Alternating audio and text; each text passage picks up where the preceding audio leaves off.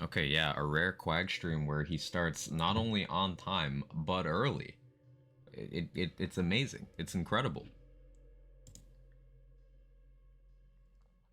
It's way darker on camera than it should be. It's not that dark in here. Huh, whatever. Next time I get up, I'll turn an extra light on. I got my lamp. You can see me. That's enough. Hello. Hello. I'm convinced you set your clock back an hour and you're just late. That'd be in character. I just woke up early today. Like, I didn't even sleep poorly or anything. I just woke up early, so I've been up for a while. So I guess my internal clock was like, hey, go live now. So I did. And that's what we're doing. More Redux today. We got to Chaos 5, level 40. And I forced myself not to play off stream. I did one Chaos Chamber run off stream, and I got a couple pieces of loot that got me thinking. Nothing new, but that got me thinking a little bit. How we doing, Priz? Mr. Madness, Shiner, anyone else who might be lurking about? I should also customize the character, make them look cool at some point today. Don't let me forget. I'll do that later. What did I get? Oh, I rerolled some enchants. I got a snake stick, put some action skill cooldown on that. A gun projectile speed and area radius on my White Rider. The projectile speed shouldn't affect it at all, but the radius could be interesting for like the fusion effect. Put after reloading fire rate in my Tidebreaker. Put the flat ability crit chance on the Cursed Wit. That's nice. So now I just have that. I need more STUs. I think maybe I can sell these sunbursts. Because I can just get more. I got this Brutal Stampede, which I'm not going to be able to get companions for it with my current setup, but I just wanted to point out that it got crit chance and ability damage, which if I was going to use a Stampede for this setup, that would be like pretty good rolls. Yeah, I bought that Slip and Stun from the vendor. That Calamity can go.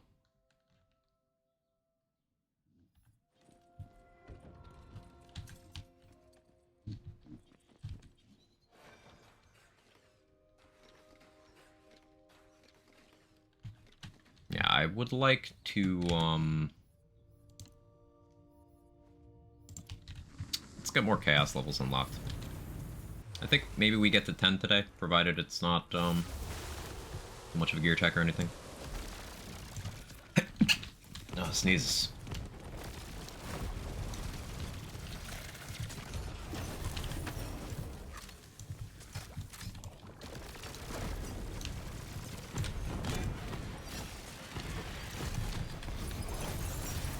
I guess since I have the snake stick, I could go Stampede, huh? Tyrant's Truth.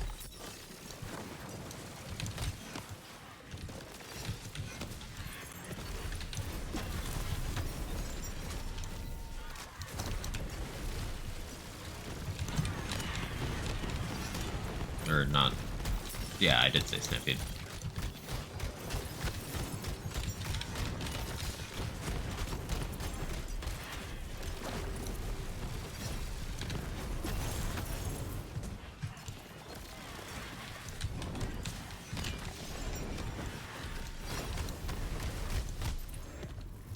There's a lot of things going on with what I have equipped at the moment. Not a lot of synergy between them currently, but we'll get there. Keep getting pin cushions. No thank you. I do not want. Diamond guard sword? Yeah, no thank you. Unless, well... No, no thank you.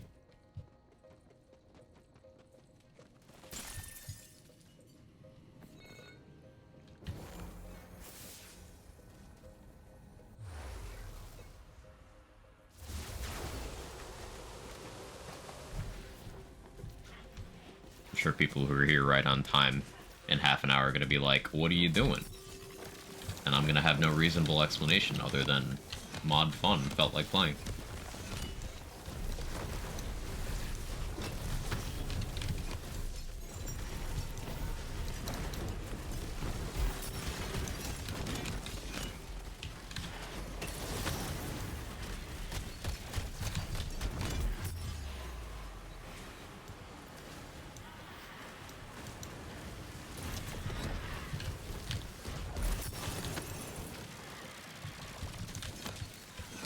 Hey, Brucey. Looking like Storm Smite's starting to lose value with what I currently have equipped. Support it with a little more gear. I want it to keep going off. I guess if I run into a real wall here, I could,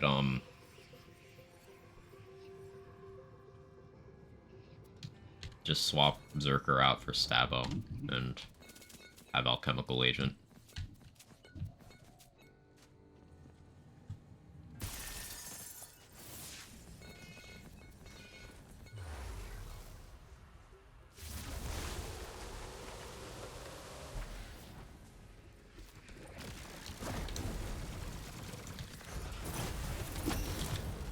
That's so nice. It is.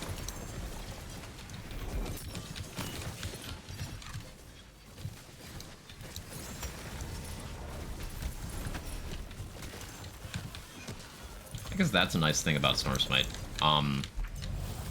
It builds up a lot of echo. So if I melee, like, right after, it's pretty good value.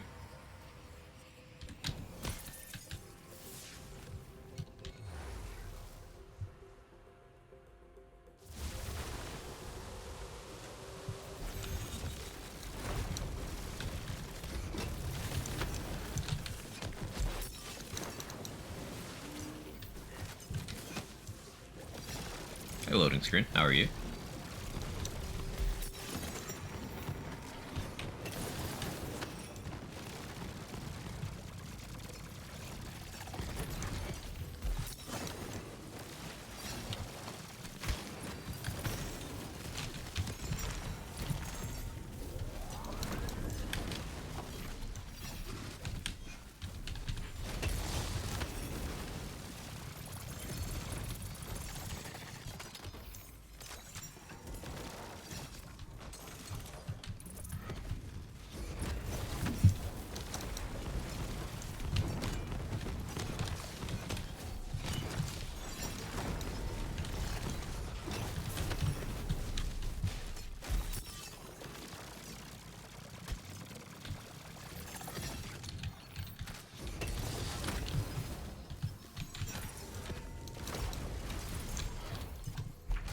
Nunu, hope you're well. Really wish you could dash on the ground. Yeah, that would, that'd be interesting. I don't know how that would even begin to code that. Considering, you know, the current dash is like a tweak of the slam. But I hadn't thought about it, and I like the idea.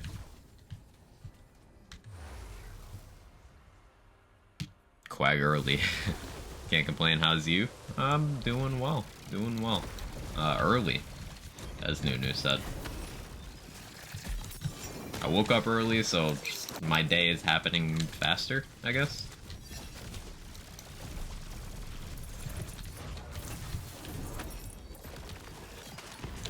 Wonderland's have any melee overrides? No. It does not.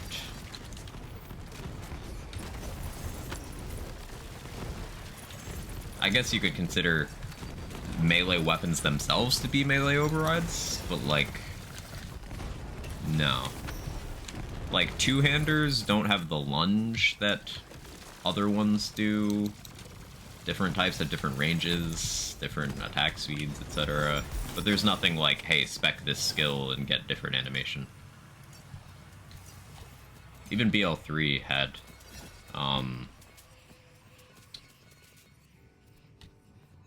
Zane's deterrence field gave him a melee override.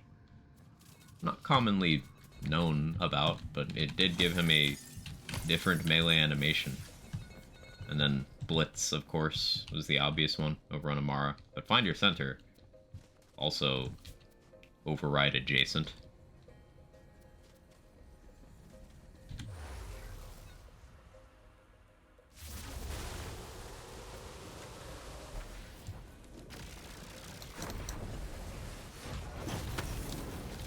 Try to avoid item spoilers if you can. But how you doing, Tallulah?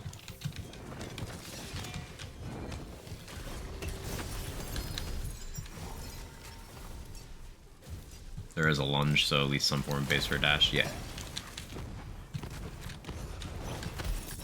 You're talking about it? Nah. It's okay. Honest mistake. Hope you're doing well. Other items have that? None. We're just talking about, like, lunges and overrides in general. Priz was asking if there are any in Wonderlands, like how BL2 has Execute for Zero, BL3 has Blitz for Amara, you know, those kinds of things. We're talking about just base game Wonderlands. Ooh, an amalgam.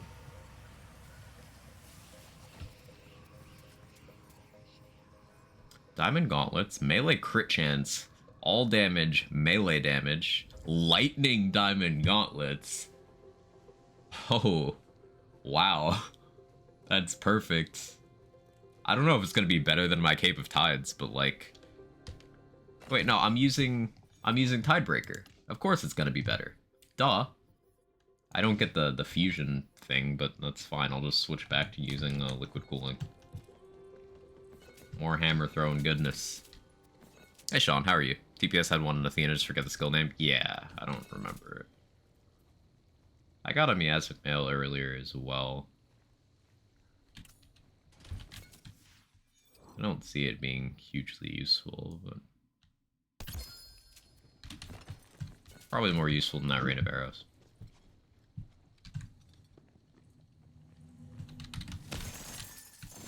Killer drop yesterday, fusion, on your claw build. And got a crossblade. Ooh, very nice.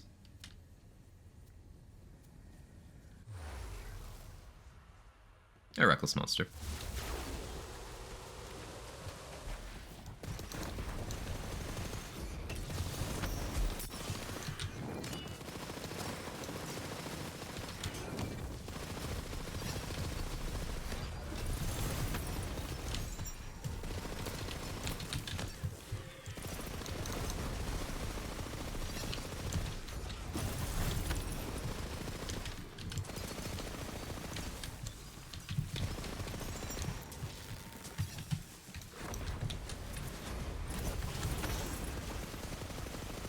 Apparently that counted as kills with melee damage. So, like, that's the thing. With that objective, it's really kills while you're doing melee damage, not kills with melee damage.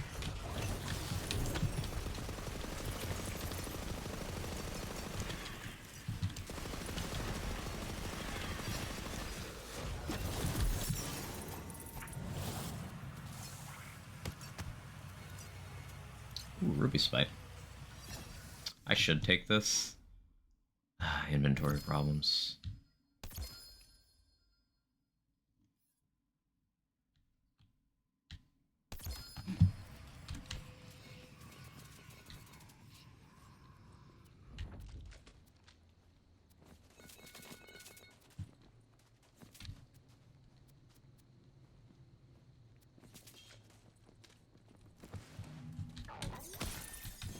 Let's do Icebreaker. Nice.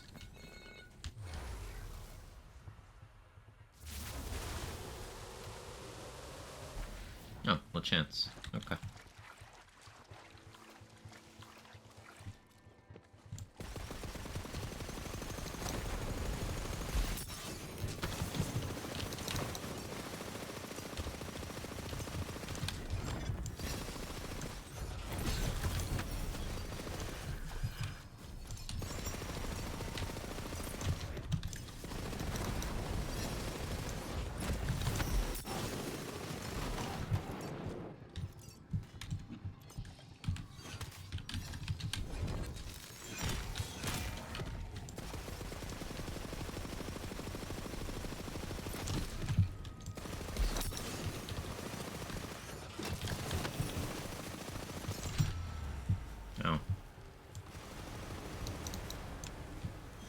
Out of ammo.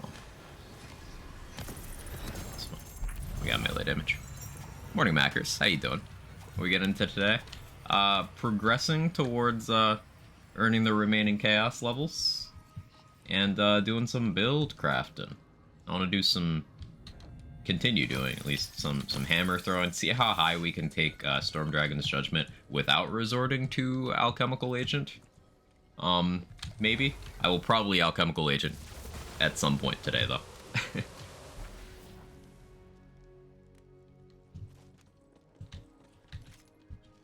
Got going a bit early? Yeah.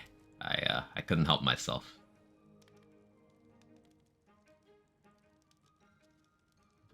Might be worth taking this Greed Warden, but I'm not gonna. Rocketeer. Is that a Moe's reference? Undead Pact. Oh yeah, I had an Afterburner in the vendor yesterday, and I'm wondering if shield damage source things are viable in Redux. It would be nice if they were, but, you know, I kind of doubt it.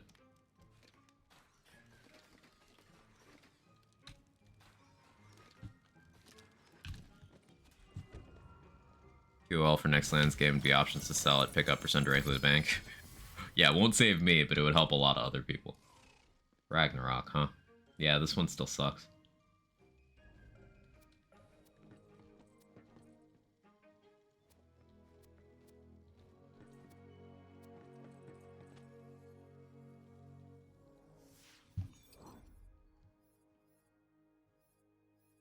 Trying to think which slot I want to focus on next. Maybe an on-level protagonizer would be good for me. But getting one with a relevant element and claw power,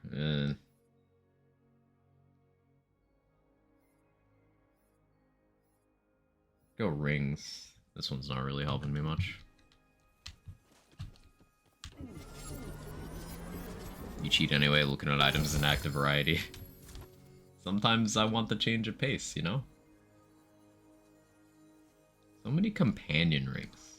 I like melee. No, companion. Hey, there's melee. Thumb cuffs. Yeah.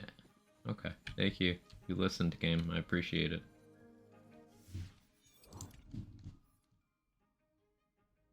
That was a little crit chance. And I got some damage. I'm cool with that.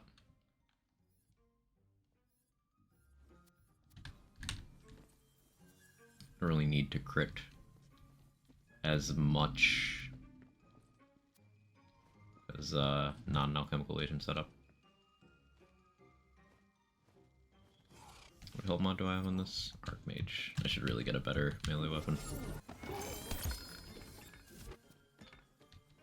And it gives me pincushion. Okay. Good talk, game. Good talk.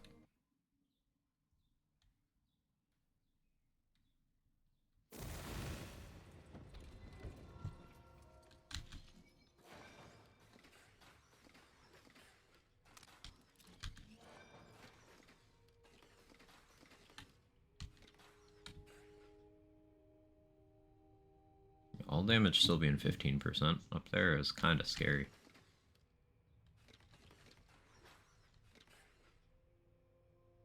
Ooh, melee damage, AoE radius, ability crit chance. Yes.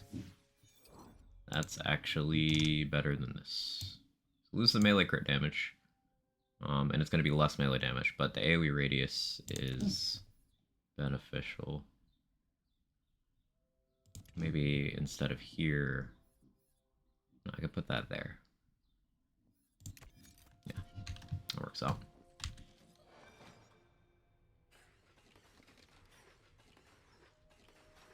I'm looking forward to when they fix the enchantment situation. That'd be cool. More stuff to toy around with. I'm thinking once I'm a little more geared, I can move my hero points from crit chance to tank. Oh, ow.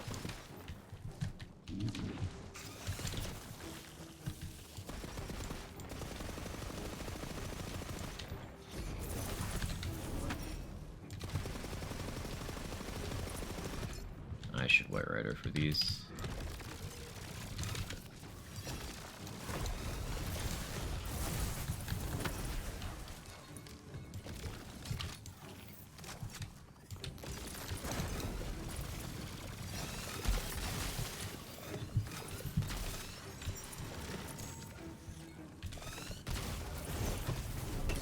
Interesting enemy type.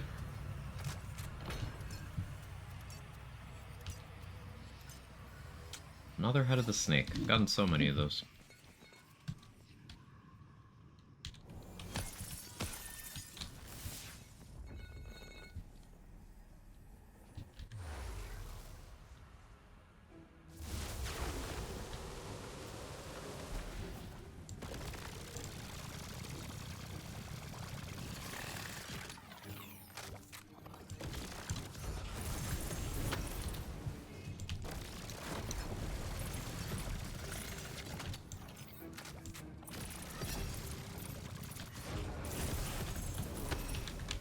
Yeah, this is where Storm Smite really earned its keep.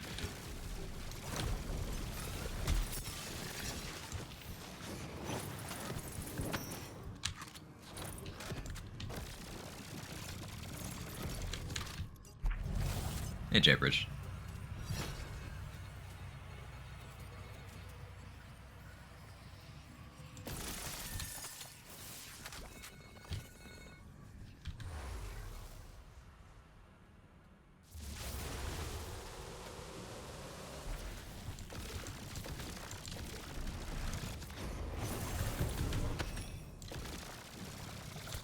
Hopefully that pirate will come to me. White Rider, where's your projectile gone?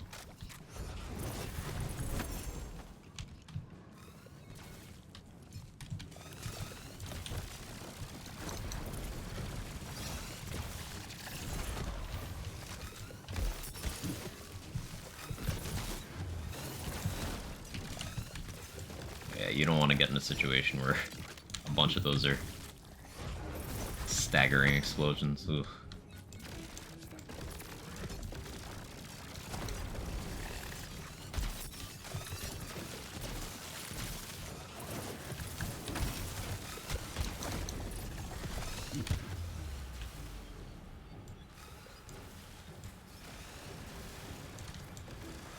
It's also looking like a key thing is I should not stand next to the Butt Stallion statue.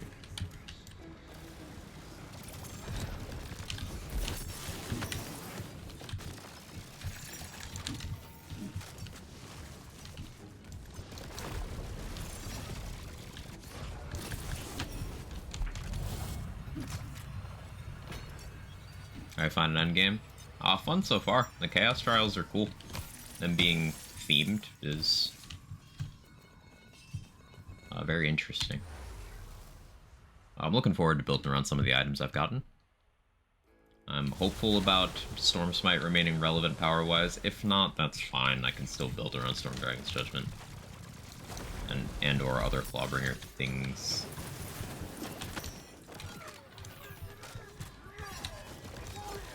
Hey, move face.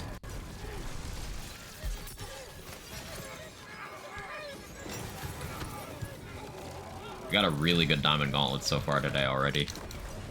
Time to install this bad boy, let's go.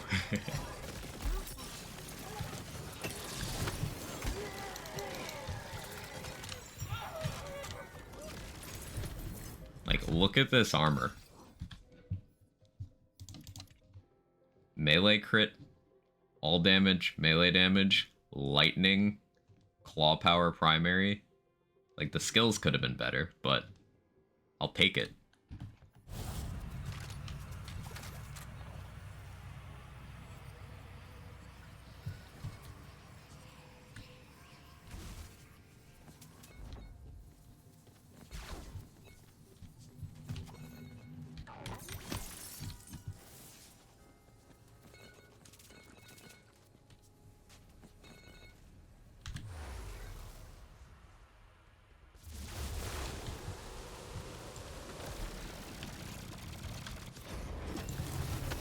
Chaos Ravager. You're just all the blunderbuss enemy. Because they're so pain.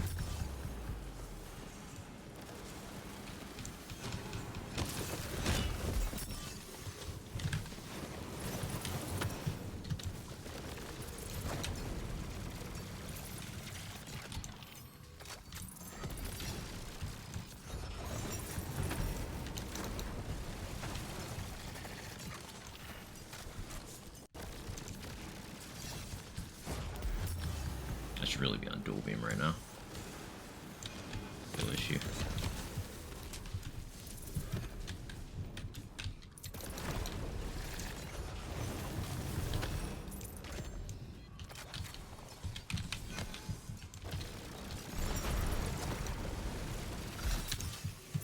Storm Smite still have internal cooldown. Storm Smite has not had an internal cooldown since like month 2 of the game. Petruncus. They removed that pretty quickly in the live game. So it is not present in Redux either.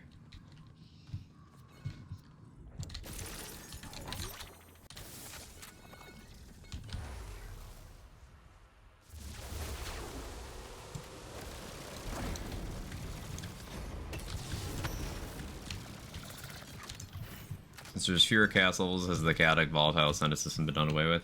Yes.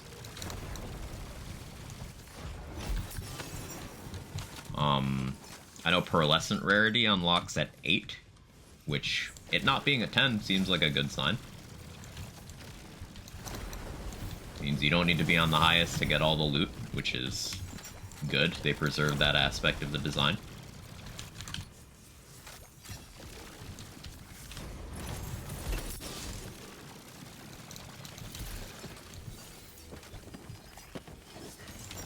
Actually playing this game for the first time with Redux and super good. Yeah, game's good. And I said this a lot yesterday, but expect to hear it more today. One of the things Redux does very well here is it feels like the same game, but with a fresh coat of paint. And new and different stuff to do. The core gameplay still feels very much like the same game, with the exception of the movement. Obviously that's new and different. But it still feels like Wonderlands, and that's a compliment. That is absolutely a compliment.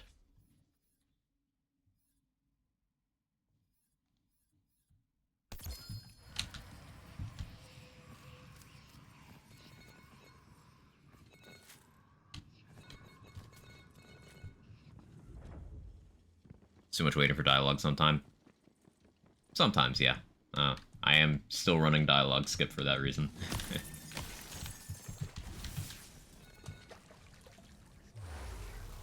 The enemy density is really noticeable. That's pretty sweet. Yeah, I like it a lot.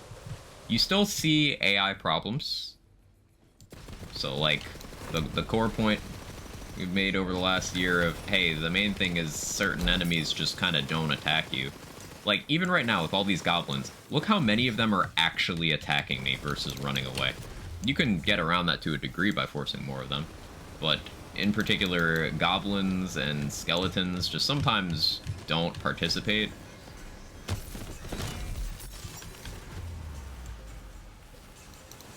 And that's more of a problem than density ever was. I'm completely stuck. Okay, now we're good. Still, mob density feels so much better. It absolutely does. It absolutely does. It is nice to really feel like you're wading through a sea of enemies. That also helps justify how much easier the movement makes this game. Like, if you had double jump air dash without having these extra enemies, the difficulty would go sharply down. Mr. David Bowling, how you doing? Not watching from Kum's phone from the shower. I'm disappointed in you.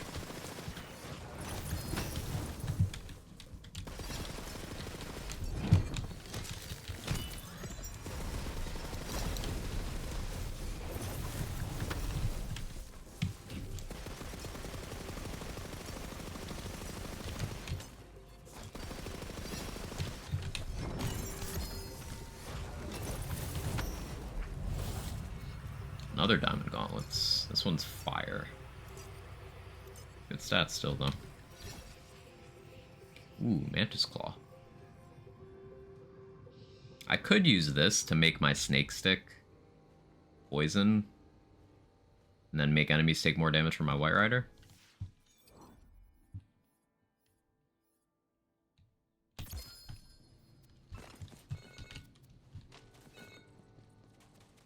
Somehow makes AoE skills fun and stronger. Reminds me of wave-based games. Fits Chaos Chamber. I agree.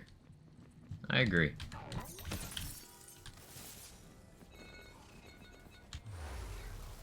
And there's a lot of mechanics that do scale up to a ridiculous degree with having significantly more enemy density. Things like Berserker Capstone, Blood of the Fallen. Things like Calamity Armor. Obviously things that look at your recent damage dealt, like Echo and Plague Storm.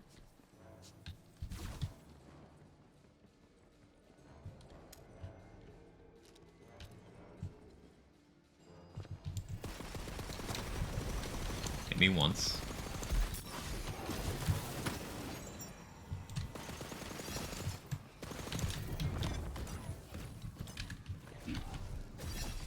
This boss is already a meme in vanilla, like he's extremely easy to dodge. But with the movement options in this mod, it's like Omega Wall.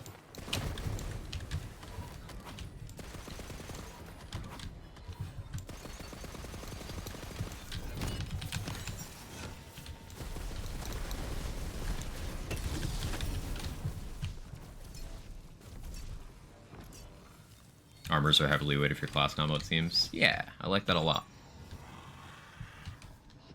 Hey, McBain, how are you? Start a playthrough from scratch? From scratch, yeah. This character was made on stream yesterday. All progression was done on stream with the exception of one chamber run I did off stream last night.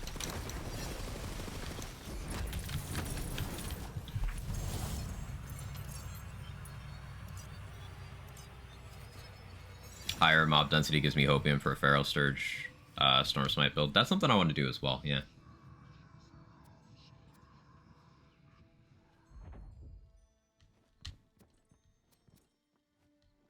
I got high hopes for Feral Surge in the mod.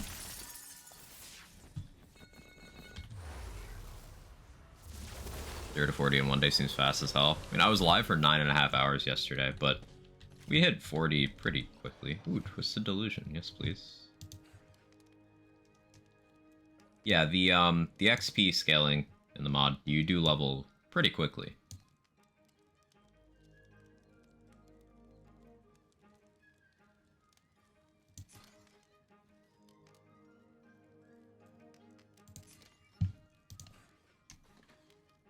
Cryo Banshee. I should take that.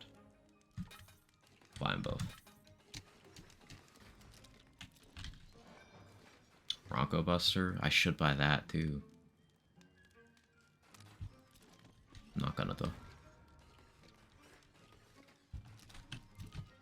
Need your opinion on Blight Stabbo build. Currently just leveling, which action skill you say lead to better spreading of dots, Plague Storm or Ghostblade.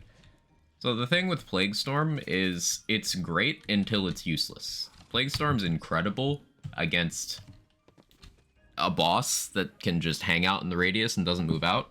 Plague Storm's incredible against, say, an obelisk room, where all of the enemies are going to spawn in the influence of Plague Storm. Plague Storm sucks the second you have to move out of Plague Storm, and if you don't have cooldown support.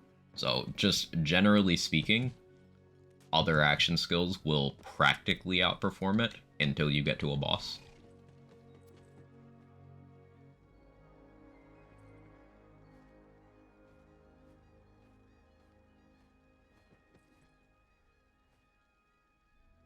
Thinking what I want to roll. I guess we hopium for that protagonizer situation.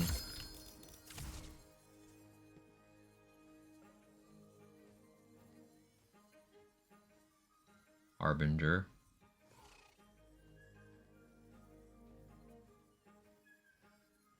Thinking about this Harbinger. This would be good for some Berserker stuff, but Stabbo power, That's a Claw Barbaload. I guess I have to take that, because it's a Barbaload.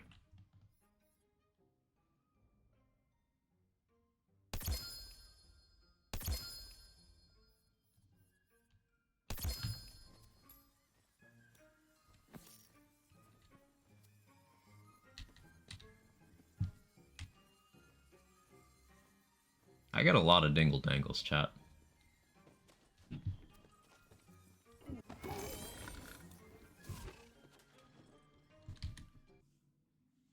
Think about getting the DLCs and a discount just because of this mod. I want to play with the play class. Oh yeah, Blightcaller. Blightcaller is a great class, as shown by, you know, Redux didn't really change much about it. It's damn near a perfect class already. Yeah. For the DLCs, I'd say for the gear, they're all worth it. If you really like playing around with new gear, they all scratch that itch. And if you want an injection of more variety in your Chaos Chamber content, they help with that too. As long as you're not expecting, like, a narrative campaign, because it does have story, but it's just very bite-sized chunks. As long as you're not expecting a narrative campaign, you get your money's worth with those. In terms of the boss fights, the value on them varies, but because the fourth DLC has a good boss, good gear, and the Blightcaller class, that one's probably the most value. But they all have something good about them. It's easy to add some customizations. I don't know, but the one you're talking about was already in the game.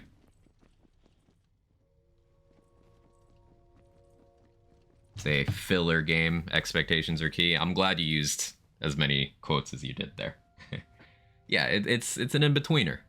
It was never going to be BL3 size. Missed the customization. There's a shit ton of customizations in the vanilla game. Moveface. Like, they added like 80 customizations with every DLC and just didn't talk about it. Like, they didn't pat themselves on the back for something they could have very easily pat themselves on the back for. It's kind of a weird choice.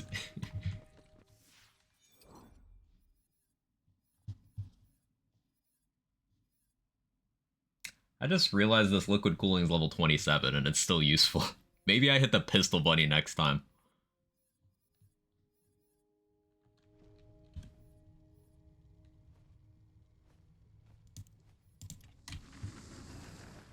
How come I kill some bosses in 5 seconds, same boss 30 seconds, the only difference between the first kill and the boss?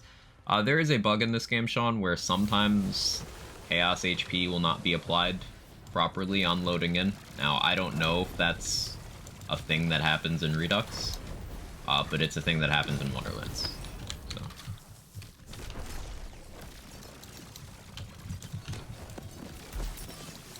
If you're suddenly just one-tapping everything with everything you do, save quit and see if that still happens.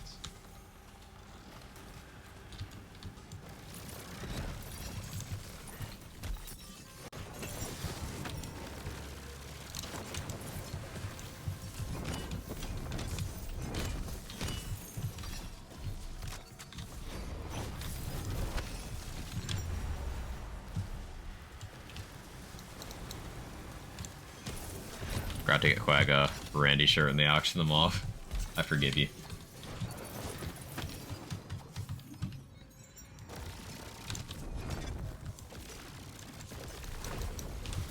Chaos Warrior, what is this? Vermintide 2?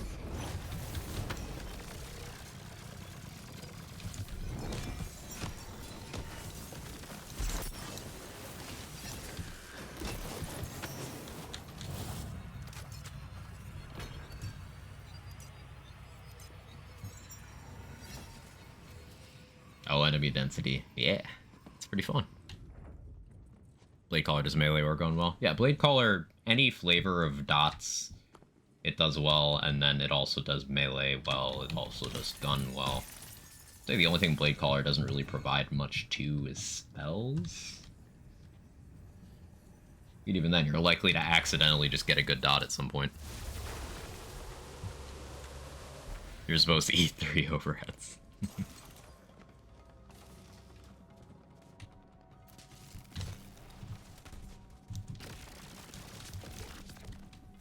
You go to last rights? No. But thank you for reminding me. We can do that. We'll do that after this run. That would actually be so huge here.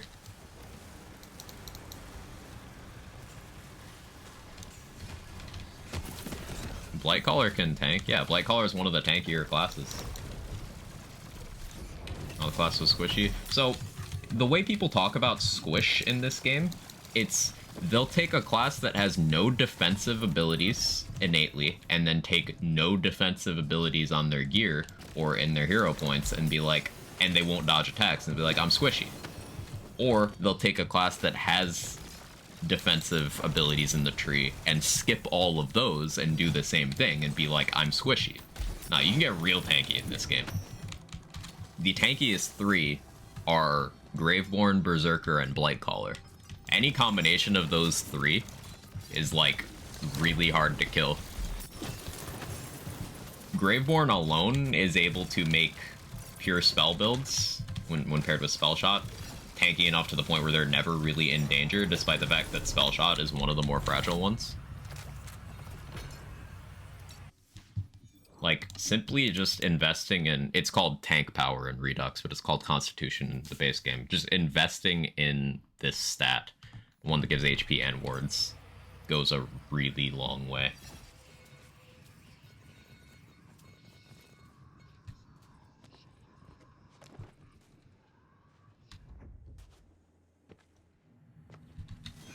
This is perhaps the first lands game where buffer tanking can ever be argued to be optimal.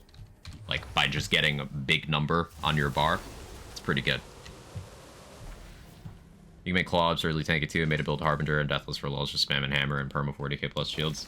The thing with that is, yeah, on average that'll work against a lot of things, but you have to keep in mind that Deathless in this game is not as offensively relevant as it is in Borderlands 3. And this game also has several sources of damage that bypass your shields. So, like, Drill's Arena, Dragon Lord can create that material as well, Banshee can create that material, and all of the Maker's attacks all bypass shields. So you become more squishy in those fights, but yeah, you can just get tanky in general in this game, for sure. The Dark Souls strats, yeah, stack vigor, basically. Good way of putting it.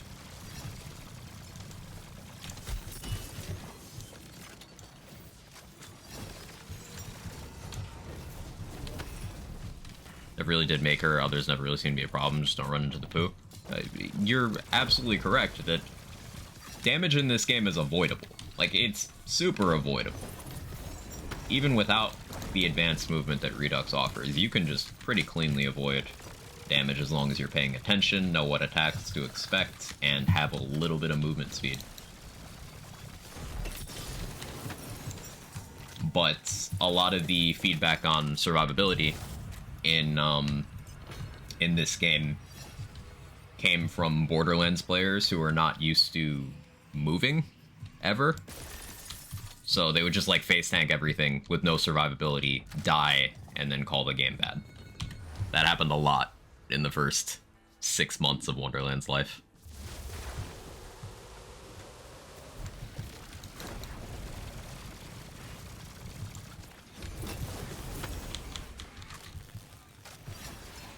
Don't have 75 shield. Yeah, I got a non-level shield, Dex, towards the end of the stream yesterday. Feels good.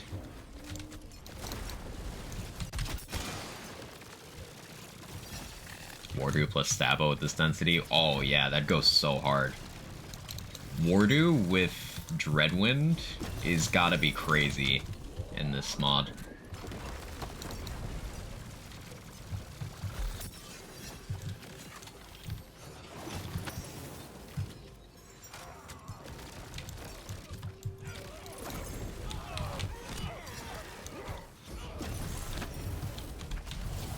Gaming backgrounds, competitive WoW, so use mechanics being required, not optional. I like that. I did a few years of progression rating in Star Wars: The Old Republic, so WoW clone, cousins.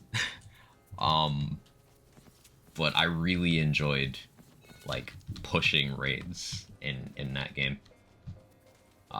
So that's the kind of thing I want lands games to have in terms of content design eventually, like real mechanics for enemies. Be super cool.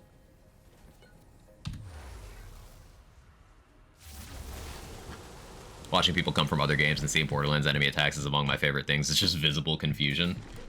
It's a point that I have been screaming into the Borderlands void for years, and then people who don't come from other game backgrounds are kind of like, whatever, man, you're just being elitist. And then anyone who comes over from Destiny or World of Warcraft or like, you know, any MMO really, is like, hang on, wait, no, he's cooking.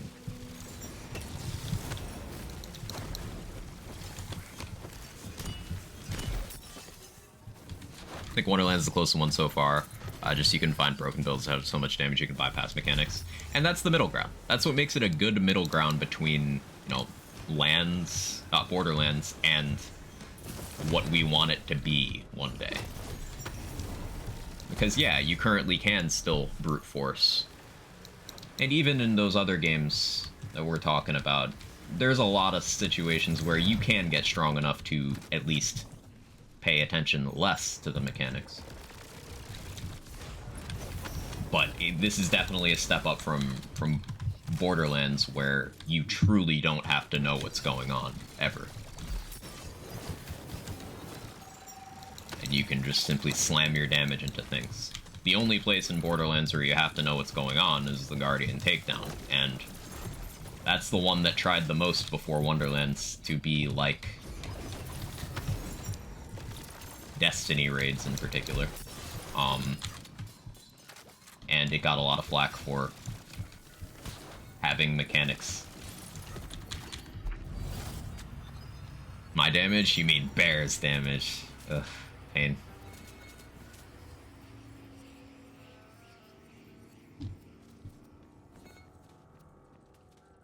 Do the crystals or you die. Yep. Do or die is how bosses and high pressure encounters work in any other game of this stripe. But Borderlands is unique in that that's not where the focus has ever been.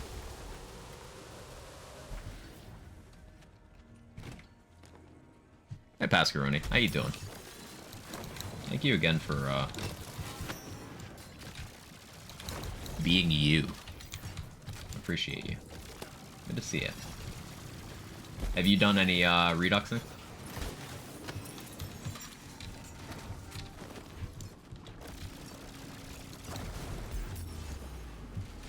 That wasn't a good choice on my part.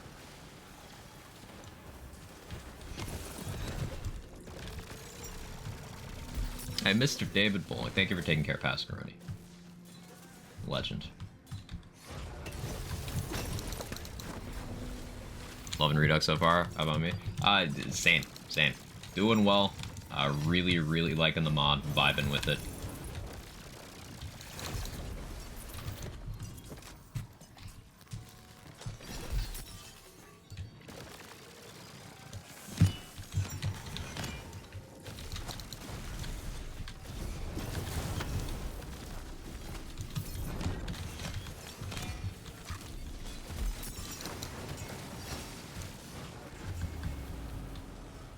Still a solid hit.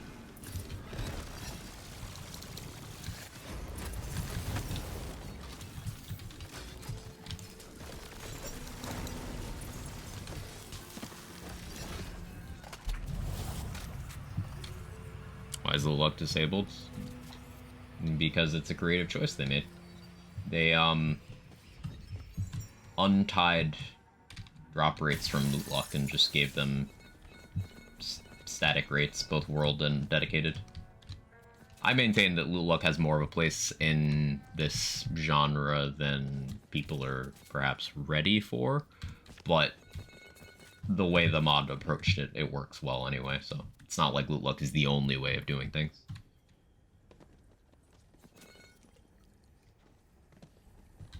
Don't need to look for 1,000,000 luck dice. I mean, it's like 200 and you do it once, but sure.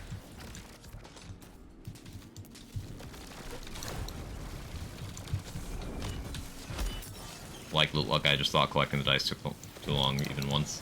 I never really felt that way. Like, I collected them once before they were account-wide, and having seen the difference between all the dice and only some of the dice, like, I only did it on one character.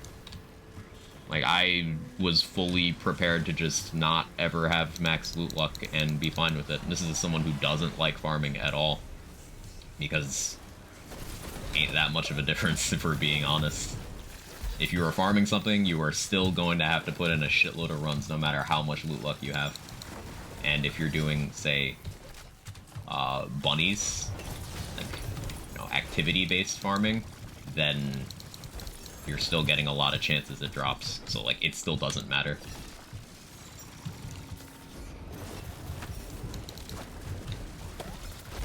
Like, I had one character, the main one I was playing at the time, a Spore Warden.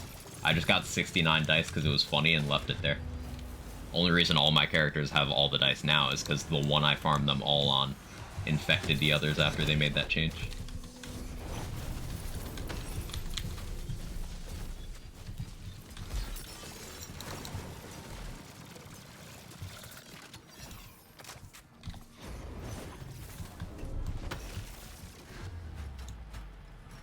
Not nice.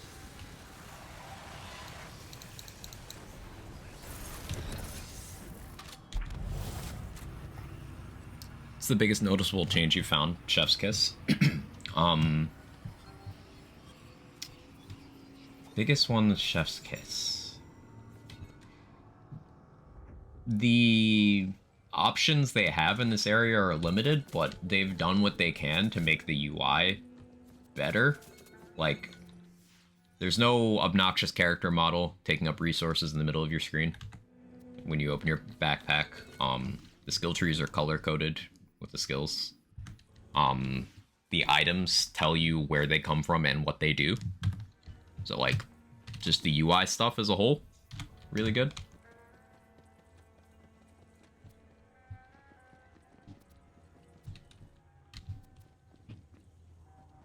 It was nice popping a die or two if I was close to a level up. Collecting them all is too tedious to do multiple times. I liked them being in the world because, like, the game world feels a lot more empty without them being there. Like, look at the overworld. There's several paths you just never have to go down anymore because they were only to get to a loot die, and now they're just not there. Is that UI set a separate mod? I don't know. I don't know.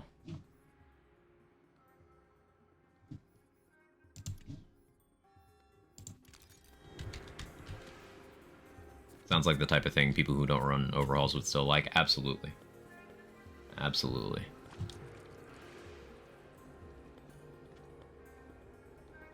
Did it on 3 characters before they changed it. Would you do it again, Jester, knowing they were going to change it?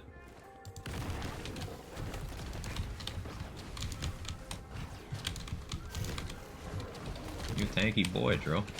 You tanky boy. But have you met my level 27 liquid cooling? You hit me so I take damage? Thank you.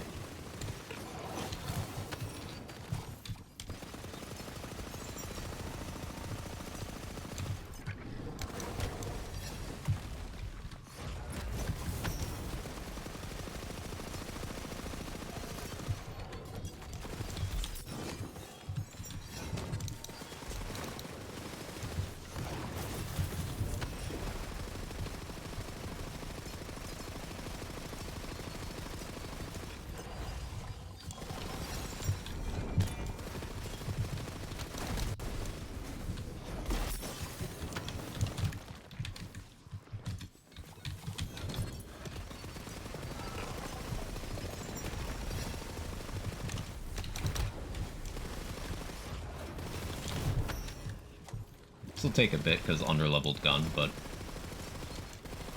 that's okay.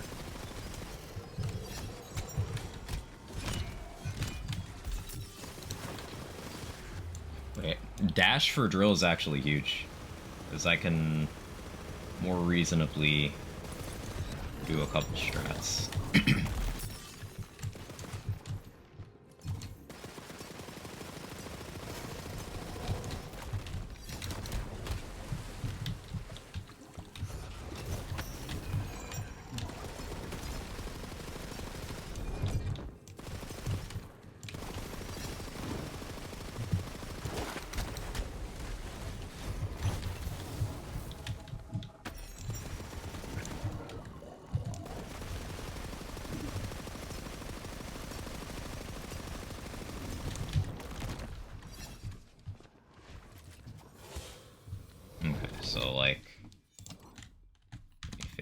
I don't forget where that is.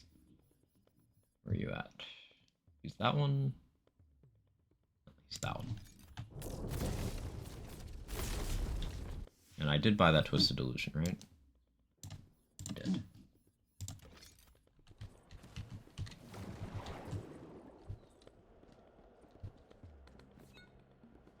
I'm approaching new build now. I want to do some hammer throwing.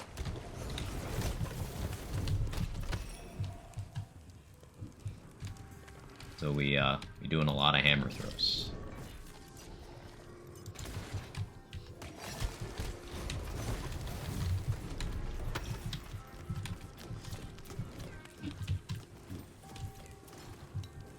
You find smart armor rolls +2 auto during the playthrough. Smart armor though. Smart armor. Ugh. Smart armor is one of those things that wants so badly to be good. Like, it really wants it. It's trying so hard.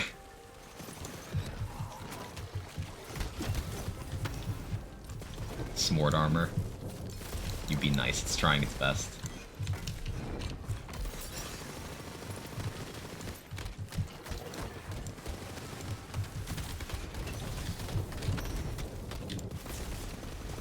I don't mind it with skills like Awe. The thing with Awe is, like, Awe makes it break even. The armor then just becomes... Shit, that's a problem. The armor then just becomes, like, neutral. Oh, shit. Are those dottable? I should be paying more attention. Oh, fog. It then just becomes, like, neutral in terms of its effect on your crit chance. But, like, from a more pessimistic point of view, it's like, hey, you've turned off the best thing about Awe. And it's not like there's not other things in the armor slot. So it's just, it's one of those things where the downsides tend to be bigger than the upsides. I forgot to actually trigger amnesia there. Shit.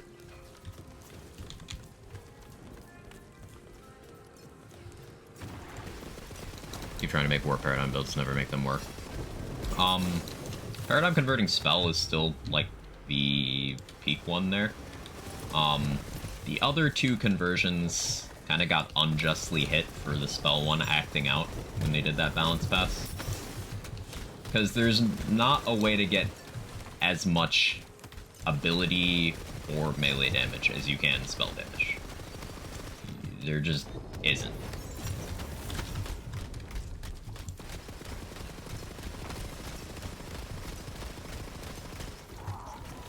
Smart armor with double laser hand is still gonna be worse than double laser hand with Tyrant's Truth, double laser hand with Warp Paradigm.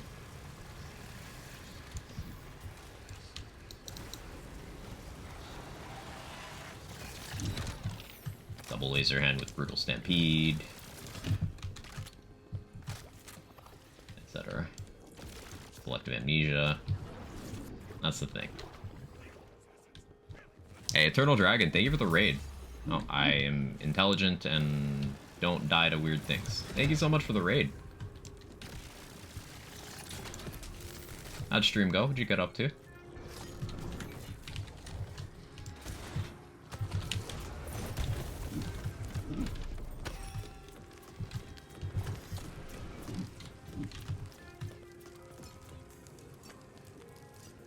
Gonna get some sleep. Thanks for hanging out, David. I appreciate you.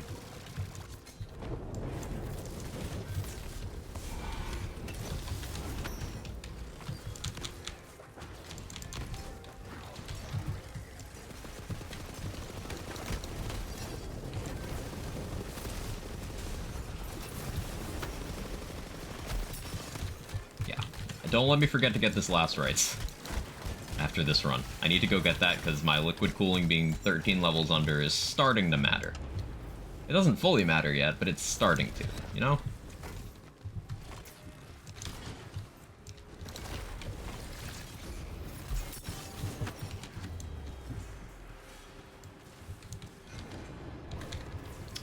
my amnesia stole that kill. Pain.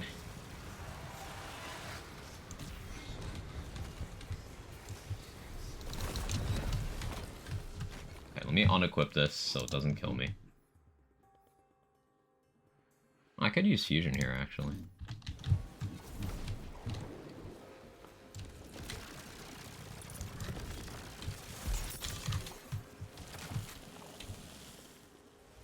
Clear of ads.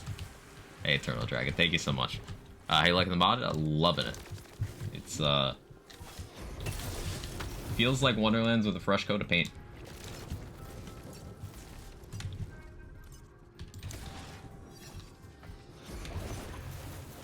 A common problem I have with overall mods is they stop the game from being the game.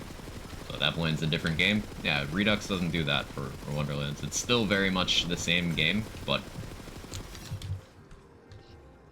with new stuff. And I like it.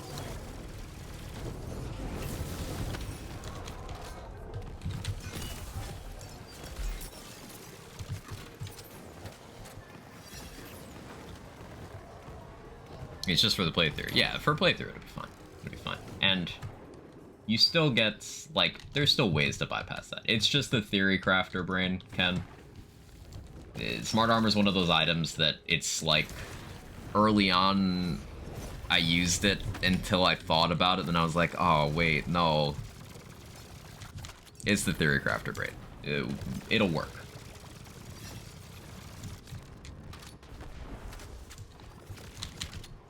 Call it mild perfectionism.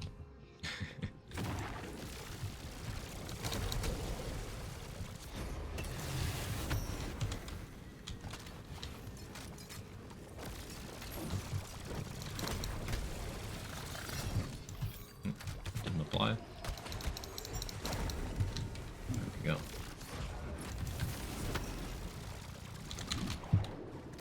Working claw spell, doing acid rain.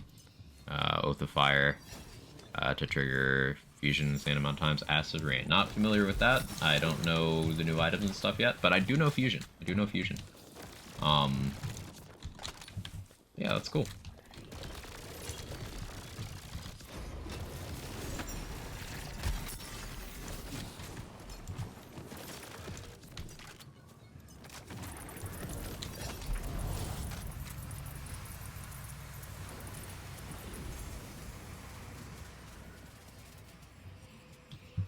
It's like makeup versus facial reconstruction surgery. I guess.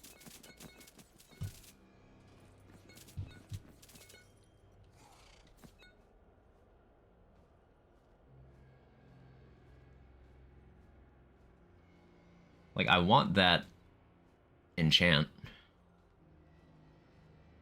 But not on Diamond Guard. But now I know that that's still in the mod. I guess I can attempt to go reroll it.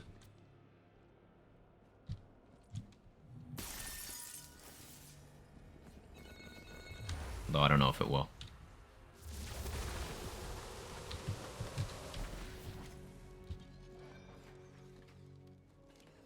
Ooh, this gun's good.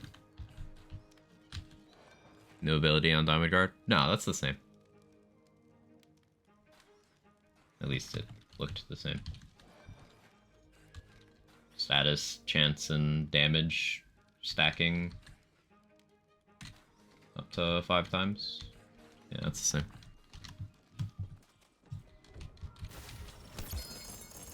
There already? Yeah. Quad bow. Melee crossbolts quad bow. I want it.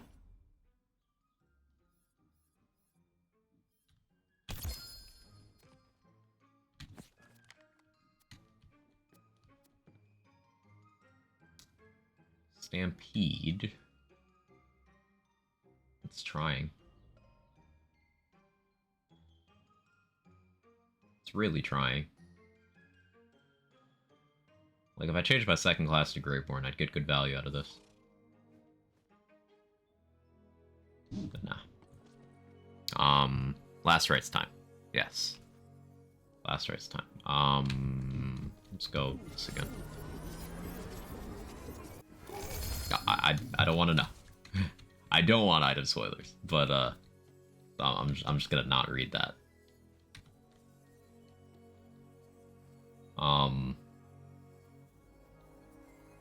Sorry. No, you're good. You're good. I could just not read that message. No worries.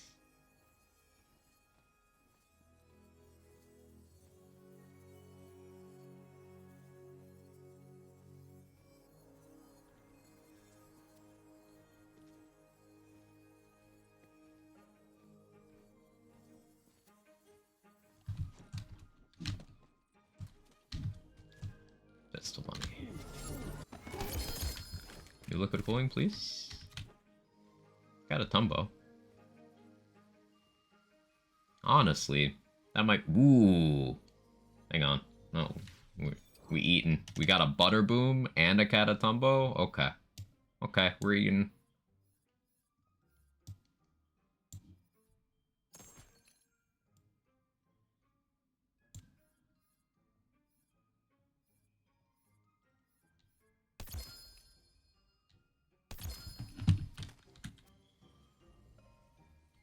So Butterboom solves some single target issues for me. I guess I should get a mag size boost for a third shot, but that's pretty good. Yeah, I could use the Catatumbo over the liquid cooling for a bit. Pick one, how do you get them? This is a mod, using the Redux mod. Pink is just the unique rarity. It's not anything new. It's just quest rewards and stuff like that, and just goes in the unique rarity. This is actually a perfect example of why the color system for items in lands games has needed to be overhauled for so long, because a color that's different does not mean better or more rare or anything. There's no meaning ascribed to it. Putting all the uniques into one rarity, though, is a good decision. It is a good decision. This armor only has 2 passives. Huh.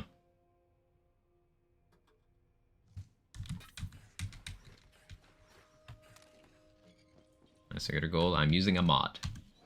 This is the Wonderland's Redux mod. It's an overhaul. Changes a bunch of stuff. And again, like I said, that is not higher than legendaries. That armor kinda sucks. Hey, Scroll. How you doing? So, yeah, using the bank is a bold choice. But there is some stuff I don't want to get rid of. Oh yeah, I got a mosquito yesterday. I'm not using it, but I did get one. It's got melee crit chance and ability crit chance too. It's trying so hard to get me to use it.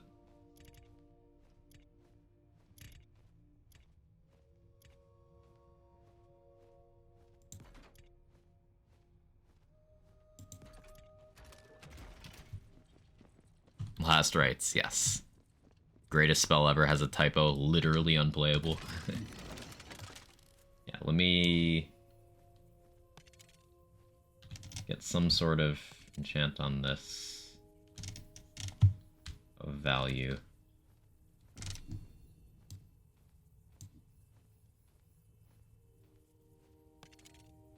And on this one.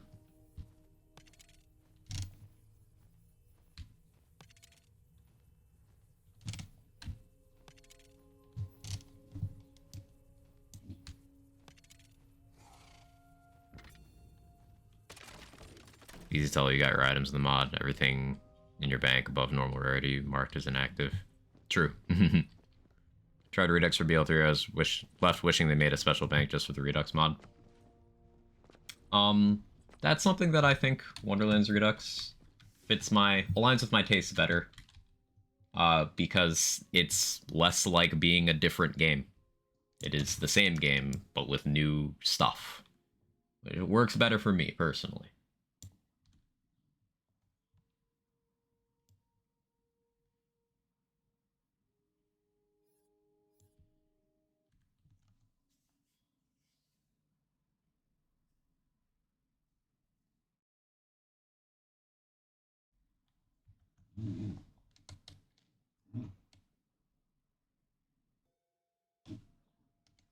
Hey, Rune. How you doing?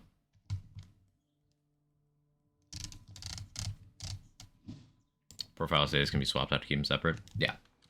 Like, if you're able to use the mod, you're able to just as easily move your profile so you have one just for the mod.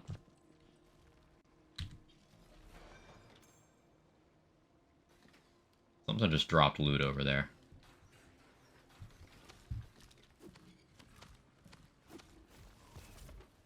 Gearbox, take up Redux and board it through an update on consoles.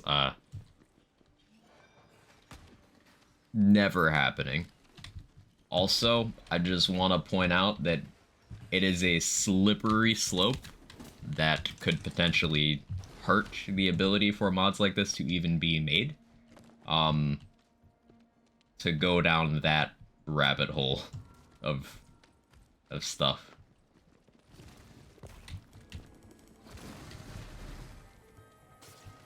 Just saying that.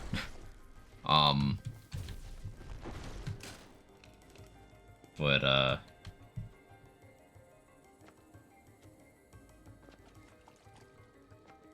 yeah, hopefully certain issues are addressed in whatever Gearbox does next. Like, there are some things that they know are huge, like the UI. Like, when your game is made better by literally just removing a piece of the UI, that says a lot.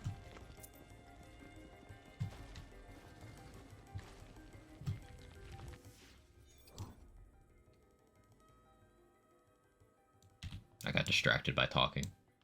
I can't, like, talk and move at the same time. It's a skill issue.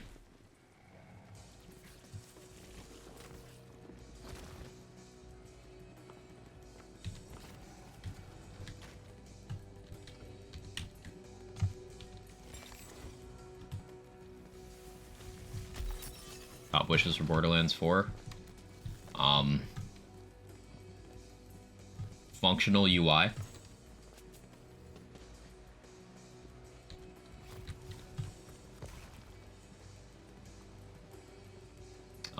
Decrease in... Well, let's just say completely different loot system. Just completely different. I'm gonna say something that's going to upset some Borderlands fans here. And I'm gonna ask you to just let me cook for a minute. The Borderlands loot system is not good. The framework of it, it's not good. Look at literally any other looter.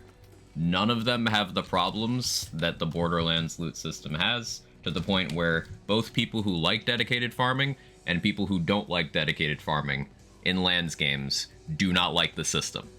Now, if everyone involved in the conversation has problems with the system, you have problems. Just checked if we had the emote. I'll have to add it.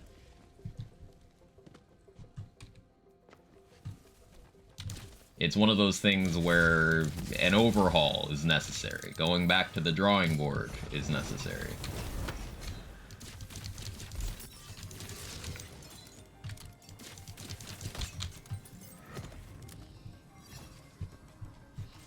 There's a lot of stuff that is baked into the DNA of the loot system of lands games just because it happened in Borderlands 1 14 years ago does not mean we're beholden to the decisions made largely out of hardware limitations at the time.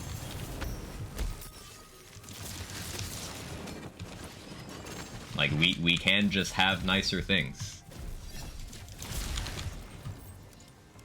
And that's proven by how polarizing decisions like Loot Luck were to the community. Proven by how complex the loot acquisition conversation is, and how many different opinions there are on the matter. I can tell you statistically, the system has just gotten worse with each iteration.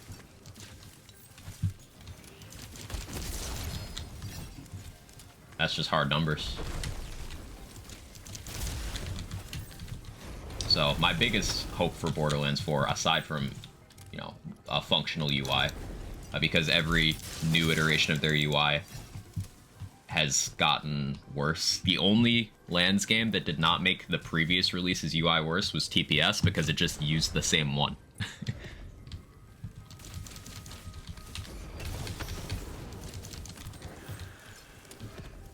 Aside from that, overhaul to the loot system would be priority one.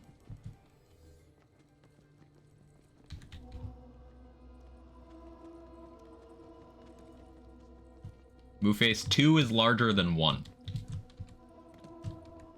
I know you're joking, but like, even in your shitpost, you forgot that there was a game before 2.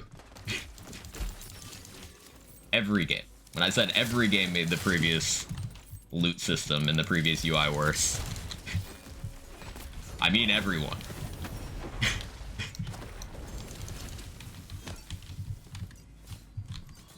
Did Wonderlands use BL3's inventory UI along the same patch and BL3 bugs? No, it's very different. It has a similar vibe. You know, you got your character here, you got stuff on the side here, stuff on the side here, but it's very different. I don't really mind the UI. Wonderlands players hesitate to open their bank because the game can't handle it, and you're stuck waiting for tabs to load for several minutes. About 60% of your inventory UI is taken up by a character model that does nothing except reduce game performance. We have fully rendered icons for all items, which does nothing of value and only makes game performance worse. There's little annoying things, like every time you mouse over an interactable item, this might be fixed in Redux, actually. It's not happening, so I think Redux changes that. But in Vanilla Wonderlands, every time you mouse over an interactable item, your ammo counter throbs suggestively. That's not a shitpost, by the way. It's real. It's a thing.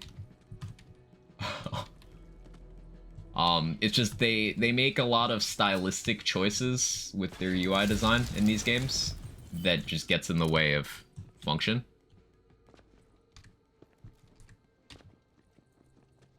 And form over function is not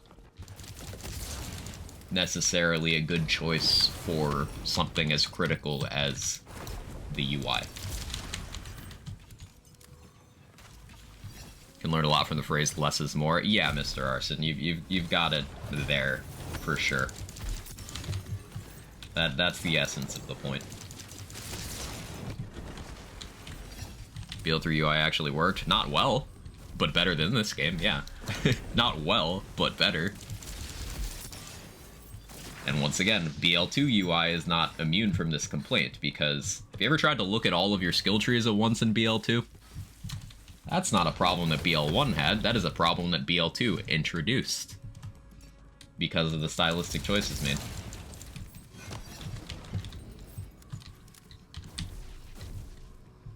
Even that game, which has a much better UI than 3 in Wonderlands, is not immune.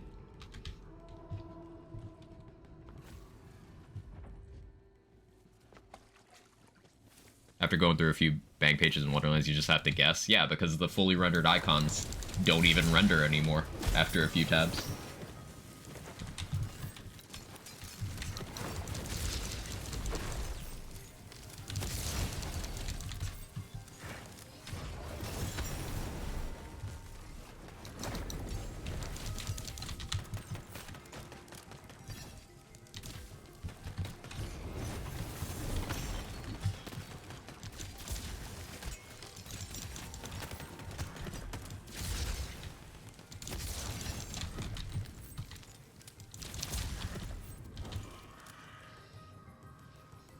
It's 170 Great Axe, I should pick that up.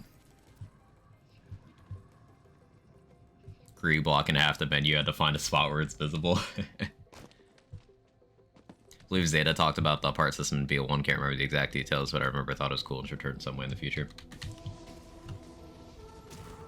I think that it's another area where less is more. I don't want item variants to go away completely. but we could go down to dozens of versions of an item rather than millions. I think that's a reasonable starting point.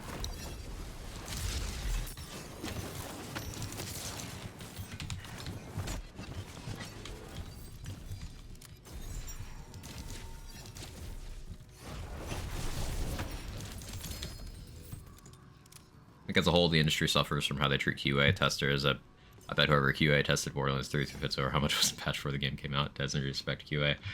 We also need to keep in mind that not all of this stuff is in dev hands either. Relationship between dev and publisher is an important thing to keep in mind.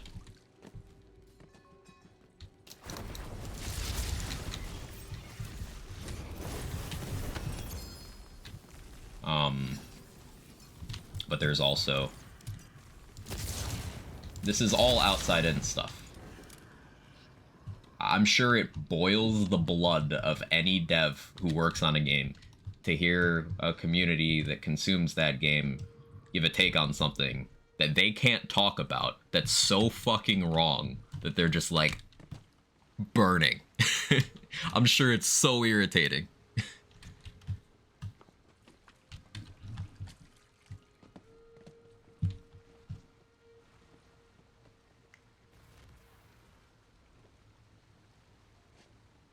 Wonder if the rendering issue is an engine issue, like a thread getting locked up, but I may be biased after dealing with that in UE5 for an hour yesterday.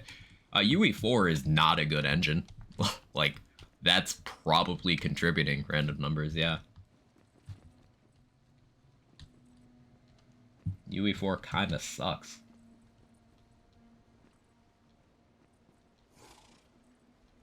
As a QAer for a different tech sector, I'm always looking at how they treat gaming QA to know when the slope starts to get slippery. It's a tough conversation to have, especially as an outsider to whatever specific scenario we're talking about, right?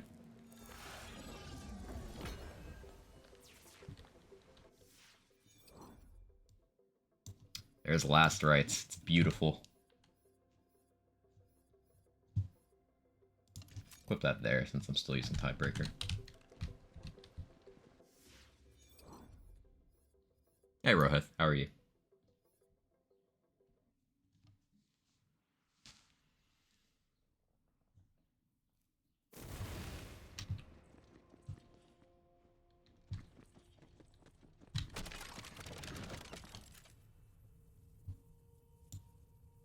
Chad writes.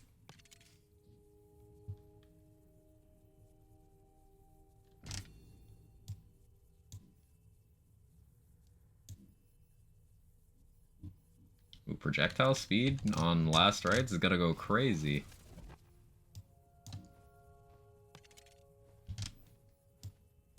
If I can get that enchant. Oh, yeah, there it is. I want to ask about Redux items, but I don't know what you know. Not much. Not much, as of yet.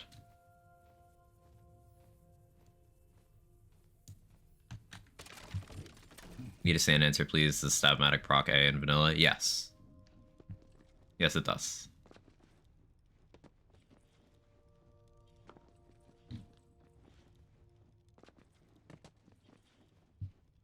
You okay, Dr. Seven?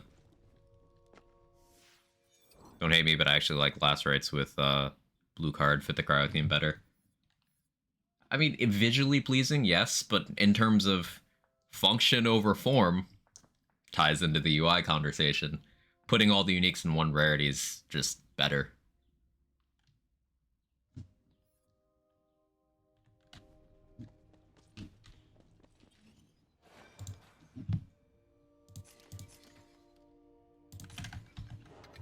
Being gaslit and I didn't feel like installing Redux. Unless we got lots of things wrong over a long period of time, AA works on Stab-O-Matic. No, yeah, I'm actually 100% sure it does, because it doesn't leave a dot if you don't have it.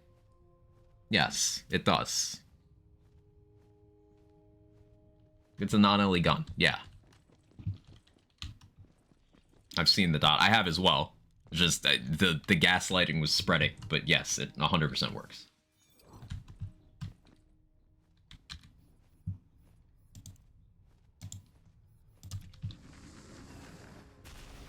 I didn't buy shotgun SCUs. I gotta go to Brighthoof after this run. Seen the dots, but my eyes are old.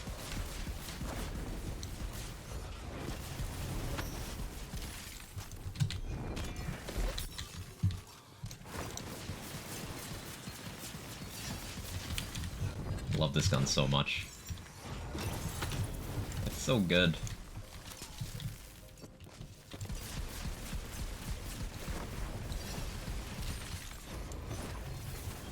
I'm wearing the right armor. Did I ever change back?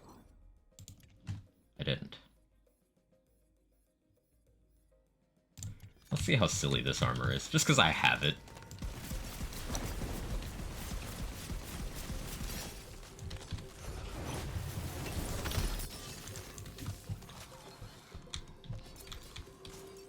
Where'd you get that gun? The quest I just did. 20,000 years under the sea in Wormtooth Shallows. Yeah, no, mosquito not crazy. That's good. It would have deleted that pack if it was, untouched.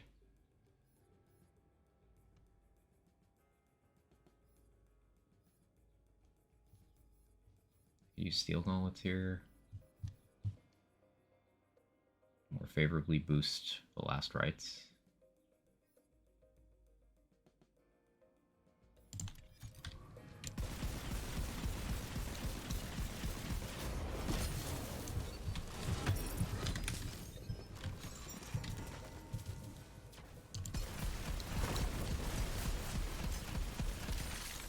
Journey's picked the gun up. Yeah.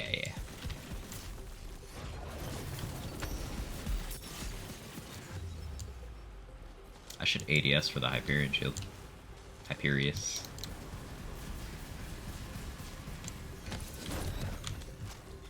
What are you? Blue cake. Blue cake probably goes crazy on Clawbringer. All those lightning boosts.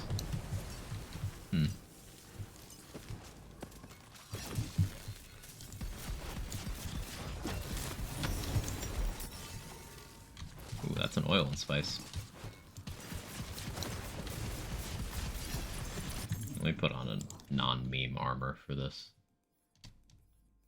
Where is it?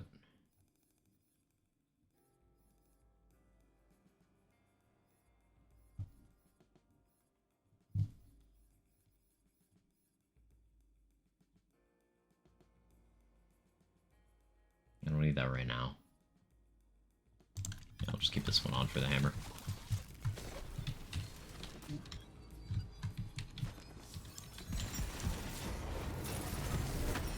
Yeah, that's so much damage.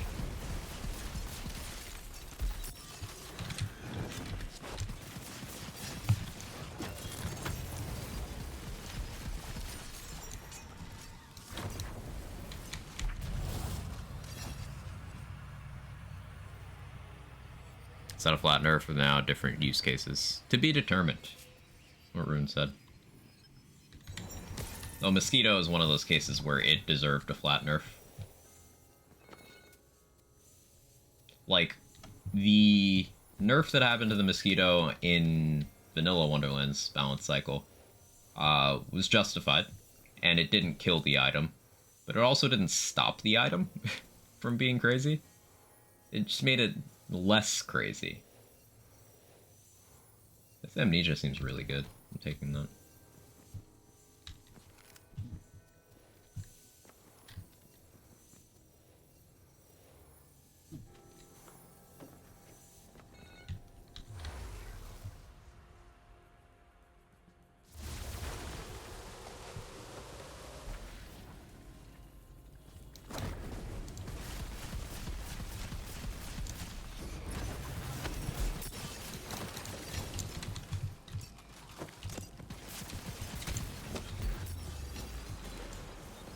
A little too aggressive there.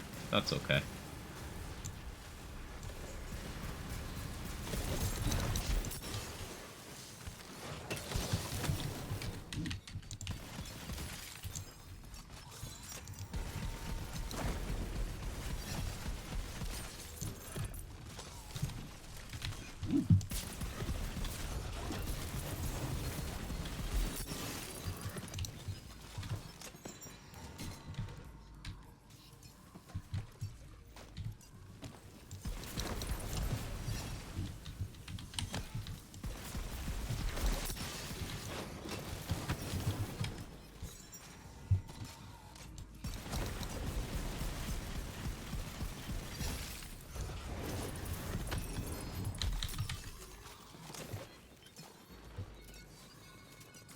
Jacob's ricochet shotguns were in vanilla windows, were they? Yes, they were. Black powder is just Jacob's.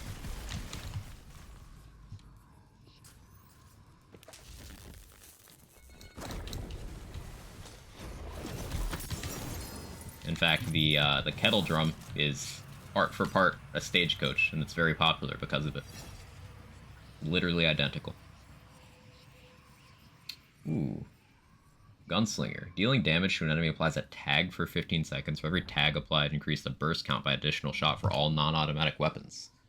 Additionally, gain 20% faster swap speed, reload speed, and 5% faster fire rate for each active tag. That's really cool. Problem, though. Problem.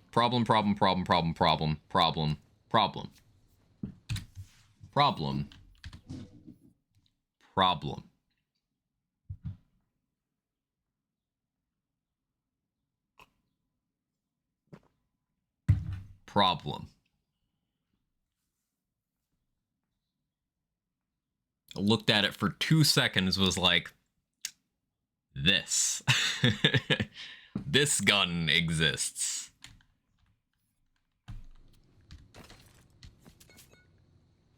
Solution?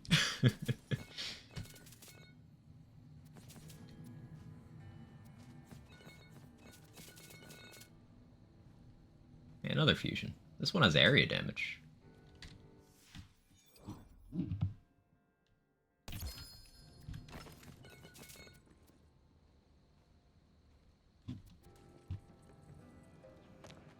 Now here comes Dr. Seven. Ah, man, that Quag guy getting shit nerfed. Unbelievable.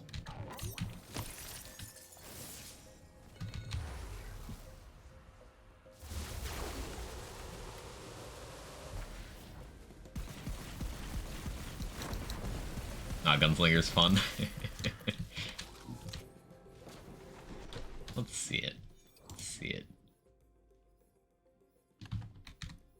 I do have that favorited. Cool. Let's equip that.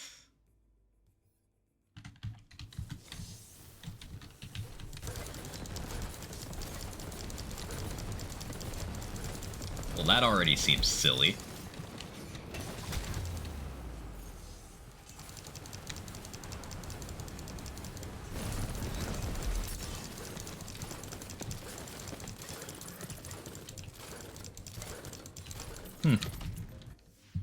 What a silly Billy.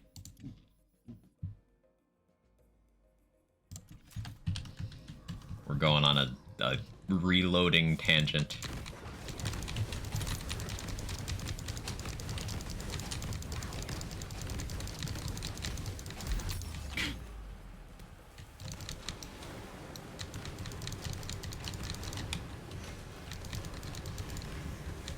Oh, I'm out of ammo. Yeah, that tracks. This.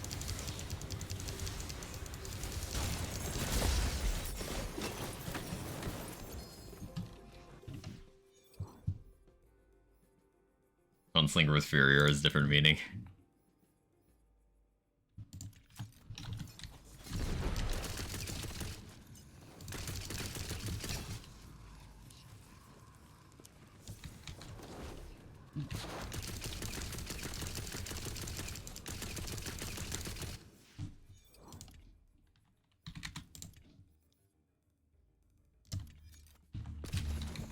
Hey, honey bunny, how you doing?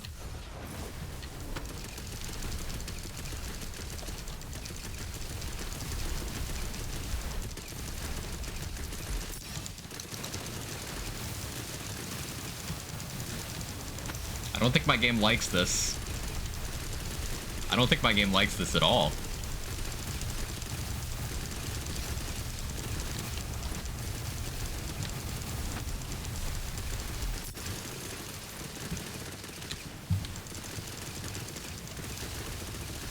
Yeah, it just makes... Hang on, I don't need to click that many times. It just increases the burst count.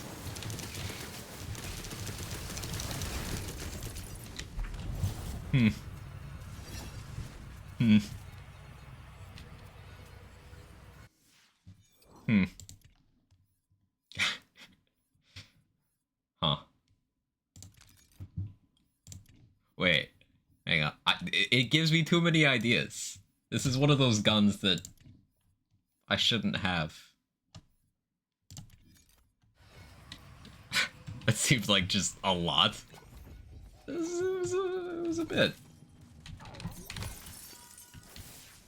An idea with the Slam and Salmon's dot base damage based off of non-elemental variants. That's a Stones one. Question.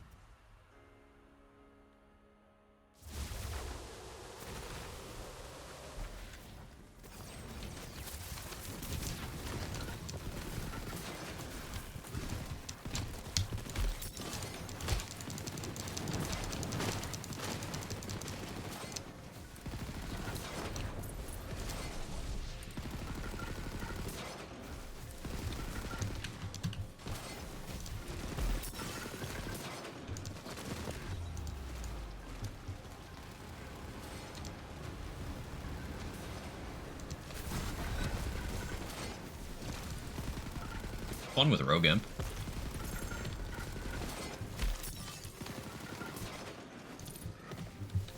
Gunslinger's 4. Yeah, that sounds crazy. There's no full auto in the building. It's not full auto. Yeah, no, it's not full auto. It's just a burst count big enough to be the entire mag. It's different, right?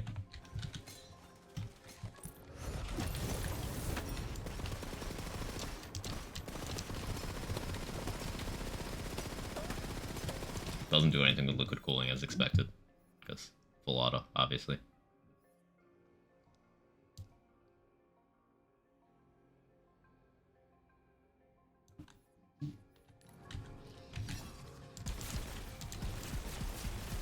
Lacerates is also full auto.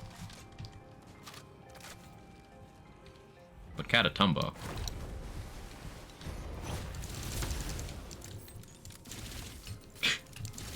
Hang on, that's crazy.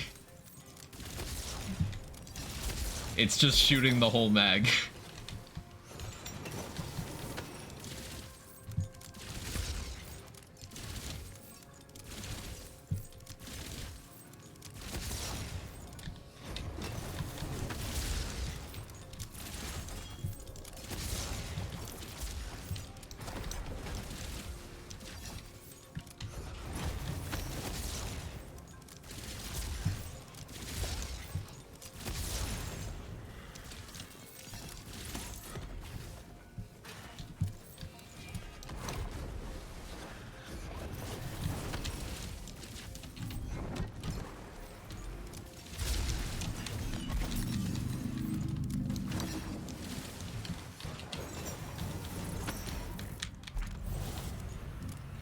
Juicy crit. Okay, this is a fun armor. That's just fun.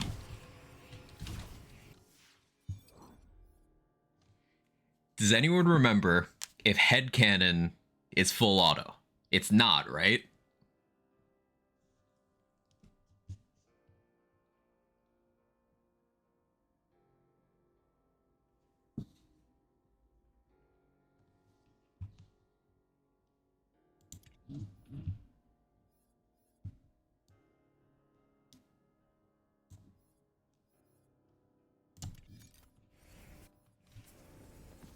Is I want to do Clawstalker headcanon gun build.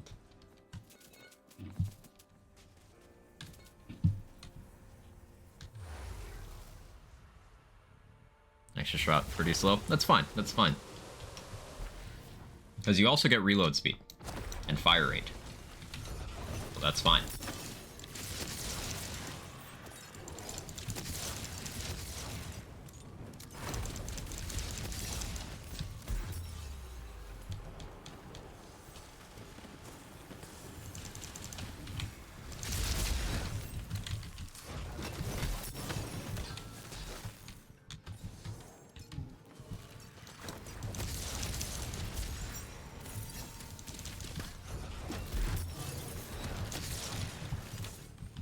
Headcanon's a pistol? Yes.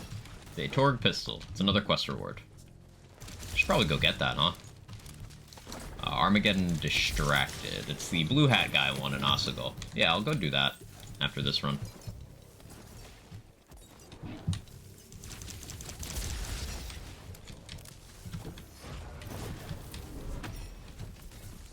properly scale shields with chaos? I have no idea. No idea, Irish. I'd like to know the answer to that as well.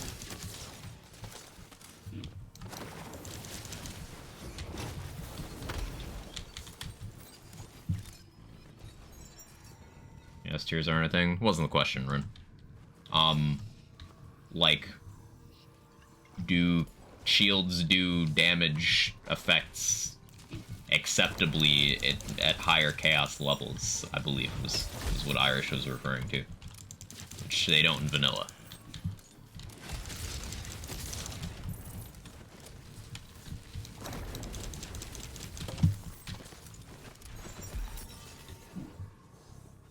Thank you for testing easy. I hate you.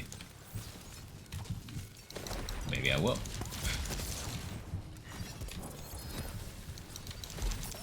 So I think Rebuke is actually killing things.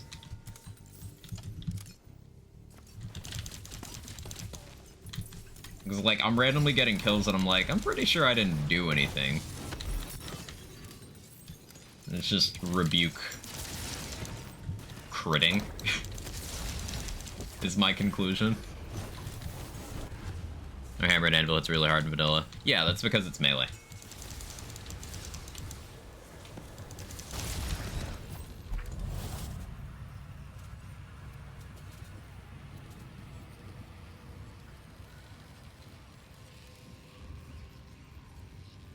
I do want a plate mail, but maybe not with those stats.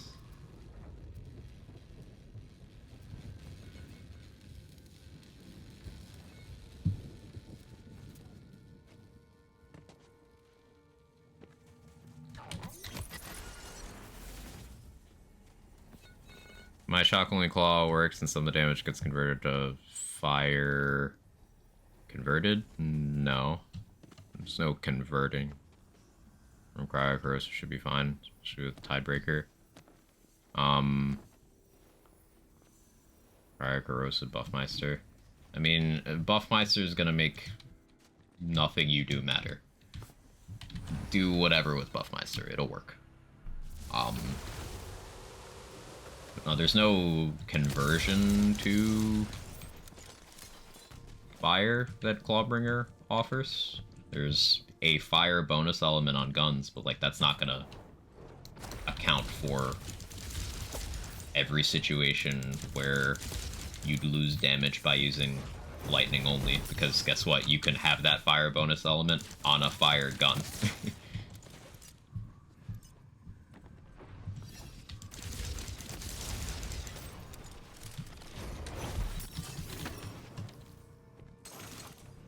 With plate mail or the claw armors. And plate mail converts to dark magic, which is not really a damage up. It's more to enable interactions, and claw armor only applies to companions, which is not the build in question.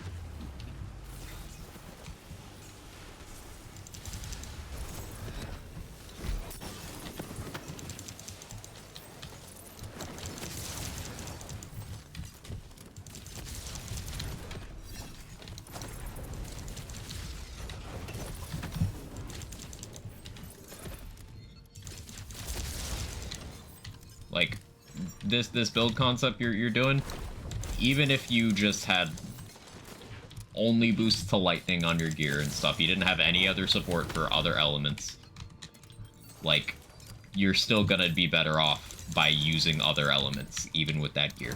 That's just how the game works. You can't commit to just one element unless you are playing Redux with resistance is futile, lol. Because eventually you run into something that resists that element. And sometimes it's a very relevant enemy. In base game Wonderlands, Celissa and a phase of Drill both have that very problematic lightning resist. People have been trying to do that solo element thing in every lands game, and it's never a good idea. The exceptions are situations like if you're using a yellow cake on Zane. Yeah, you can do that to give yourself immunity to your own yellow cake with red suit. You can do a bunch of red suit shenanigans in general in BL3, but Amara has this skill, so she kind of knocks out that penalty and doesn't change the fact that Rad is the worst elemental matchup against most endgame bosses in that game. So like even the best showing of the one element thing is not a good showing. Flak has a lot of reasons to go to corrosive damage, but you still run other elements when necessary. Just, it's a core feature. You don't go one element. About shield damage, I have a change in place that was not implemented yet because I wasn't confident it's a solid implementation, so at this point no actual change. Thank you for clarifying. Rad only flag the Rad or Mute Shield. Remember people doing that, and what I'm saying holds true for that as well. Like, I have for True Guardian takedown for Amara, unless Super's been up to some shit in the last couple days that I missed. I've still got the fastest clear of True Guardian takedown on Amara, right? And it's with a red suit build that does not only use radiation.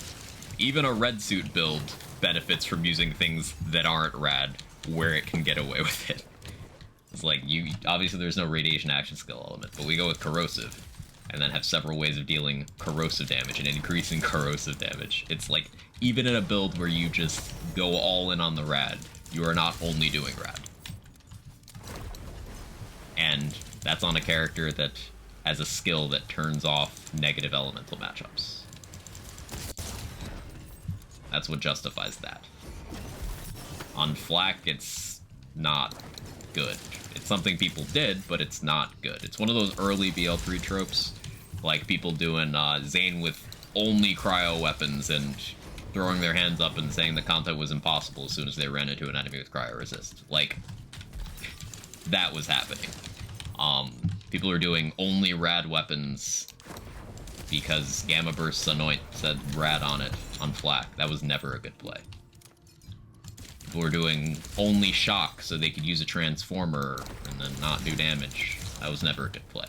Only fire on Moze is a really bad play. Like, the single element thing, no matter how popular it is, it's not good. Element to matching wasn't as important? Not true. It's always been important. It's more important in BL3 than in Wonderlands, for being honest, but it's still important in Wonderlands.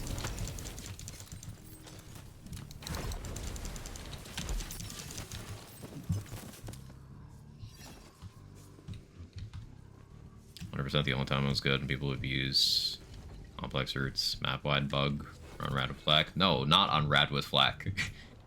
I just said not on Rad with Flak. What makes you think that that was a good decision? What in Flak's kit makes you think that that was good? Other than wanting to believe that that was good. Because Flak doesn't have anything that does that. Flak has zero interactions with radiation as an element. At all. None.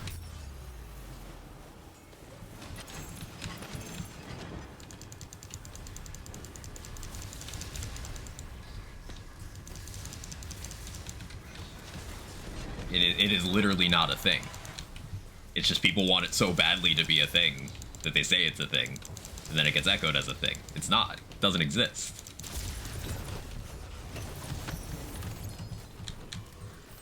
It's only not good if you're trying to be optimal. If you're trying to be lazy, then I counter your argument with Shock Gauge. Imagine taking Shock Gauge and then using an element with a better matchup and still doing more damage while being Shock Gauge. Like, that's the thing. You still do more with a favorable matchup. It's still more.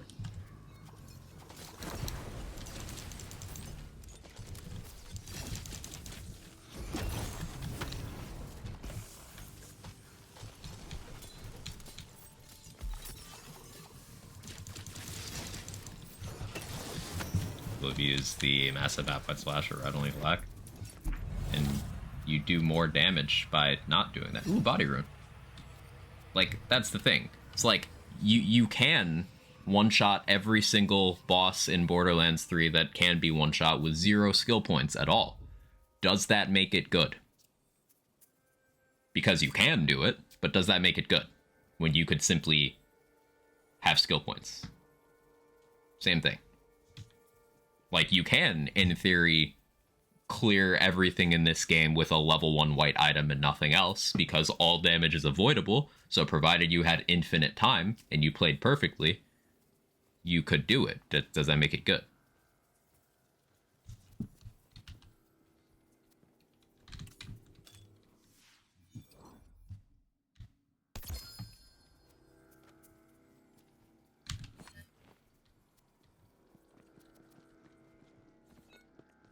Like, I'm clearing above what I should be doing right now with this build. Just because avoiding damage gives me enough time. Conversations reminding me of Dark Souls 2, but in an opposite way. What all the meme stuff people use to clear Dark Souls 2, to distract themselves from playing Dark Souls 2. I maintain that Dark Souls 2 is good proof of concept more than it's good game, but...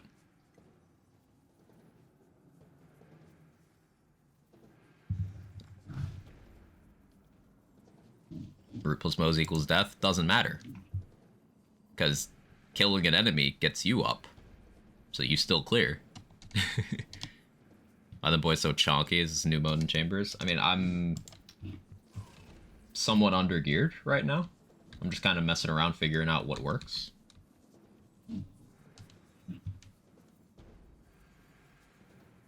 That's totally rad. I love that emote. Joe's got great emotes.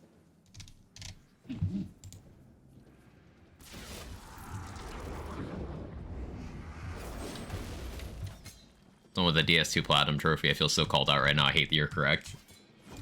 Dark Souls 2 is one of those games that it tried a bunch of shit that's really cool, and a lot of that stuff didn't work. If there's any Call of Duty Zombies fans out there, Transit. The map Transit. It's that concept in map form. Dark Souls 2 is Transit in game form.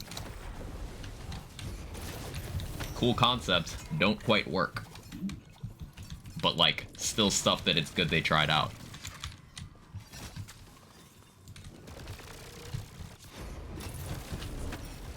If they had waited 5 years before doing Transit and done it in a different game, it would have been such a popular map, but because of limitations of the time and experience they didn't yet have, it didn't work. Same thing applies to Dark Souls 2. Same thing applies to some stuff in Wonderlands, if we're being honest.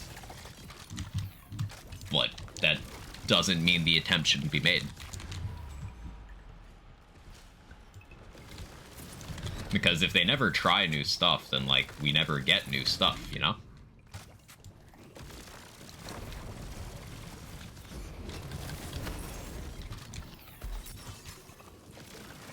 Oh, shithead's running after you and you missed the bus.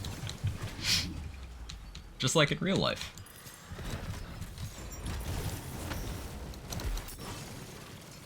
Devil May Cry 2. Yeah. And to a lesser extent, Devil May Cry Reboot. Those two games are responsible for the good games that came after them. Like, think about it. What came after Devil May Cry 2? Devil May Cry 3, which was a prequel and a sort of soft franchise reboot that proved to be the most popular game in the franchise. And then Devil May Cry Reboot they did, people did not care for it, so we got DMC5, which was like a love letter to the series as the most well-received game since 3.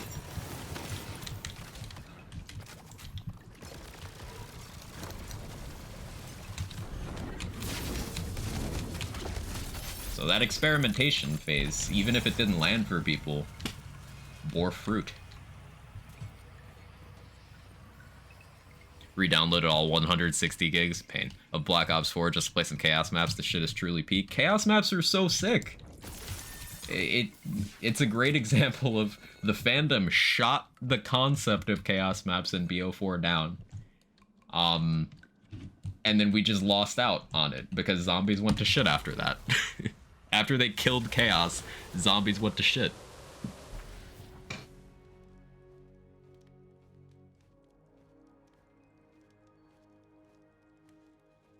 Forever salty about DMC for what it represents, the unnecessary sequel that could have been Dragon's Dogma 2. Well, the original Devil May Cry was supposed to be a Resident Evil game. And they were like, this isn't very Resident Evil. So he's like, all right, it's a different thing now.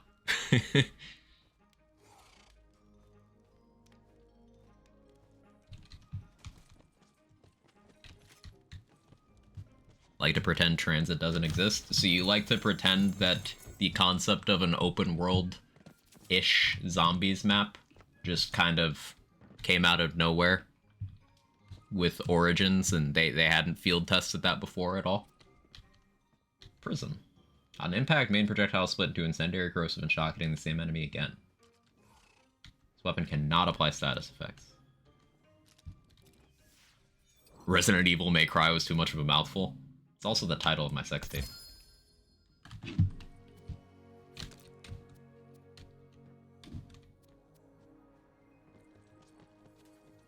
It's gonna be RE4? Yeah, that's the one.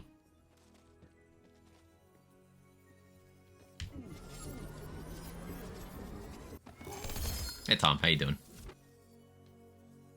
Still watched. I like how you're thoughtful about it. Like, yeah, I think I'd watch. Ooh, Theurge is still in. That's good to know. That's good to know.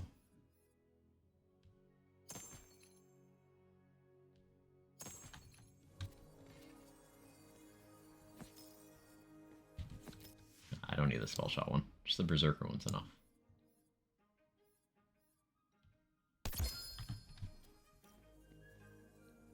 I forgot I wanted on-level liquid cooling. I keep forgetting by the time I get here. Like, Pistol Bunny, and then I get distracted.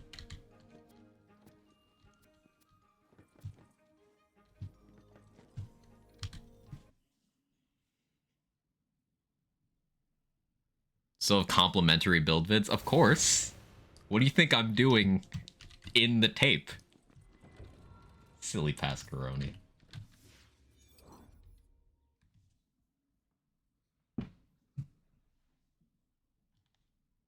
Suitably cursed? Apparently, Control. Apparently.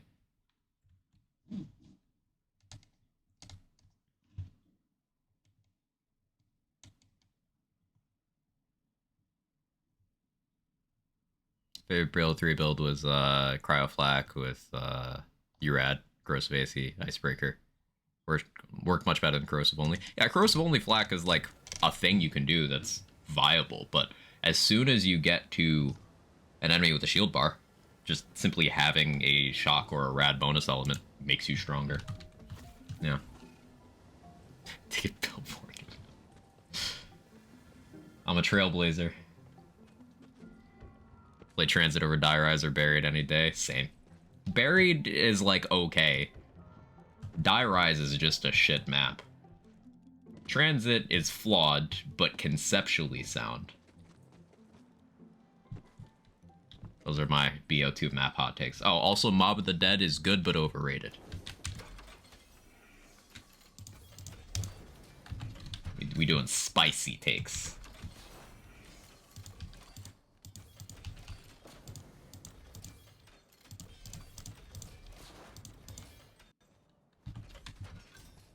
How's PC's handling streaming the mod? It's handling just fine.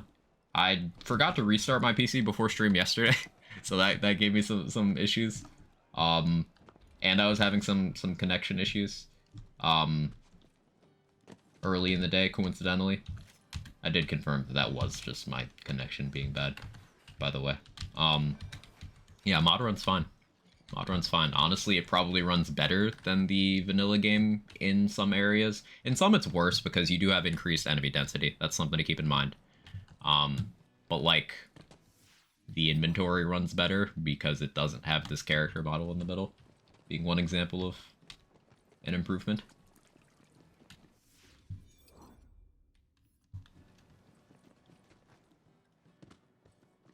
Mob is probably one of, if not the single greatest map in the Zombies franchise. It's one of the better ones, and I like it for creativity. But it gets,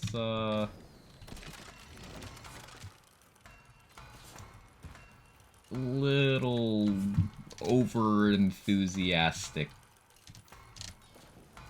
phrase.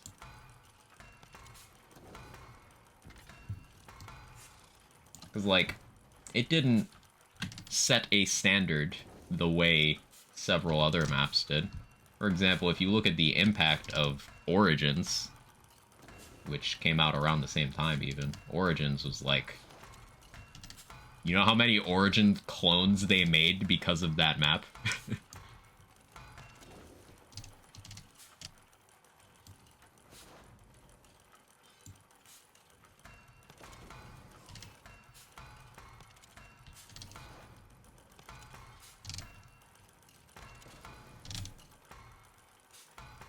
Might be the first time I disagree with you about zombies, however I feel the same about Origins, can't say you're wrong.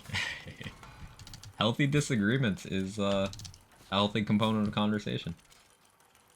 I don't expect all of these spicy takes to be agreed with. I'm just kind of throwing them at the wall and seeing where they land.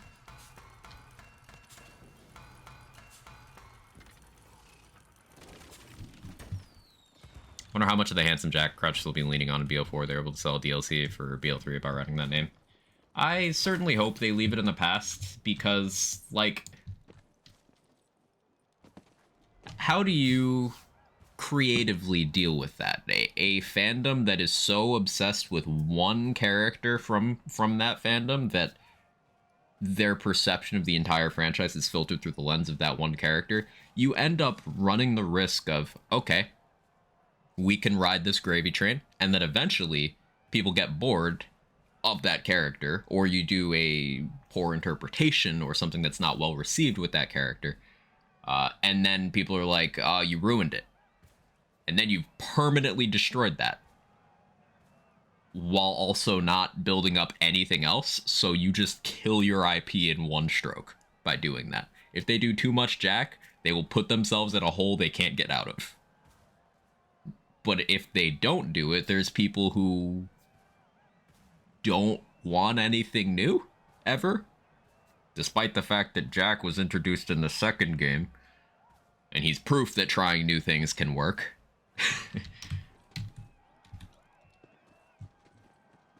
Like, do I expect that Borderlands 7 is gonna have some farm where you go into this office, and then you hit this button combo, and then it opens up a safe, or you take an ancient preserved used condom from Handsome Jack, and then you can go use that to spawn an invincible that drops a Jack themed item? Sure, that's probably gonna happen.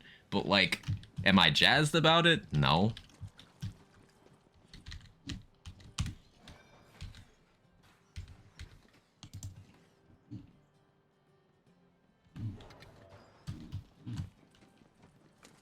Careful, Gearbox fans too.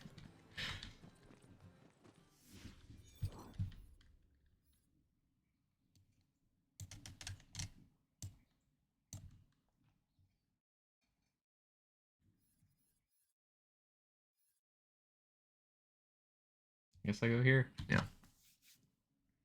That's just a deeper side story with more hidden Jack lore, so I can get some closure and really understand he's gone, deal with it. But adding more is the opposite of closure. We already got closure. He's super fucking dead. He's dead. But they just keep putting a little bit more, so people are like, oh, maybe he's not dead. Like, we got the whole Tails storyline with the AI that was resolved, but people were like, no, it's still out there. We got a lingering camera angle on Timothy at the end of DLC 1 and BL3, and people are like, actually, that's Jack, not Timothy. Like, come on, man. Come on.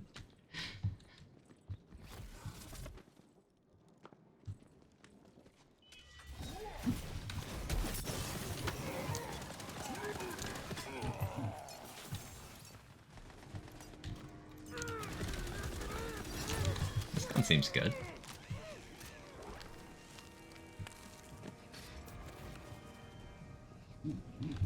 Oh yeah, where am I trying to go? Did I go to the right map?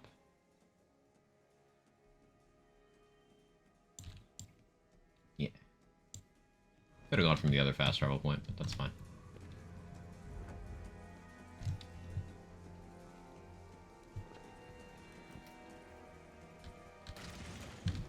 That's the wrong way. You know what? Let me actually just go from that fast travel point. Feel 4 would be about Ugly Jane, who's definitely not just female. It's Jack.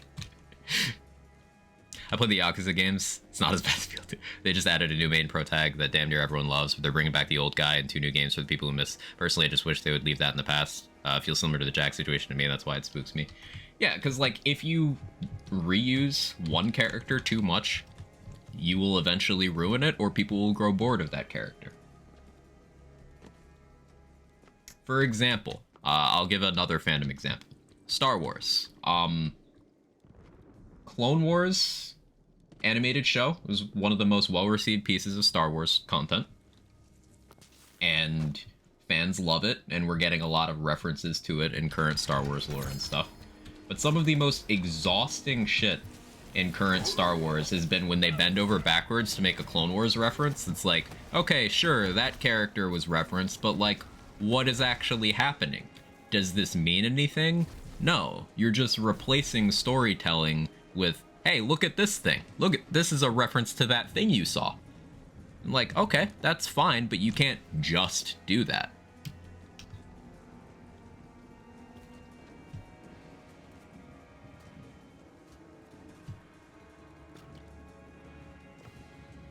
Definitely wearing out Tiny Tina, like, this is all we have left. I really think that Wonderlands was a more honest attempt to get value out of Tina than BL3 was.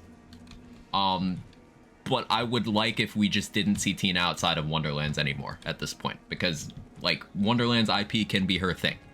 We don't need to have her over in Borderlands because that just speeds up the exhaustion, right? Like, if you look at BL2 and BL3 Tina, BL2 Tina had exactly 2 moments of emotional depth, one of which was undercut by a butthole joke, and then BL3 Tina was the same character, except replace that 1.5 emotional moments with, hey, do you know I fuck now?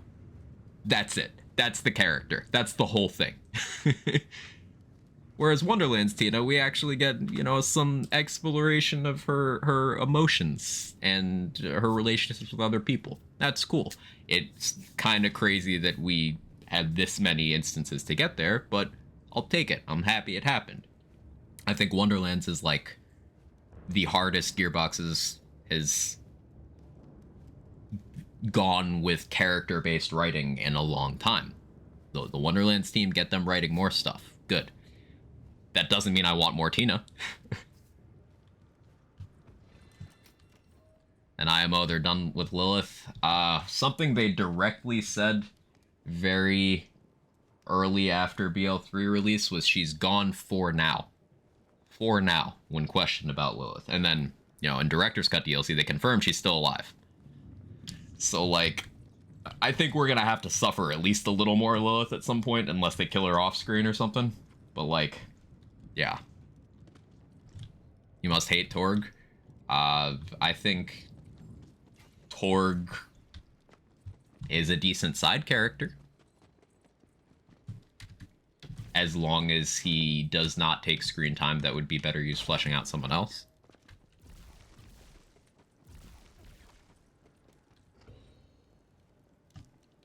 Talk to Lilith, and now she's on the moon. Love Mandalorian Season 1 and 2. Not sure I'll watch 3. Now it's just back to just normal Star Wars. There's been aspects of 3. I'm not going to go into spoilers here for anyone who's not caught up, so feel safe here. But there's aspects of Season 3 that I've been enjoying. It's just a lot of it has become that formulaic, hey, instead of doing anything, we're just going to do a Clone Wars callback. I'm like, okay, I fucking love Clone Wars. I'll enjoy this in the moment. But as soon as the episode's over, I'm going to think about this.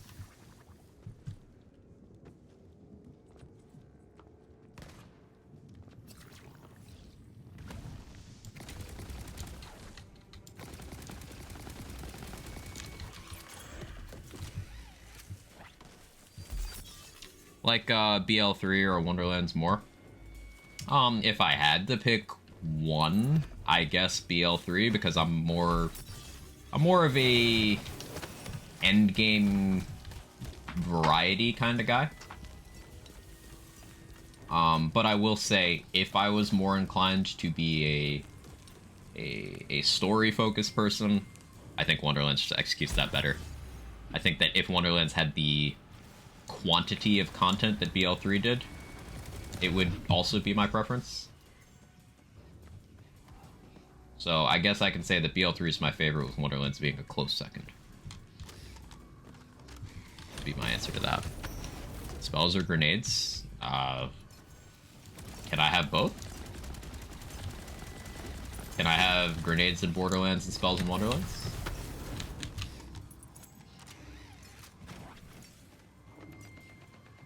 Talk about Bad Batch? No, we're talking about Mando. I have not actually watched any Bad Batch yet.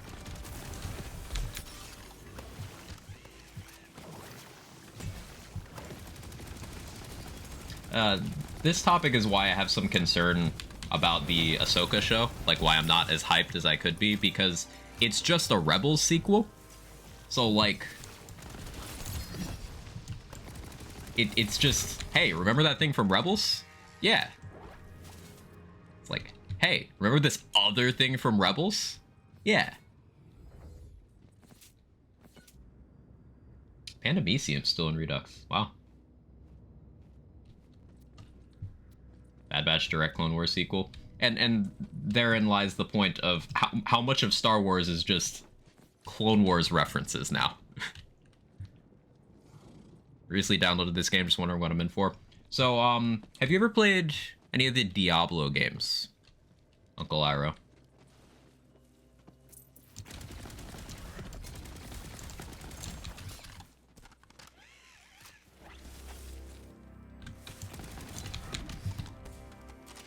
Mandalorian is never my favorite thing about Star Wars, but I really like what they did with Bo-Katan this season. Yeah, Bo-Katan's a high point.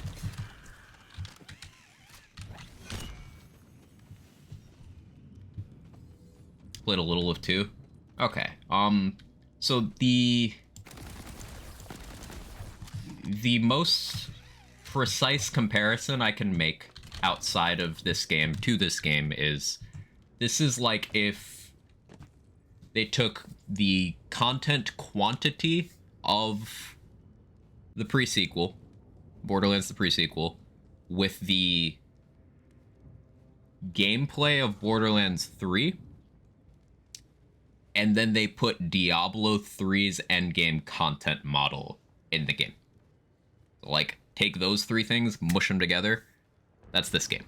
So the character design is very tight, the build crafting is very good, the content itself and the way it's presented is good. There's just not a lot of variety, because it's all filtered through the Chaos Chamber. So if you like dungeon crawling, then you'll like it. But if you don't, then you won't. I don't know if I should take that as a good thing. It's a very personal taste thing. If you like dungeon crawlers and build crafters, this game is absolutely up your alley. If not, then you might not get a huge amount of time out of this game. Because a lot of,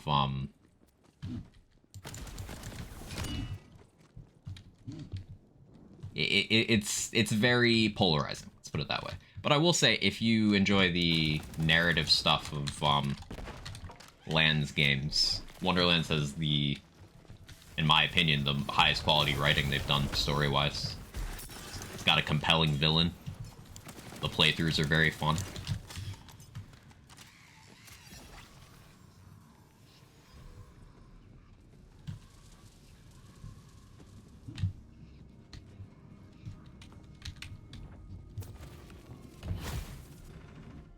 Clone Wars show is pretty great. I'm watching it now. I'm at the end of season 3, really enjoy it. Clone Wars is one of those things that, interestingly, was also ahead of its time. Because there's some interview floating around where George Lucas was talking about it when it was new, and he was like, yeah, this kind of doesn't belong on TV, it doesn't belong as a movie, it doesn't really belong anywhere, it's kind of its own thing. And this was before, you know, streaming services were really a popular way of consuming content. So, like, Clone Wars is the perfect sort of streaming show, which is probably why they're leaning so hard into Clone Wars sequels as Disney Plus content. Now that I think about it. Thanks for the review? Yeah, of course.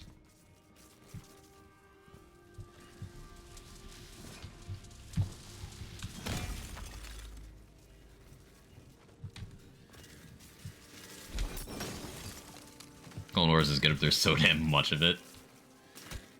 It's hard to consume all at once, yeah.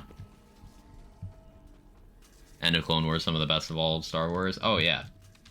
The last 4 episodes of Clone Wars are peak. Peak.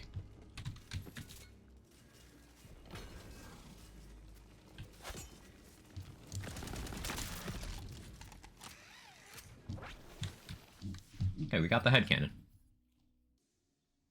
Apex is the pre-order gun. I guess that's just in the world drop pool now.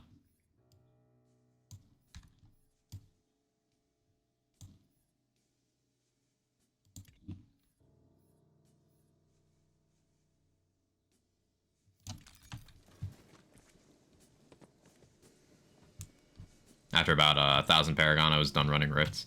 And that's pretty much how this game ends up going, too. It's why I made the Diablo 3 comparison. Like, if you love running rifts, you will get many, many, many hours. And Chaos Chamber is just rifts. That's what it is. So if you like rifts, it works for you. If you don't, then it's probably not enough to keep you invested long term. Interested in 4? Yeah, I played the beta. I like some of what they're doing. There's some that I really don't. I don't like the pivot into being even more of an online game. That's not for me. And I'm kind of worried about how a couple of the classes felt when I tried them. Granted, we weren't at endgame or anything. But I do like how the game approaches itemization, how it approaches loot acquisition, and how much control it gives you over your own gear. I've been ranting a lot recently about how Borderlands' roots of its loot system are taking a lot of cues from Diablo, and the way modern Borderlands corrects its loot stuff is by taking more cues from modern Diablo. It's like you get out of the hole by doing the same thing you started with. Druid was disappointing. Yeah, that's the big thing. Druid was one of my favorites in D2. And Druid just felt weak in the beta. Druid just felt pretty weak. I really enjoyed Rogue, though, I have to say. Rogue felt very smooth.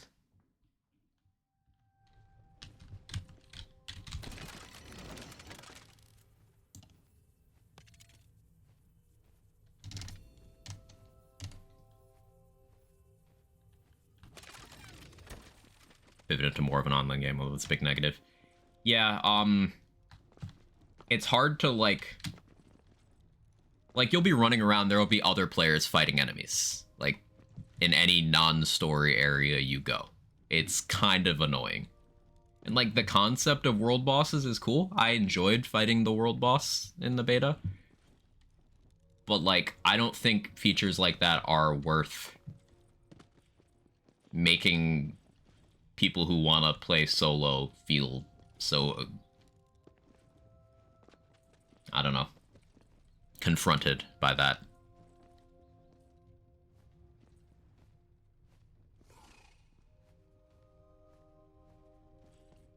Getting this non-chaos scaling so much in Redux is super annoying. It happens a lot in vanilla as well. I imagine there's nothing they can do about that bug. It's just sometimes the game doesn't load chaos HP.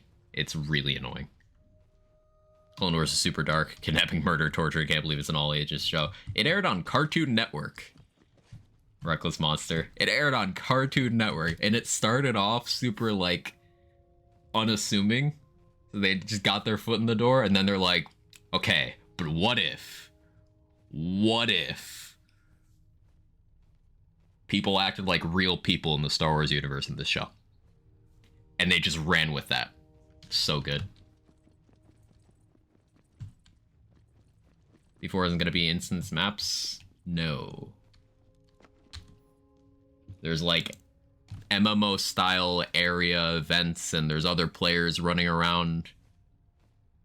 When you get into like a story progression area, it switches to just being you or your group. But yeah.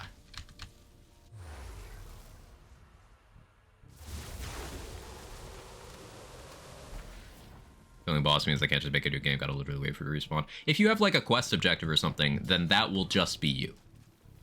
If you want to go kill a boss, that'll just be you. But if you're running around like out in the world, just like in an area, like let's say you're playing D3 and you were running around in Fields of Misery, then you would see other players out there just killing enemies. It's not something I love.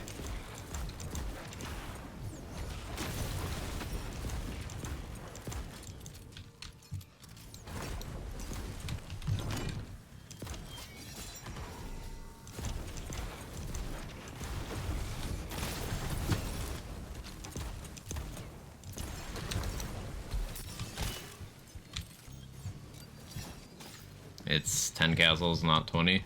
20 was the original. 20 was launch Wonderlands, and Wonderlands eventually got to 100. Redux has 10.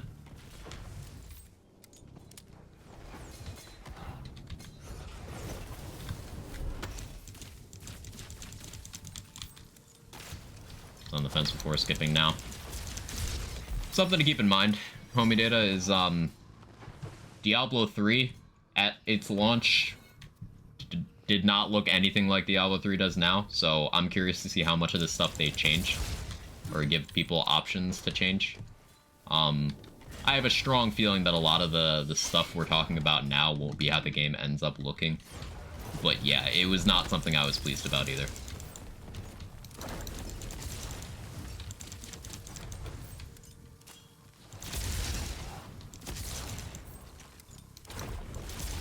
You get bonuses when others are present, but it's a bit intrusive. Yeah, like, I would gladly give up those bonuses permanently. I tend to just play games as a solo player. If I want to play with friends, I will invite friends. I don't really...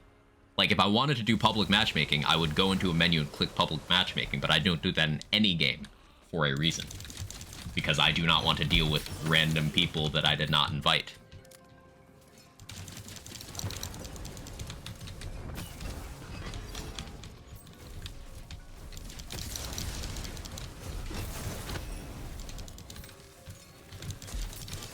Pretty easy to ignore other players.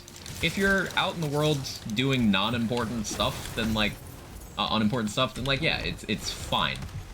But there's that little bit of this is more of a subjective preferential thing, but one of my core fond memories of Diablo 2 is learning the game, running around that first area outside of town, figuring out where to go, what's what, all that.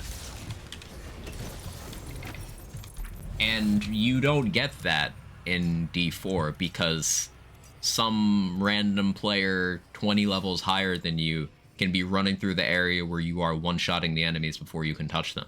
Now, you'll eventually get into a story area where that won't happen, but like, the second you step foot out of town, you could just see other people killing all of the enemies.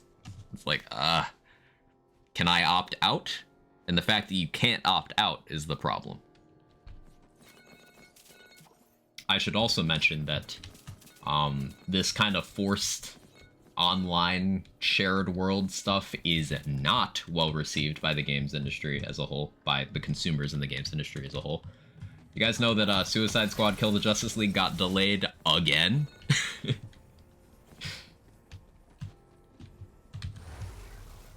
Yes, again.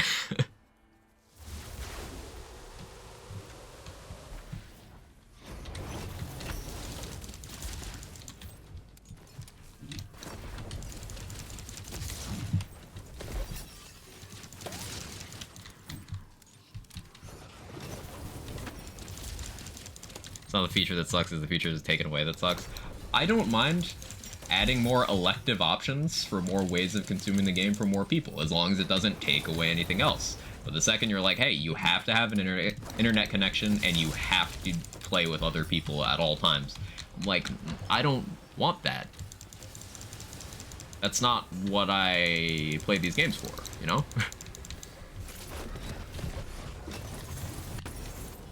Like, add the option for a shared world for people who like that, and make features for that if you want to, if you think that'll be a good selling point. Sure, there's nothing wrong with that.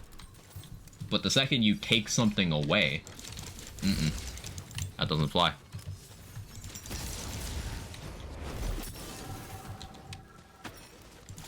It won't get you spending on those microtransactions. You can't see the spender skill all your fun. Like, they could absolutely do microtransactions for a single-player only game, and a lot of people would buy in. Like, things like cosmetics. Like, we've had this discussion in relation to Borderlands a lot. If they just did a constant stream of, hey, this is a new cosmetic you can buy. It's like $2 for a skin pack. Like, so many people would buy that shit. It makes so much money.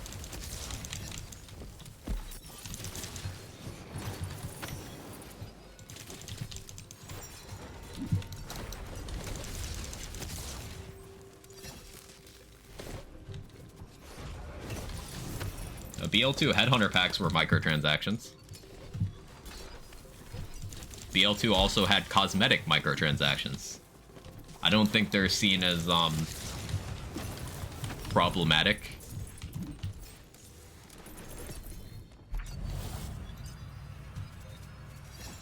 Like, you can absolutely do that without going to the I want to be Destiny model.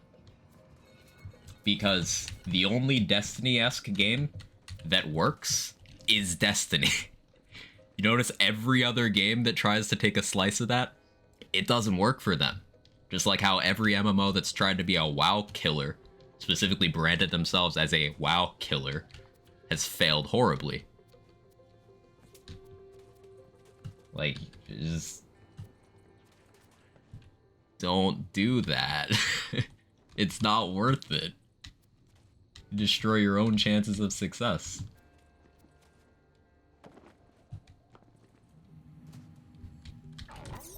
Darktide forcing an always online hub town turned me off the game so quickly I basically not played it, didn't care for the rest of the issues. And you're aware how much I love Vermintide too. So, like, the same game, but online, is a deal breaker for you? It kind of proves the point.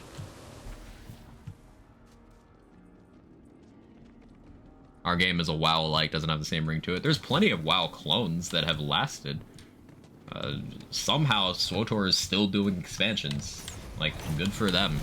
The game's 12 years old at this point. They've gone through so many rebrands and stuff. It's a Star Wars WoW clone. But, like, they never said they're a WoW killer, so they're just still collecting the bag.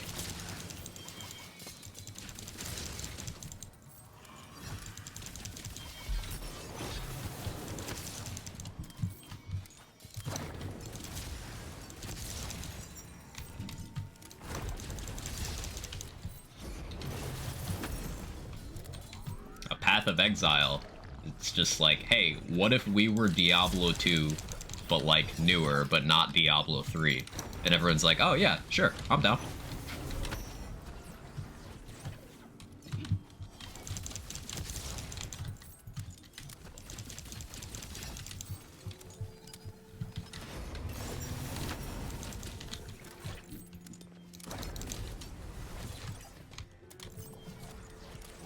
They talk about all the shit people do in Always Online. Consider me where Always Online comes with packages of 200 latency, 200 milliseconds latency on everything. Yeah. And there's lots of games that I enjoy that have just online only hurts them. For example, Godfall is one of my favorite looters. Just really fun combat. The best loot system, in my opinion, of any looter out there. The servers are bad, and it's not a popular enough game that I would consider it safe from the servers just disappearing one day. It's like, if they ever decide to shut off support for that game, it's just gone forever.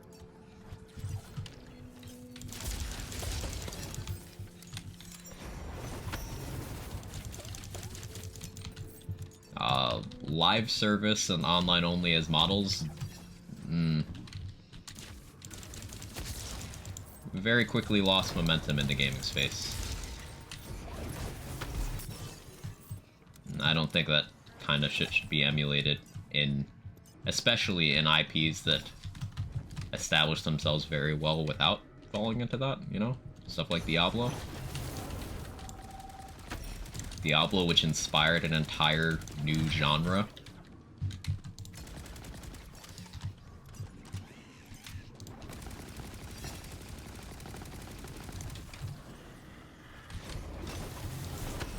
I've barely been paying attention to this enemy while I've been chatting. This is a tanky boy.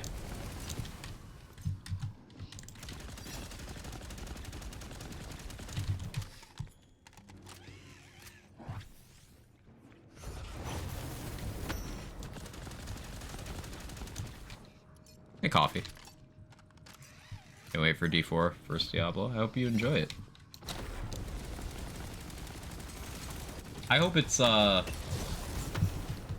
hope the looting system turns out to be as good as my perception of it was, because I really want looter shooters as a genre to change shit up. Because there's been really good decisions made in looters that have not gained traction in lands in particular, and I would like some changes. Like, seriously, Godfall. If Godfall had been a commercial success, and if it had launched in the state that it's in now, that could have been a huge game changer.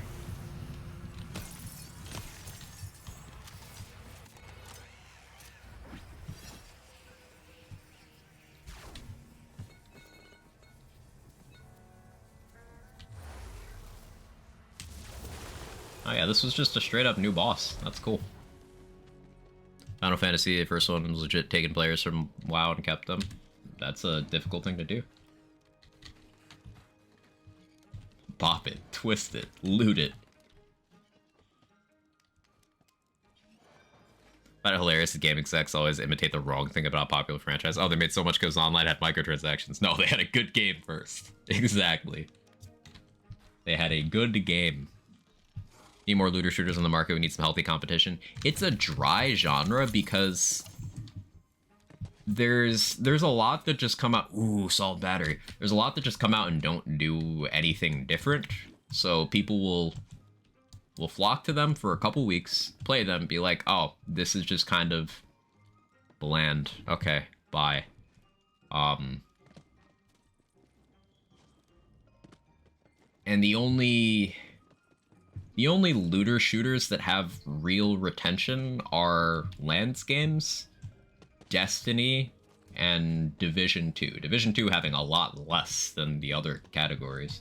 But, like, there's very little compatibility between each of those fan bases. Like, no matter how much you'll see some Destiny enjoyers who happen to dabble in Lands say it, they're not similar at all. Not in content design, not in loot acquisition. They're not similar. Online only versus not, they're not similar. Just happen to be in the same general genre.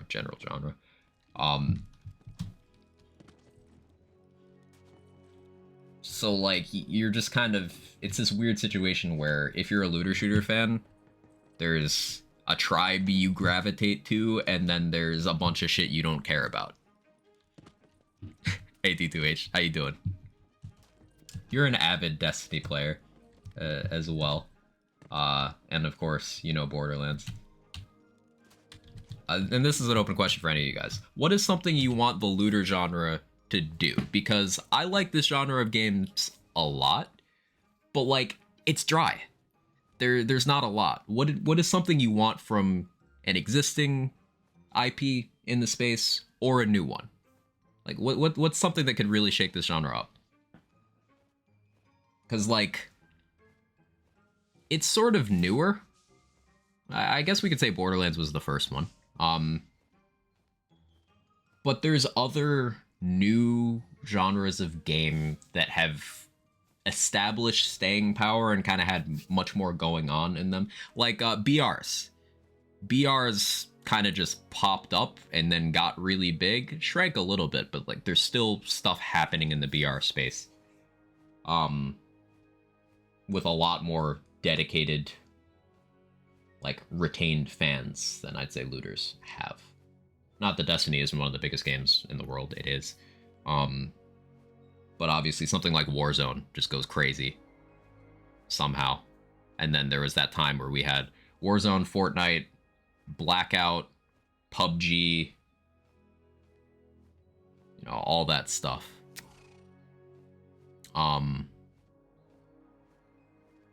Like, how do we get the looter genre to do something new? New ideas force people using different weapons as a mode. Think PvP, FPS, gun game variants, or roguelites lack carryover. You think Arms Race is an attempt at that? I'll talk about adopting trends for the purpose of maintaining a player-based looter shooters can hop on the loot extraction gaming trend. Arms Race. So our brains are going to Arms Race. It's funny how that works out. Imagine Mass Effect was a proper looter shooter. Isn't that what Anthem tried to be?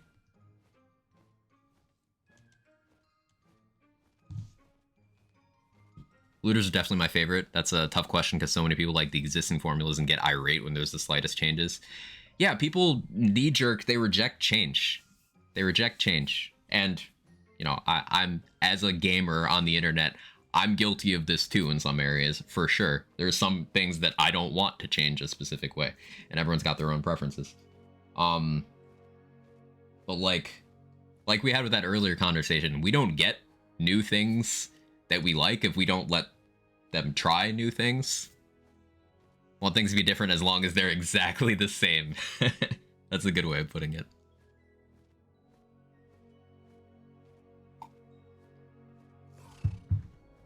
Like, I want different in this specific way. Playing rogues and loving the gun variety, pick up and use mentality shows the flaws looters have with loot. Yeah, loot acquisition method is a huge polarizing thing in the looter space. If I want something releasing, just doing something completely new. Yeah. If we didn't have stuff that's completely new, then, like, who knows how many of these trends in gaming wouldn't have caught on.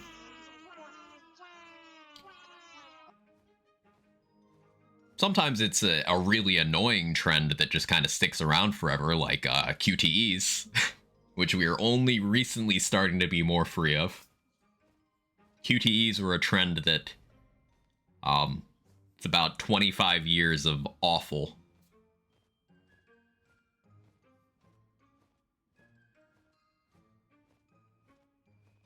Maybe the real trend the looters need to adopt is RP. Don't say QTE, they'll hear you. It's hard for developers to get it right sometimes. Old example, but look at Bioshock 1 and 2. Bioshock 1, oh, we love this. This is amazing. Give us more. Bioshock 2 rolls around. No, not like that. I love the gameplay of Bioshock 2. It's still the weakest game of the three, but I love it. Yeah, that's a good example, Jester. I want the exact same thing, exact same different thing, and if it's not that, then it's I hate this game. No one should play it.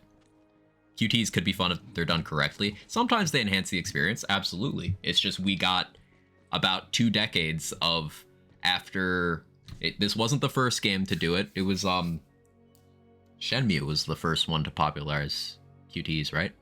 But Resident Evil 4, the original one, 18 years ago, was one of the most successful games of the time that had QTs as a core feature. So then, for 20 years, we just got QTEs in like every single game, especially ones with that camera perspective.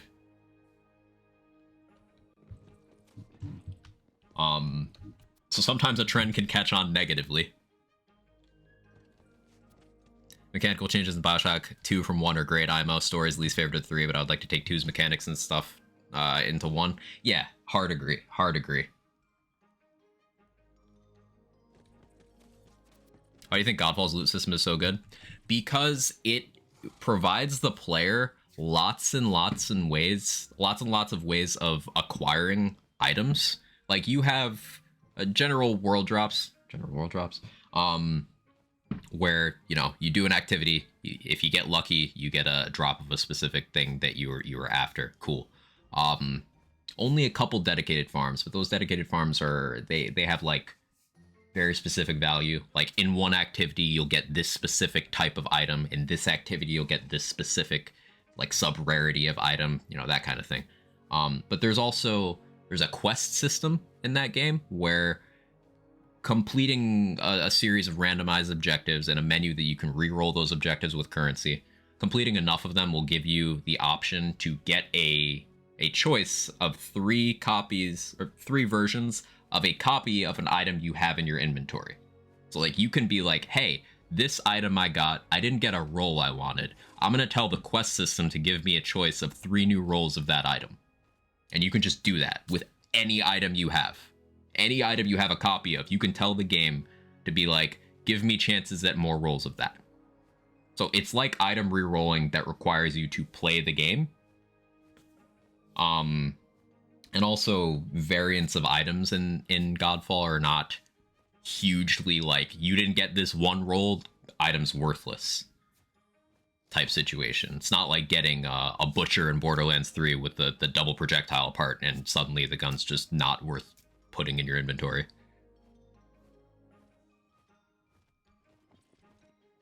QTEs during cinematic fight scenes or cutscenes are okay, but not when you do a normal jump while exploring. Exactly, yeah. Yeah, because the QTEs are mashing a button while watching 2 massive men beat the dog shit out of each other with their shirts off and it goes hard. Cinematic fight scenes, exactly. And if the game's core gimmick is like, hey, you QTE'd it to exist, fine. But the problem is when QTEs get crammed into like in disruptive ways in other games. It's a whole thing. Godfall is very good to the end. We'll turn into Dark Souls. Godfall is one of those things where it had so many core things that it did right, but then it just had a bunch of surface level stuff that really put people off. Like the launch was rough. There was no real marketing done for the game. It's online only with not particularly stable servers at that.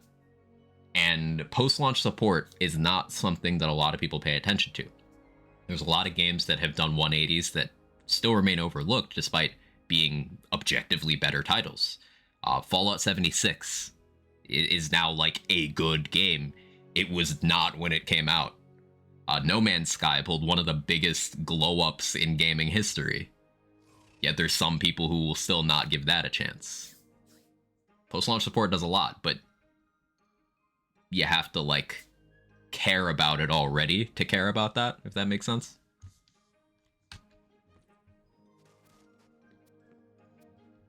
Imagine instead of immune phases in BL3, had QTEs you can do to break them. That could be interesting. No Man's Sky's still adding things to the game that were promised in 2016. And I get why some people don't care about that, because, like, that's a big thing to forgive. That's a big thing to forgive. But I think the value of post-launch support in gaming, to not necessarily to release a game unfinished, that's a common criticism of the model, but like to adjust things to align with the creative vision, but like work better. I think that, and when that's not afforded to a game, is tragic. Like the Anthem devs really wanted to fix their game, but it just got canceled. They were never given the opportunity. Marvel's Avengers did not sell well or play well. So the entire season the devs had planned for content is just never going to happen.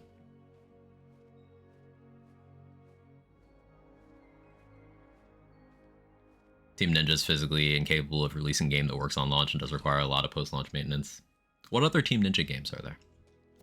I've probably experienced this. IMO, No Man's Sky wasn't bad at launch, as people claim. It just wasn't as feature-rich as advertised. So Cyberpunk situation.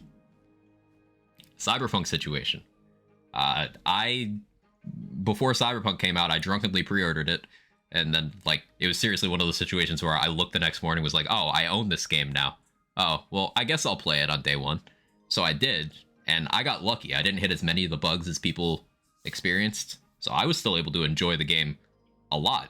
And I played it last night. I still play that game all the time. It's a good game.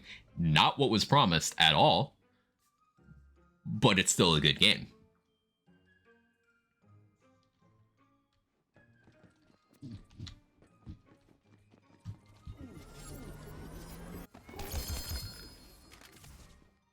Cyberpunk was a lovely broken mess. I did 2 playthroughs and only really saw physics nonsense. It's usually just funny stuff. Like, NPCs T-posing through the top of their cars, stuff like that. This is a new gun. Fully automatic revolver that shoots out miniature saw blades. Saw blades can ricochet off of surfaces. Huh. Acid Rain, that's another one. Ah, this is what Eternal Dragon mentioned earlier. Fires an arching barrage of acid rain, dousing enemies in irritatingly painful poison. Cool.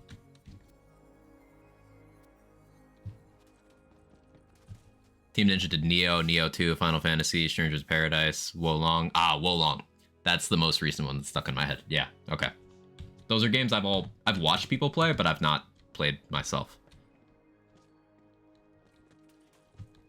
Cars suplexing each other in Cyberpunk will never get old. It's just such a fun, charming game. Broken things make me laugh. I'm fine with it. Sequence breaking, soft locking is a different issue. Right, right.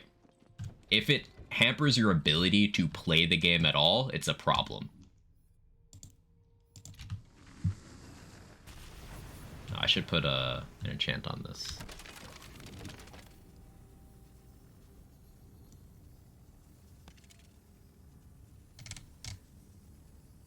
And my stomach is making noises. It's just angry today.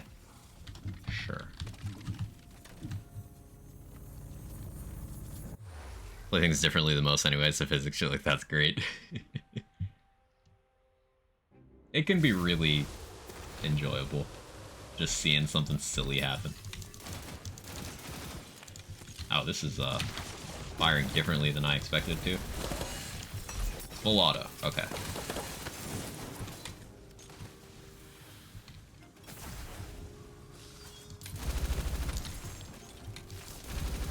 Thing goes kind of hard.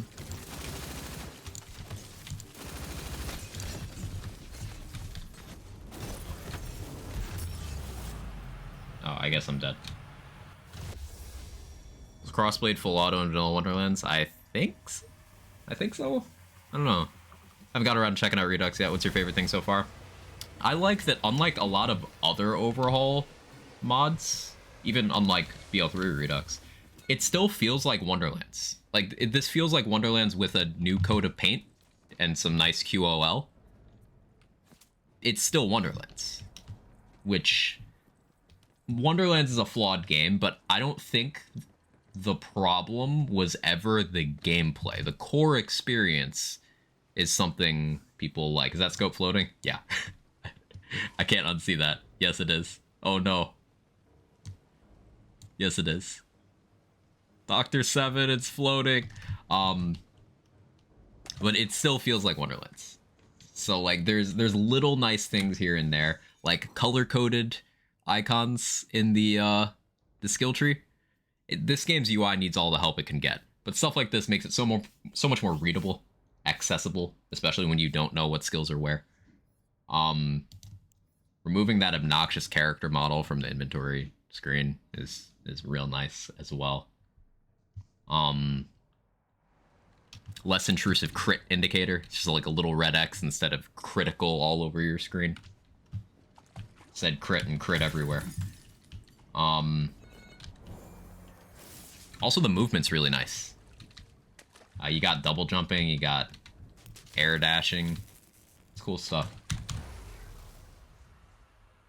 More forgiving of balance mechanics wonkiness than I am of bugs in a day one release. Item unbalanced might just be theory crafting oversight. Game running at 20 FPS because optimization is low priority. Burn. Yeah.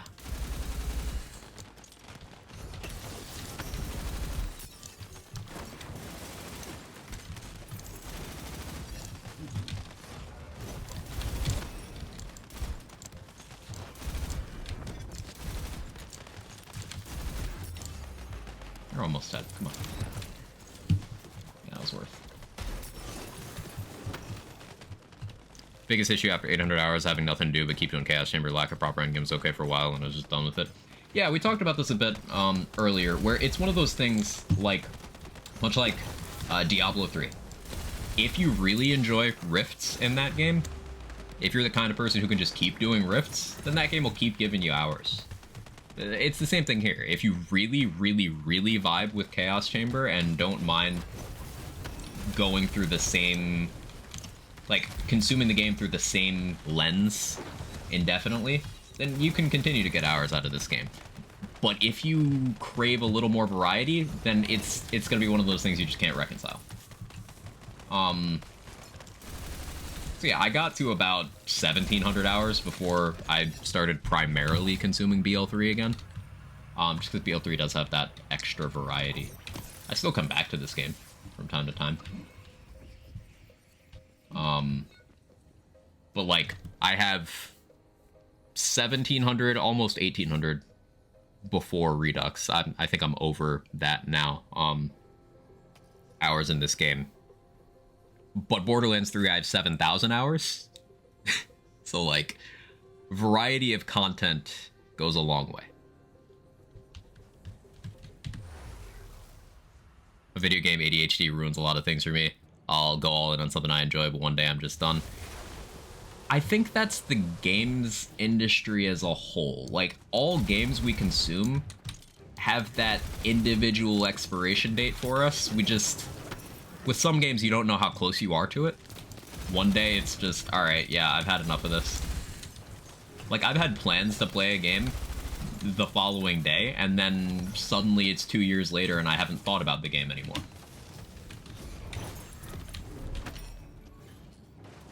It's hard to retain people actively on a game outside of a model like MMOs that have,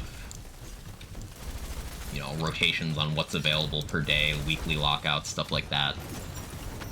That's how you kind of get people in a routine where they'll keep playing out of routine more than anything.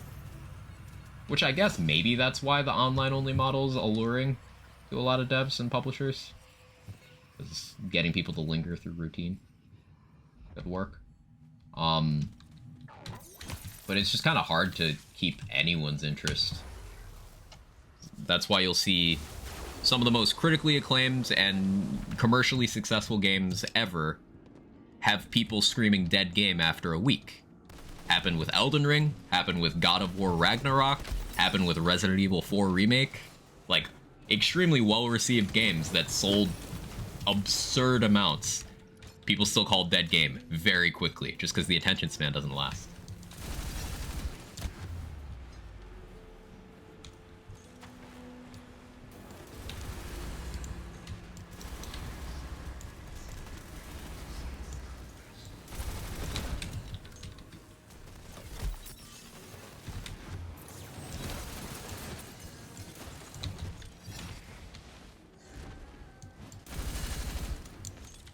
Learning that RE4 has a diehard community similar to Lands games. Oh yeah, Resident Evil fans have been through it. And because of it, RE fans are like weirdly tight-knit. Like every time a new RE comes out, everyone just comes back.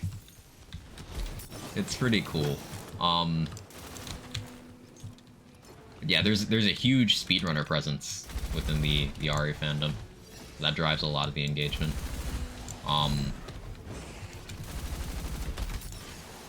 But it is also one of those IPs that's reinvented itself so many times that you do still have, like, factions within the fan base. Like, you'll have some people who are insistent that the classic games pre-RE4 are the purest form of survival horror, and that, like, everything else isn't as good. But then you'll have some people who are like, well, the flavors are different, but I like them both. Then you'll have some people who got into the games with RE7 and Village, which are the first-person titles. You'll have some people who got in with the remakes of RE2, 3, and 4. There's just a lot going on.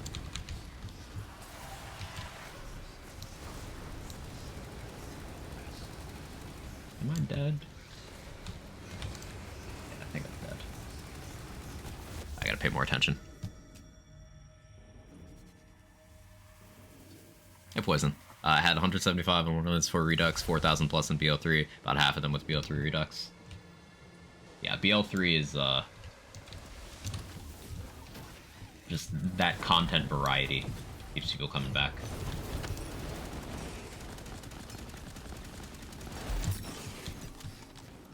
Yeah, I keep forgetting that I don't have gun damage on this build. So, I need to just stay alive to throw hammer more. It's so much more efficient. Hey Viper, how are you?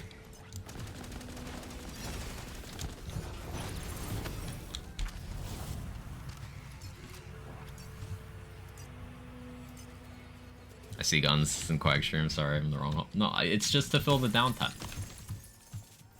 It's just to fill the downtime. I promise, not a gun build.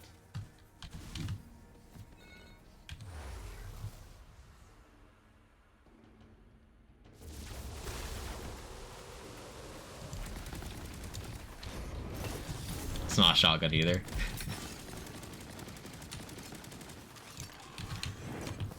I mean, I could switch to a Hyperion shotgun. Makes you feel better.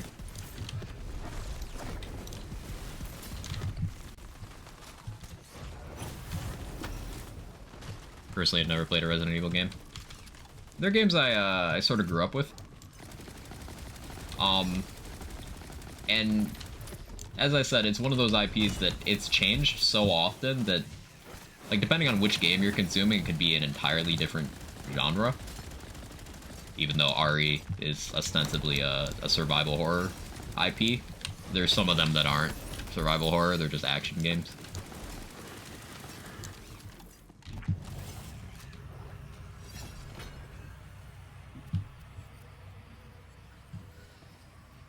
People have been ironically saying goated with the sauce a lot today. I'm scared it'll stick. Other than that, I'm good. You're gonna pick it up. You're gonna find yourself saying it accidentally. Then it's just never gonna leave your vocabulary. That's what happened to me with the word lit.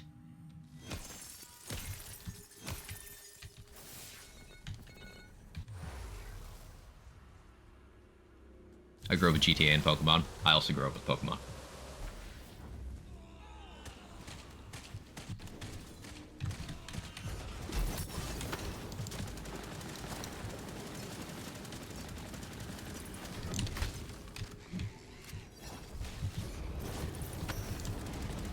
Yeah, a lot of Pokemon, a lot of Resident Evil, a lot of Diablo.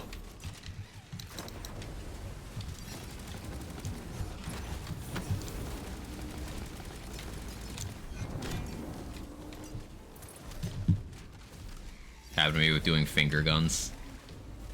Really Sweet Engineer doesn't work. I fucking picked it up. Oh no. Talking to Sam about Final Fantasy's genre jumping. It's total outsider. This is hilarious.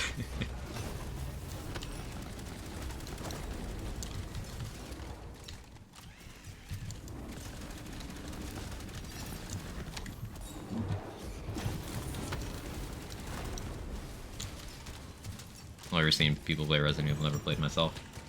If you like horror games, then, and don't mind a little bit of a clunky feel, then getting, like, the remake of Resident Evil 1. Now, this is a 20-year-old remake, but they did, like, HD remasters of it. I think that is, like, a good representation of what the survival horror genre is. It's, like, just classic horror. Really well done game. One of my favorites of all time. But it is clunky. It's dated. That's part of why Capcom's been making so much money just remaking Resident Evil games. They've done 2 through 4. 2 and 3 original were in that clunky dated style. 4 was one of those games that wasn't really even in need of a remake, but they still somehow managed to make a good remake. So that's cool. I don't know if chaos levels increase drops. Are you referring to in the Redux mod or in the base game?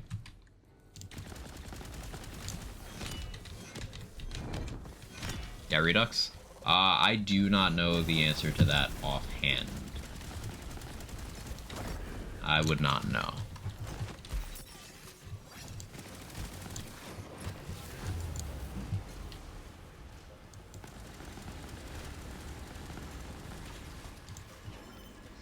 I could check the screen after I'm not in a chaos trial, but I don't know if that has the information either.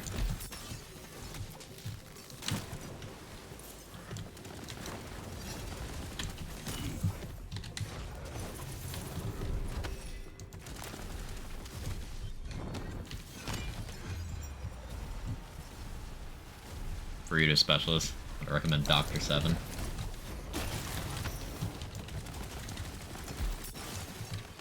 Dr. 7 is also the only soft drink that is FDA approved for skincare.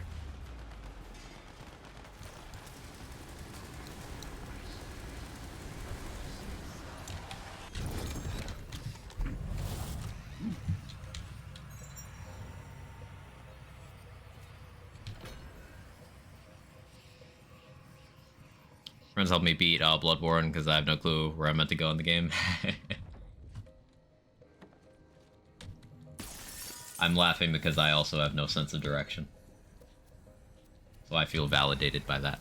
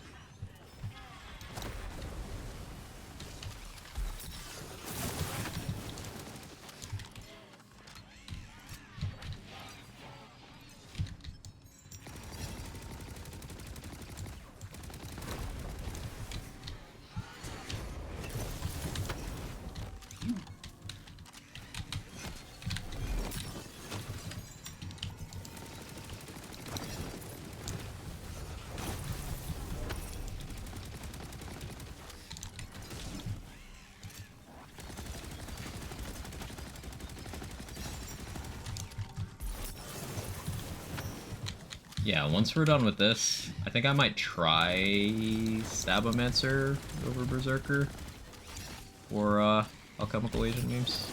We'll see though.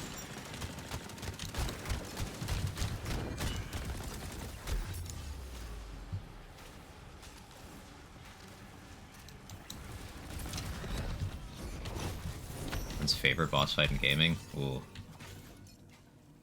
I'm so indecisive. I'd have to think about that for a while, honestly. Favorite boss fight in all of gaming? I don't know. I don't know if I could answer that. There's so many I like for so many different reasons. Iskall Queen's on the list.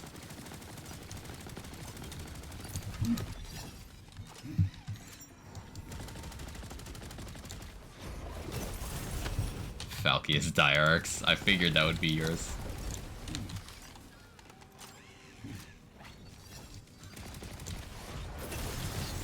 Pure Vessel from Hollow Knight. I still haven't played Hollow Knight. Sen's been trying to get me to play it forever, but I keep forgetting.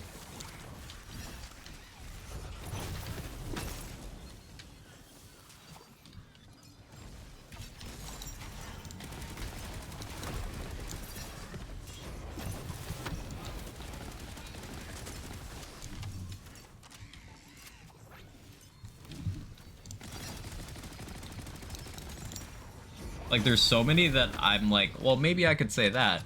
But then I think about it, it's like, no, you just like the song. You just like the boss music. Like, shut up. Shut up, brain.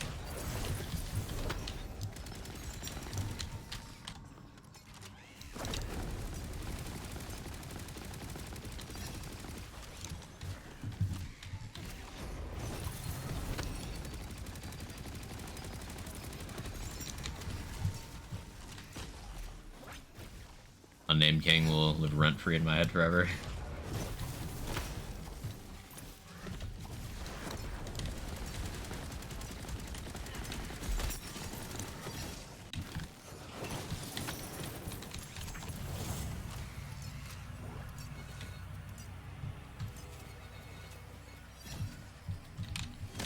Okay, so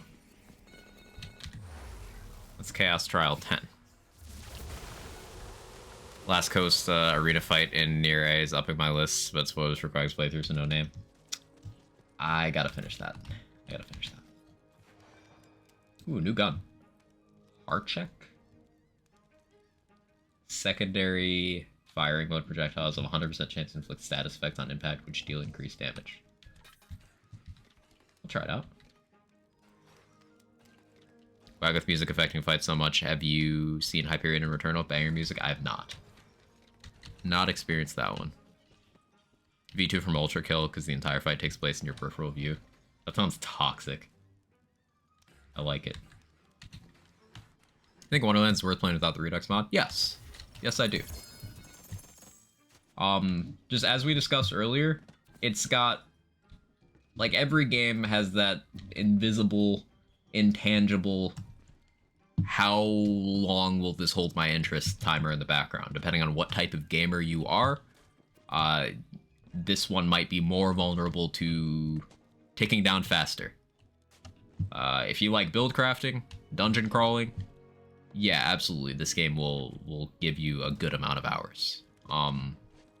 If you like the narrative experience of playing through a lands game, I think this has the most solid one they've done in a very long time, possibly ever. They actually just had good writing in this one, genuinely. Not just a good antagonist that distracted you from the mediocre game. They had good writing and a good antagonist. So it did that stuff well.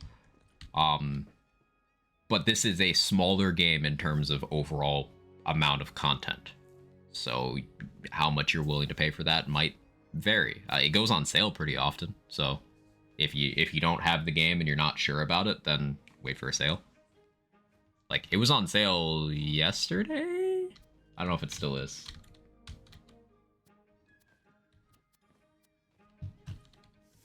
Personally, I absolutely think this game is worth playing, and I enjoy it quite a bit.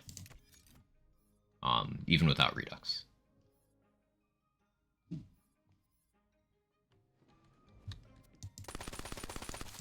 I do love doll guns that shoot like this.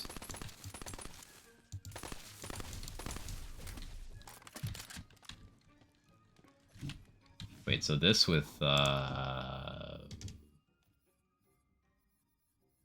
was it called again?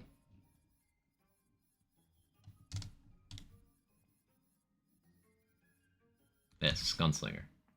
That could be interesting.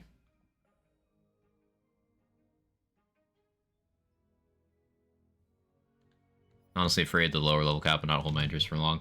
Well, level caps aren't content. That's the thing, Mr. Arson. Level caps are not and have never been content. And having too many of them can be to the game's detriment. For example, nothing beyond level 50 cap did anything positive for Borderlands 2. In fact, just reduced skill tree choices and made the top end of balance worse in that game. And in Borderlands 3, it was less of a problem, but it was still a problem because by the time we got the level 72 cap increase, we started losing total builds in the game. Because builds just kind of collapsed into each other, because it was like, you no longer had to choose between this and this, you just get both. Therefore, only one build instead of two. That type of deal. And on the, level cap too high side, think about how long it takes to get to level cap in Borderlands 2. That's like 4 to 5 playthroughs. If you were to not XP grind, that's like 4 to 5 playthroughs. Because you need 1 for normal mode, 1 for TVHM, just to get to UVHM, where you will have your top end difficulty. Then you need to finish that to unlock all the content. And that doesn't get you to 80. You then have to either do more playthroughs, complete all available content before you're at max level, locking yourself out of loot, or do a bunch of XP grinding, which, if XP grinding is something you enjoy and can hold your attention for a long time, then sure, I guess that could be construed as content, but for most people it's means to an end, not actual gameplay. So you just had a lot of downtime because of the large level cap. With a level cap of 40 in Wonderlands, not only do we have more meaningful skill tree choices, but you spend less time doing the prerequisite to the gameplay rather than just doing the gameplay. And because of multi-classing in this game, like, you have a lot of control over what your skill trees are. At least 2 had plenty of DLC for each playthrough. TPS, a similar playthrough count requirement, but less content. Yeah.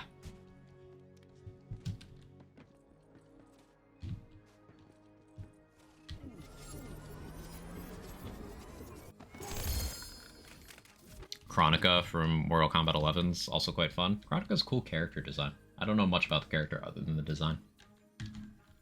Like, visually looks cool.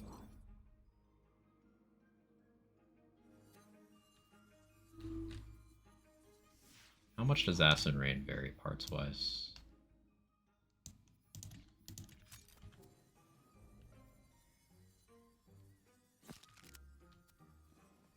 headcanon drop.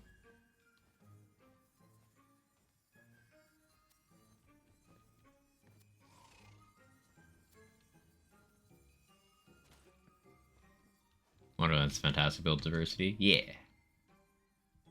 This one's just the same damage, more fire rate. Okay.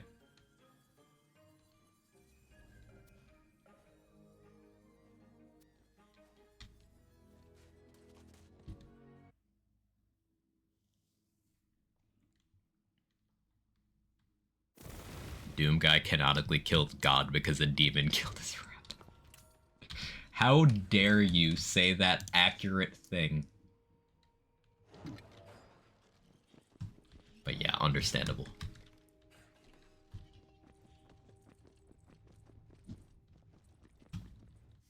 Automatic replacement.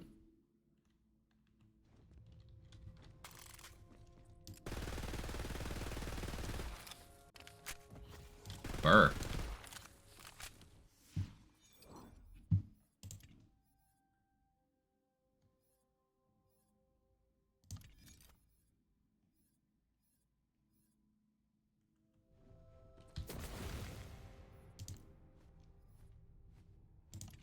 Let's try a normal run. Oh, so I was gonna check. I'm on Chaos 10 now. Yeah, it doesn't say drop rates of anything go increase. Hmm.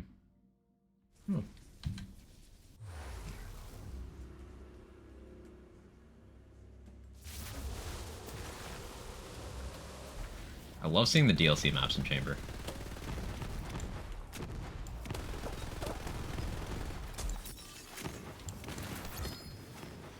So I definitely want ammo regen with this. Probably more spell damage to make fusion do actual damage, but this is kind of cute.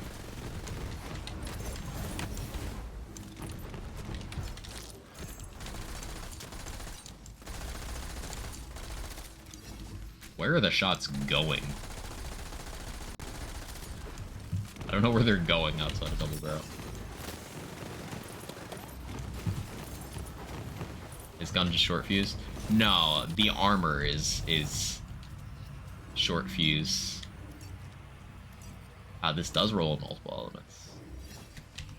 No. The armor is short fuse when you apply both a fire and a poison dot to an enemy.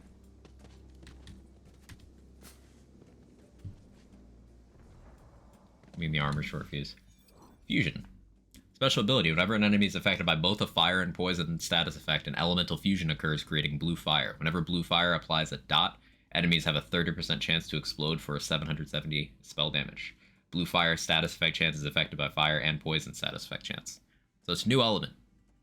It's the you apply 2 dots, it makes this new elemental thing, and then if that applies a dot, you get an explosion.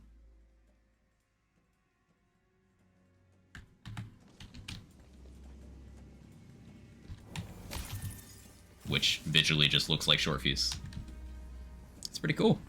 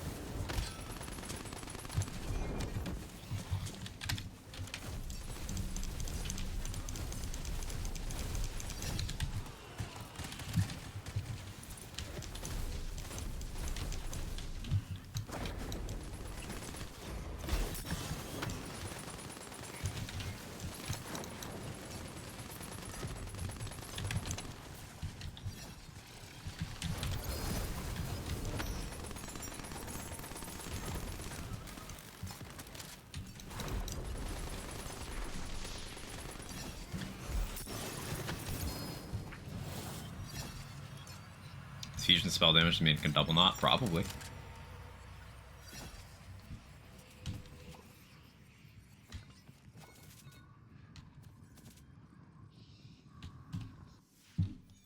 Probably.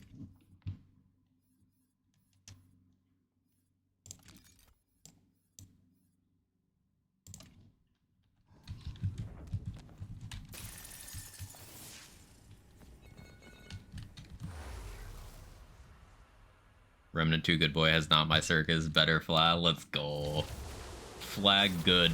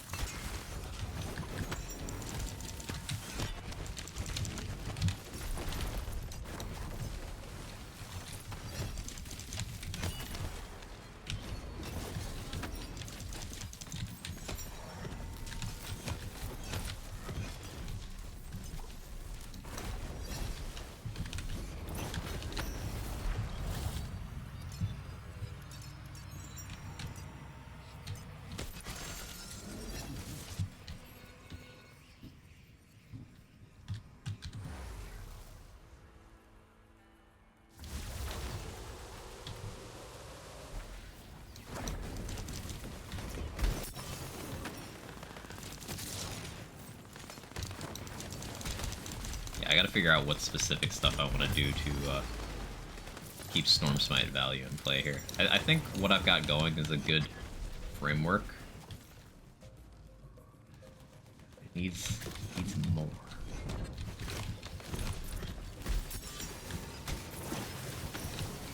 I guess a better protagonizer would definitely go a long way, huh?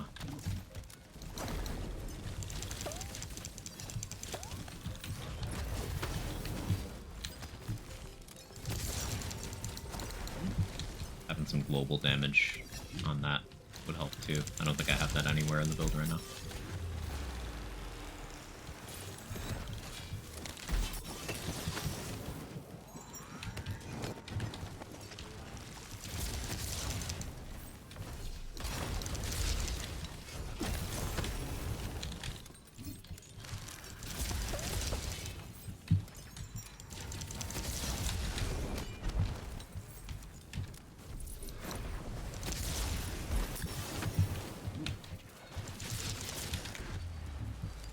Like, I'm gonna change to Stabo over Burr after this, and we're gonna see how silly that looks without changing anything else.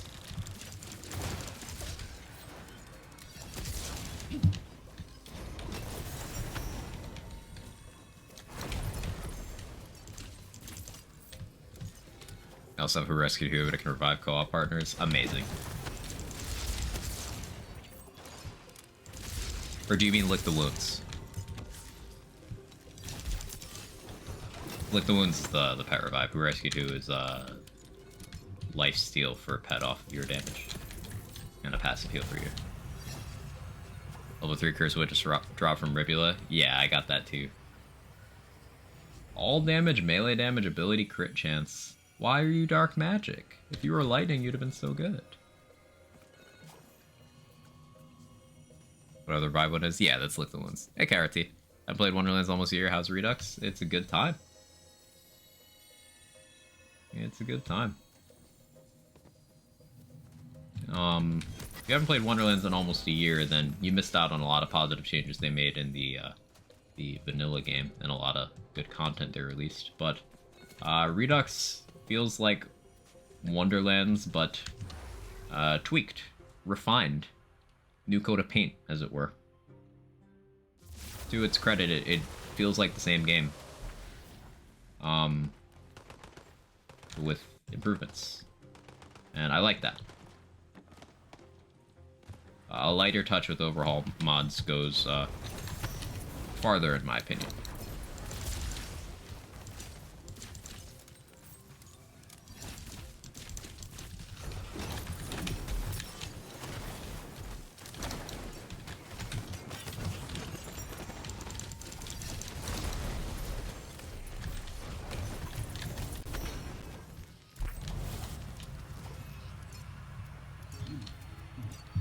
Ooh, I want that enchant.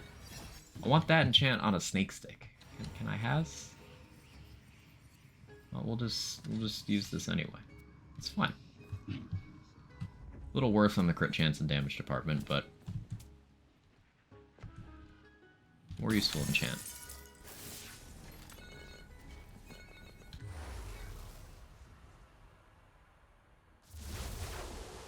Why did my chat window just reload? Y'all still here? Y'all can hear me and everything?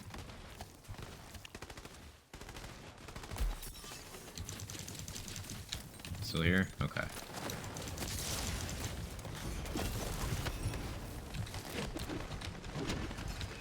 I don't get just why these AAA publishers don't just pay the mod makers, so the mod being winning for everyone. Okay, so like, that's like the third or fourth time that's come up in chat. I just want to tell you guys that that is a slippery slope, and that is a topic you do not want to bring up if you want these mods to continue to be made. Because the worst thing you can do for fan mods like this is make devs, publishers, the industry as a whole, view them as competition. You don't do that, because that's how you get these things taken down. Like, that's how cease and desist letters get sent out. There are far more instances of that than there are of them hiring an enthusiastic fan. That is not a slope we want to slide down.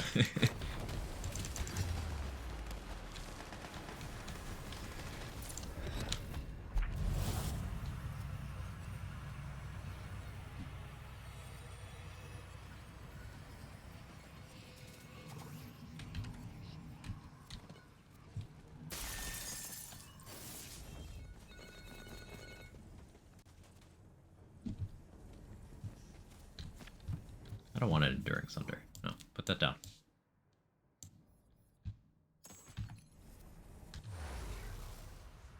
And when they see a fan just existing.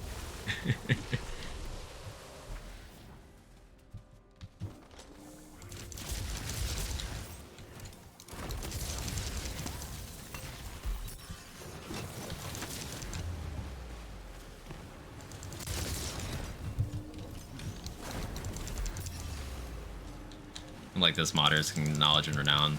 I'll sometimes make it their own game. Yeah, there's a lot of game devs that started out in various modding communities. A lot.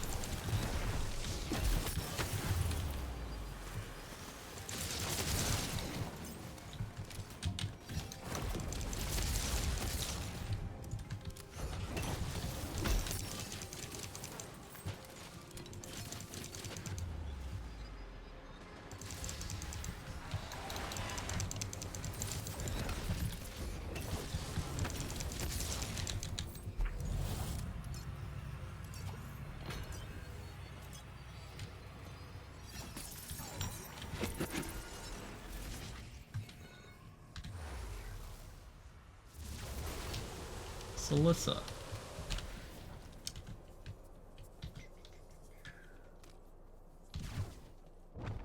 Bit of difference between tweaking something after it's been out for a year and building something from the ground up. Yes.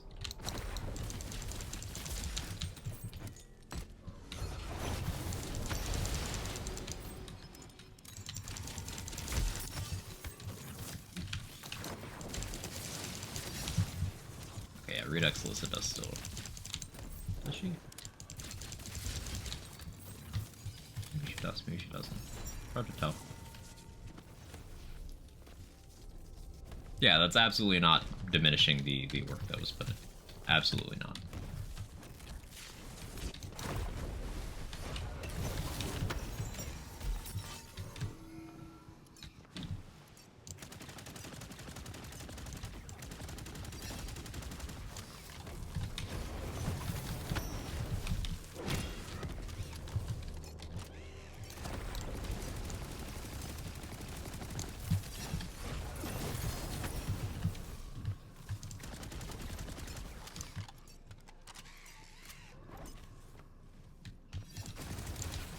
I don't know the size of the Redux team, but I know a couple people who are on it, and I can absolutely vouch for their talent and dedication.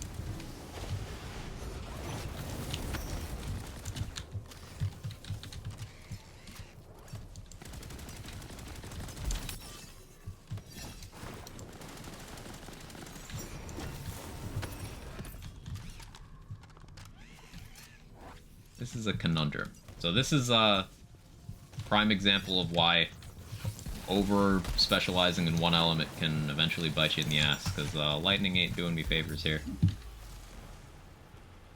And I'm not otherwise adequately prepared. So we're gonna quick pivot to that. Use White Rider.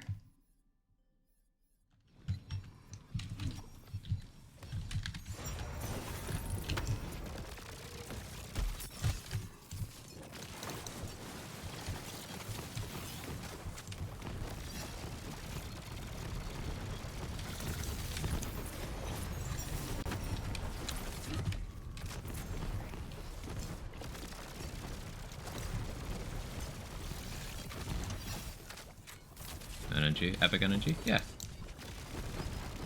He's part of Redux team.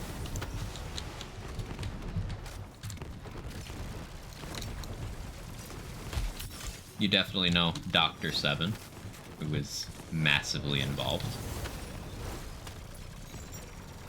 CZ47, we call him Dr. 7 because memes.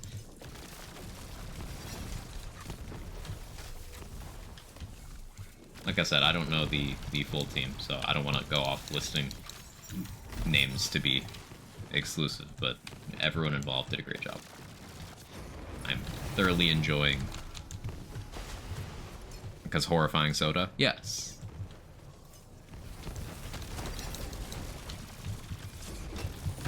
I mentioned earlier how Dr. 7 is FDA approved for skincare. But did you know you can also clean your drains with it? Yes, Dr. 7 will clean out your pipes. You heard it here first.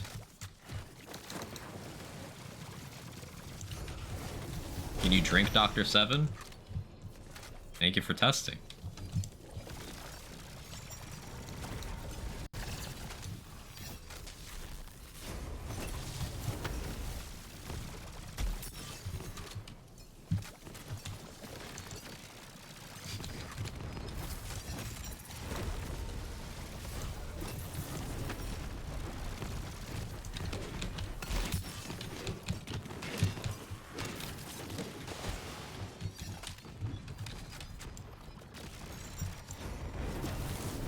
Dr. 7 shipped to the UK.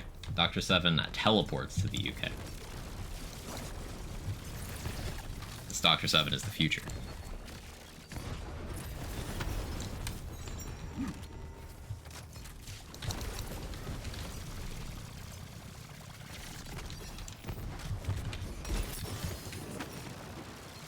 Oh hey, Storm Smite killed an ad and got a legendary. That's fun. Try the new automotive coolant flavor.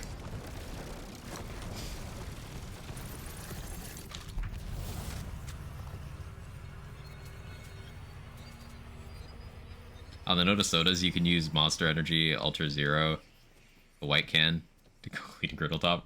Really? That's the flavor I hear people talk about most. Of course it'd be that one.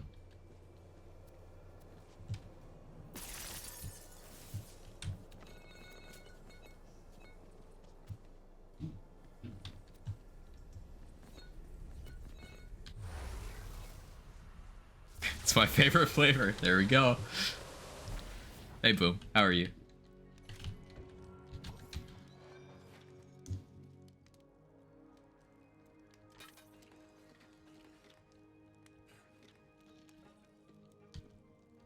Isn't it just the carbonation? I have no idea. It's the first time hearing of this. Anyone like Mountain Dew? Can I ruin it for everyone right now? I like it, but feel free to ruin it. Because I probably put worse in my mouth.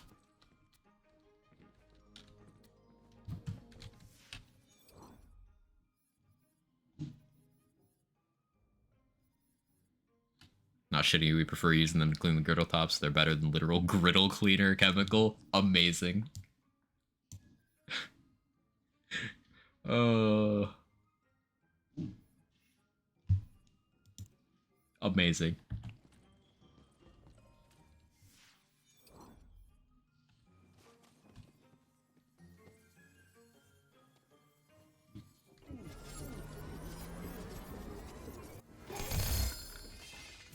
Yo, I have 420 crystals left.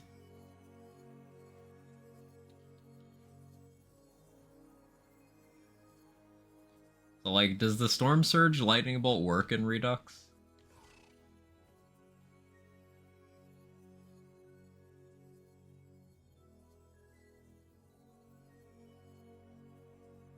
Also, how does Spellblade work in Redux?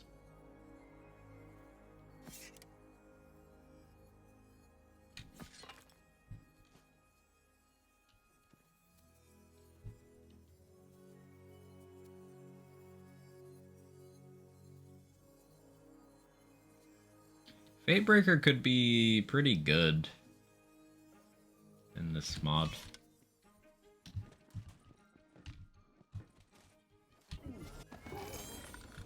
They dissolved the mouse in Mountain Dew in court to prove a point.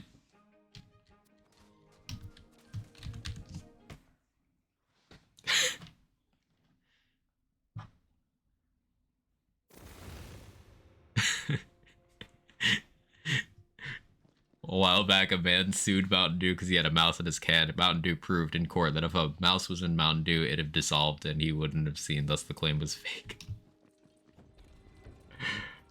That's wild.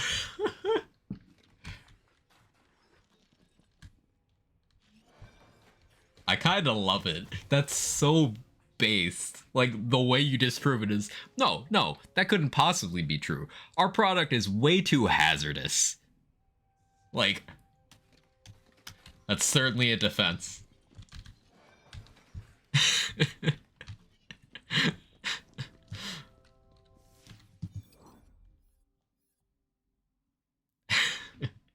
S tier lawyers.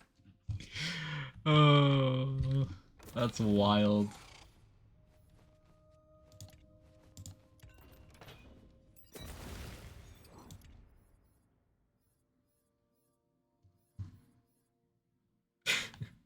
That's crazy.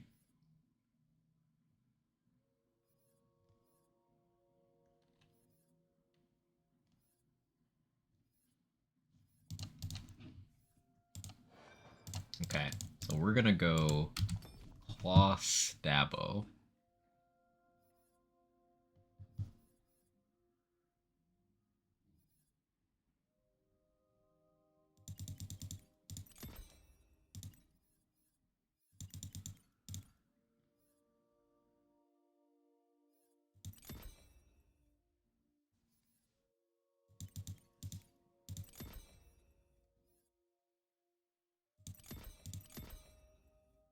Claw Stalker, how dare you? You can't stop me, Rune. You can't stop me.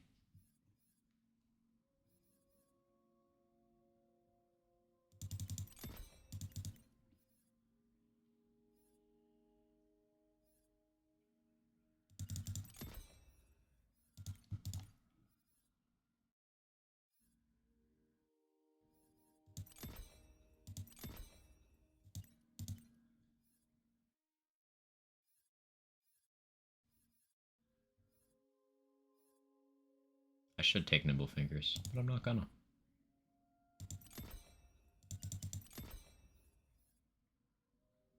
Ooh, Sneak Attack gives movement speed now. That's cool. We zoom in? We zoom in.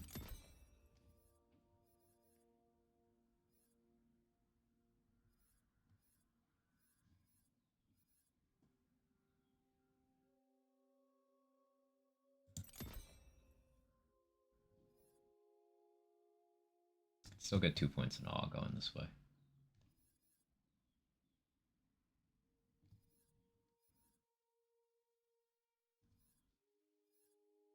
Take dedication? I guess I take dedication, huh?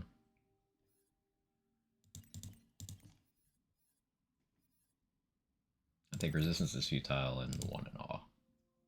Yeah, that's the play. Now I'd want an armor with a bunch in awe, ideally here. Sabo's officially a quag build. Listen. Listen. Listen to me.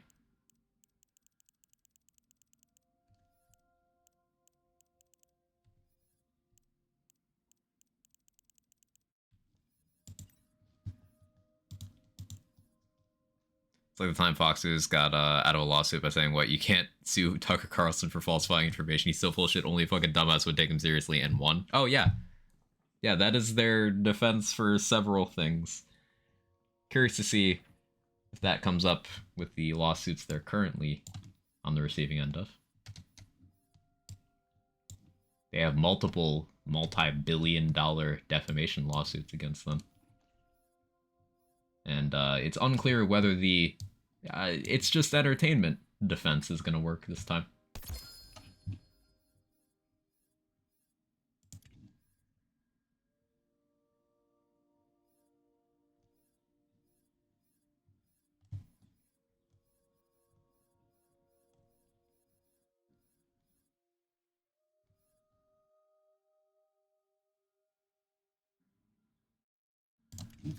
I'll go with that one. So ideally want a lightning and claw power amulet. I guess for now I could just use this Barbaload.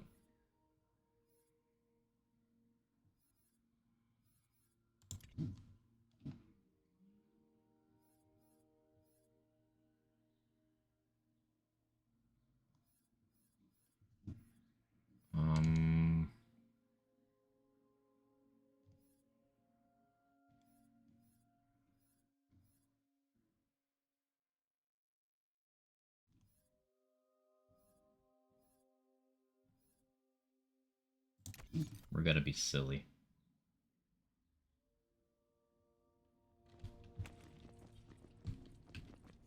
It's a bold strategy, Cotton. Let's see how this pans out. So normally Salt and Battery would not be a good choice for hammer throw stuff, but in Redux, Awe gives flat crit, like how it did Wonderland's launch. So like,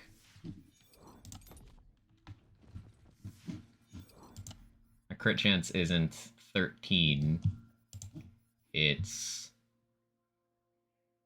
16.3, which is better. 3 hits, decent chance of a crit. Should get more support for it on my rings though. Like some melee crit chance over here helps out a lot. Definitely need more rings and amulets. There's that chest in Brighthoof that lets you spend moon orbs. I could maybe hit that a few times.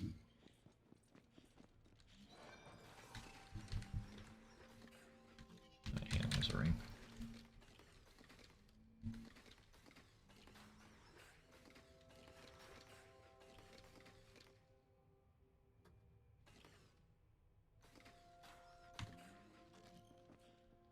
No, crit rings probably won't be too helpful. No, not too helpful. It's something, but yeah, not too helpful. The ideal route here would be getting this armor with Awe. Like, just more points of Awe would be the workaround. Instructions unclear. Attempted to drink a mountain of mouse.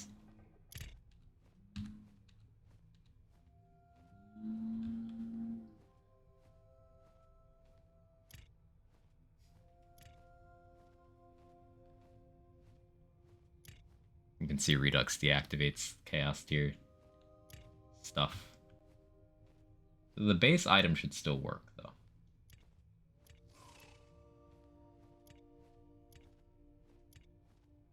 Looking through what I already have.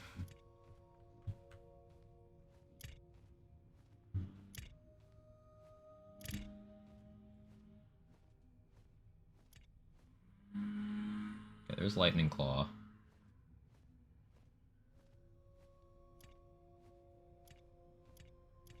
I don't have non-chaos tiered items in here. So, like, I don't want to accidentally use something that is stronger than what the mod allows, you know? It's just my vanilla game bank.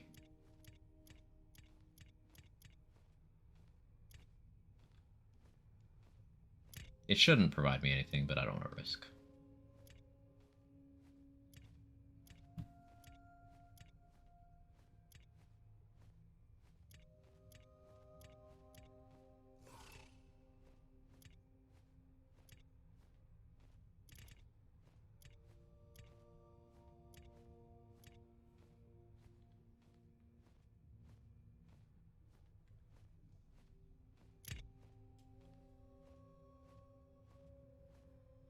all mouse gives it a nice nutty quality. I'll give you a nice nutty quality.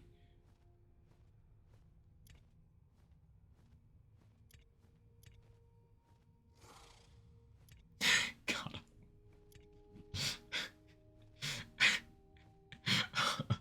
Okay, that's pretty good. I'm glad you enjoyed that one. Now here we go. 2 awe. Good stats, miasmic mail. That's a maybe. Favorite that.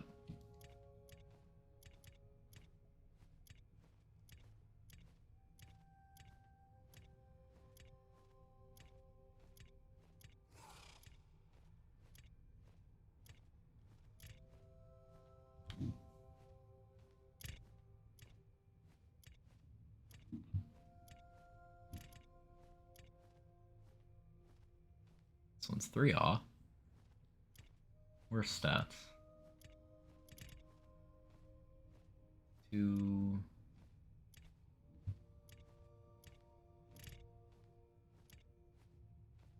It's Diamond Gauntlets. It's Frost though.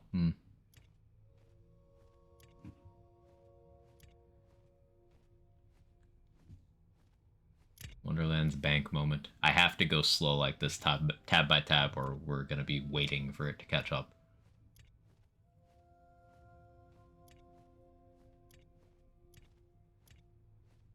So I'm looking at each item individually instead of going to the correct page by sorting differently. Pain.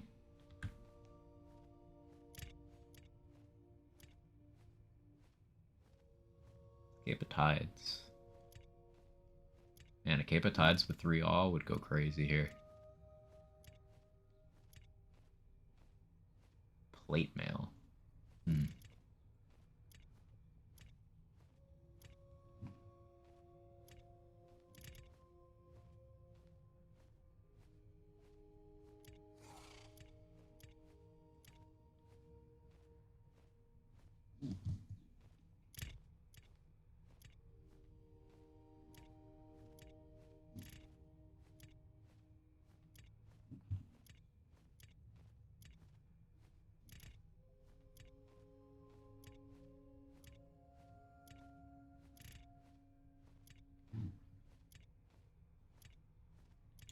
Steel gauntlets.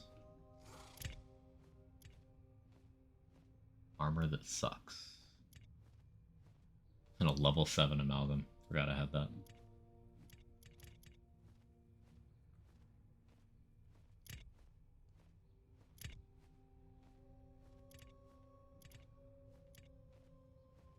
Yeah, where's the one I favorited?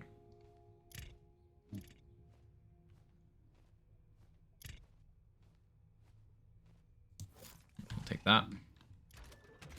Is it malicious to suggest the increased bank size? Yes. That is downright cruel.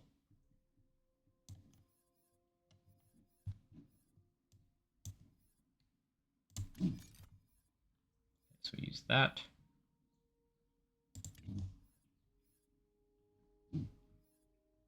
And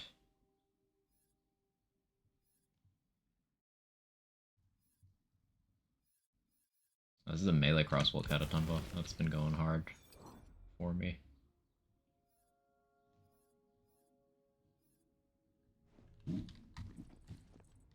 Alright, let's just see what happens. Hey Geo. Say you eat 10 spider zero while sleeping, if you're a casual.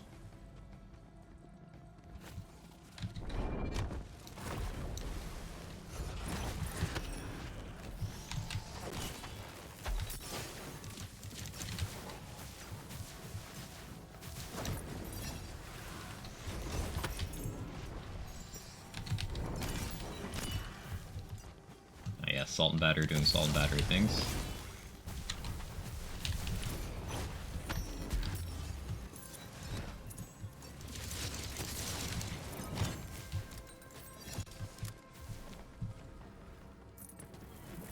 Oh, contagion must have been killing things.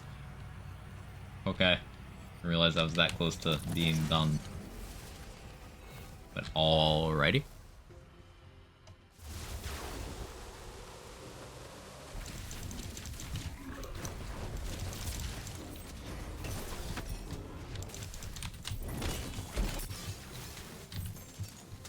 Assault and battery is, still silly. Should also be noted that Catatumbo has a good dot too, so I'm doing some level of gun dots while doing melee dots, which is kind of based.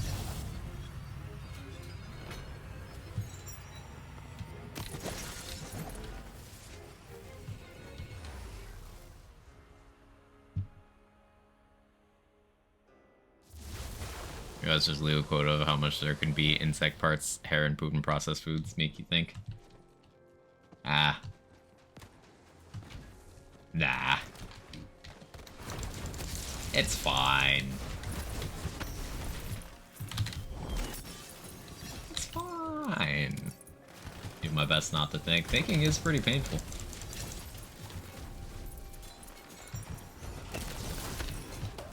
And if you also hate thinking, might I recommend Dr. 7? Dr. 7 is the only soft drink that will do all of your thinking for you.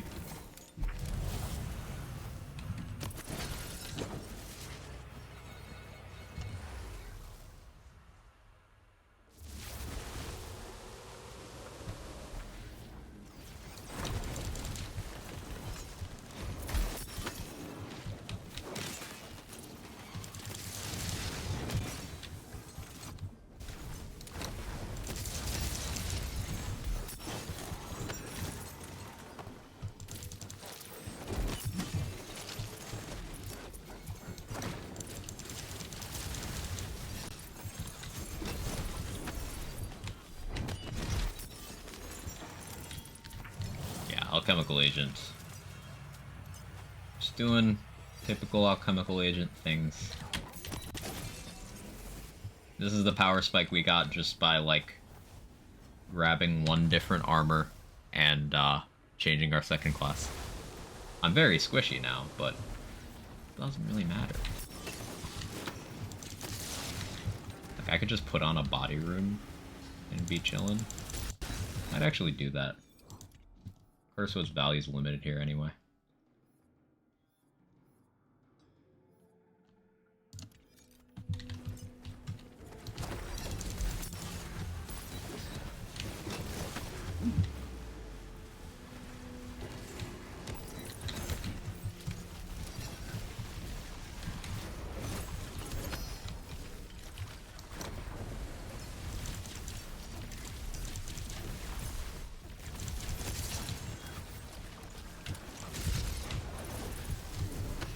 Dashing this game is a slight learning curve too, because every time you try to slam at the ending, Crystal instead dash straight into the nearest barrel and die. True. You get used to it.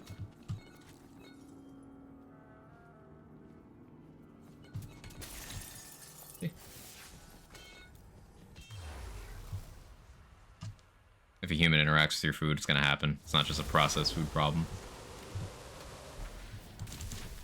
Yeah, I have crushed humans in my food all the time. You just learn to get used to it.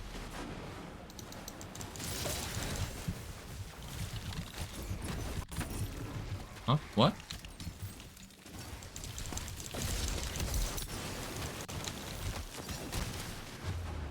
I gotta add that emote.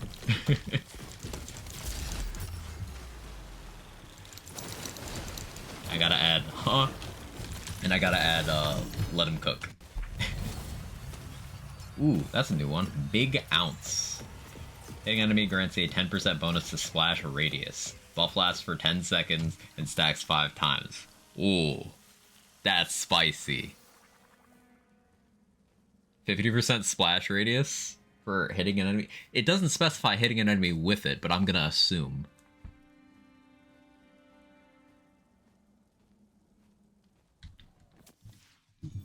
Splash radius shenanigans are real in this. I'm so ready.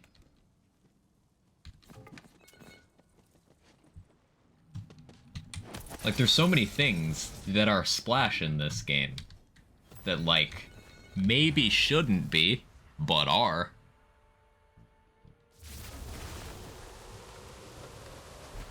Like, if you get every splash radius and every spell radius boost, you can make a laser hand hit more than a pinpoint area, for example.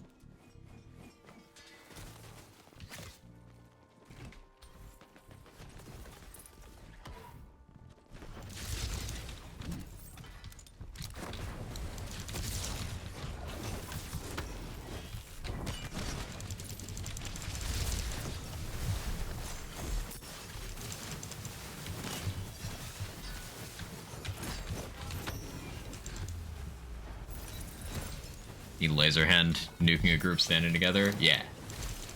Without them having to be in, like, a straight line.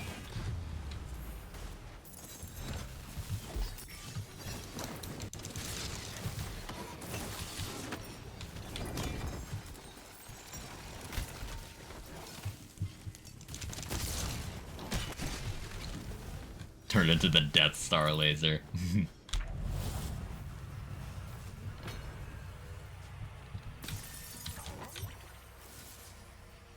No effect, we gave laser hand hollow points. Terrifying. Ooh, parasite.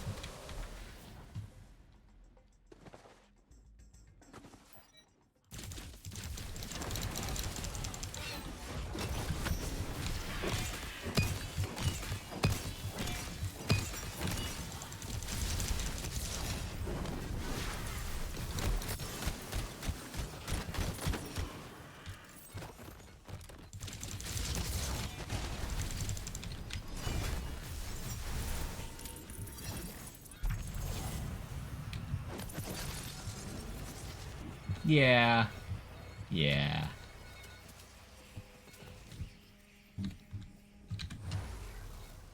I should get a Tooth Raider. That's the side quest I should go do probably right now. That would be smart.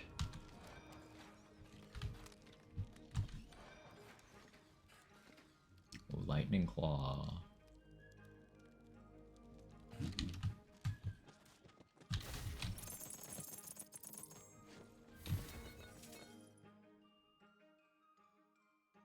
That triple ice spike is certainly trying. 2 spell damage parts. Wow. The enchant is below the text. That's kind of jarring.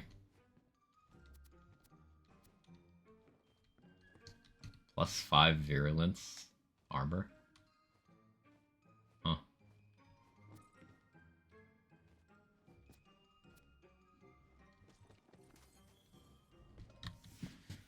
So with that new weapon, I like the model. This is cool. Look at this.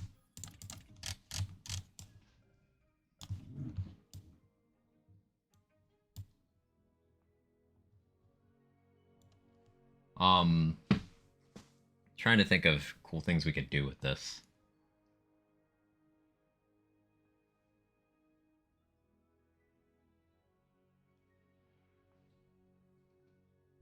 Like, it doesn't have good crit damage, so this was probably best on non-melee stuff. Certainly a big ounce. Extra crispy chicken.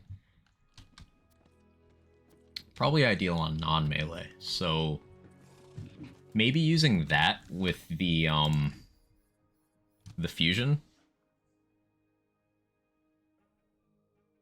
Like, just get really big radius on those explosions and...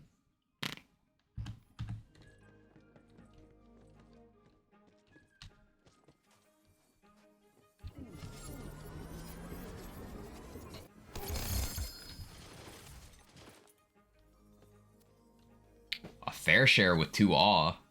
Oh boy. Ooh. Okay. Okay.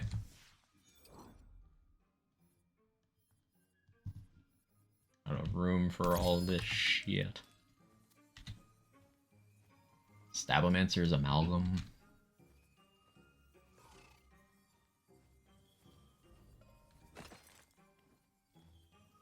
Ambusher's Fusion. What's a fair share? Ooh, you'll like this. You'll like this. Hang on.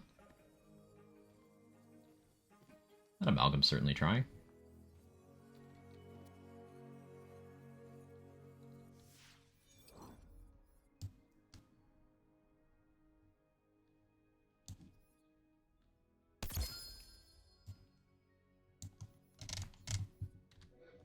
So fair share, convert 50% of all ability damage into your gun's element.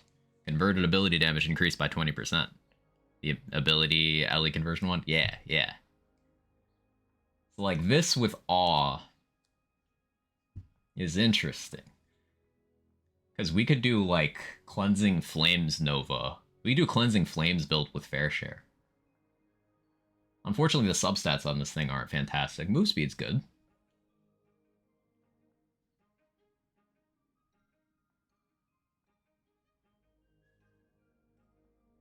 Hawking. Let me run to the bathroom real quick. If Hawkins is still in the game, it is. It is. I have one. BRB.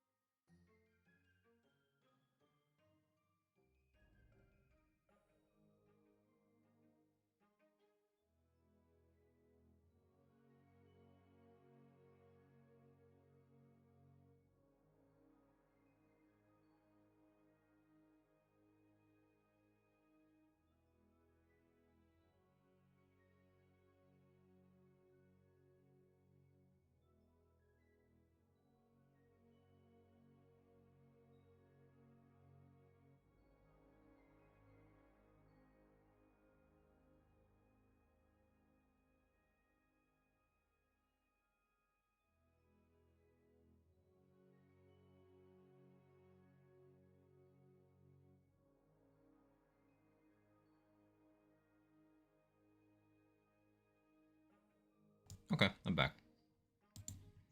I was also grabbing snack.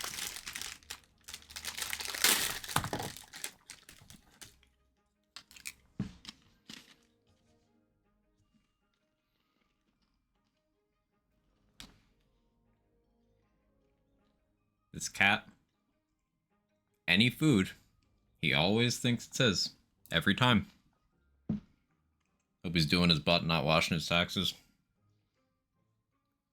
Sometimes. Look at this cat.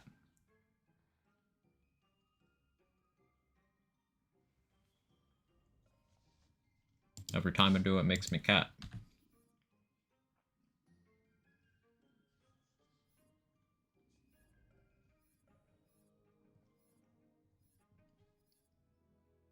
So yeah, I want to see how Cleansing Flames does.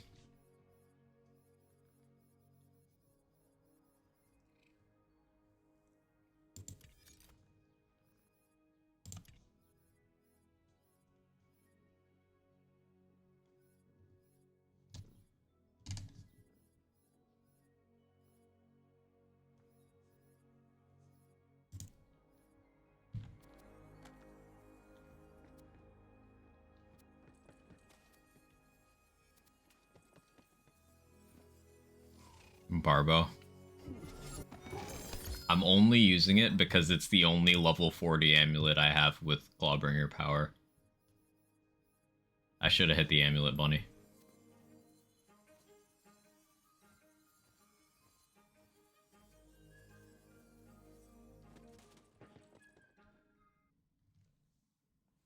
Uses box quag. Why would he not expect your food? It's only fair. Jake, I only used your litter box once. It was only once. Will you forgive me? Will you stop eating my food?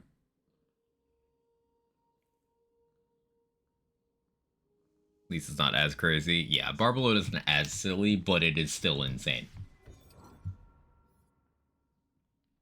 It's one of those unnerfable things. You could make Barbalode 1% of impact damage, and it's still insane.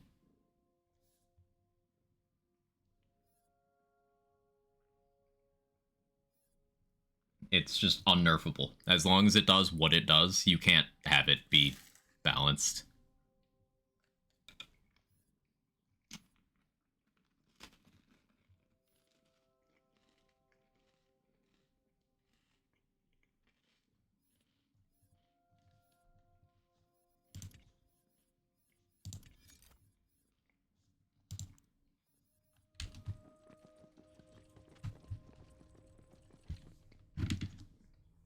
Jake, that cord is not food either. If you're hungry, go eat your food.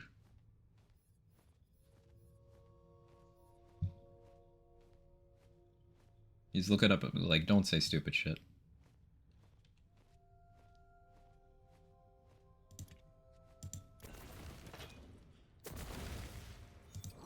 Minus 1%.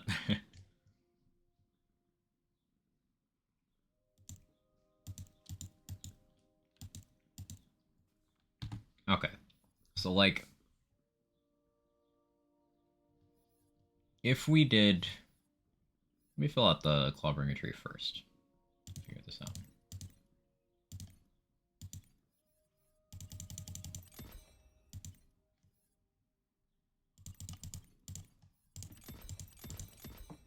We want that because we're going to want the ability damage.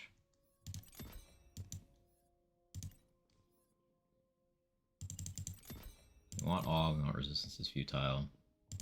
Take Indomitable. Take Storm Smite for memes. And Soulfire. Okay, so we have 17 points left. What can we use to get significant value with that?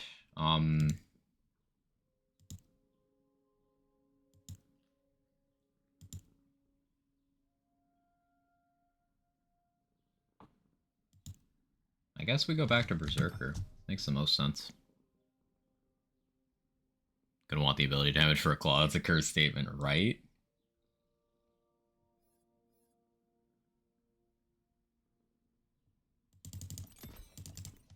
We're gonna want Ancestral Frost for the lightning damage.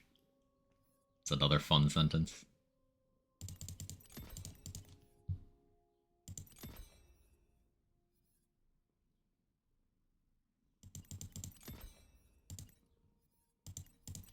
Guess we go with that standard supporting Berserker shit.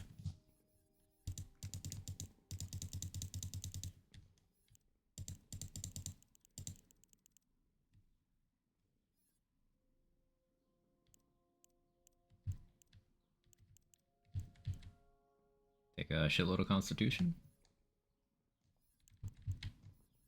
Or not Constitution, tank power. I should use correct terms.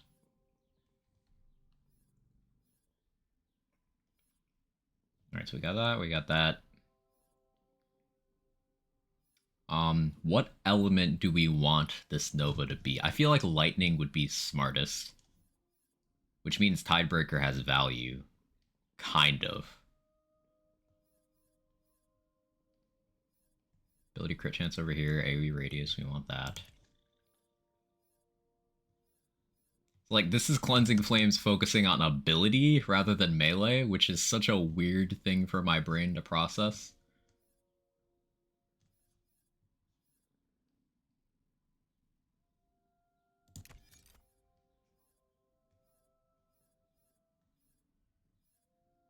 This is gonna be weird. But I'm so down. I think big ounce makes the most sense here because we don't care about the melee portion. So like getting more splash radius is gonna be fun.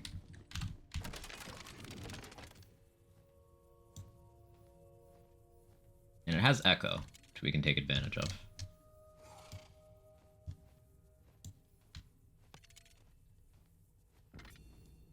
Yeah, I'll take some actions, go cooldown. I'd like a Theurge here, ideally, but...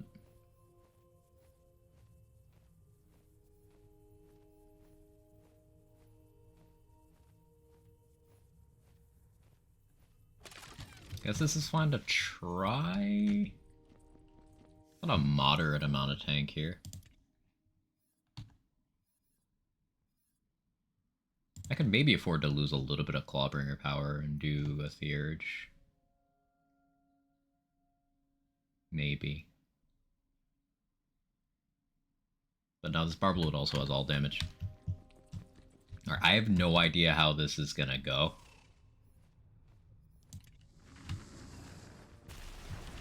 No idea if this is even viable.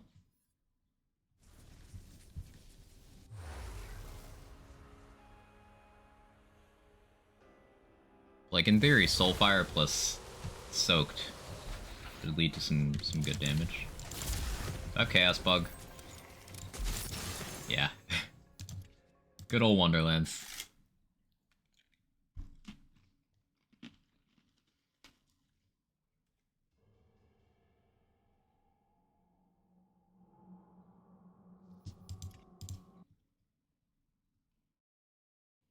That was a lot of crunch. Not bad.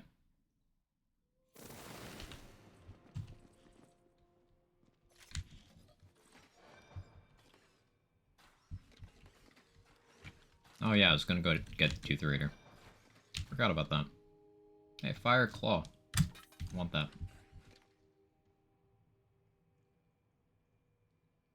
Fix requires a patch next time. Cool.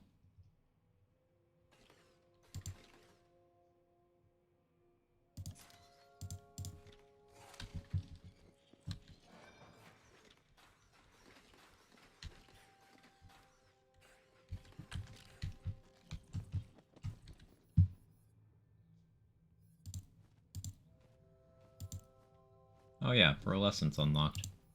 I forgot about that. Guess I should keep an eye out.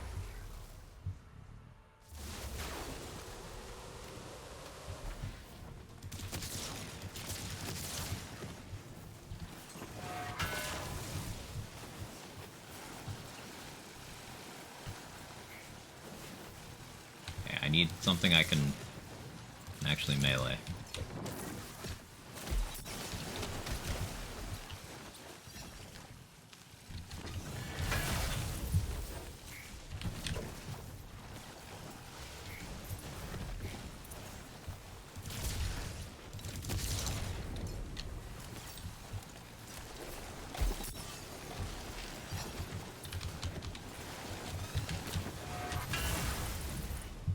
I mean, the enemies died. Garlic breath. Like, knocking down enemies would be good cleansing flames memes here.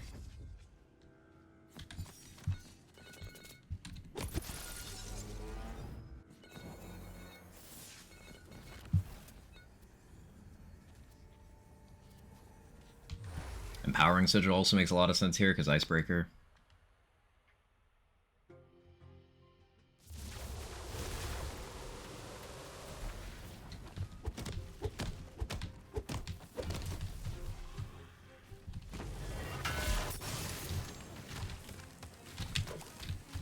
I think enemies died.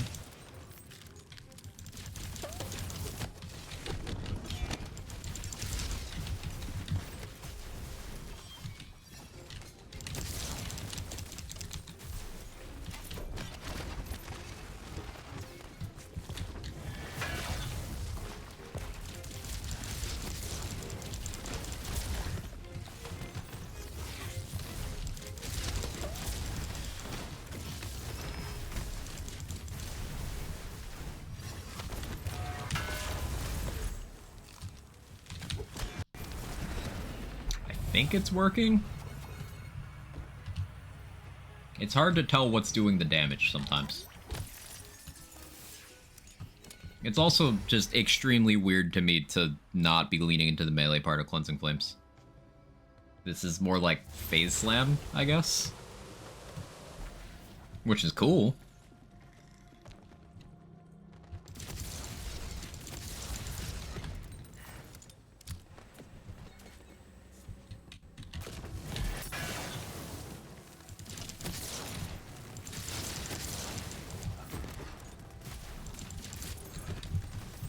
I would really like a Clawbringer Theurge, though.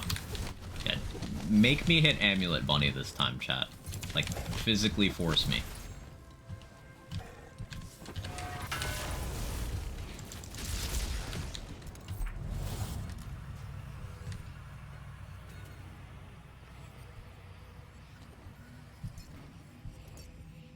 I went to Ground Slam.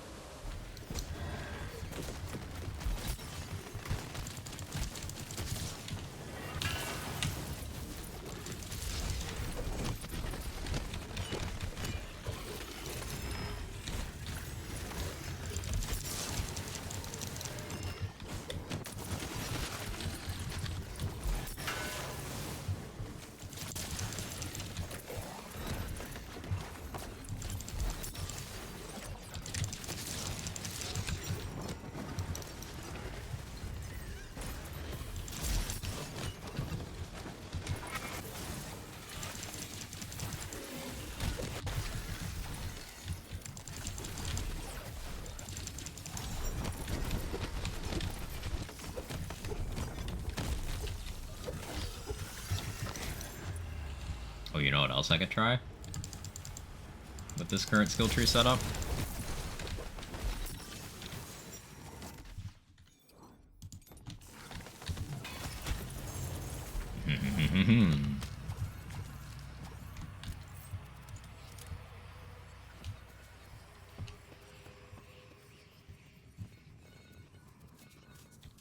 Here we go.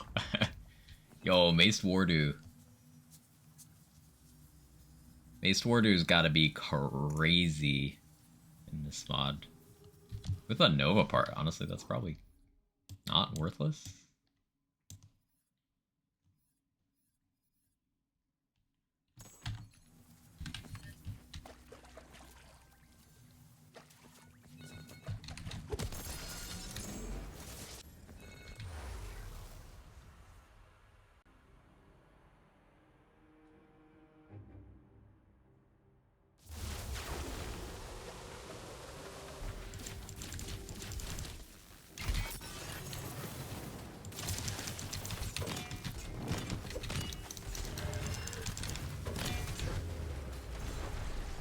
Ouch. What stole my kill?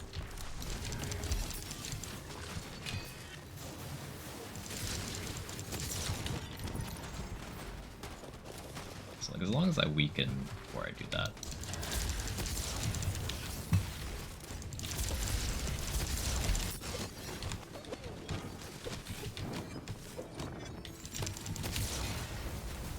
Still didn't die?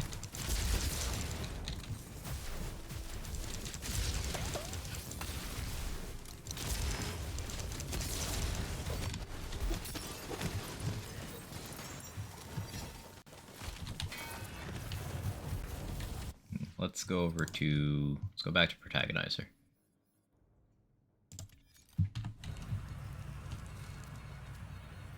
I don't have Berserker power in significant quantities right now. Actually, I don't have any Berserker power, so Feral Surge is missing that. I also want to do Feral Surge properly with the augment there. Because it gets that natural radius increase. Gets that debuff. Yeah, that's going to be a separate thing. I don't know what class I would pair, though. Like, Claw makes sense because you get all that ability damage. Once again, Cursed Sentence. Is that Catatumbo? Yes. It is Catatumbo. I do not make combo Sounds like gumbo for degens.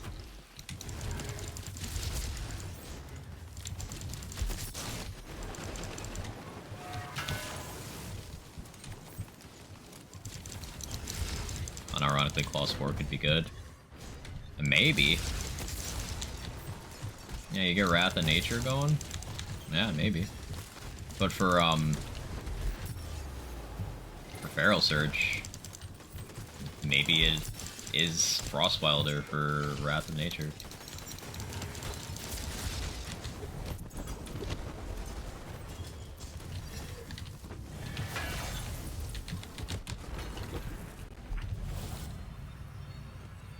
Awe on armor means more PTA procs.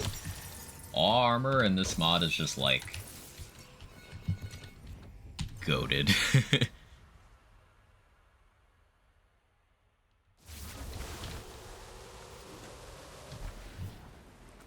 Hey Beef, I enjoyed Redux, enjoyed it a lot. Good time.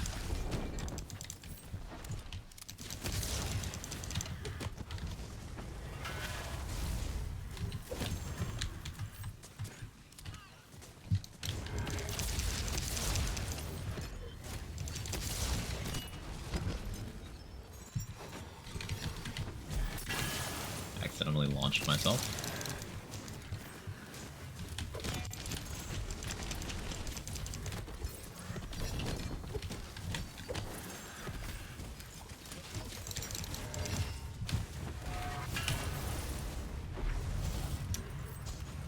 That was a very juicy Cleansing Flames. Hammerclaw builds look so damn fun to me now. They're already some of my favorites, but definitely extremely satisfying the mod as well. Explore for a spin yet? I have not yet. I've only used this character.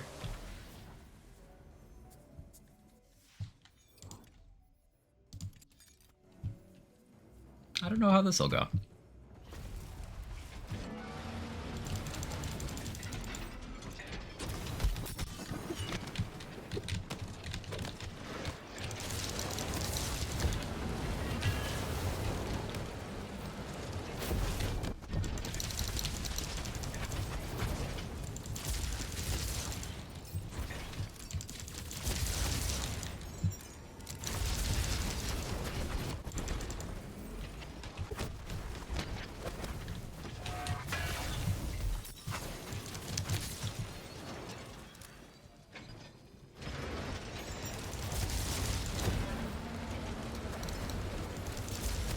It's very weird playing a hammer-centric build that doesn't go, hey, alchemical agent, I win.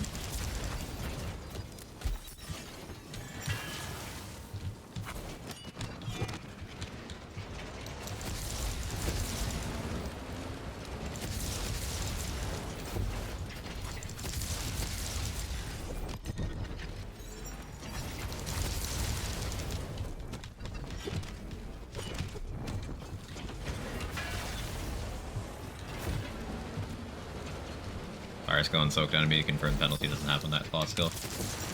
No, I didn't, but I'm playing as if it does, but also I'm converting half of the Nova from Cleansing Flames into Lightning, so I still end up benefiting, because that half also gets a 20% increase. So the Lightning portion should still be doing more.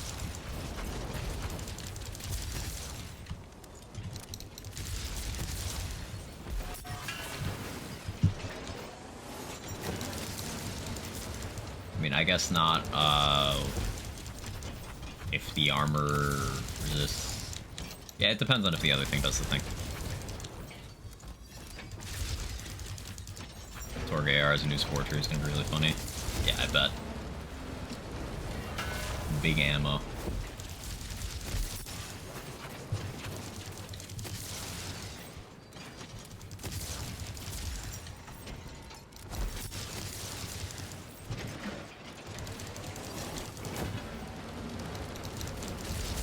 So like Blight Knight with Fair Share, converting your Geist in the Shell to Lightning.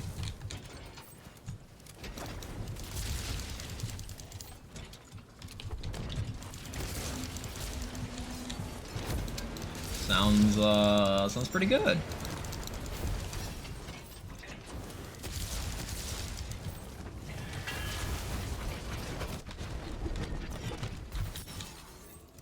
I should just convert my slam into poison, honestly.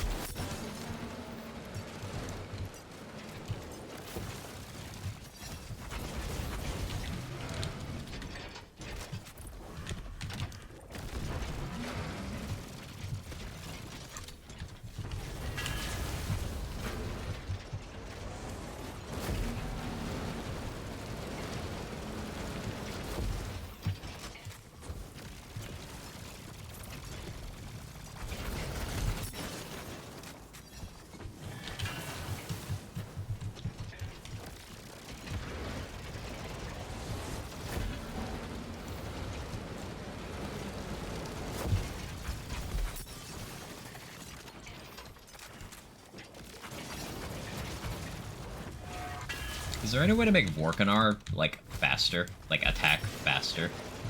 Because Redux Vorkanar is especially cheesed by the movement options. It just kind of feels like a meme. Just a random side thought. How's C10 and Redux compared to vanilla in terms of enemy HP and damage? Easier. Especially considering I'm weaker than a vanilla build. Just because gear.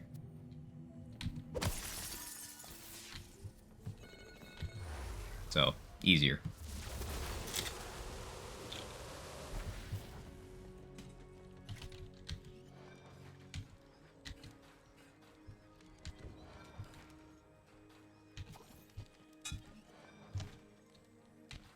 Thank you, Control. I had already forgotten.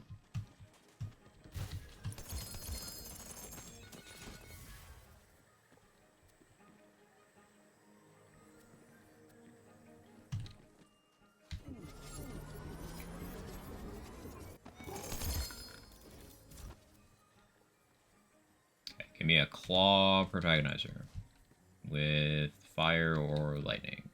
That'd be the best. Hey, Vocal. How are you?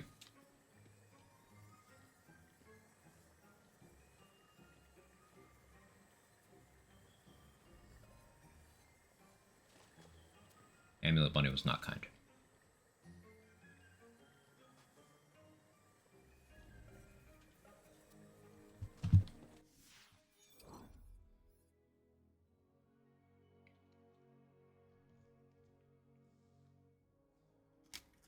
It's like, what if Gloombringer, Graveborn Amulet, Dire Sacrifice.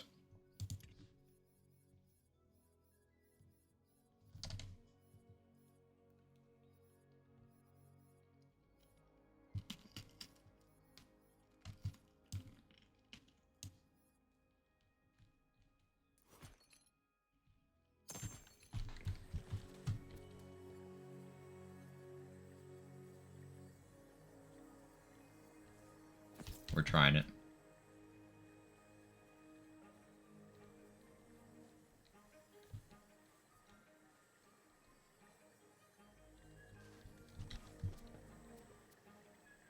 I'm all about the haha funny.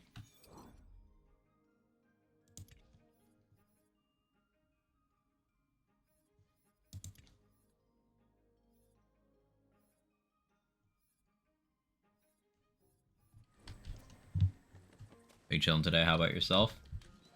Just testing out random build stuff in Redux. It's been enjoyable. Easier means scaling per levels less would be comparable to vanilla C5. No, I'd say it'd be like, well, in terms of overall feel, it definitely doesn't feel as easy as like the first 20 chaos levels at C10 thus far. You know, disclaimer, disclaimer, disclaimer. But it's definitely nowhere near like C100.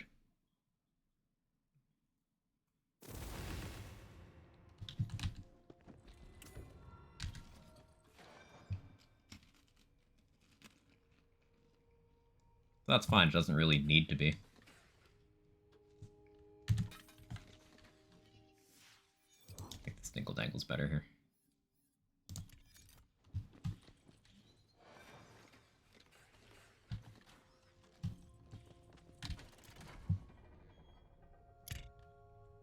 I would really love a kinetic friction. Or a Bronco Buster.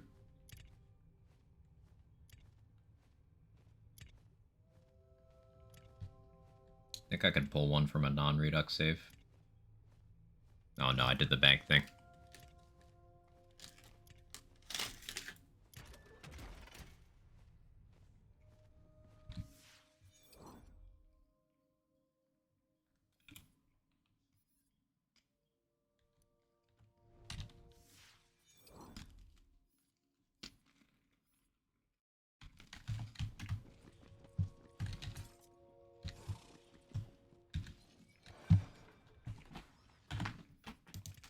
Let me grab an item.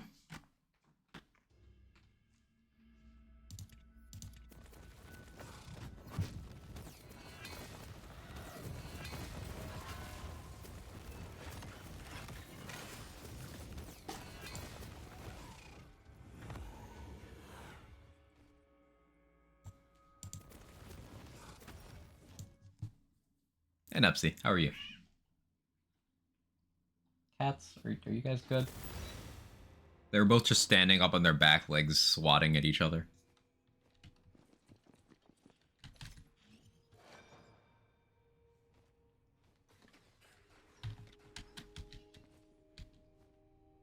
Trying to understand the difficulty in a scale I'm more or less familiar with. Right, right. It's hard to quantify. I don't have enough experience yet to make like a confident claim in that department, but so far it's just felt easier.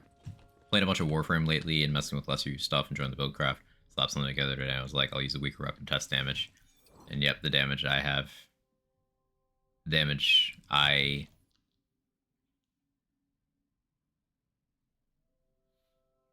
Oh, I have the damage I need. Okay. It took me a second. I was like, what am I reading?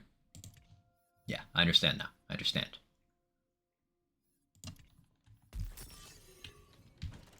Bad typing? No, it's okay. I got there.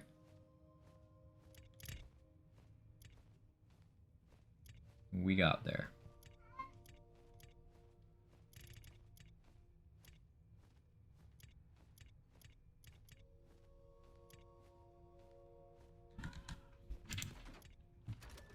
So put away that Bronco Buster. We'll re-roll it to a Redux friendly enchant. And then we're good. We're chilling.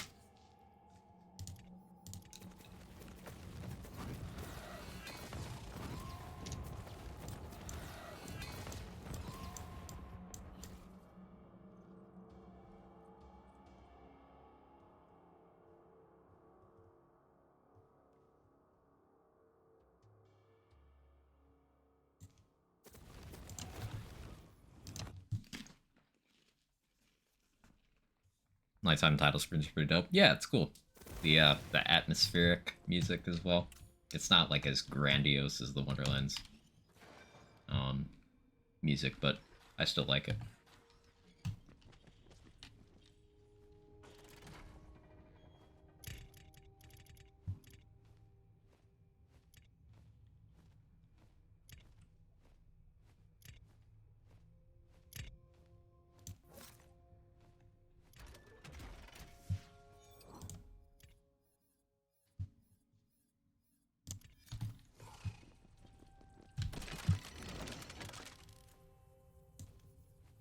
It's fun just trying out different stuff, seeing what works.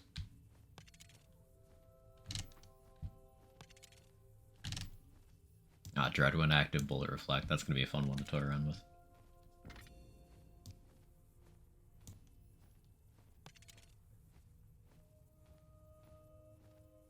Okay, so for now. Okay, so now we respec.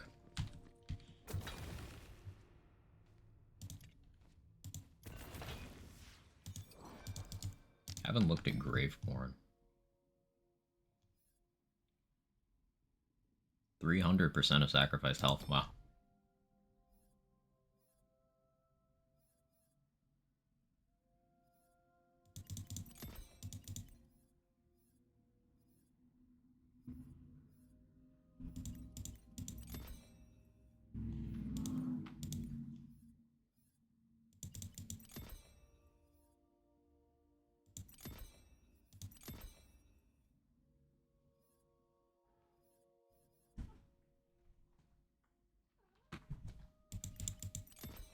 Yeah, I guess we go Ascension.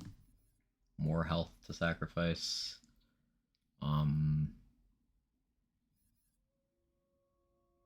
Dark Pact makes the most sense.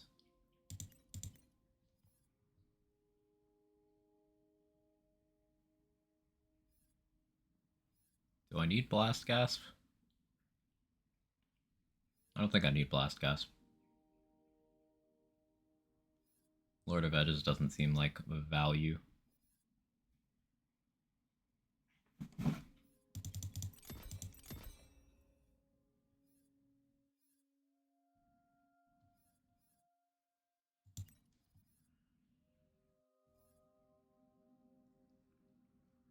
Dire Sacrifice deals damage directly to the enemy's health bar. Incurs a 30% damage penalty.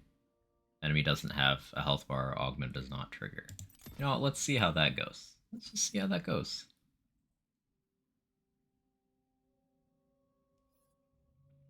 That Reaper augment's really cool, by the way.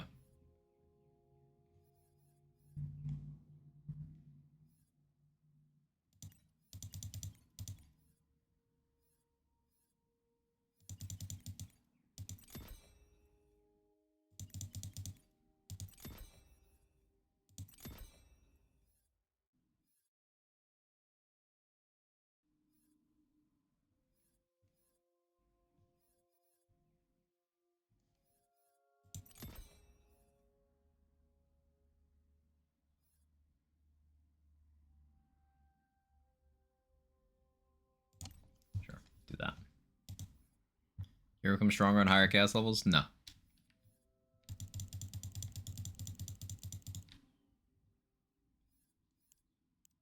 Do I need that? What's the Reaper augment?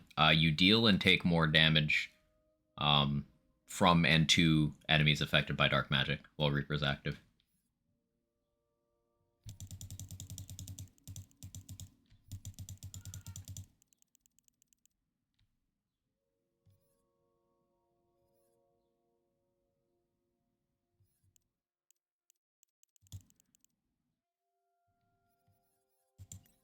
Hey, son.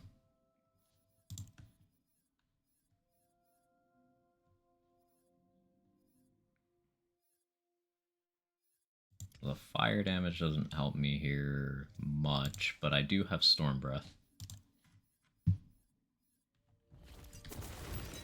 So we'll hold a Catatumbo.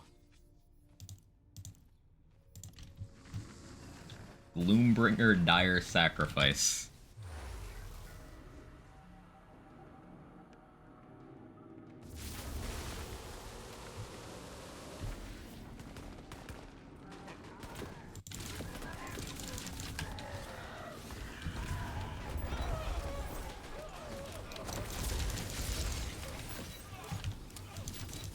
Wait, so since their health is above the bone, it just hits their top health bar, I guess. Let me hit this thing a few times, stack it up. Big radius.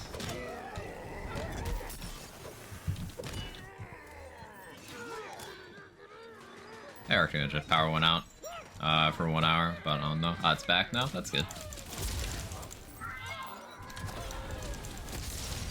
You good over there, Kevin?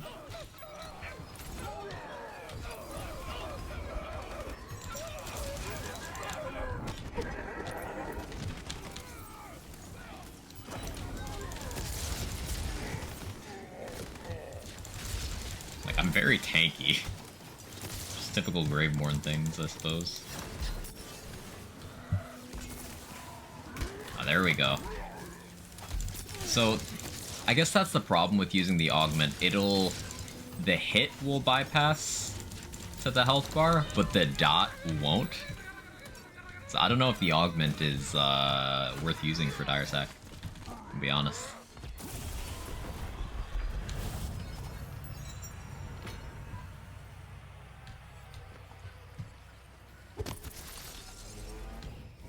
You hear him catting back there? What are you doing?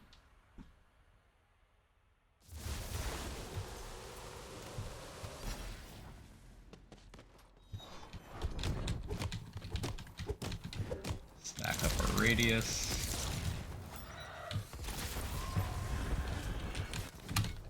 Oh.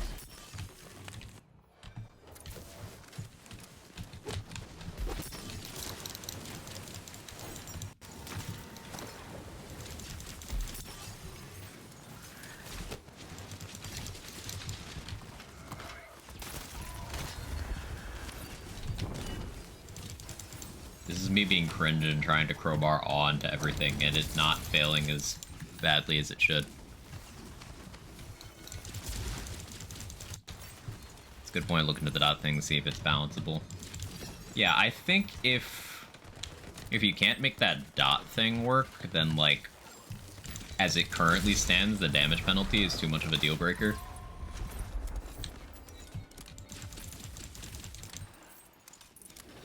Because like currently, I think I would rather not run the augment than run it, despite being that far in the tree.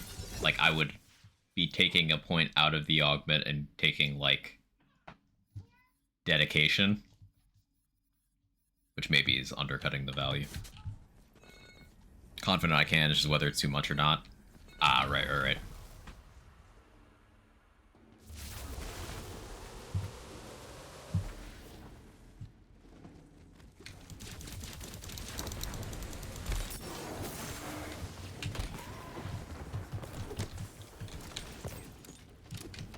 Bringer Dire Sack, yeah.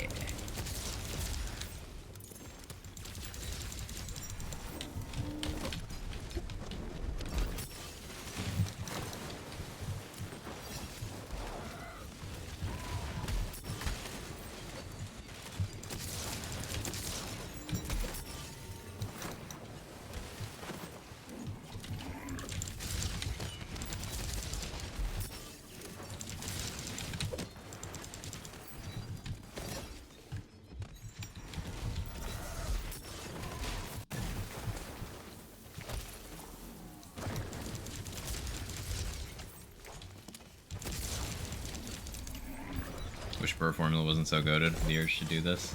I'm just messing around and seeing how desirable Awe and then the combination of Storm Breath with Fair Share is. Not super duper. Do I have a fire gun? I gotta have a fire gun somewhere, right? Oh yeah, I have that Hawken.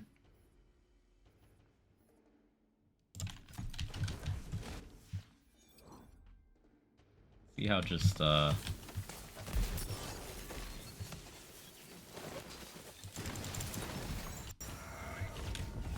converting part to fire does not well.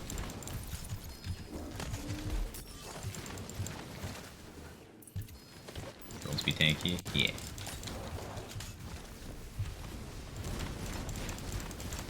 And also, this is my only Redux character right now. I think Bereaver is just always gonna be peak Dire Sack because of that HP plus formula plus ratio.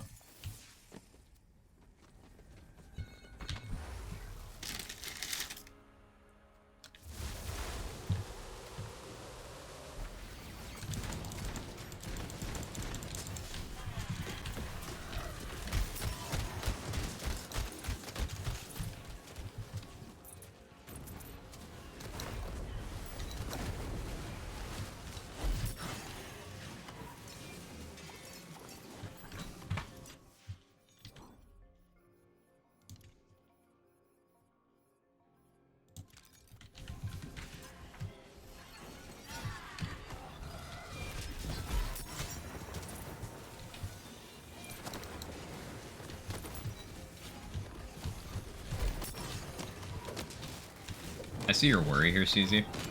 Where if the dot went to the health bar as well, like the Dire Sack would be pretty strong. Can you give like a huge status effect damage penalty on the augment?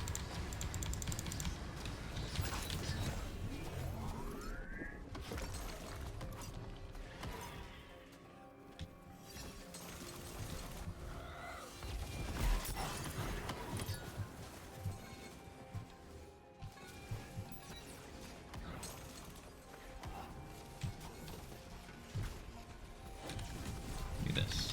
Max health.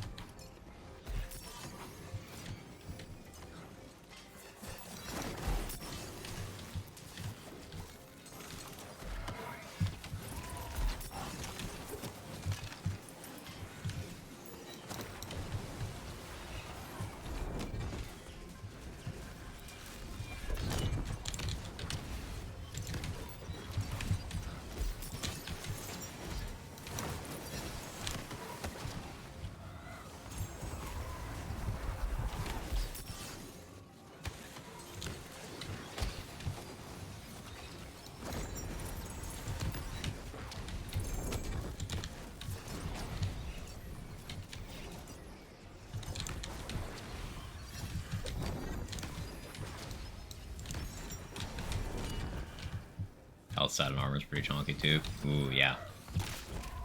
Yeah.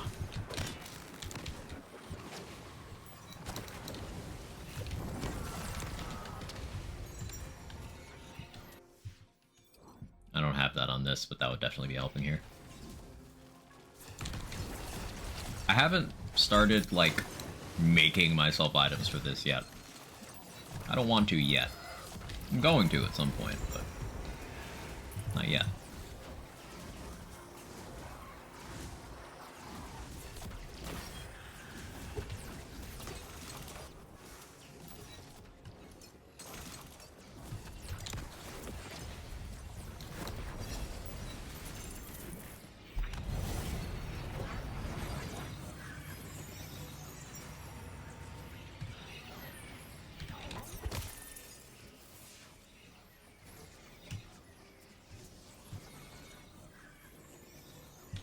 It's possible to make Graveborn power apply after sacrifice health damage boost that.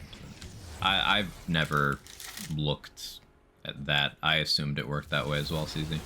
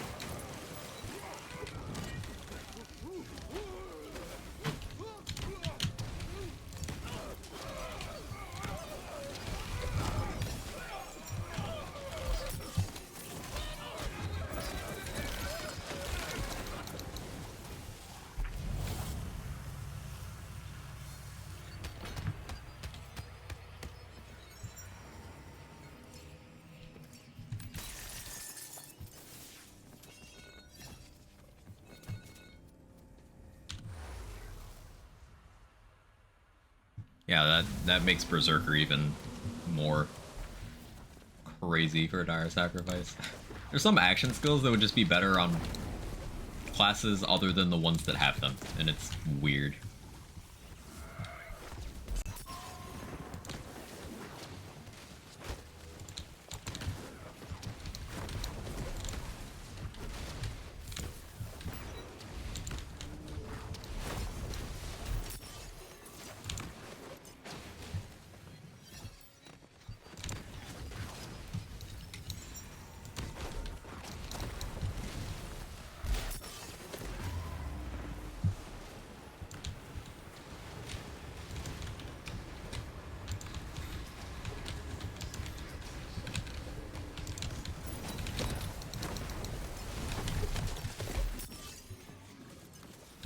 thing there's no death wall there.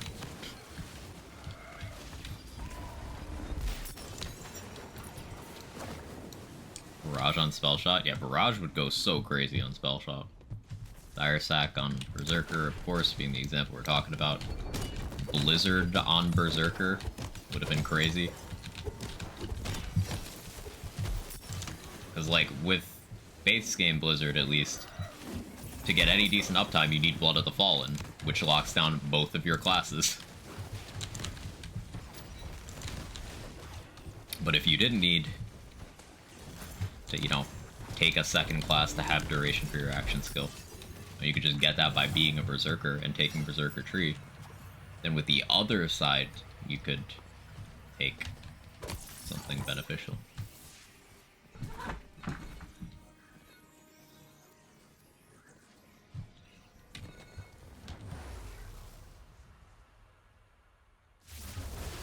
This, like, kind of works. I think with perfect gear, this would be viable.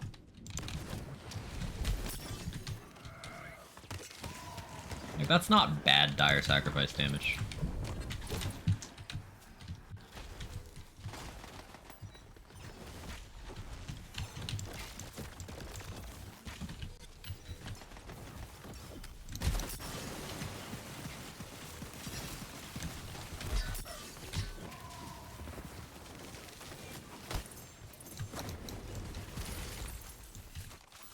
Hey, Evernoob. How's Redux? It's good. It's good. I'm enjoying myself a lot. Just testing out different things, seeing how stuff works.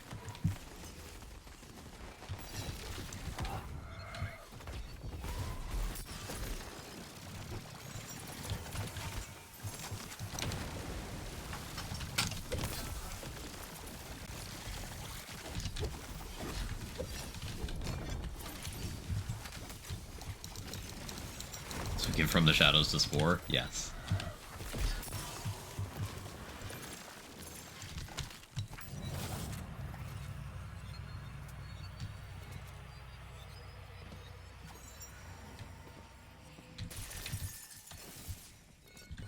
We got boss webs. It's Alyssa again.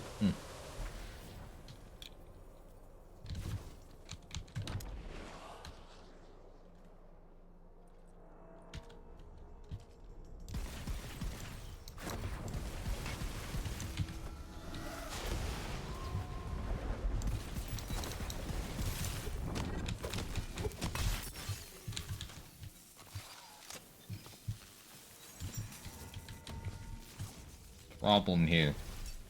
I'm splitting my damage. Like, the dire sack hit is gonna go through and hit her, but my dot is barely tickling the shield. STJ on Stabo? Yeah.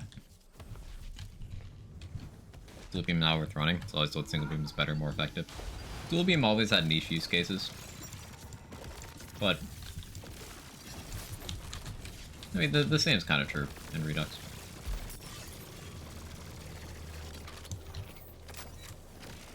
It's on-demand multi-target if you don't have another way of doing multi-target through your gun.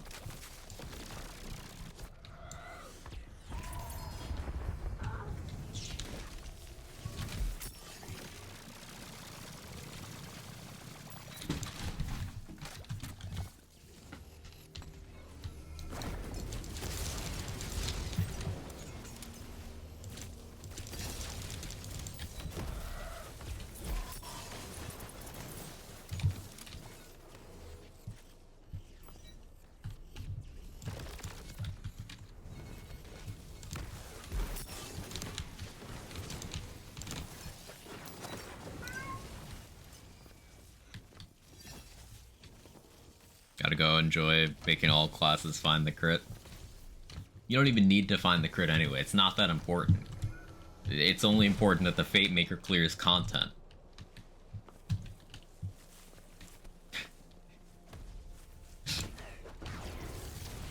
Doesn't matter if the enemies have their crit spot found, right?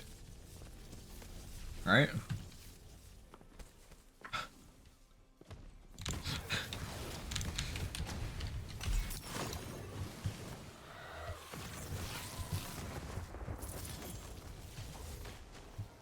Cat doing cat things. takes work to find the curtain. I've got things to do. Perfectly normal, the enemy doesn't get soaked. Soak enemies is a bug. My local game dev said so.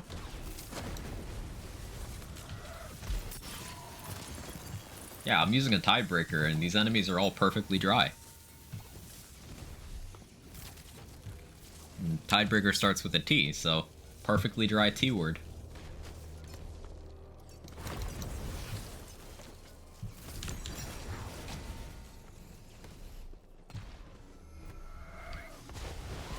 I love that this conversation is one of those the fuck are you idiots talking about things if you don't have very specific pieces of context.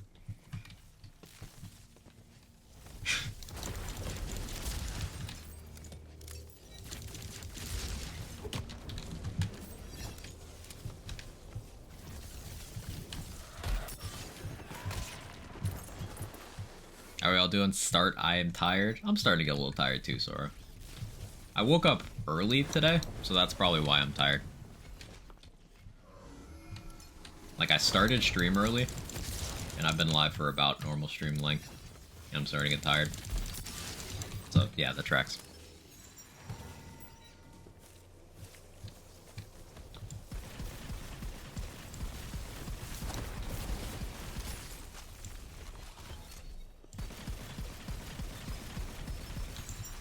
Extreme temp drop. Yeah, it's been chilly.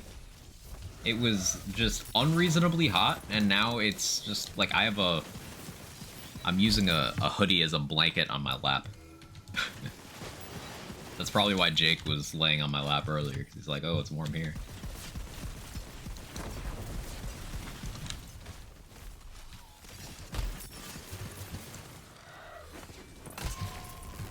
It would suck if climate change was real. Good thing none of this is preventable, right?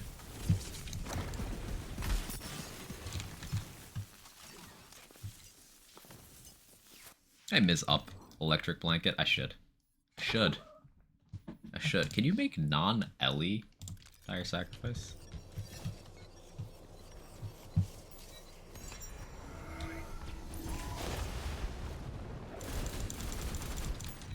Surely no.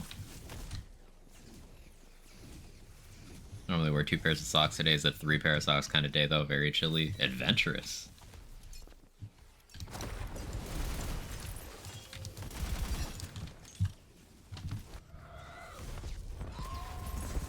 No, it doesn't make non-Ellie dire sacrifice. Logical. Sad. Sad about it.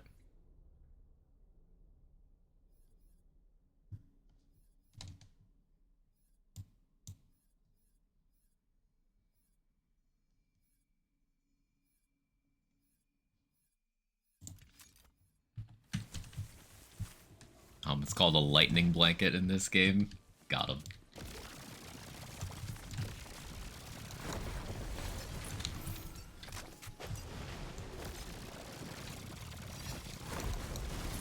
Risk of Rain, hard game. Definitely a learning curve, yeah. And even when you know what's up, sometimes the game just wins.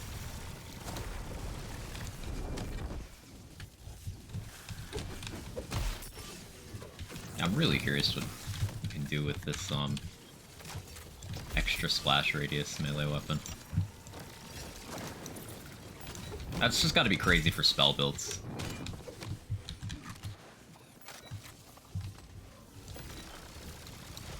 Because you lose nothing by just slotting this thing on a spell build.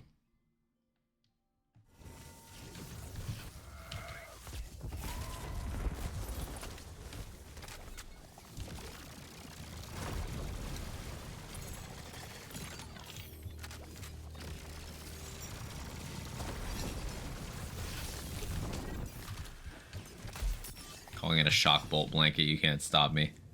Used to have one on my bed for years, and it's like 14 blankets top it left.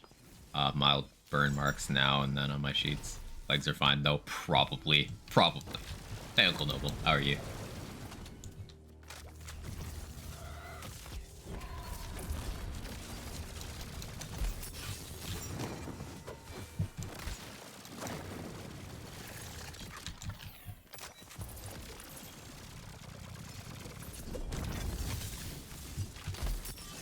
fire blazing calamity with radius. Make every projectile hit everything. Yeah, that sounds like a good time.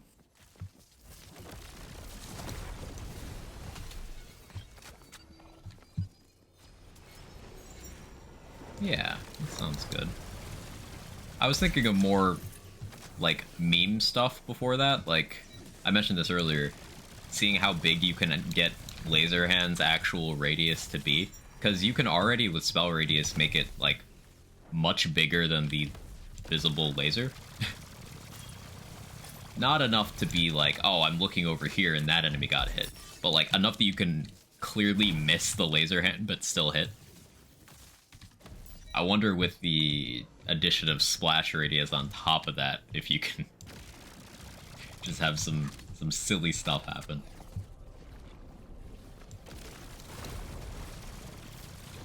Also wonder how it affects inflammation. Like, if inflammation explosions get really, really juicy... Oh, yeah, there you go. Inflammation range.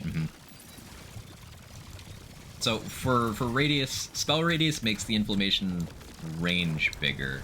Does it do anything to the on-death explosion? If not, would splash radius do anything to that?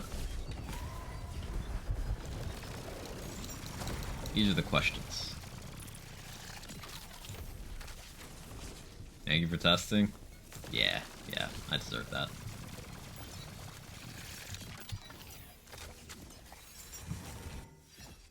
Just, I'm gonna be stuck on this armor for a while. I just want to do stuff with this armor. Converting elements of damage source ability things is so interesting. Like, how does that work with Plague Storm? You're taking a portion of your Plague Storm, converting it to a specific element, and boosting it. If that works out the way just the presence of corrupted plate mail on Echo does, that's, like, scary. Then again, this is just making Plague Storm do more, which is... it's Plague Storm. Yeah, Cube does the complex root thing when you have spell radius on it.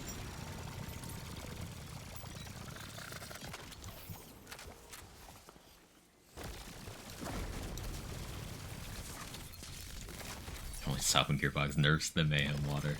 Oh no.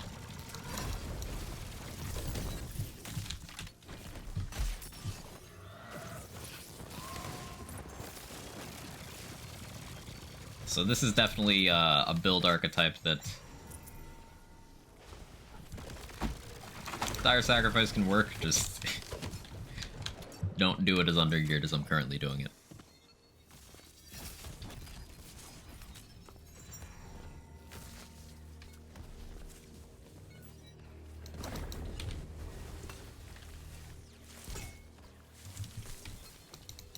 Quick Thunder Glacial Cascade.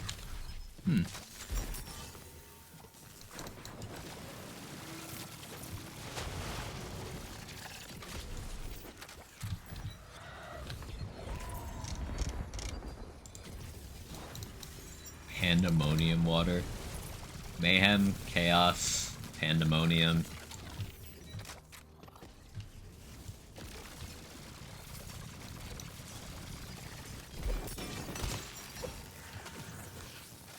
Can we get a mod that adds Anarchy scaling to BL2?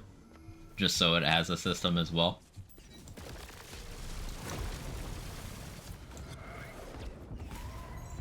And it fits the theme. Bedlam Water.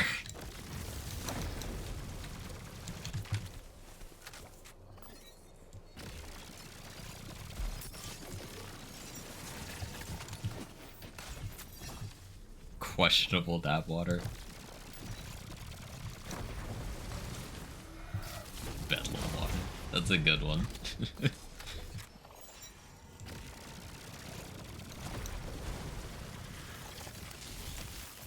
I want to go back to do Cleansing Flames memes now. Pearlescent Water. It looks cooler and kills you quicker, but it rarely happens, so nobody can fix it as intended. That would be a great intentional feature. Lead Tainted Water. Flint Water.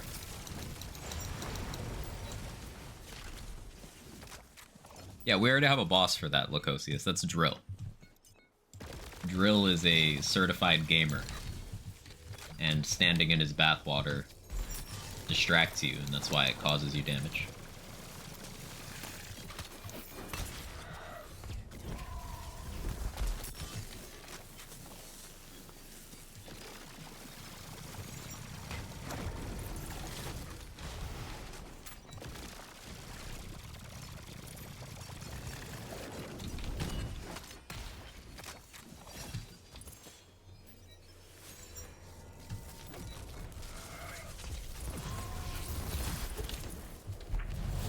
Okay. Done with that.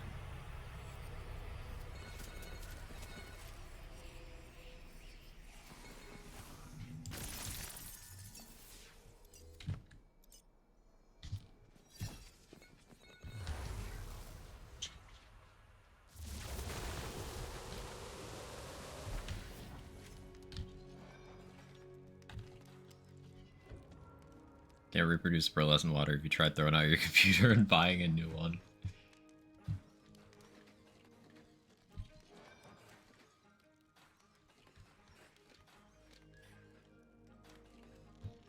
Would Gearbox know that I didn't pay for Wonderlands for all the content, but actually only to buy the Gamer Girl water that comes with every one of their games. Based. Ooh, a Demon Blade.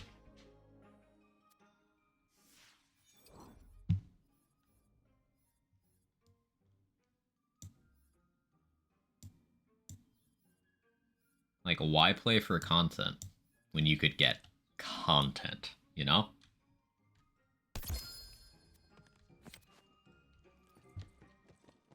Hey, Era. How you doing? Great time to join. Great time.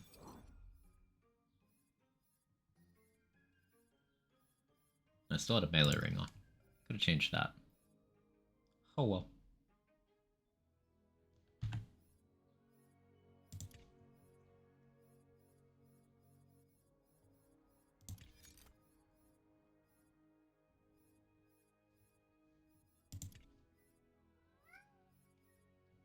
Cat.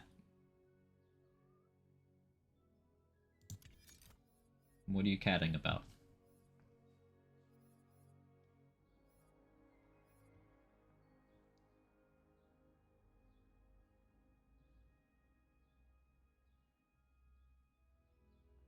Full milk? That just sounds wrong. Whole milk? Full milk.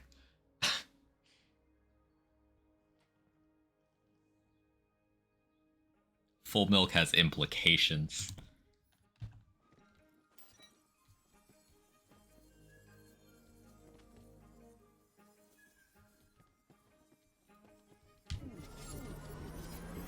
Good as Redux loot so far? It's good. Sparkly milk.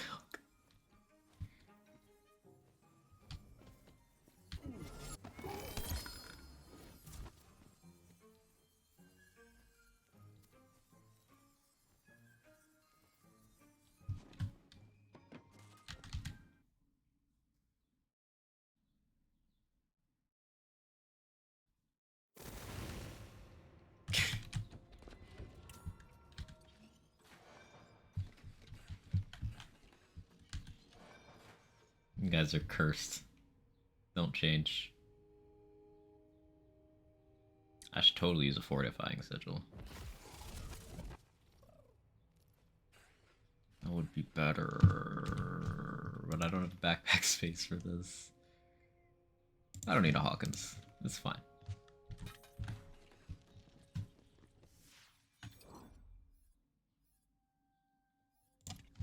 So instead of that,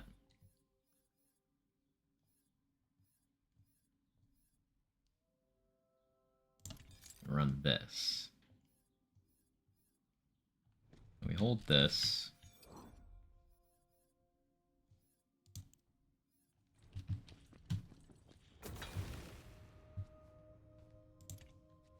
Still want to do Feral Surge, but I don't have the burr power for that right now. Unless I do. I don't. I do Amnesia.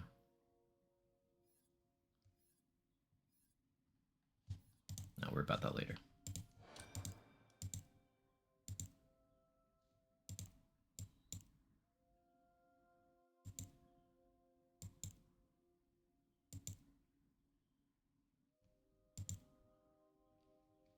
What if I want Blight Collar?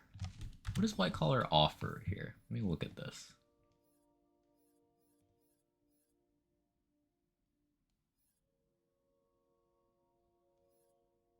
Yeah, it's just standard Blight Collar everywhere. Oh yeah, Geist nerfed.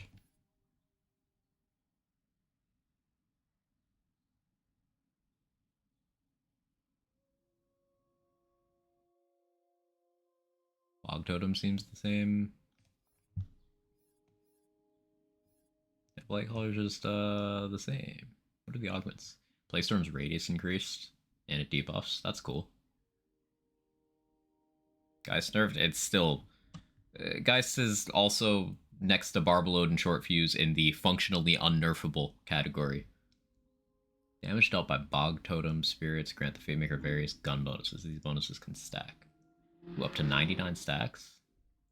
You get an ammo regen from that? Ooh. That's crazy. That's a lot. Obviously, on average, you're not going to have much, so that's fine. But that's cool.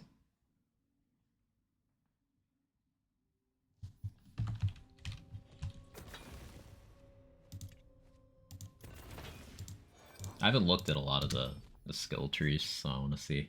Polymorph duration increased, however, gun damage dealt to polymorph targets is reduced. Polymorph duration can already get really long, though. I guess the gun damage penalty is a good thing, though, because it means you can just spawn more spells. So, like, it makes it sound like the main draw is the downside, but no, that's also an upside. Generate 1 spell charge every 5 kills? Wow. Wow. Wow.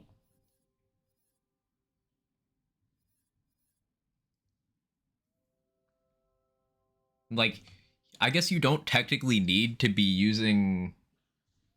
Do you need to have Ambihex equipped for that to work? Because I know it shows the Ambihex icon, but like... Because that just means you just take that and then use your other class's action skill. Like, you take that and use From the Shadows. You just constantly cast in From the Shadows.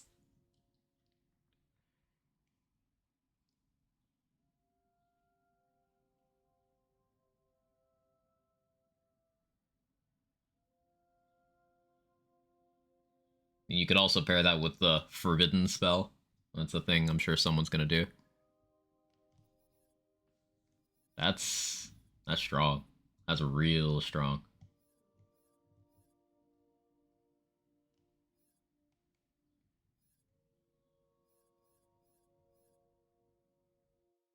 Ooh, cast speed on 1 slot, 1 kill. Cast speed? That's cool. From the Shadows' ability, though, not a spell. That you're missing the point. You can cast a spell during From the Shadows. Like, it doesn't matter. We don't care about its application on From the Shadows. It doesn't do anything. We don't care about that. But From the Shadows can be used to make your spells crit, and you just get 5 kills with Mana Well, and you get a spell back. So you just keep using your auto crit spells during From the Shadows. Is the idea there? You have to go all the way down the tree to get it? Yes. Of course, something curses transpire when I show up. Hey, Mr. Adblock. So Mana Wall sounds crazy. And 1 slot, 1 kill giving cast speed also sounds enjoyable. You know, idea, actually.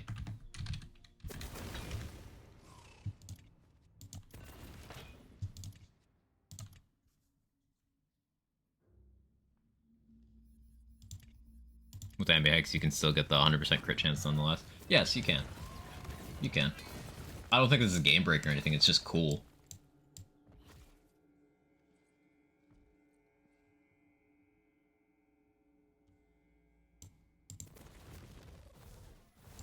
Gonna use a non-Redux character. It should be fine. I was thinking you were meaning to keep from the shadows up perma. Yeah, no.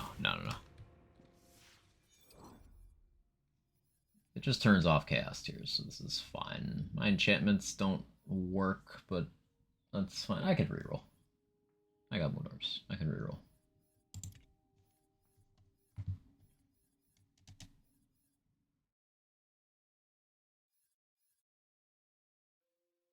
Ah, yeah, that's the Orb replacement.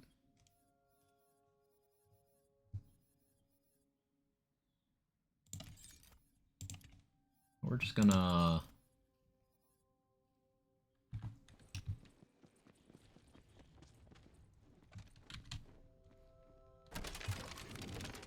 grab some appropriate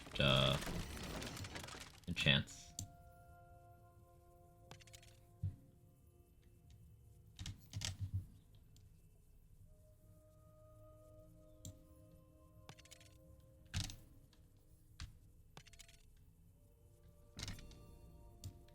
Gun kill, move speed. That should work on double knot, so Pog.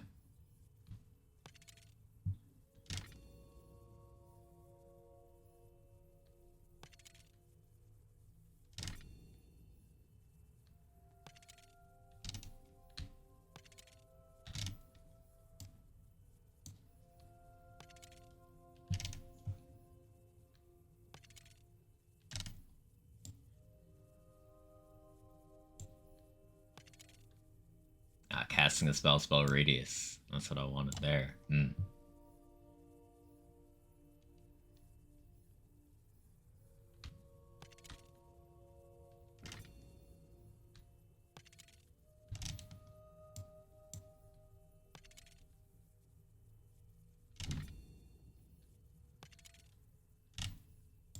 Not a lot of enchants that affect spellcasting as an archetype that are currently available. That's not gonna stack, but sure.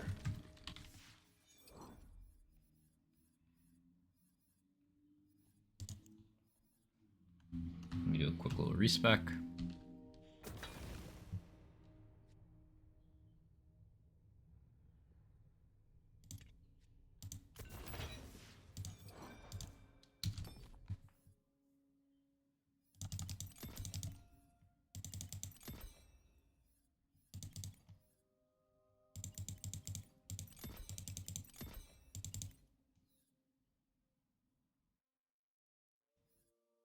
Do I want to get Blast Gas? Or does this create a situation where I actually just go over here? Because I want one slot, one kill. Let's see.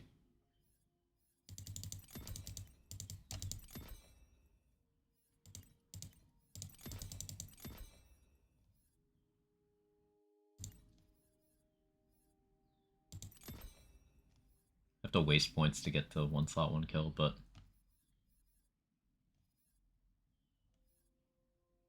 still want Moram's Blessing. This does create an interesting scenario where double knot is now like contested. Double knot armor at least. Like I gotta run Blast Gasp armor. Yeah, maybe Blast Gasp armor, but then you don't have Moram's Blessing. The Tuna Great Balls. Hey, Ace, how you doing?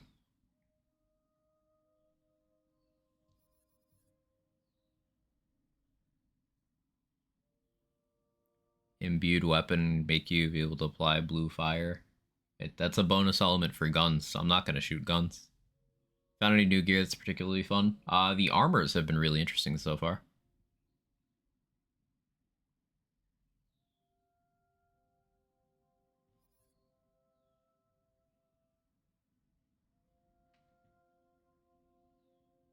So I wonder, getting two one slot, one kill, or getting Butt Stallion to boost one slot, one kill, I should say, is really interesting with this.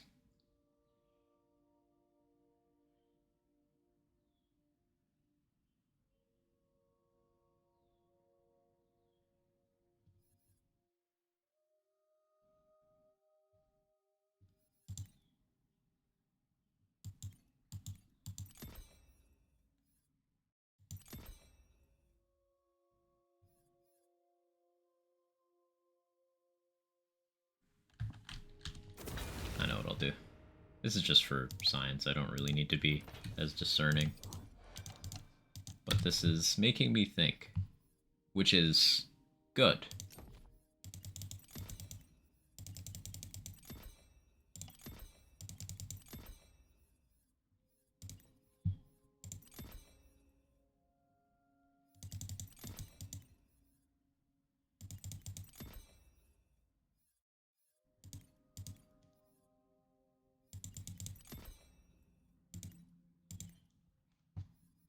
There.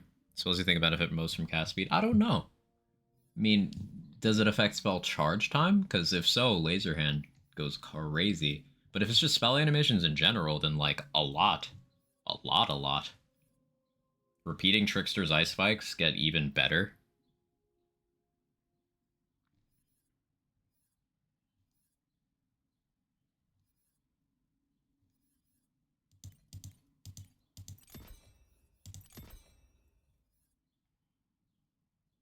So I could still get 3 in Blast Gasp if I go that route. I can just take more Double Knot.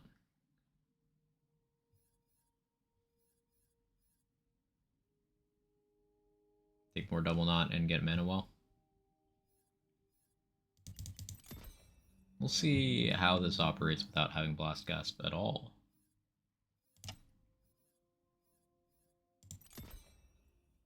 I don't need Sever the Thread.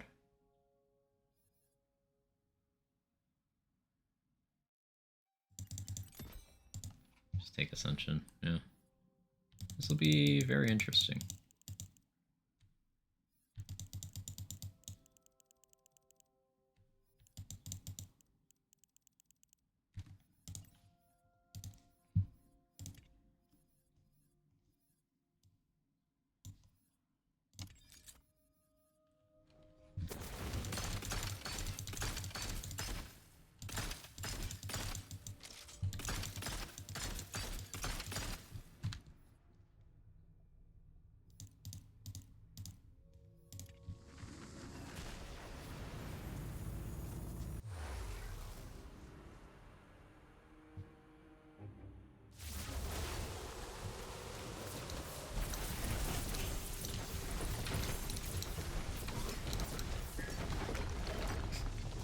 That definitely casts faster. That definitely casts faster.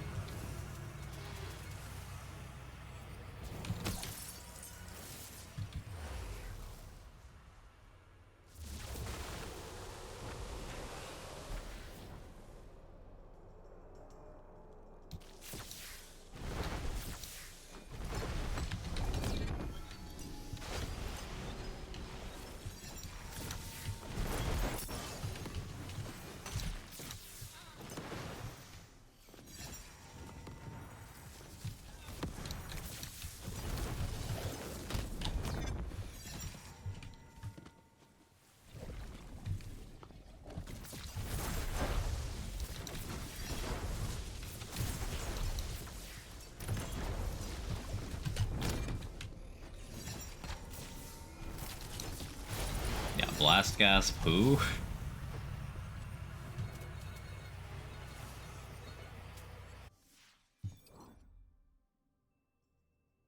Blast Gasp, who?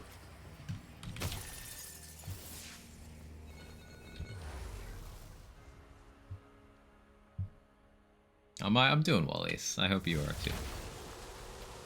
I've been enjoying Redux build crafting the last couple of days.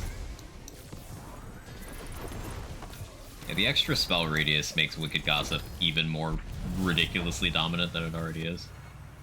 That's a new one. Phantasm's Curse.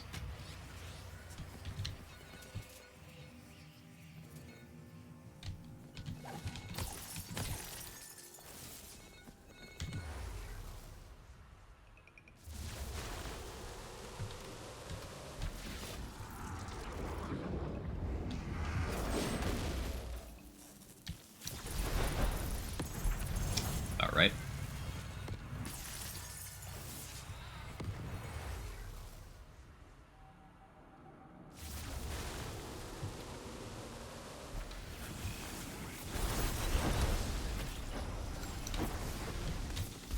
Oh no, they resist poison, chat. What are we gonna do?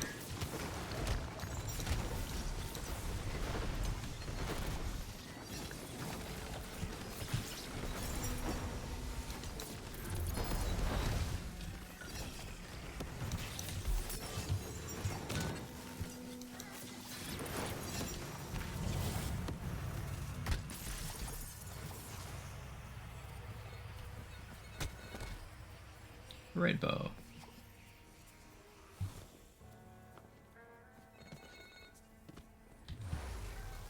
Keep hitting them with poison until they get the message. I'm sure it'll be fine. Oh no. Anyways.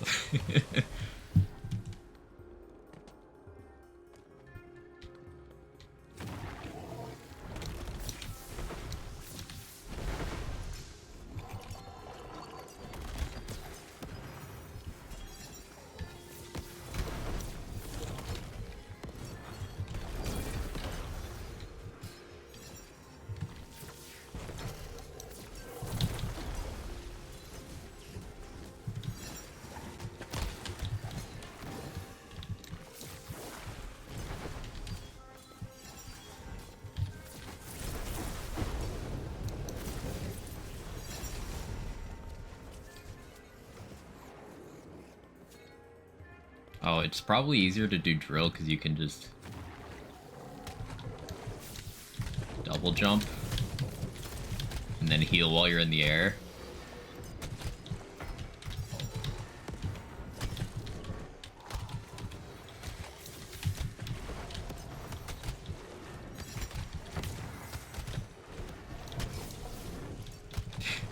That's just disrespectful. Wait, can you double jump with Dreadwind? Because you can jump during Dreadwind.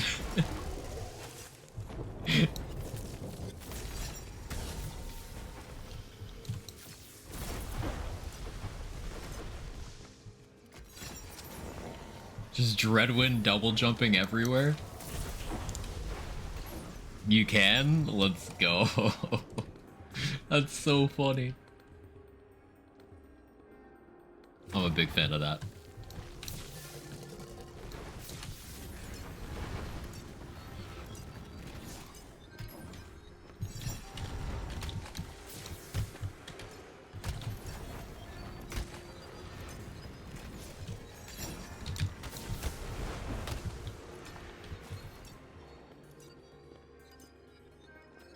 Playing Dreadwind build very fun. I love Dreadwind. In vanilla, it's one of my favorite action skills. I'm excited to mess with it in Redux.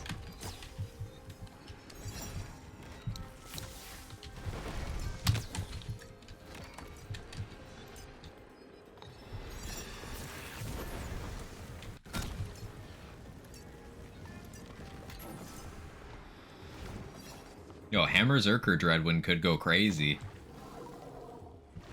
Because all that extra ability damage you get, you run Lightning Dreadwind, you get all that extra lightning damage. You get Awe. That could be fun. Auto Magic. Auto Magic's still in. Also got some substantial buffs. It didn't need it. If you weren't aware of how powerful Dreadwind was in the vanilla game, could already delete any enemy it could physically hit in like under a second. One of the strongest action skills in the game. Like, the only problem with Dreadwind is it just can't hit certain things. Like, you can't Dreadwind the Maker, for example.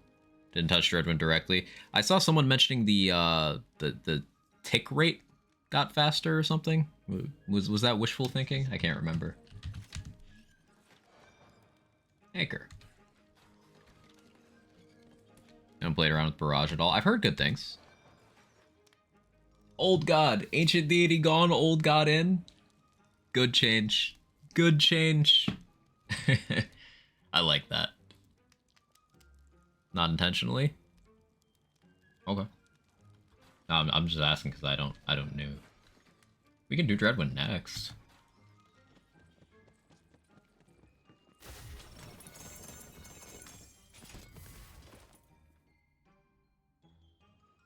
Fan Service 3.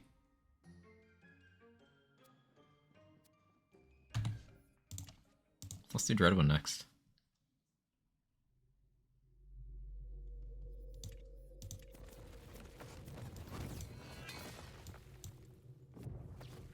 I'll have to check then, I guess. Can look. Right here.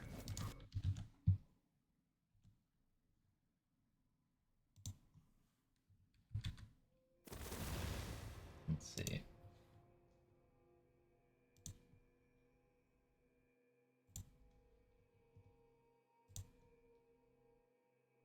Okay, yeah, Dreadwind attack frequency 0.35 according to Loot Lemon. 0.25 Redux. Yeah, it's definitely a stronger Dreadwind.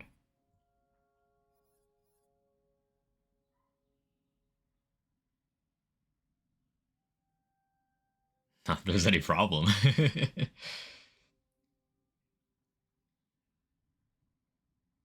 It's definitely not intentional. For those of you enjoying Dreadwind, it's okay. It'll still be strong once that gets fixed. Recharge Hellfire. That's the best Hellfire I've ever gotten in a vendor, and of course, it's now. That's a really good Hellfire roll. Why getting stuff nerfed again? It's my moral obligation.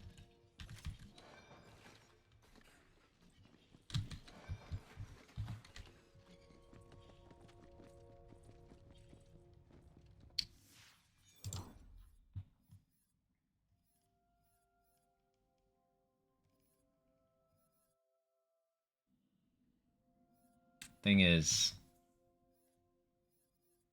I'd have to still go Stabo with if I was doing it on this character. I'd have to still go Stabo, just not take Alchemical if I want to use the augment. But I want to use the augment. Now, do I have another save for this? I'm not supposed to know what that is, so I'm not gonna look at that. Hang on.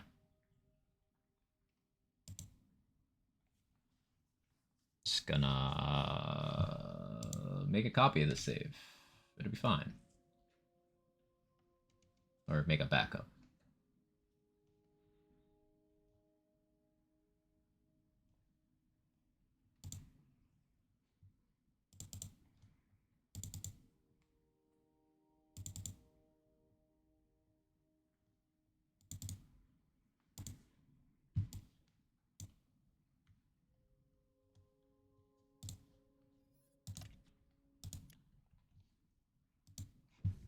Same dread, but extra wind. Extra wind is what happened after I ate that burrito on stream yesterday.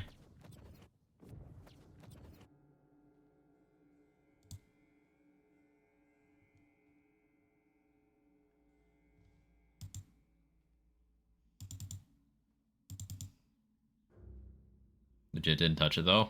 Monka.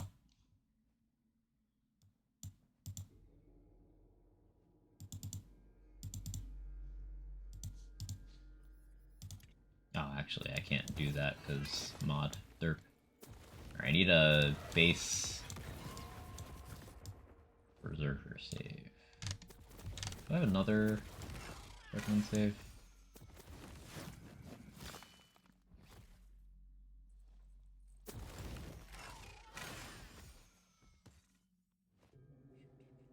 I have enough saves that I should have what I'm looking for here.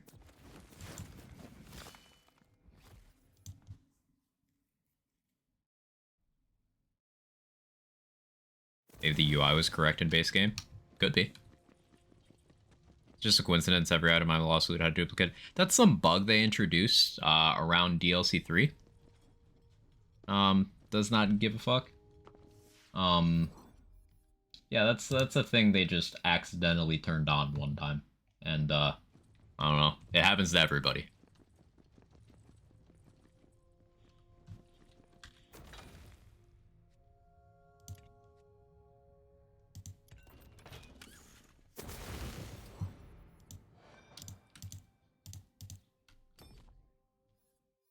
Okay, so this is a primary burr one. It's built for Dreadwind. Got amnesia there. Perfect, perfect, perfect, perfect, perfect.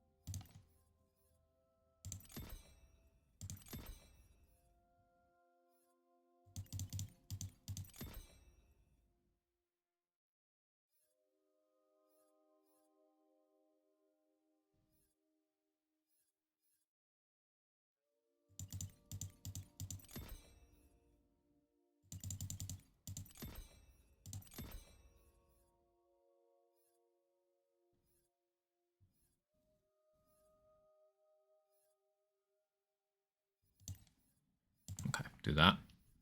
UI in base game is wrong. Looks at percent value of the damage, not frequency. Ah, we learned something new today.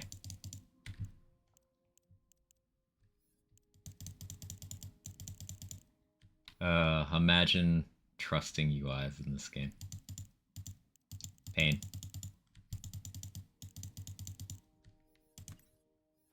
It's always been 0.25. Of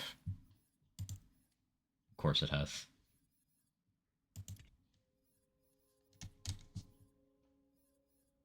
Do I have a shock, salt, and battery on the safe? No? Okay, this is fine.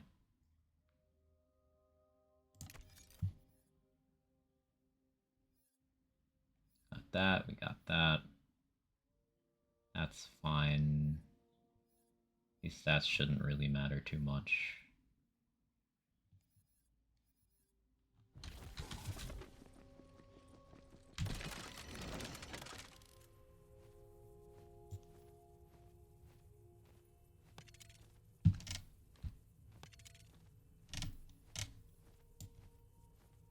Thanks for testing.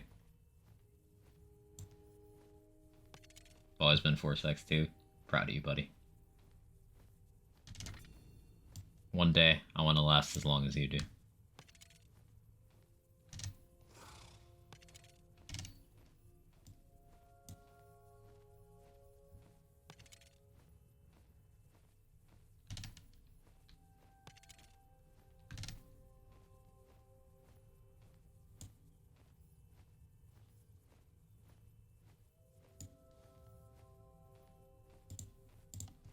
Java trying to update itself without me telling it to.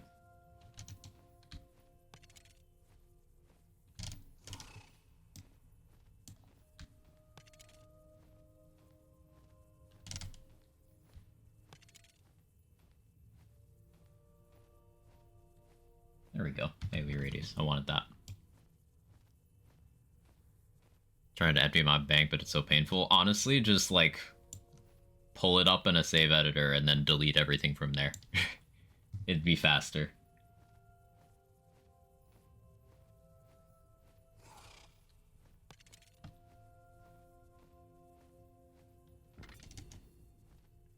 Got the Chaos 4 with Spore. I don't know if maybe just have a little baby build. But it still kind of feels not super great to me, sadly. It might be still in the same vein as gun builds in vanilla, where like you need to do real specific shit to succeed. That would make the most sense to me.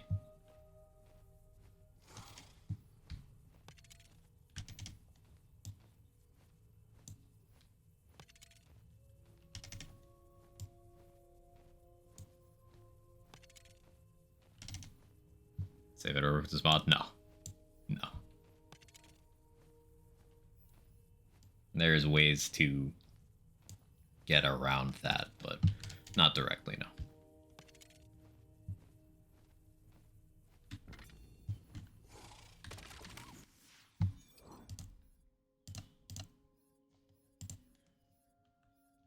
Okay, so we got the augment.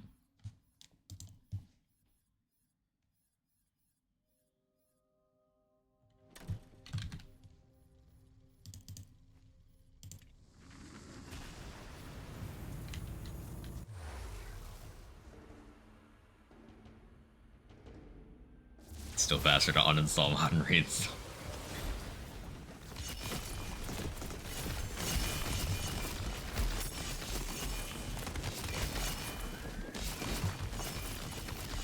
Yeah, that's about what I expected from Dreadwind.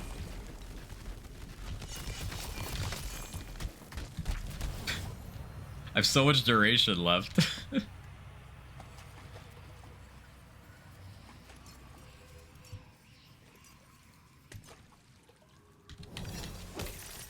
Breadwind. Passage is still a big thing, even in Redux. Mm-hmm.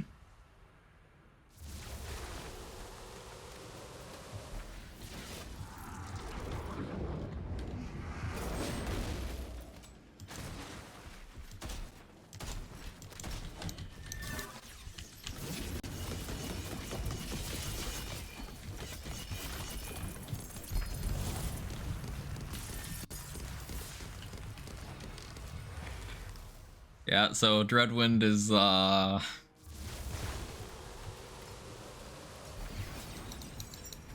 this is not even peak Dreadwind either. This is just like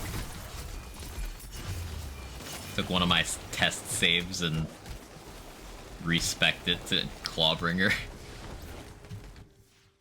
I need more lightning weapons. Yeah, that'll do it.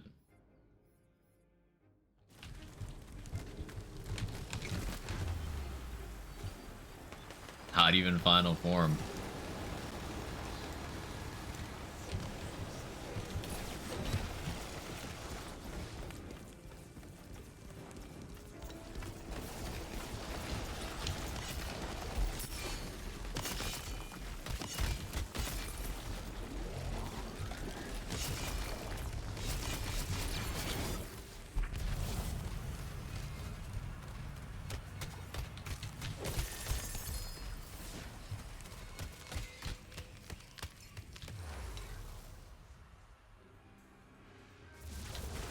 Oh, drill, perfect.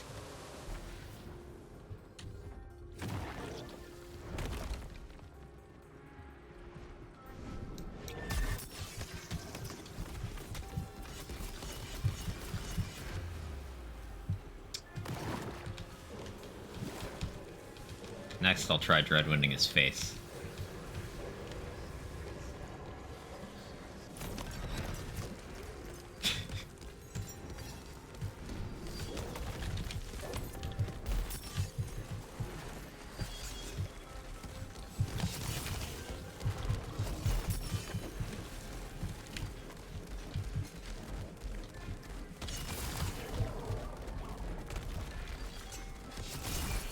We gotta get some duration back. I'm just gonna spin over here real quick.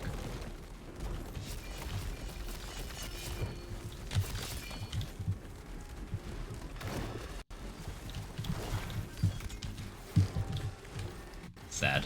Hitbox moment.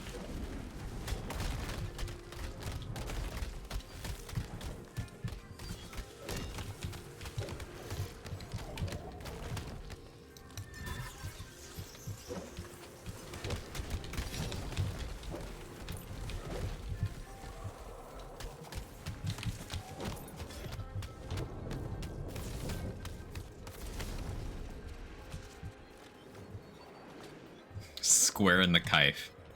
Beyblade, I like it. I don't have XC Blade, so I can't really do anything to him right now.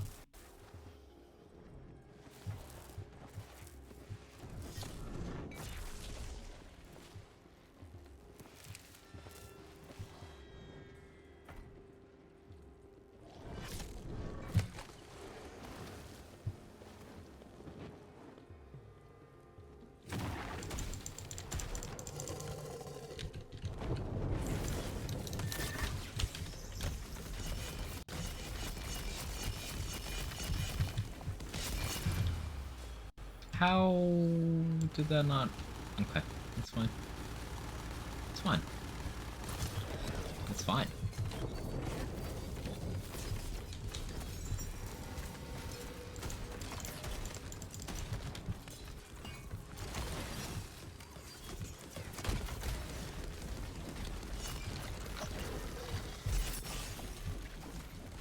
Really, your hitboxes, buddy.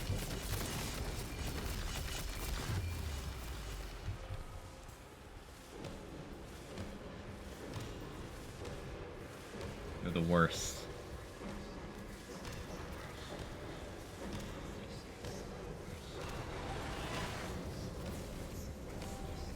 You don't spawn an ad.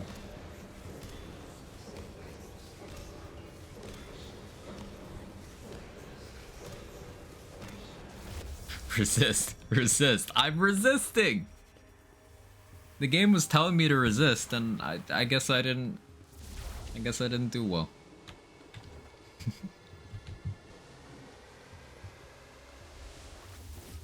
Yeah, the Ghostblade can hardly hit Banshee. There is a workaround for that. A lot of the bosses that have weird hitboxes, you can hit them with those things, just you need to know exactly where in the room.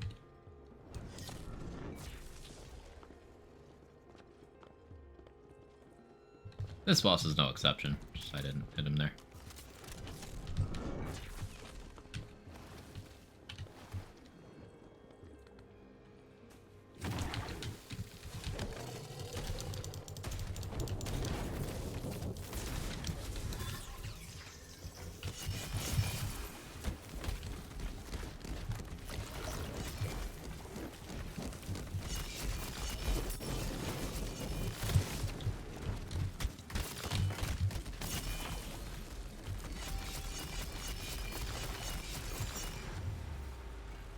I got too greedy again.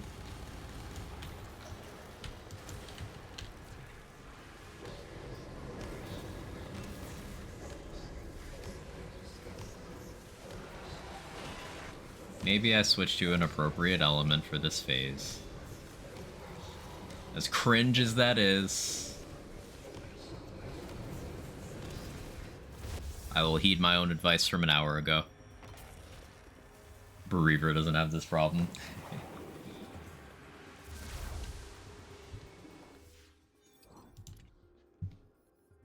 Actually, what if I just use Assault and Battery? Imagine element matching. Imagine.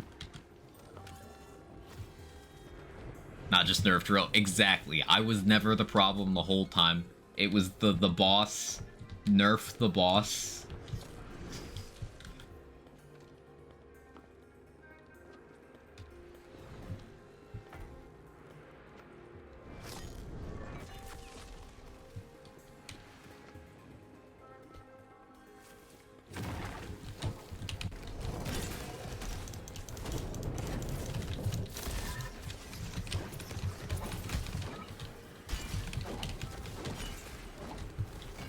Yeah, that's Assault and Battery moment right there.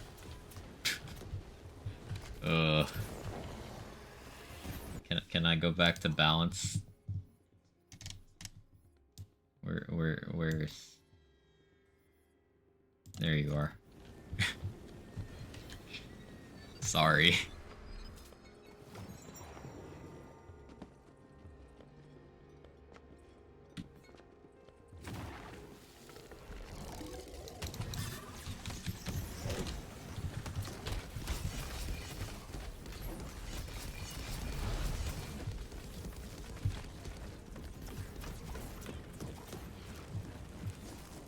That's that pearl? No.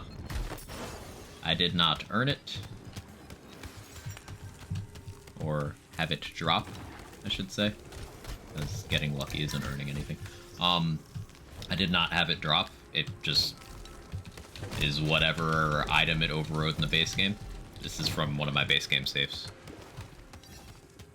Got out of bank? No, I just got onto an existing save I had, and it's in the inventory. Twin Soul. Ah. Yeah, no, I've not. Huh? Okay, there we go.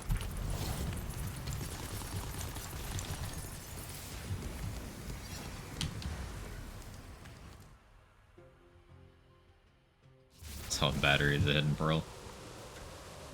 Well, Salt and Battery is just the most gross melee item possibly ever. It's that way in the vanilla game too. It's just like strong.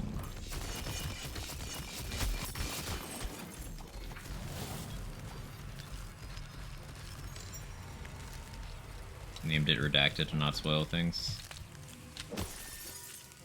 I still don't know what the name of the item is. Even though I have it in my inventory, I just didn't read it.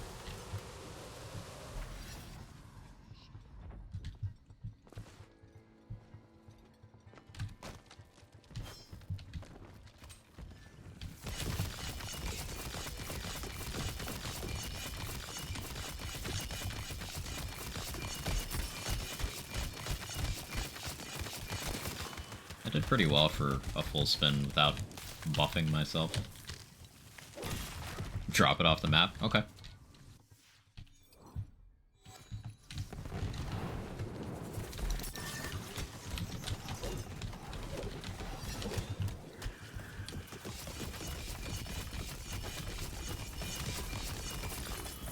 I still don't know what that item even was.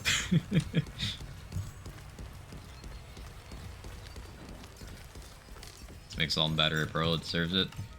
Here's the thing, Greater Than Gone. This is exactly why the pearlescent rarity doesn't make any sense and doesn't really have a place, because at what threshold do you consider something a pearl? Because legendaries don't work in a way it's like, this is inherently better.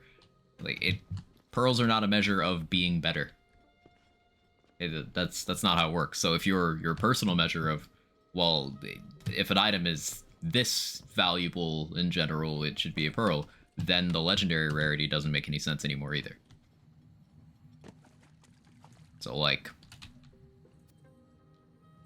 just accept that pearls are, hey, this item happens to look different because it looks cool, and that's it. That's as much as it needs to mean.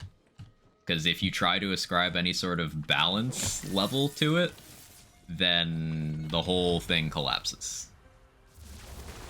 Because, like, other melee weapons or swinging are not competitive with Salt and Battery. Pretty much no matter what they do. Unless they're an instant, this enemy dies. And then in terms of spells, Wicked Gossip and Laser Hand, no spell is gonna be competitive with them damage-wise. I noticed those aren't pearls. That's not what the pearl rarity means. It's just a shiny thing. It's like Pokemon's just an animal with different color. Yeah, that's all.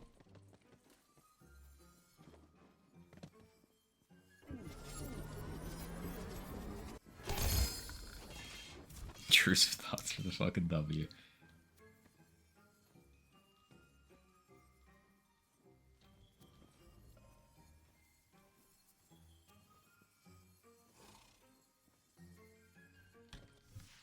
Could I repurpose the save to do Feral Surge stuff as well?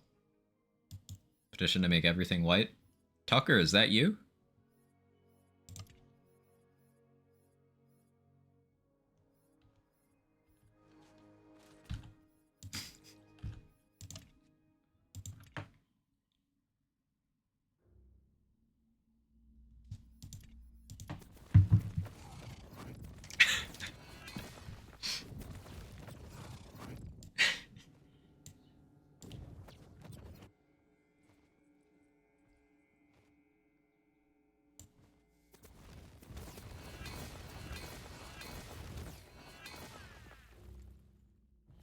What's I doing here?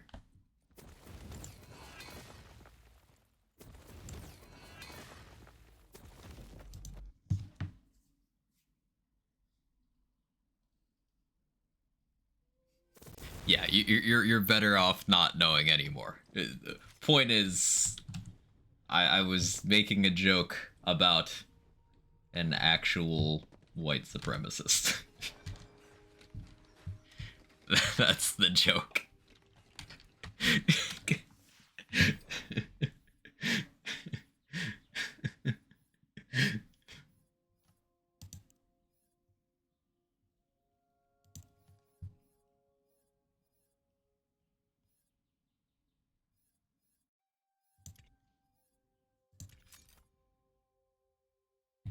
Devil's Advocate, technically BL3 and Wonderlands have had pearls already, they just weren't a pretty color. Exactly, which is what makes it a more cohesive rarity system, because, like, you don't need to differentiate them from legendaries, because legendary can just mean endgame weapon that has a unique effect. That isn't in the unique category with, like, the quest rewards. That's all it has to mean. It makes more sense. Like Mayhem 4, Mayhem 6, raid exclusives, and BL3 are just functionally pearls. They fill the exact same role.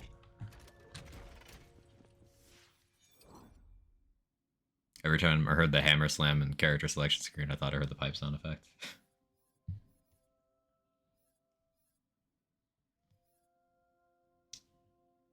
Oh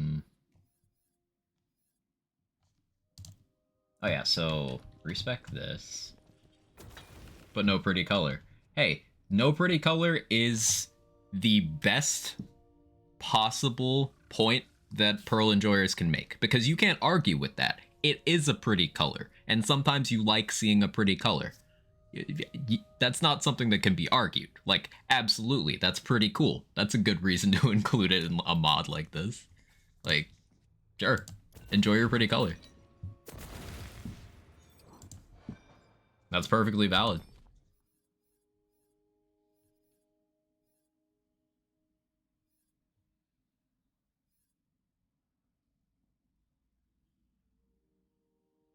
Could have said make everything green. We call it your socialist.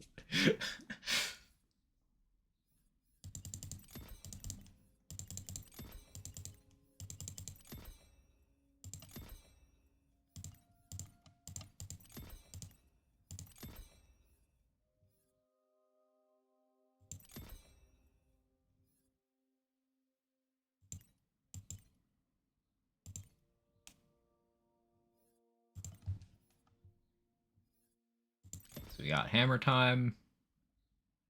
Do I need Blood of the Fallen with this? I'll do it anyway.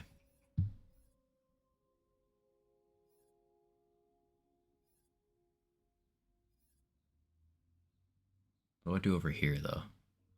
Idea of pearls should just be any unique or legendary weapon that happens to drop with a different color skin at a 1% rate or something, so you can have loadout or have the same loadout but look cooler.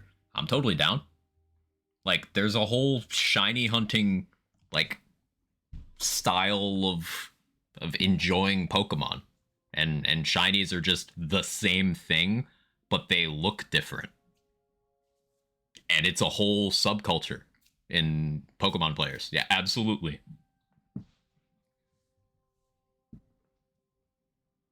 Shiny is just a very small rate to have a palette swapped version of that Pokemon. That's all it is. It's just a palette swap. No stat difference, no performance difference, just they sometimes look cooler.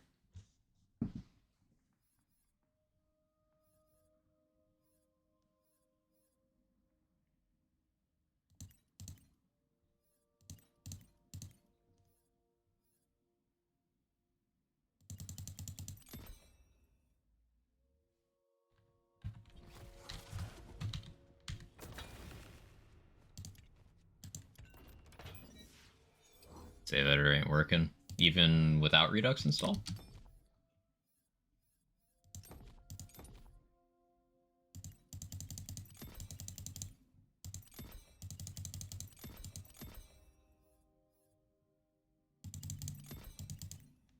Yeah?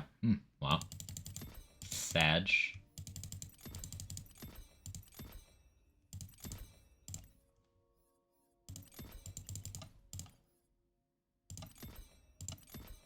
Blow the Fallen hammer time. Guess I take one more Iron Squall.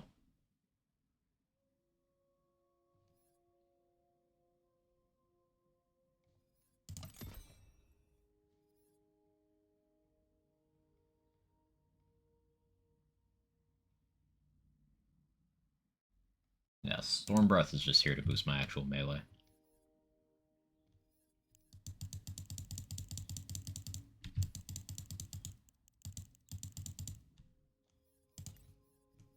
And hammer time, enemies hit by feral surge suffer frostbite. For enemy hit by feral surge, increase the radius of the action skill and increase frost damage dealt to frostbite enemies. It's a cryo debuff. Okay. Using protagonizer.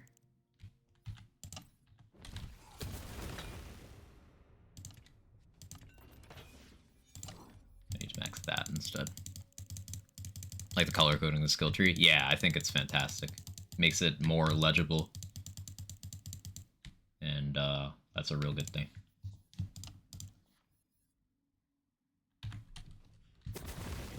It's like name brand versus off brand. Pearl's just like a marketing scheme. Yeah, both get the job done, but pretty. I am totally down to have a but it's pretty sort of thing going on. It's just, it's not different in terms of usage, acquisition, or value. So as long as we keep that straight, it is all good.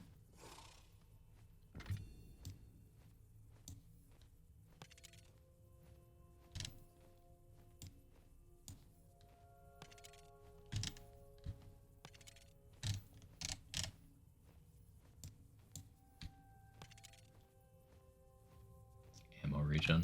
I'm gonna be stacking that up. You're throwing that one off the map too? We could. Do I have body rune on me? Dude.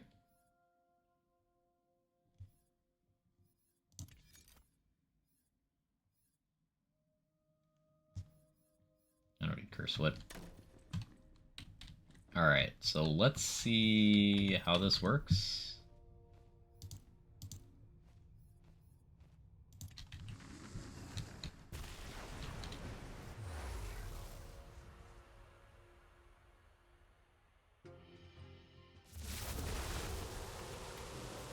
Bro, same gun's legendary version, but the fire sounds replaced with the Bane. This is chaos bug. No, it's not. The barrels just did insane damage to them. Or was that my amnesia puddle that did that much damage to me?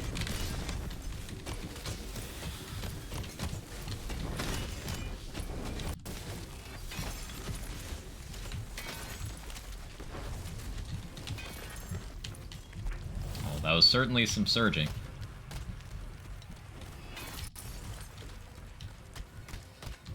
Hang on, chat. Don't go anywhere. I'm about to surge. Should we weapon like salt and battery? Why?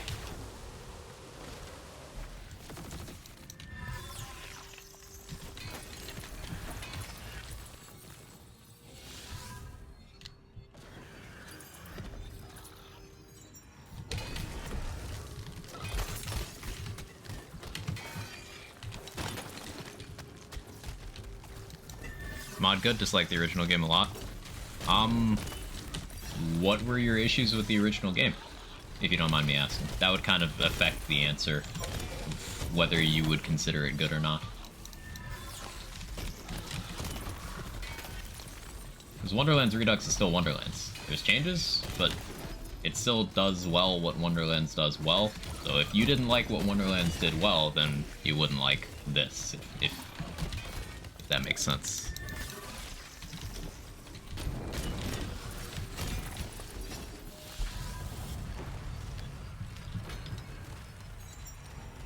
I don't know, honestly, love Borderlands 3. Wonderlands felt, sorry,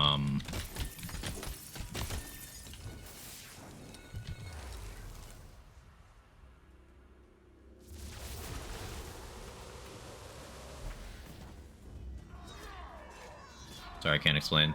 Felt a bit pointless, I think. Did you just not feel motivated to do anything in the game? Like, I'm not trying to put you on the spot or anything. I'm just trying to, figure out what your issue might have been, because there are some like real hit or miss things with this game, with Wonderlands. I realize in hindsight that the way I received that question might have sounded a little combative. There are hit or miss things with this game. I personally love it, but there's some aspects of like, if there's specific things you're after in the experience, it might not do that for you.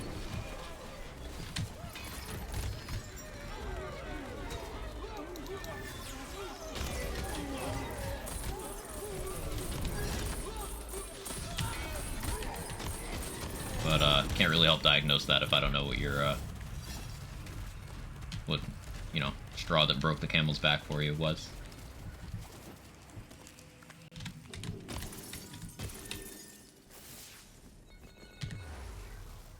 What are your thoughts on PLC? Just picked up the season pass with Redux coming out. Got to be a good deal for $15 Renos. I think that that's one of those things where your expectations and what you value in your gameplay is going to determine the value. Like, for me, I always viewed them as, hey, I get a bunch of extra gear to play with, and I get a little extra variety for the chamber. And as a chamber enjoyer, that's enough for me.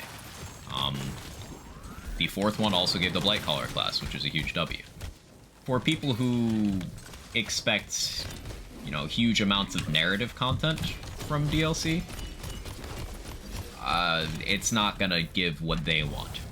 For people who wanted substantial playtime increases for things outside of the chamber, it's not gonna do that either. It just adds on to the chamber, which is the model by design. Whether you think that was a good idea or not is gonna vary person to person. There are things in the DLCs that I didn't care for, like the boss design of, at the very least, the second boss. Just, that boss sucks. It just sucks. Aggressively shit. But overall, I feel like I got value out of them. All weapons felt the same. Well, that's just not how the game works. So I can tell you that that's maybe you seeing what you want to see.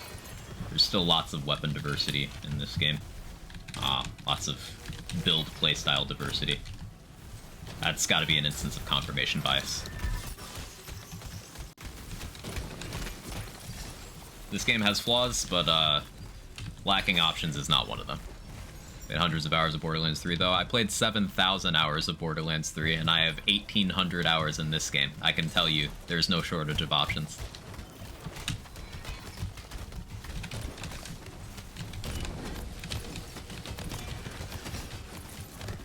Not shortage of options.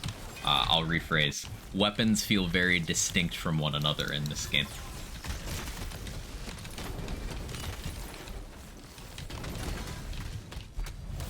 I don't like how Fyodor's crystals have more health than a boss. They don't. It's just that most things physically can't hit Fyodor's crystals. That's bad hitbox design. It's like you could have a melee build that is able to one-tap every enemy in the game, but you physically can't touch the soul cells you need to spawn the boss for you to fight. So you just get that boss in the chamber and it feels terrible. Because you just can't interact.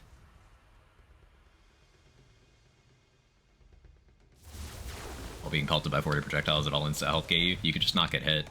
Like, that's the whole point of the exercise, but I take your meaning.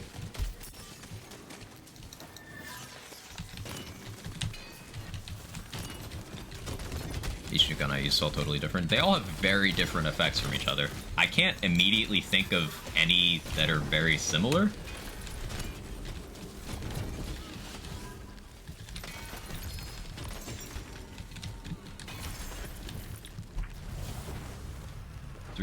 Redux changing this? What do you mean by this? What I'm doing right now? Yeah. Redux gave Feral Surge a bunch of additional things of value to make it feel pretty good. And I'm using some of the buffed Clawbringer stuff to help me out here. Which boss sucked? Your favorite loading screen. Your favorite. Yeah, I have Weapon X, doesn't change much if I change them. I think this is a case of the specific weapons you might have chosen and the specific ways in which you use them, because there's very gameplay defining weapons in this game, just like with every Lands game. I will say something to keep in mind is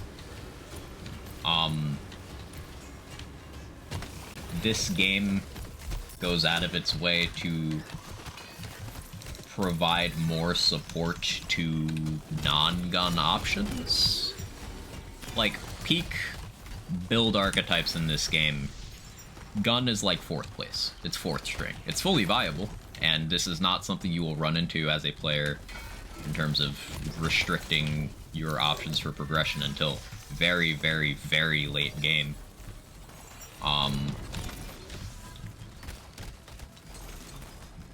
But spells, melee, status effect builds are all stronger than gun builds. Doesn't mean gun builds aren't good, though. It doesn't mean the gun economy isn't well fleshed out. And crystals can't be touched by melee. That? I don't know. I don't know. I haven't done Fyodor in Redux yet. Found an SMG and cleared everything with that. You just described every single Lands game. SMGs in every Lands game are workhorses for a lot of people.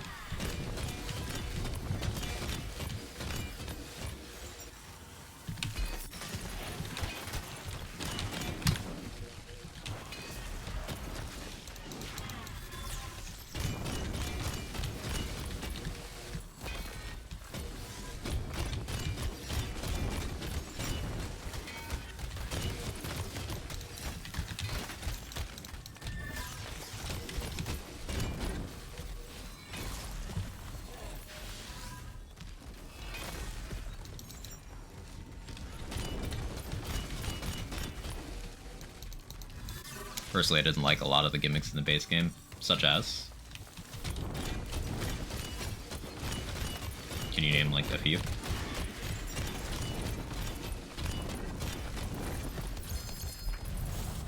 Blast shield going crazy there. All that extra ability damage.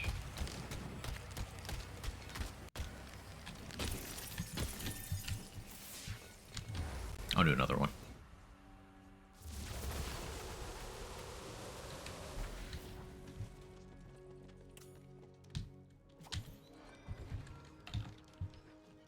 One thing I will say about how the guns feel in this game is a lot of them are not conventional projectiles.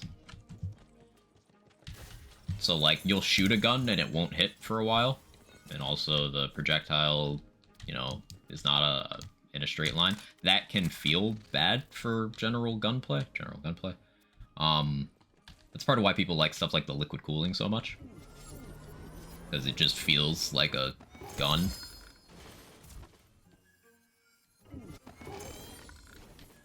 You have an ancient pickaxe for Surge and Enchant still a thing. I have an ancient pickaxe, I believe. No, I don't. I've got Blood of the Fallen.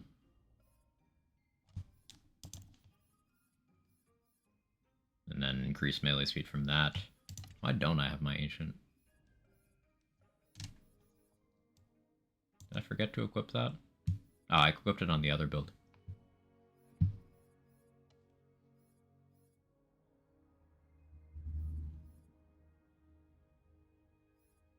Yeah, the other enchant doesn't exist in Redux anymore. It was repurposed to this one, Mr. Steel. Tried Spore Stab in Redux? Nah, I haven't. Ooh, Gunslinger. Hey, Floria. Enjoying Redux as much as I do. Return for it, I'm so happy I did. I'm enjoying it a lot. It's a real good time. I've been doing long streams with Redux. But going back to the conversation topic from before. You doing the augment? Yes, sir. The thing with Redux to keep in mind is that it still feels like Wonderland's gameplay. If any of your issues with this game were the gameplay, this probably still is not going to hold you for long. The things Redux focuses on are barriers to the gameplay, I suppose, is a way of putting it. And, like, it provides embellishments to that same core gameplay. Still feels like the same game, which I think is a good thing. At least in my opinion. Wonderlands is the best gameplay, though. I personally agree, but there's some people who don't. I mean, we're having this gunplay conversation. For some people, it just didn't work.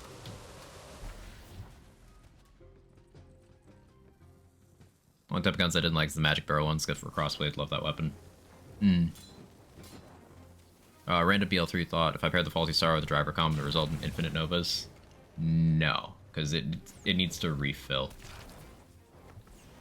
And there's like a limit to how many times it can trigger before you refill it. Sword Explosion just feeling like Amp Torg stickies. Slide Driver just feeling like a normal sniper with 3 bullets. Equator feeling like a normal SMG. Blazing Volley feeling like Plasma Coil, but 2 homing. Those are all very different things. Like, what is the unifying thing there? And like, Sword Explosion got multiple direct changes to give it more of an identity. Sure, it ended up being very power creepy, but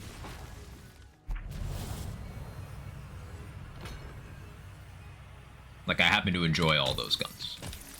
And I don't see the misstep any of them might have made. But that's why it's subjective. New favorite thing, air dashing into the dice at the end of Chaos Chamber and scooting across the entire arena because of game physics, trying to figure out what the hell you're doing. You could do so much cool stuff with air dash. Like, if you hit a stairway at just the right angle, like any sort of ramped surface like that, if you clip the edge, you can just consistently launch yourself. Very useful.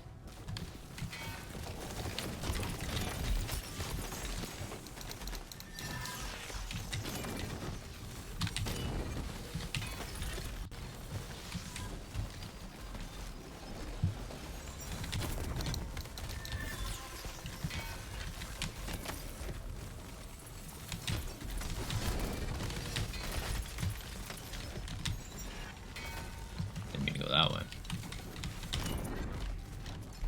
I guess to me, I just thought they felt like guns that existed before. That's probably why I didn't enjoy them.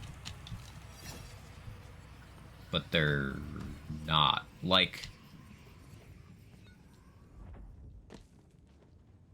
Heckwader feeling like a normal SMG. Does that mean that the game can't have an SMG that behaves normally? This being the game where one of the complaints about the gunplay is there's not a lot of guns that just feel like conventional guns. So doesn't that mean that a conventional gun would feel special and unique within this game? So it has a place? I'm just trying to figure out the thought process, because, like, this is the first time I've ever heard someone say the Heckwader doesn't feel good.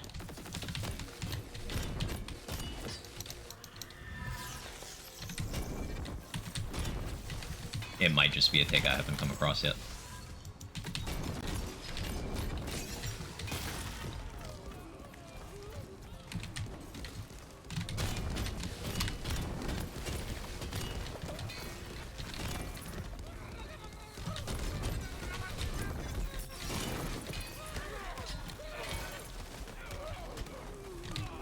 When you get a group of enemies weak with Feral Surge like this, you can really start going crazy.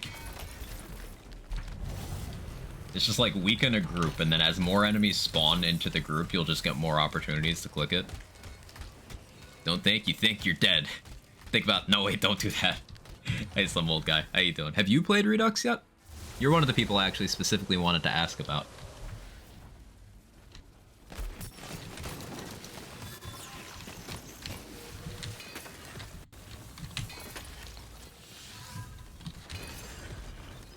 How much ability damage? See,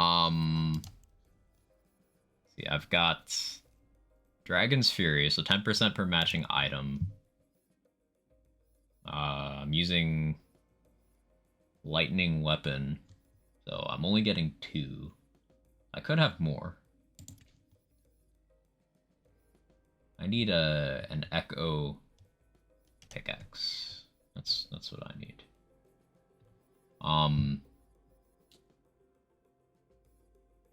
So 20% and then 20 for myth rank. Yeah, I have 40%. Chaos tiers don't matter on these because that mechanic's turned off. So I have 40% ability. I could have way more. 2% for myth. Oh yeah, that's reduced. So 22%.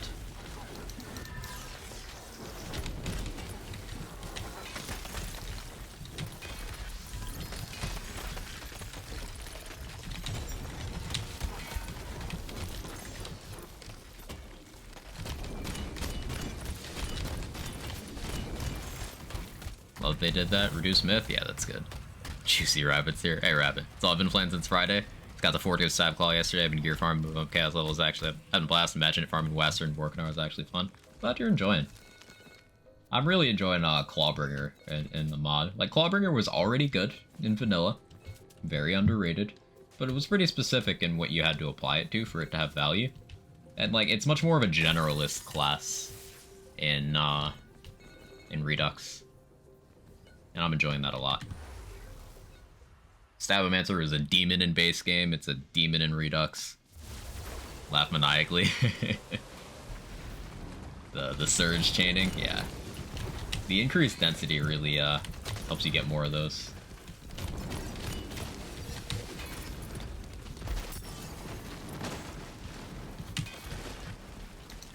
Using SCJ at the moment, had a blast with Stab Ghostblade. The story may go back to it. I was pleasantly surprised by Cleansing Flames, like the Nova of Cleansing Flames. Just actually doing something. With a lot of investment. I still want to see what that looks like at peak. But, because Cleansing Flames' melee portion was already good, because you could just throw Alchemical Agent on it, and it'll one-tap through the dot. But one of the coolest things about the augment system in Redux is that it forces you to consider whether you want Alchemical Agent or not. Even more so, because before it was just, do you want a Capstone or do you want Alchemical Agent, and then, like, mid-tier of the other tree. But now it's a real choice. And more thoughtful decision making and build crafting is something I am always on board with.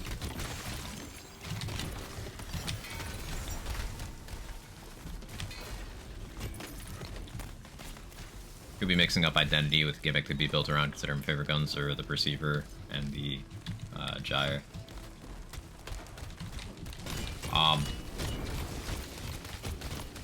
Yeah, because like the Perceiver is just a regular ass gun. It's just a regular ass gun. Oh, speaking of Gyre, yeah. The same thing with this. They're just regular ass guns. Amp spam Spore. Ooh. Very pleased with the emphasis on build versus meta gear. Level 40 gears, level 40 gear.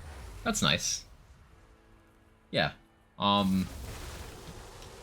like that it's much more reasonable to acquire a piece of gear that you want to build around. Like, you don't have to worry about, hey, I got the 3 stats I want, but the chaos tier is wrong. Like, the waiting for character-specific stuff is a lot more aggressive, so that helps with getting drops. The passive pools are a little more pruned. Item acquisition just feels better, and that's good.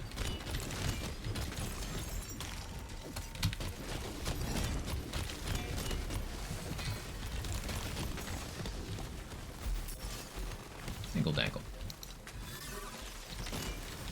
It's regular gun gimmick of randomly gaining double crit. I like that. Well, I'm glad you like it. I'm glad it's an option.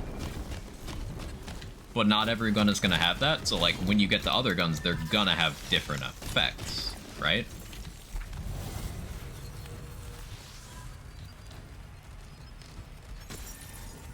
Find a good lightning source for shield regen other than just the gun. For amped up? Are you doing Blight Spore?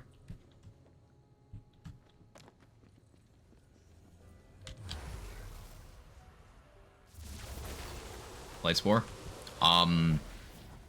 Your spell slot spoken for at all?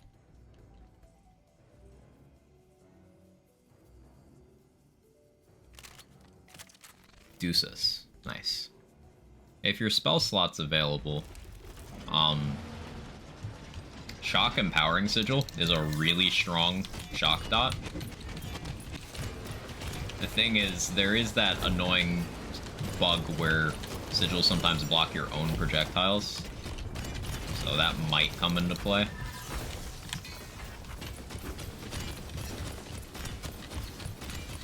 There'd be a Nova spam build in Wonderlands, like Rosemary Gas Call. Currently, shield damage effects don't do enough to achieve something like that. That's maybe something Redux will correct in the future. But currently, it is like in vanilla where stuff like Afterburn or Nova, just it doesn't do enough to be relevant. But there are Nova-like things in terms of playstyle. Like, Feral Surge feels a lot like a Nova spam. Cleansing Flames Nova kind of works out like Nova spam as well, although spam is maybe the wrong word.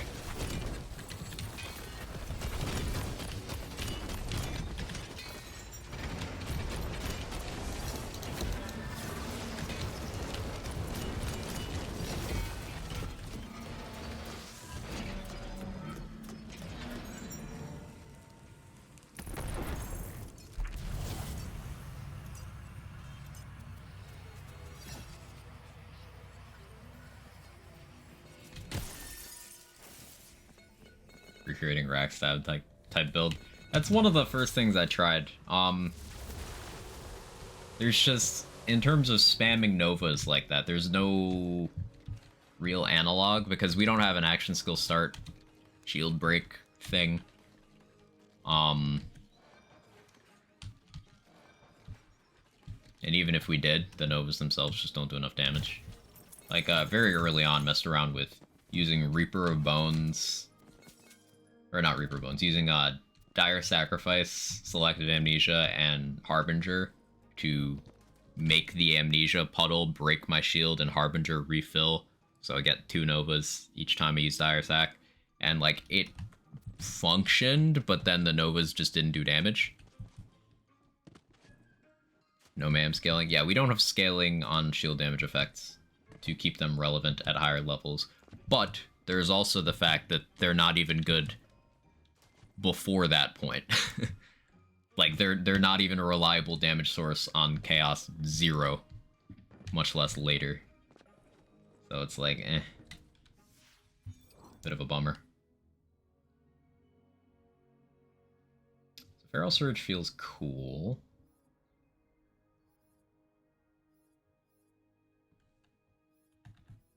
Let's play another build. Maybe retest that, see if it's better. Maybe.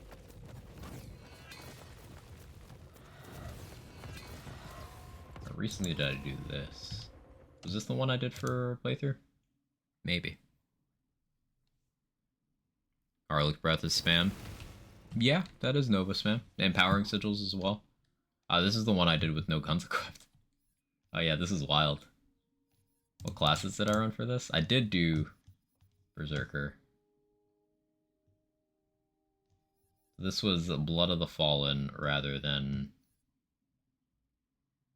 Capstone here. I guess I could just keep doing that.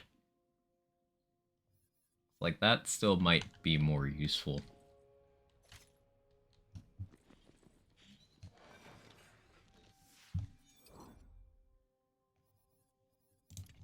Swap out this melee weapon for something else.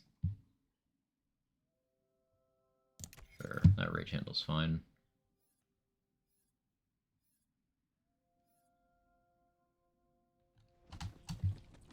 Let's see how this works. I have no idea. Hey Huntress, how's Redux feel? Pretty good. Pretty good. Enjoying it a lot. I was gonna end stream an hour and a half ago, but I got distracted by trying out more builds.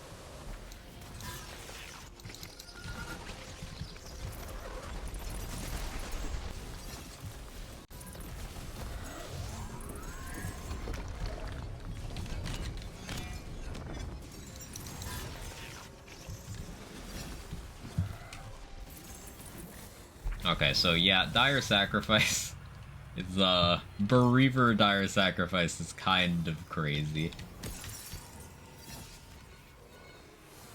That's a little strong. I know where Mosquito Mantle drops.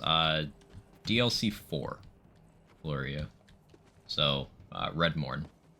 Or if you've completed Form 4 of Redmorn in the unmodified game, it adds it to your world drop pool. In Redux, I don't know if it's been moved off of Redmorn, but it should still be DLC 4.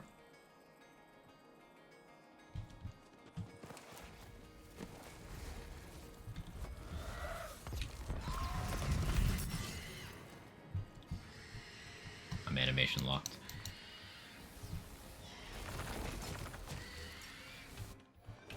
Photo mode fix that? No, I'm just kind of sliding everywhere.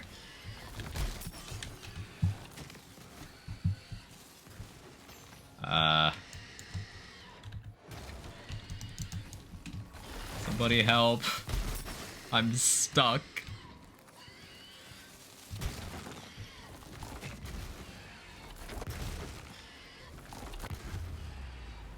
Does this fix me? Wait, I don't have guns equipped.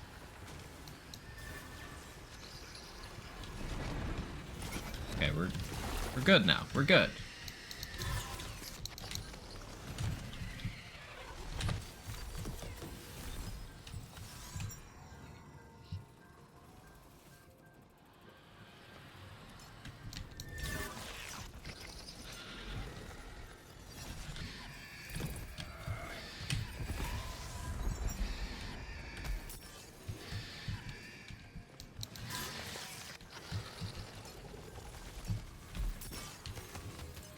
I definitely like to try this with...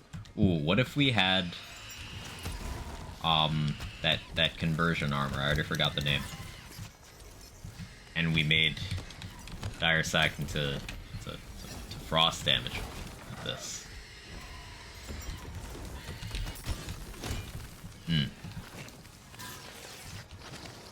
Wouldn't help against Banshee here, but it'd be funny. Fair share. Thank you, Ken. See, I don't actually form complete thoughts.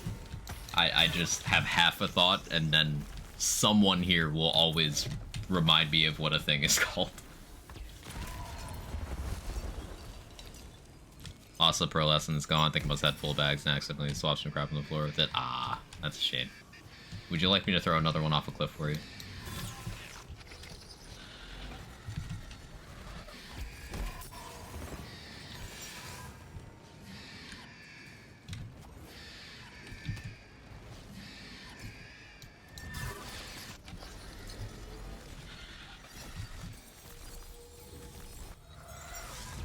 Let's throw it. Do I have one to throw?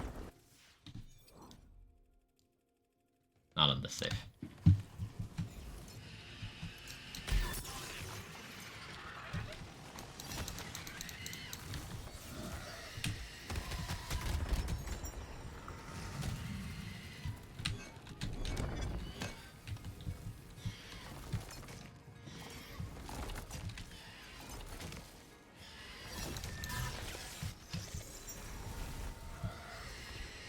Actually, farmed was using it. I was thinking about not using it anymore. It's still nice to have. Yeah, totally understandable. It's a frustrating thing. It's something you were using, you lose it. It's like, yeah. I get you.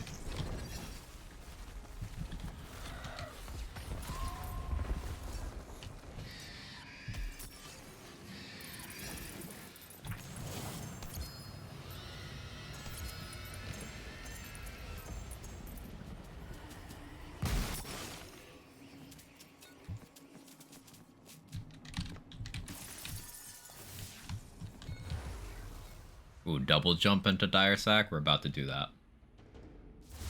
We're about to deploy our sack from even greater altitude.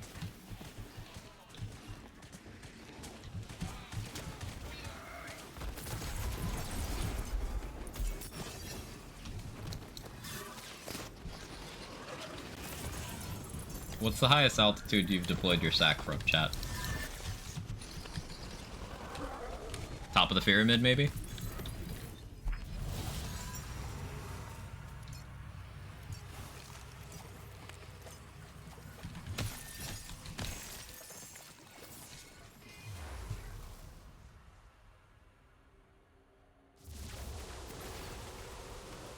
Oh, hi, speaking of. 37,000 feet.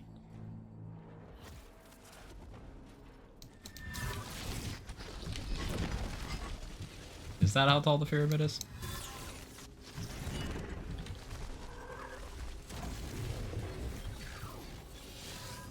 Can't remember the last time I took this on an airplane.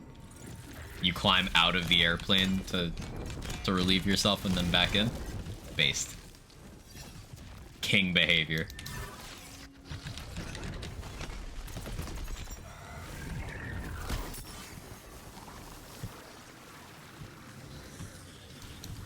The altitude for the Crystal Slam program? That's a good question.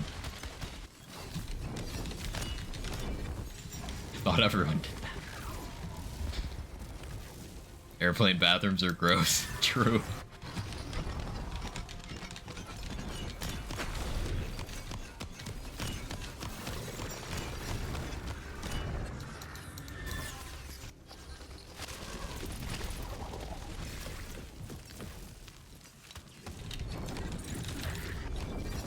Good, can you make the rack spells you build around them? You can make them do some good damage. I know Moxie had a Hexecutioner set up a while ago that was pretty fun to watch, pretty satisfying. When conditions lined up, you could just, you know, apply double knot and some crit formula to the spells, and yeah, they'll kill. So on like a pure caster type of setup, you could definitely take them far enough. The big thing is, like, against enemies where the element matchup isn't exactly favorable, it wouldn't be ideal. Like, you'd maybe struggle a little bit against Vorkanar because there's no poison rack spell, but like, you got fire, you got shock, and then you've got dark magic for anything those two aren't good against. You could do okay. Cooldown's a little awkward, but you can get them to the point where they're fine. If you want to do like a rack attack spam build, you can totally accomplish that in this game. Like, everyone used the serrated ends of Ritz crackers to slice their cheese. I've never done that, but now I want to.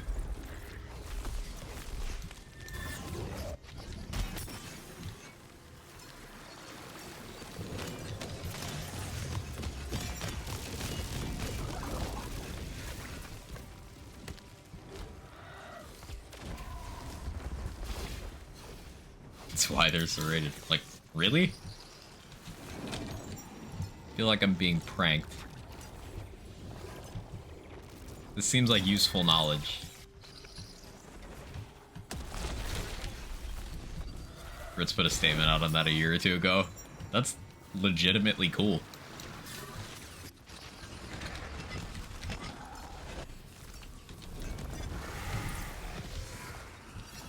Intrusive Thoughts Recess Edition.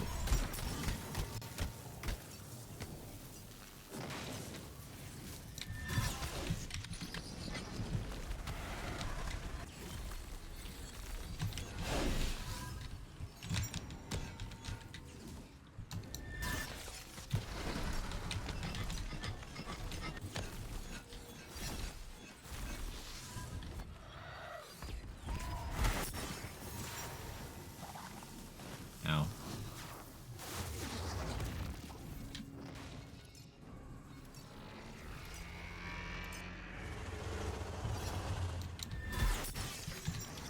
Yo, thanks for the boost, Dragon Lord. That actually worked out. I didn't hit Bernadette, but that's fine. That's a test. You passed.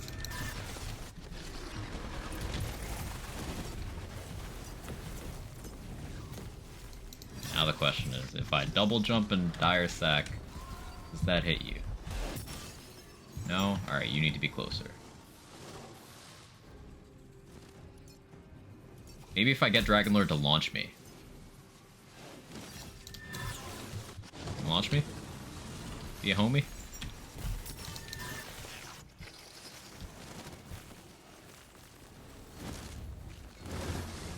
Maybe I try from here.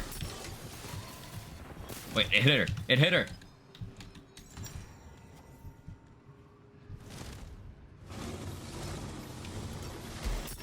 That's almost enough to phase her in one.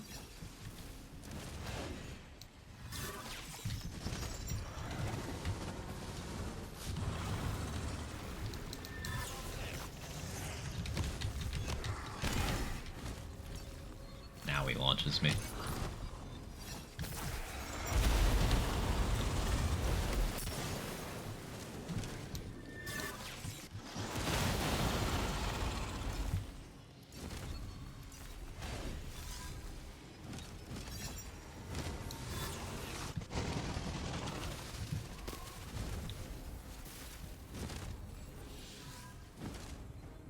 Yeah, 2 Dire Sacrifice activations currently. If I had something in my hand to boost this. Is there anything though? I don't know. Especially with the enchant changes. Could I boost this further with anything I have here? Maybe not. I guess something other than action skill cooldown to boost damage over there would be advantageous.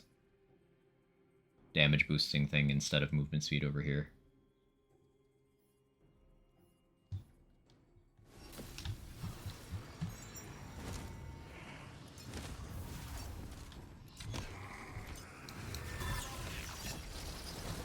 Little slit in the microwave popcorn bag supposedly used to shake out unpopped kernels. The what?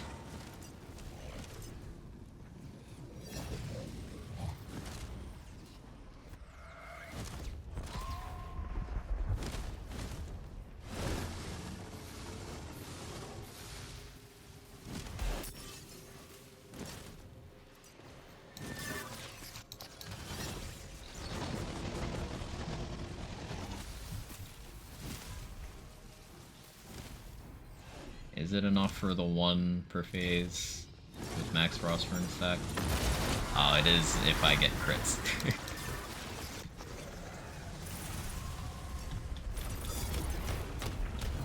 So we're just dire sacking. This is without the augment, by the way.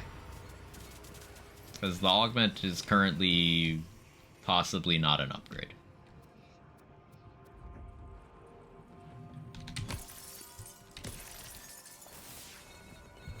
And an armor other than Stampede probably goes pretty hard here. Though Stampede's good.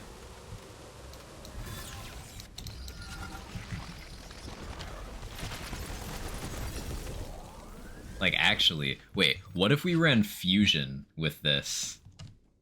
And... How would I get both? How would I get the poison on? I'd have to figure out how to apply poison. I could just maybe shoot in between dire sacrifices, but like I could be applying fire with my body rune.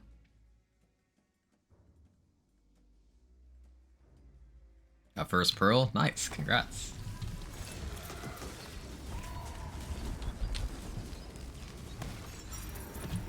Dire Sac is so good in obelisk rooms. Kinda crazy. Ability damage, max health.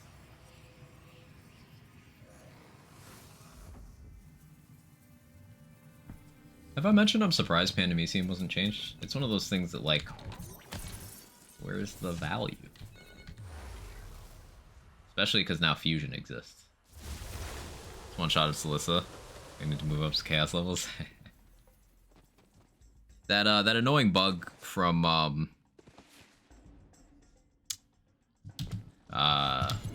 base game where sometimes chaos HP doesn't apply. That's still a thing in Redux, so just beware if you find yourself doing suspicious amounts of damage.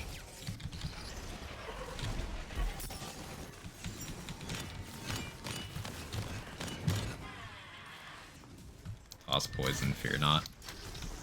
But like, how would that make Pandemicium good?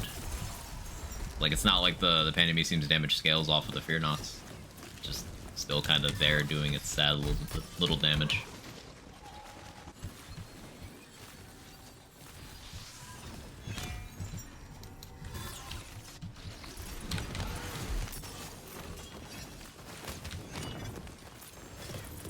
And that all lasted a while, huh?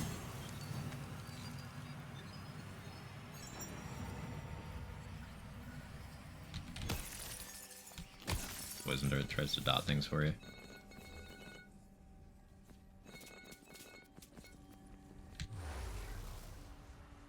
Oh, the Chaos Bug's active when trash mobs die at 10k damage. Probably the easiest after do fusion dot things. Oh, Gun Boy. Oh, this must be a new thing. Oh, okay.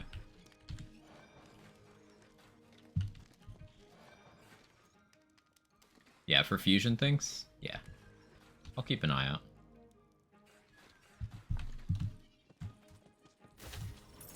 I could Garlic Breath. I could Garlic Breath on the Dire Sack build. Garlic Sack.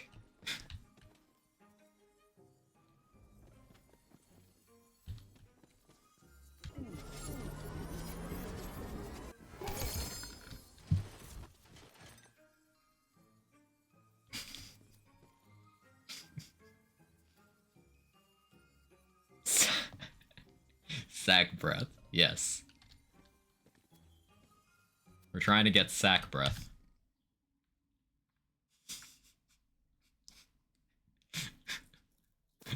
I regret coming back. No, you don't. This is exactly the kind of thing you come here for.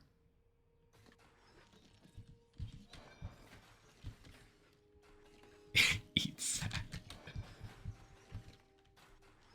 Killed Nightmare 50 times yesterday without dropping a single fusion. Dedicated drops are fun.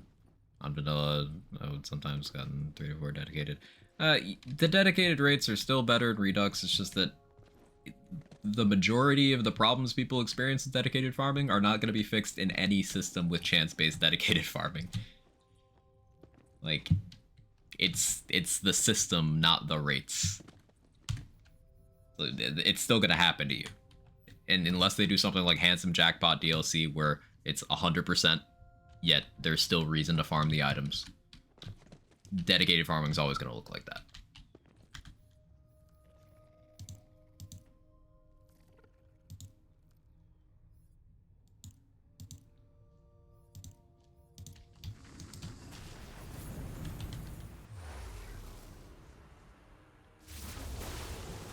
Get home from work while they're still streaming, they rapid fire. 3 to 4 per kill sometimes is more than 0. I don't know how to tell you higher rates is still higher rates. It's just going to happen.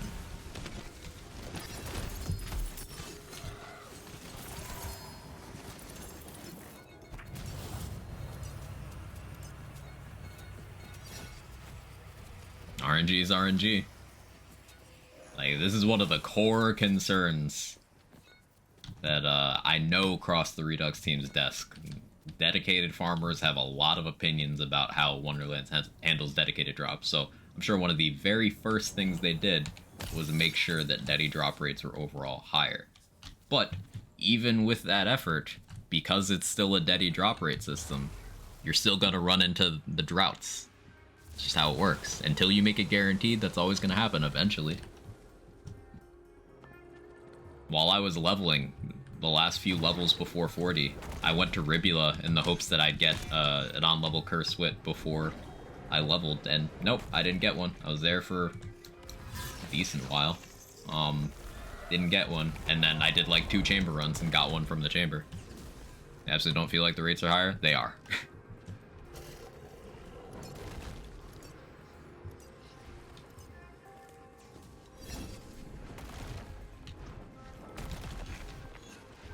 Almost dedicated are 30. I think bosses are 30 dedicated, which is double that of Bounty of Blood. I thought Bounty of Blood was also 30.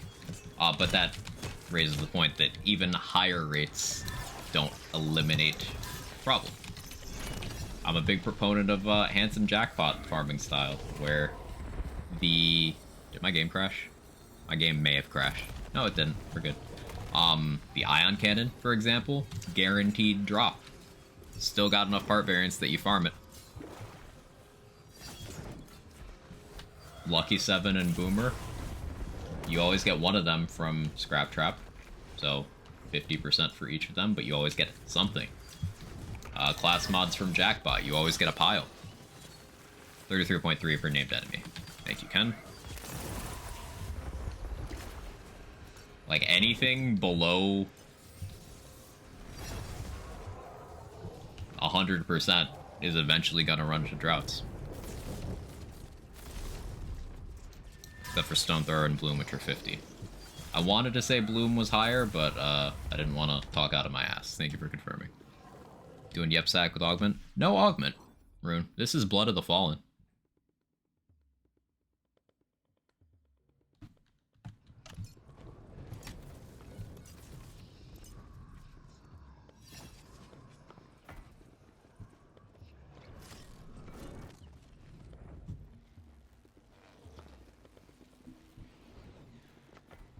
Lower the drop rate, the higher chance for longer streaks of good and bad luck. That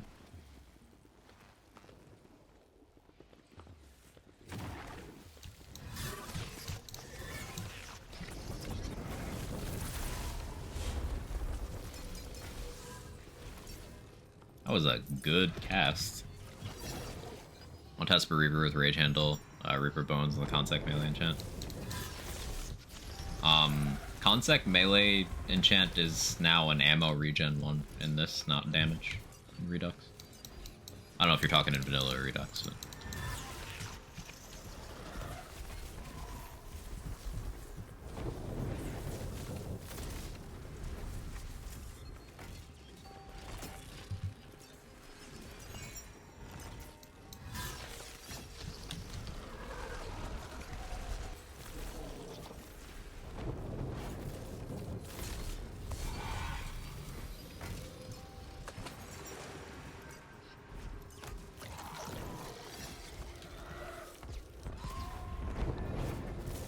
was the Krieg DLC, which is why farming BSV is a chore. Farming in DLC 2 and 4, so Guns, Love, and Tentacles and Krieg DLC, were generally considered like the worst farming for, you know, conventional farming in BL3, whereas Jackpot and Bounty of Blood are seen as just better. Bounty of Blood is simply higher rates, whereas Jackpot is several guaranteed drops. Some people want the game to be the farm. Not me, I enjoy farming, but I enjoy using loot more. Yeah. And like guaranteed drops in a system where getting a drop isn't getting the drop doesn't stop farming from being a thing. Like I remember very vividly early BL3 days, back when people were using like trading subreddits and stuff. I was on PS4 at the time. After Handsome Jackpot came out, there were like people were putting out bounties on specific parted items for people to go out and farm. And these were still the ones that had guaranteed drops. Like there was a bounty for max splash radius ion cannon in each element. It was guaranteed drop. Still reason for people to grind it out, you know? And this was before anoint rerolling as well, so anoints weren't even being factored in here.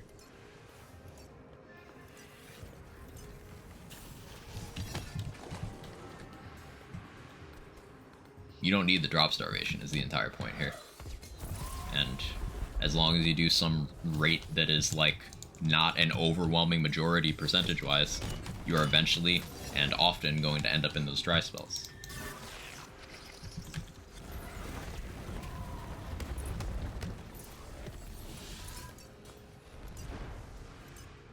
PSV's a chore because it dropped from a boss that wasn't designed for conventional farming. That was a component.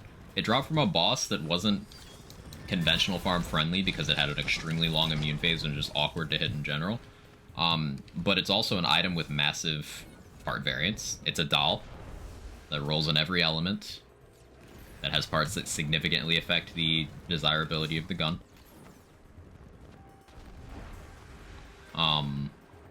Luckily it's one of the few dolls that doesn't have the fire mode aspect to it, but you know, that's a part of it. And once again, remember anointments are a thing.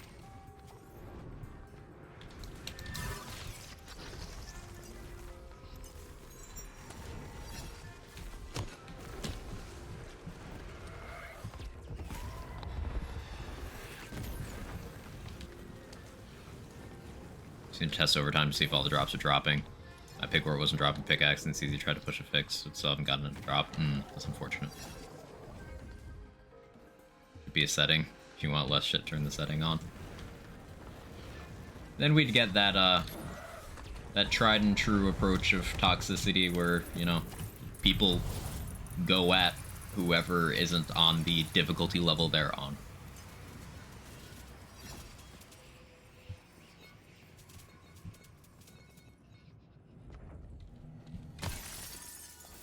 We're spending a lot of time waiting for Autobear to kill Lilith. Did Autobear talk to Lilith? Back what we doing now? Talking about Bloodstar Beast! Actually, though. We really are. We're doing Dire Sacrifice. Again. This time it's, Bereaver Dire Sacrifice with Blood of the Fallen. And as you can see, it absolutely shreds in mobbing.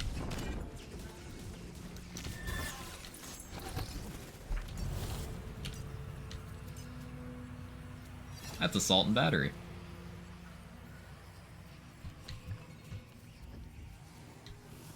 Ooh, Diamond Guard Sword could be cool here, honestly. Didn't even think about that. It's a bunch of status damage. I'll pick it up.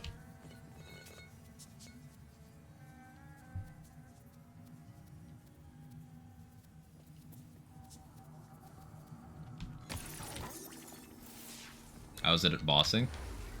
I mean, it's still Dire Sacrifice and bossing, and I'm still not shooting guns.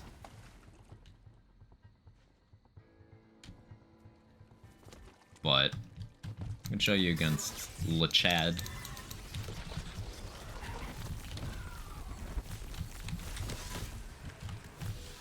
Not bad chunks for activation, right?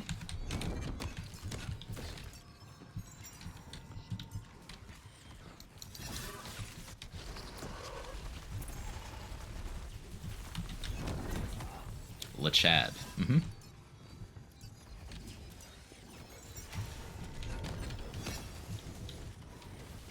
Lechonk.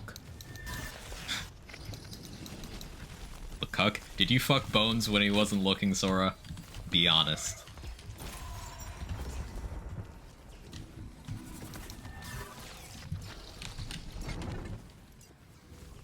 Or was it while he's looking? I don't judge.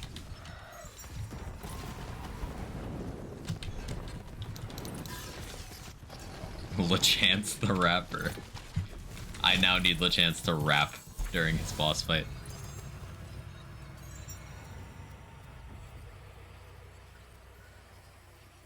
Well, maybe.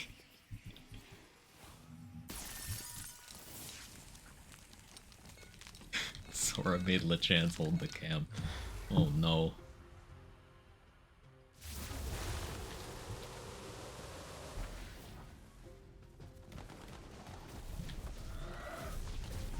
Bone's gonna start going around talking about his husband's boyfriend.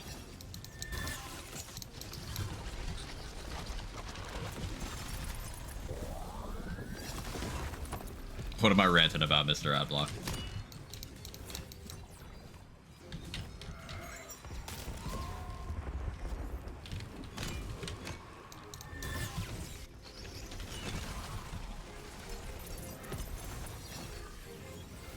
Hey, big ounce. Nice.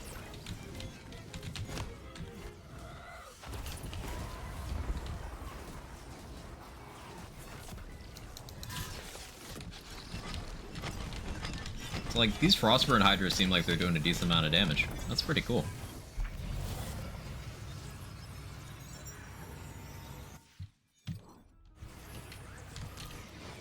No, I don't want to equip this.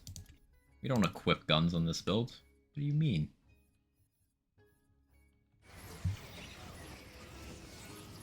Our gameplay in Wonderlands is the best. I like that they leaned into the aspect of these lands games where they're FPS on the surface, but like there's so much you can do that isn't shooting guns. And Wonderland's just like, yo, what if we went absolutely crazy on that?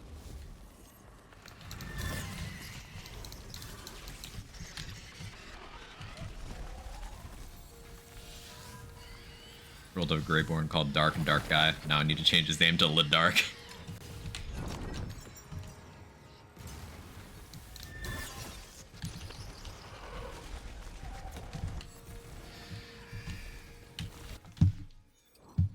Like, in terms of melee weapons, if we ran Big Ounce, like that splash damage radius should apply to Dire Sacrifice, right? So we could just have map-wide Dire Sacrifice. Not that it isn't already, like, bigger than it needs to be.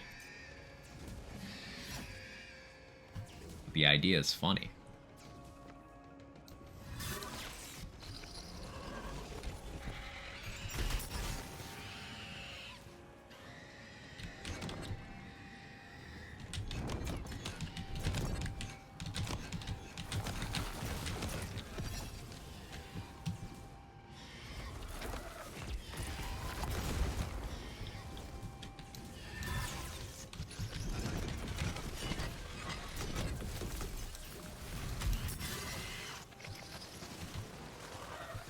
Poorly timed, Sag.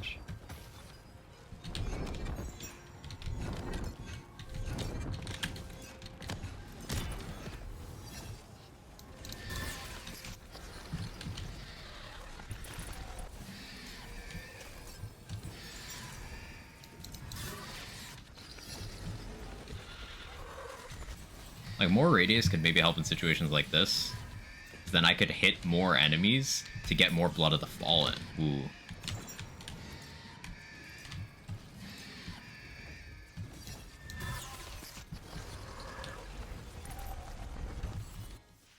We're doing it.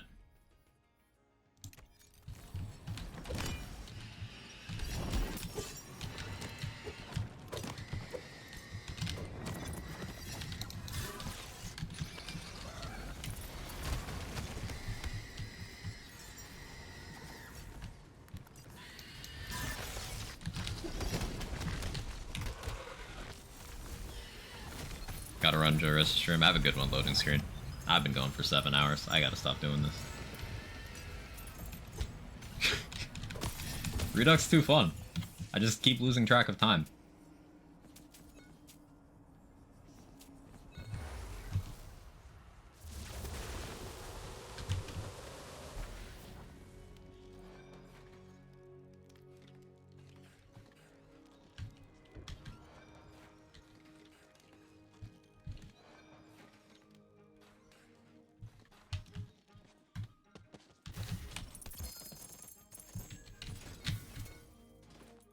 Splash.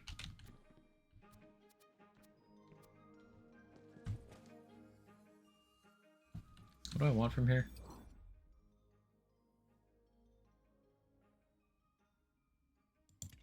Oh yeah, we could go Garlic Breath for fusion. Yeah, let's hit armor. Love that I feel threatened by the amount of enemies. Same. I love feeling threatened in the video game.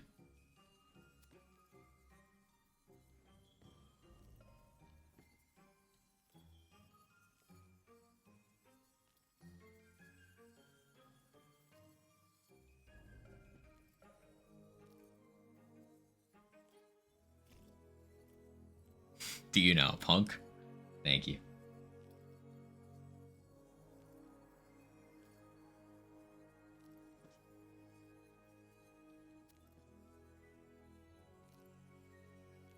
Claw Grave Stampede, huh?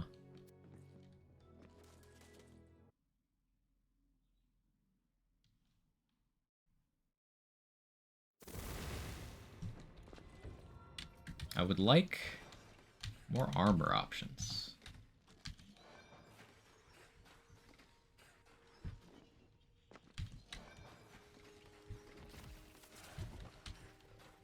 Yeah, I want to get a fusion.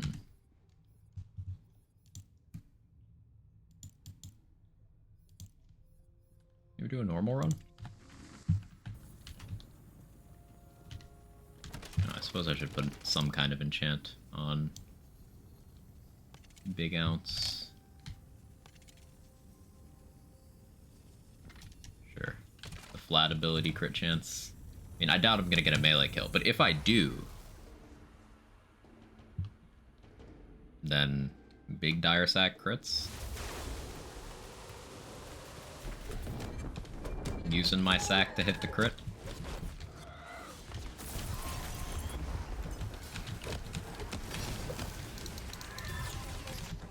Especially in this mob density. That's so good.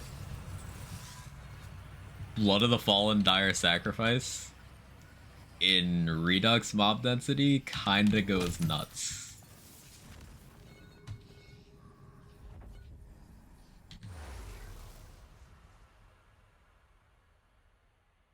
This is the way.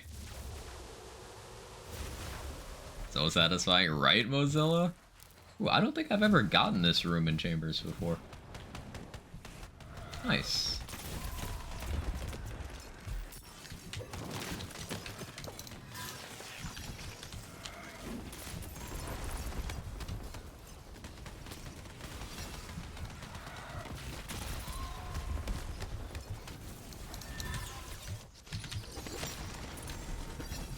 That's the room. Because Blood of the Fallen is 20% of the cooldown back every kill. So if Dire Sacrifice just gets 5 kills, well, that's instantly the entire cooldown. But even if it only gets 3, well, we have cooldown here, we have cooldown here, we have cooldown from,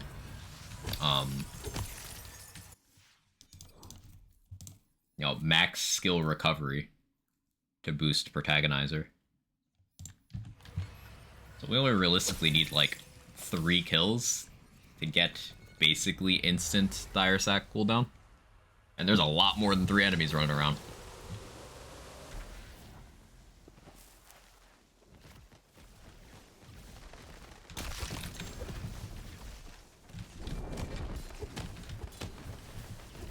Is this Chaos Bug HP? I can't tell. I think it is. Yeah. Because, like, enemy dying from 1 melee hit, I was like, Density is the reason why some mobbing setups don't really do what they're supposed to do. Well, that's, it's gonna make some better and some worse. Mobs with, builds, excuse me, with exceptional mobbing ability that scales up based on how many enemies you're fighting, they're gonna do better. Builds that don't, are gonna do worse. Build cracked or HP bug. Build still cracked, because look it.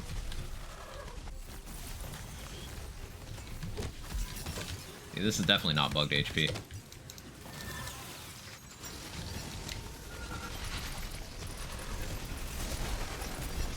And, still works.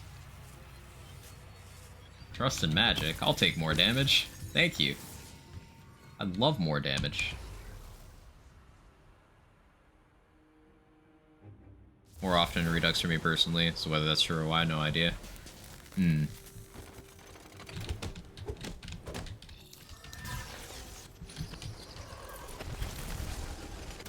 I believe Dr. Seven mentioned that any proposed solutions for that would have to wait for a Redux patch.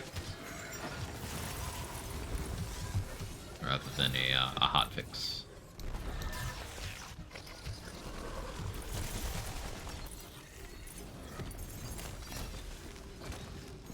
What can this build get for bossing? I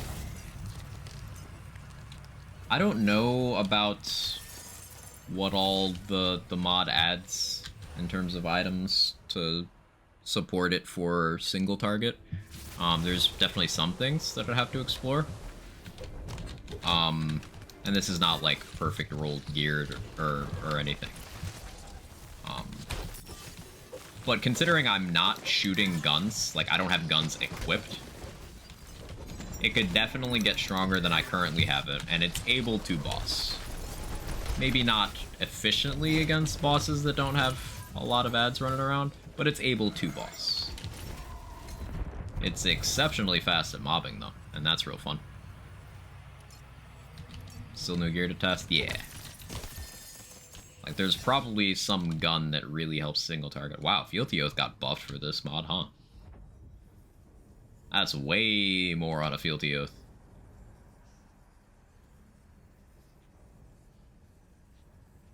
How's the mod so far? Really fun, Fusion. Enjoying myself a lot. I keep losing track of time.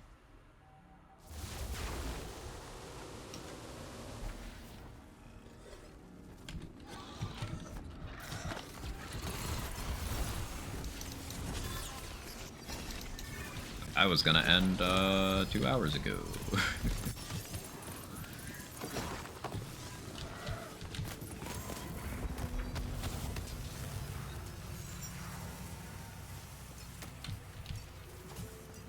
So, if there's anything you missed from base game that's changed or moved in Redux this time around, there's a couple items that I was sad to see overwritten. I tend to not like item overrides in general, but like, obviously I understand that to a point there's a necessity.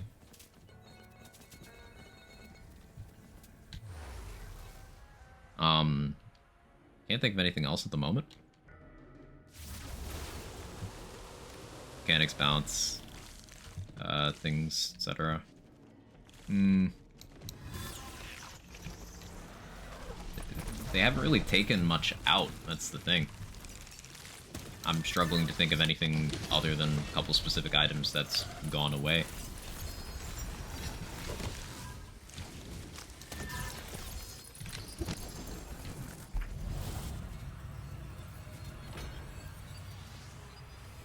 Fororb overwritten? Yes.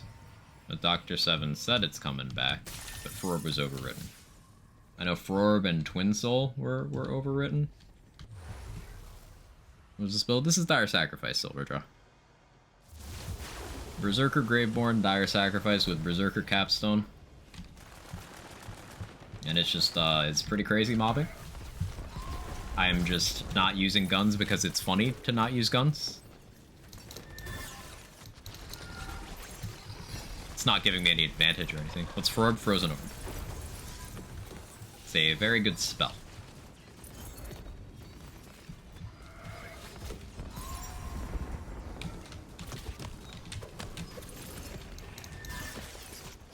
Go to sleep, good night. Have a good one, Sora. Thank you for hanging out.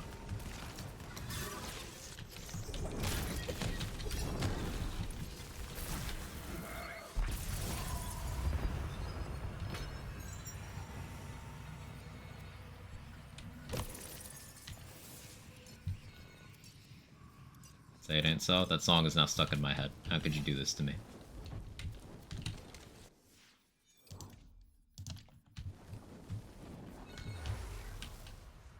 You prefer the guns with or without the chaos tiers, or it doesn't matter because less chaos levels? I think I like without, because it's like, the way it works now, it's like having Mayhem 10 but no Mayhem leveled items, and the levels are closer together, so like, pretty cool. I guess a more accurate analogy because of earning them through an activity. This is like if BL2 had never done OP levels on gear.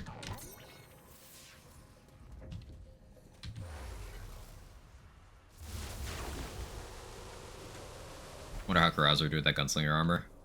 It'd probably be really, really strong, huh?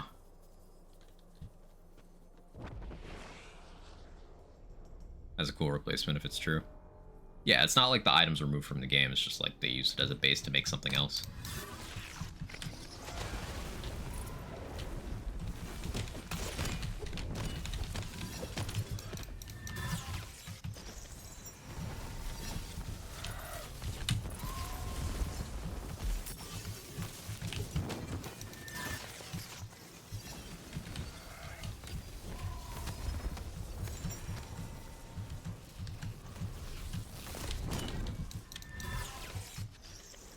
Dear Quather, I write you in spite of your society.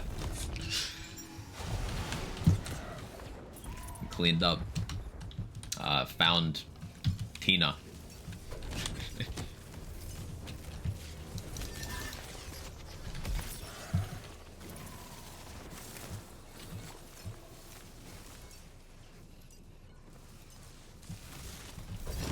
It's a Weezer song for anyone very confused. 90s shit. Farm whatever you want except pearls at low or no chaos level. You'd have to craft a viable build with it to handle the highest chaos levels. Yeah, just acquisition of items easier, which is good. We've exhausted the lyrics I can recite. Yeah, everything else is in murky territory for me too.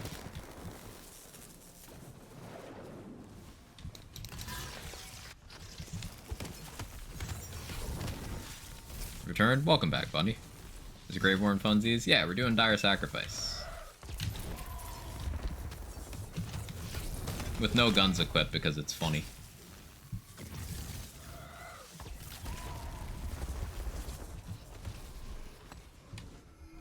This is Chaos 10. Dire Sacking. This is an existing save I had. But Redux turns off chaos tier items, so I'm not getting any like actual advantage from that or anything. Just existing gear in the mod.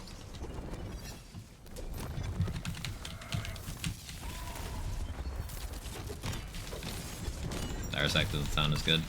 Well, I need to get a garlic breath so we could have garlic sack or sack breath. Which do you guys prefer, garlic sack or sack breath?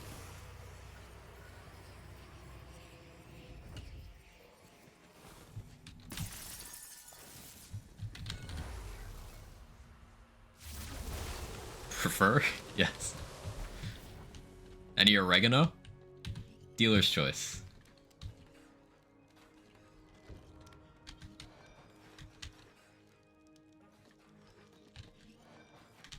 Ooh, that's a new one. Shaped Hourglass.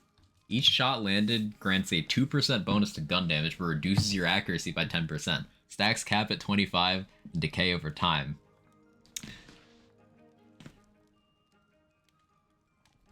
That's fun.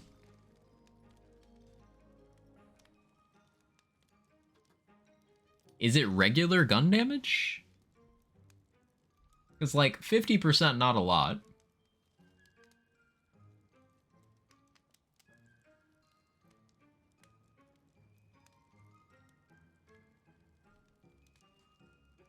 That sounds pog. Slightly anarchish? Yeah, slightly anarchish. I'm gonna buy it. Just have it. That's cool. Shot? Quack leave. Listen. There's guns you like shooting. The Bloodstar Beast is a gun, Viper. Don't give me that. You shoot. Just aim. No.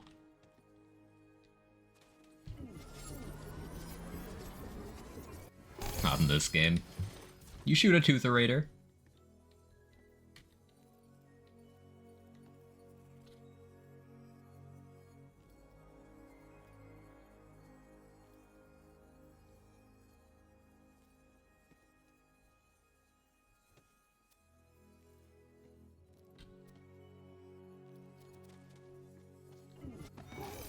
Shoot scalawags out of necessity.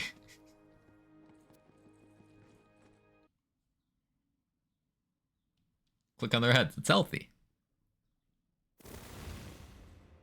It's being done to a ghost blade if not shooting it. Gently caressing it and offering it words of affirmation.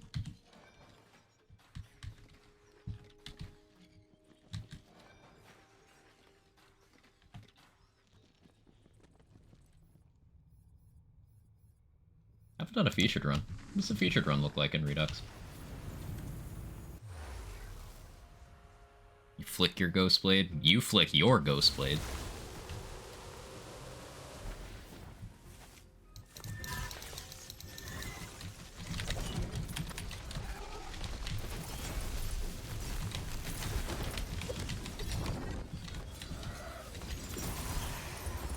Look at that clear. Did I even get the bonus? No, I didn't have time. Just more enemies spawned in and Dire Sacrifice was like, okay.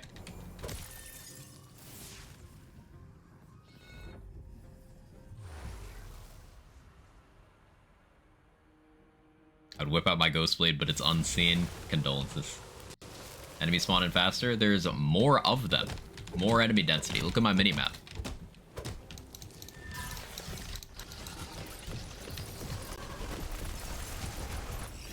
So, setups that run Blood of the Fallen just get so much mileage. Because I have...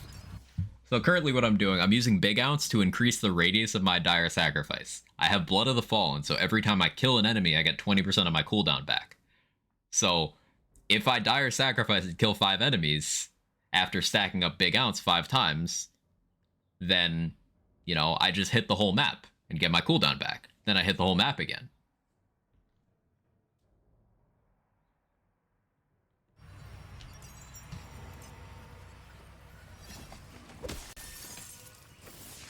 Is your guy vibrating? Always.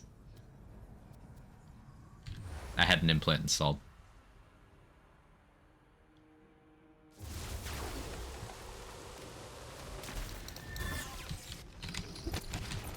Want to make Blight Spell Shot in Redux? Sounds like a lot of fun.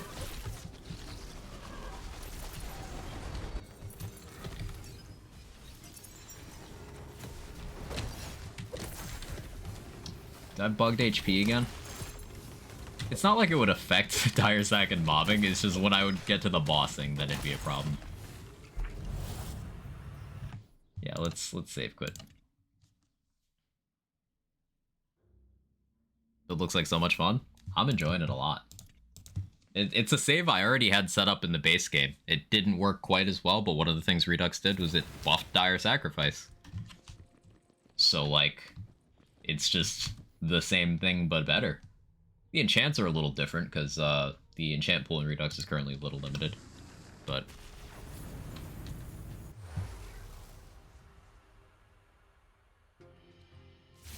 it's not like it affects the performance too much. Still doesn't seem correct. I need an enemy. No, it's correct now. How do you boss? Admittedly, sometimes slowly, but against bosses with ads, I just keep using Dire Sacrifice until the fight's clear.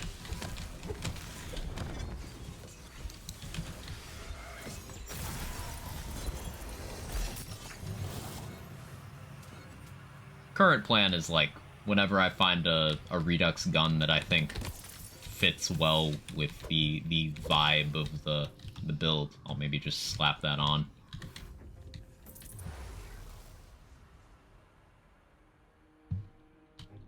But with Big Ounce, I get more splash radius, and there's a lot of bosses where there's ads in the arena, they're just not, like, physically convenient.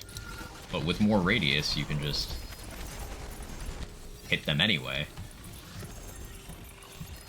Like this.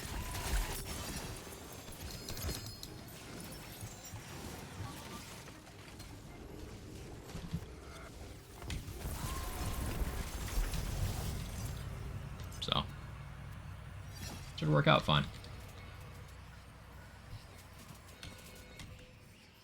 Smithies with crit damage, crit chance, crit chance.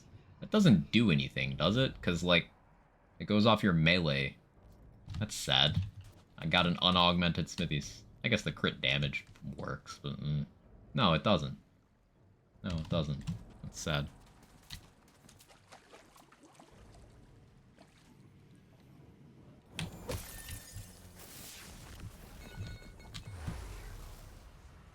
You bar for the encounter complete increment slower. I don't know.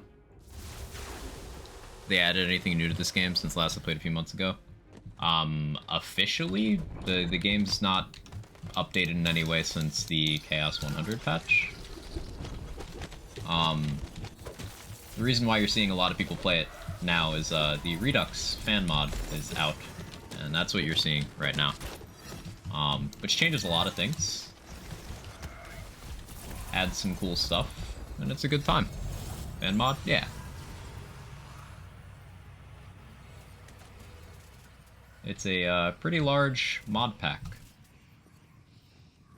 And it's my favorite kind of overhaul, in that it's one that makes the game still feel like the same game, but like new coat of paint. It's pretty good.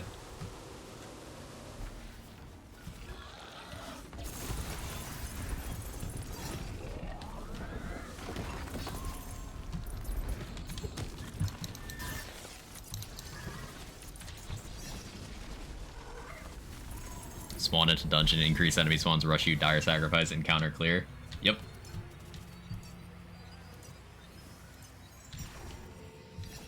Make that max word increase for more damage.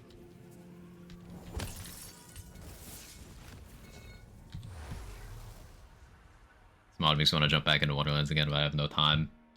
It'll be here. Whatever you do have the time. And like, this is very early version of Redux. Fully expect it to grow and develop more over time, and it's been received very well by the community as a whole, so expect even more stuff by the time you work your way around to it. Mission do you do for Frostburn? Another Redux W. It'll tell you the name of the mission. A small favor. So whichever one that is.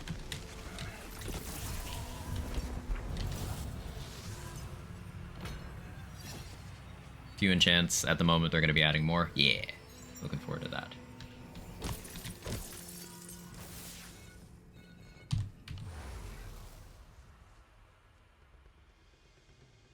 It's the caster quest. Thank you to Lula and Mr. Steel.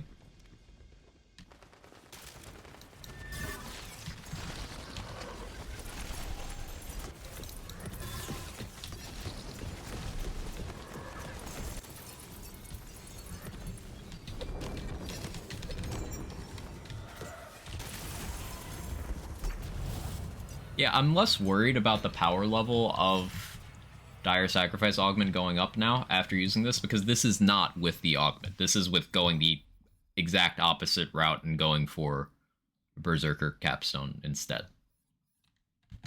So, like, I think Dire Sac Augment being the third weakest version of how to use the skill means it could stand to be buffed.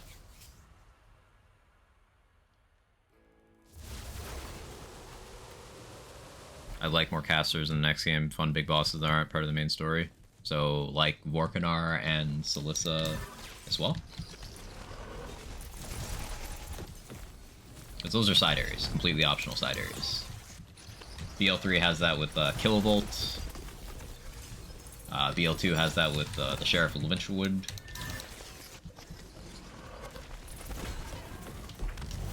It's kind of a tradition that they have side areas like that. You know, Wonderlands just happens to have most of those. The most that we've had, in fact. Fascinated with the radar when all the red dots disappear. Like the Kilovolt area. Yeah, Electro City is a really cool map. One of my favorites.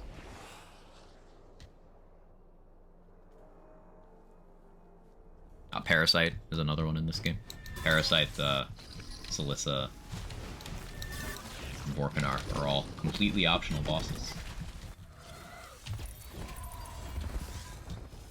Lots of Salissa today? Yeah.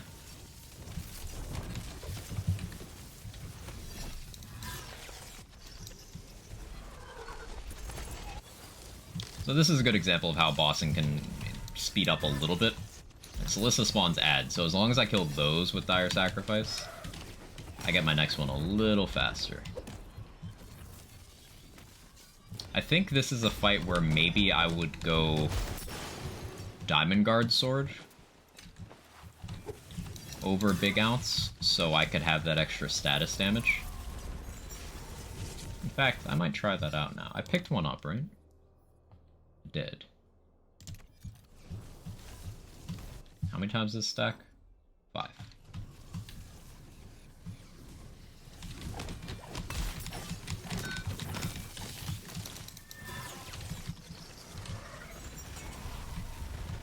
Yeah, a little more status damage there.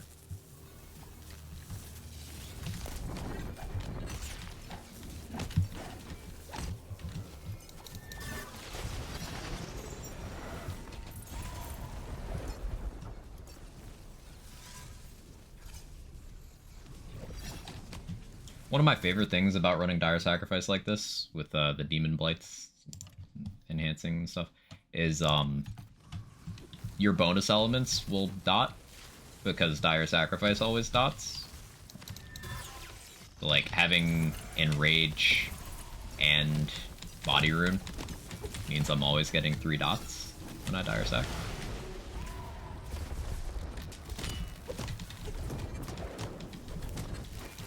It's part of why I want to mess around with,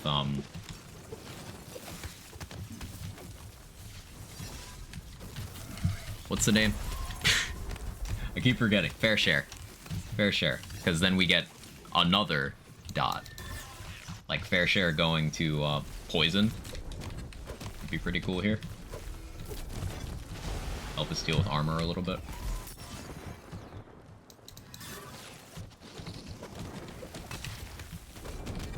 Not be suspect to Salissa being like, yo, this element, no damage. Hurt to add more ads in the boss room, or is that build dependent? It would hurt some builds, help others. So, build dependent, definitely.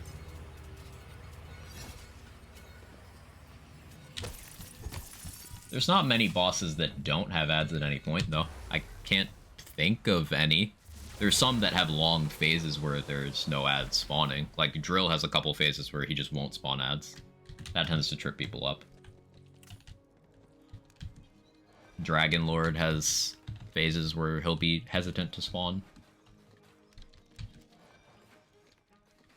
Barkenstein.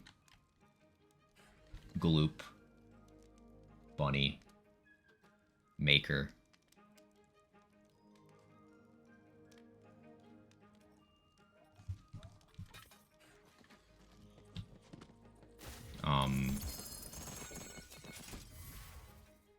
Everyone else spawns ads pretty regularly. I've noticed a lot of double rolls on shields in Redux. I don't know if that's confirmation bias, but like, I've noticed a lot of double rolls, which is a good thing.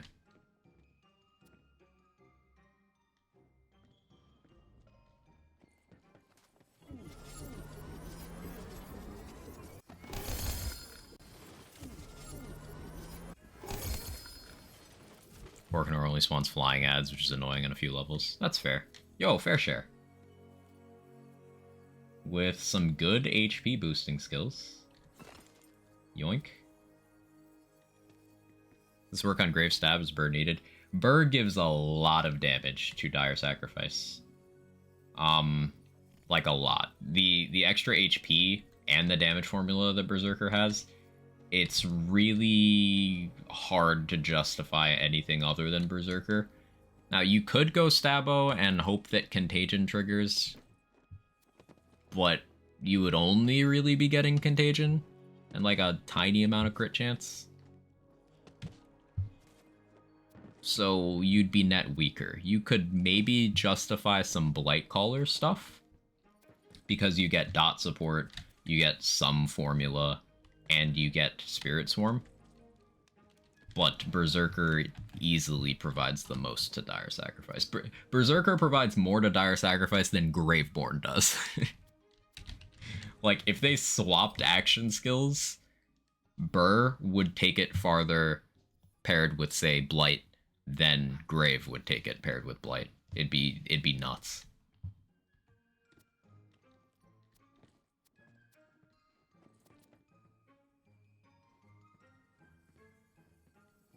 I think Mr. Sean has done some flavor of Blight Caller Dire Sac. I wouldn't know more on how exactly that fares. But Stabo's hard to work with, especially compared to Burr. What's the optimal arbor to make Dire Sac work? Looking at between Selective Amnesia, Brutal Stampede in vanilla. One of those two. Depending on what you feel like doing.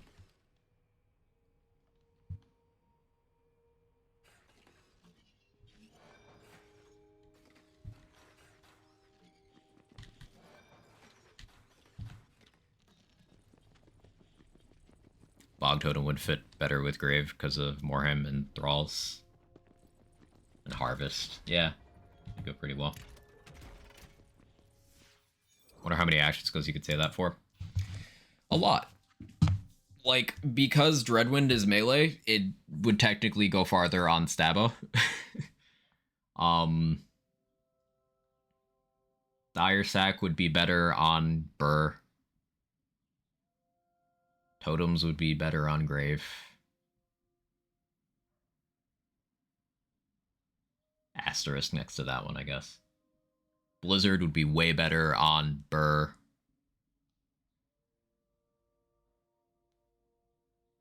No, there's a fair amount of these examples.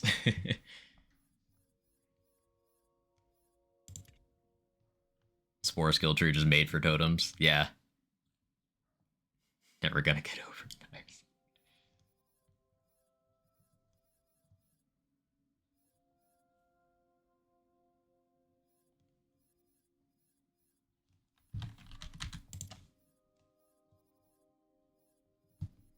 Where's that fusion?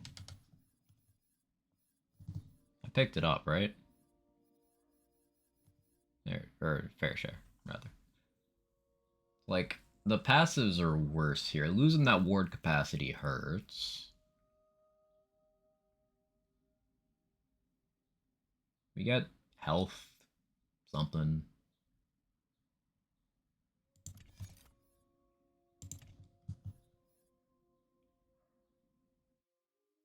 Do I have a garlic breath chilling in here? Effective radius of Dire Sacrifice can be expanded. Very large, and in Redux it can be expanded, yes. To be extremely large. On ability and crit damage. Probably ability crit chance. Yeah, ability and crit damage, yeah. Because crit chance has value, but like going off the base of 5%. So yeah, ability. You would want ability damage and crit damage. Yeah. Frost Shiver, Storm Dragon Judgment. Yeah, any of the melee action skills are just automatically going to be better on Stabo because of Alchemical Agent. So all of those would move over more favorably. Imagine being able to pick any action skill regardless of what tree. That'd be next level building. I'd go so hard.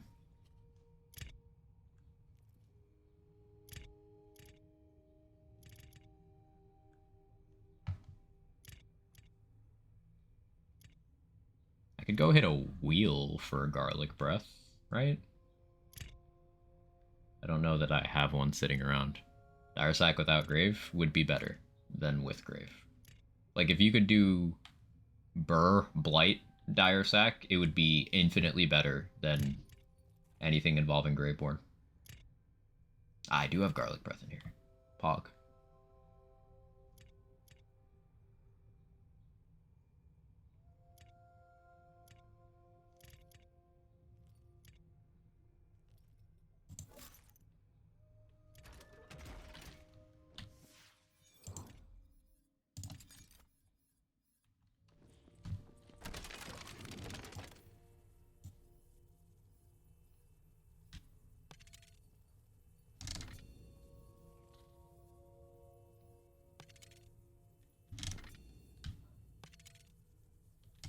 You guys ready? We're about to do sack breath.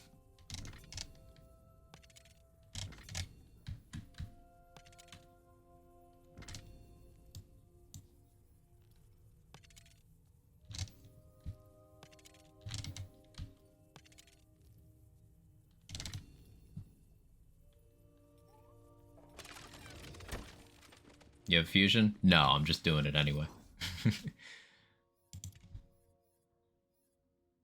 Because, like, not having Stampede on means that I don't get anything out of Frostburn. And Garlic Breath would look funny. Shoot a poison gun now.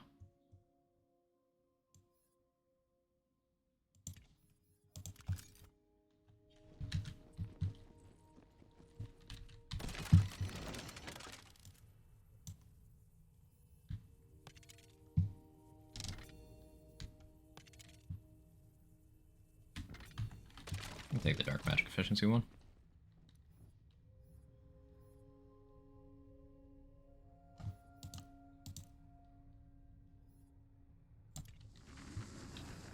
Blizzard with Burr and without Spore, love to see that, yeah.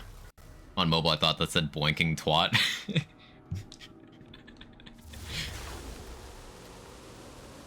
For a spell with War Paradigm for spell damage and duo abilities and Dire Sack, yeah, that'd go pretty crazy.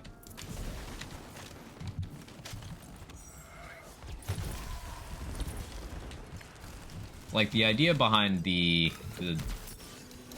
fair share here is, it's another dot that we'll have ticking.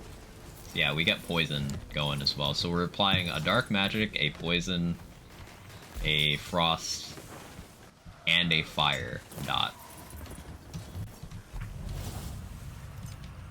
And the poison portion is being boosted by the fair share itself. It doesn't have splash damage, probably, if it works how plate mail does. But that's fine.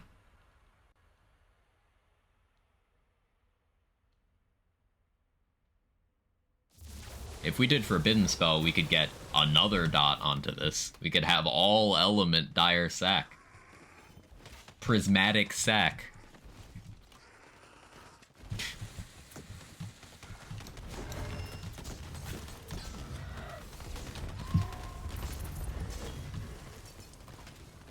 Is Forbidden Spell still forbidden? It's nerfed in Redux, I'm told.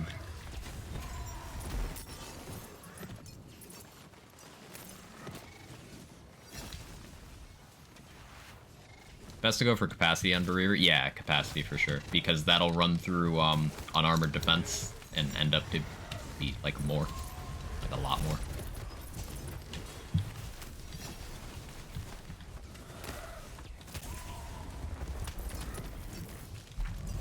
Like, I'm undercutting my potential Dire Sacrifice damage a lot by using a Body Rune rather than something with more capacity.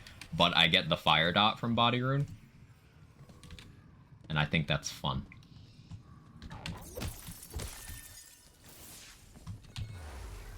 I pronounce her name? Quag. So, hello, Quag.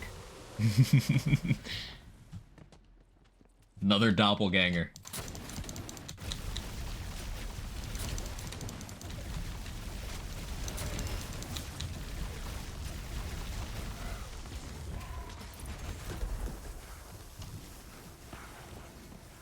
Oh, I've been live too long. The soundbite doesn't work. I guess I have to do it. Quag, quag, quag, chat, quag. Is Vanilla Holy Spell need a sticky? Yes.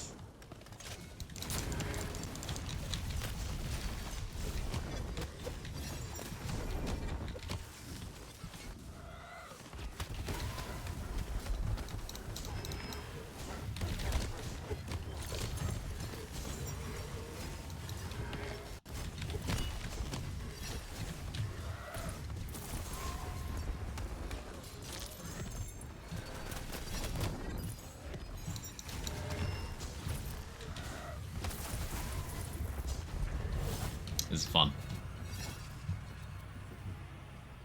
How does Garlic Sack look to you guys?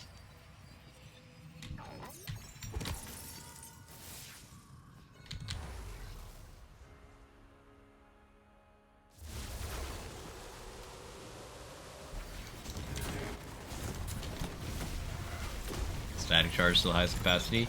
Unless Redux added a bigger one, yeah. Saw your name, had to ask. I figured. Hope you're having a good one.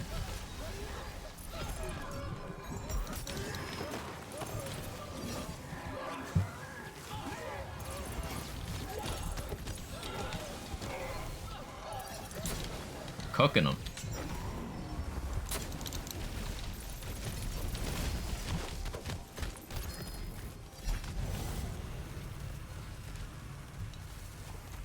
Hey, speaking of.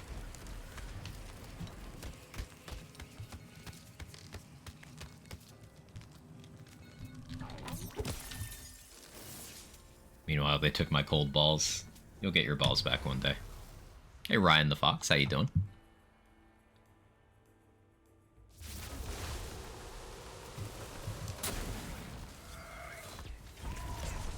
Good, glad to hear.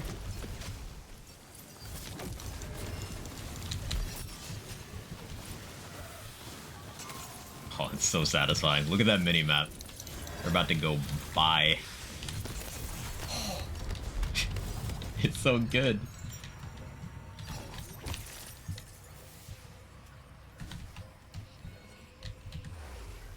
Try to download Redux, didn't work for some reason. It's a two-step thing. You gotta do two things. You gotta be careful when you follow the installation instructions. How much radius do you have? Yes, all of it.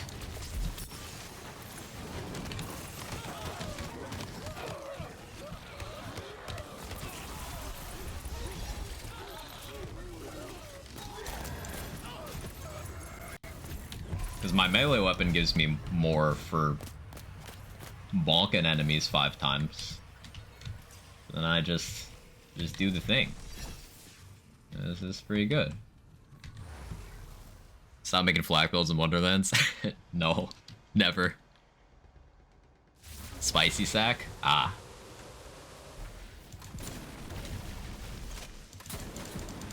Yeah, you could maybe like go, if you still wanted the fire dot, you could still go with like fair share, and then just hold the fire gun, but then use like a static charge for more up front. Maybe I'll try that next. Might as well equip a wyvern. I'm tempted. I don't need this to be garlic. Like, we could just become flak.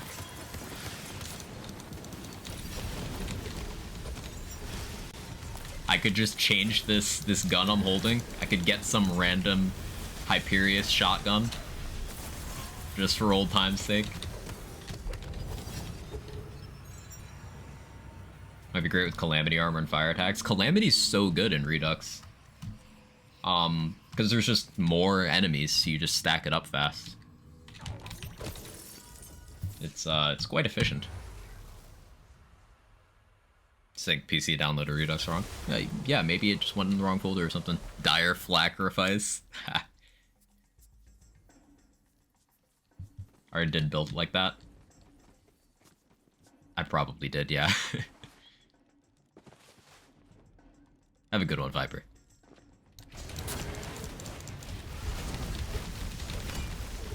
Just from the shadows? Oh yeah, that one. Yeah, that was gun flak.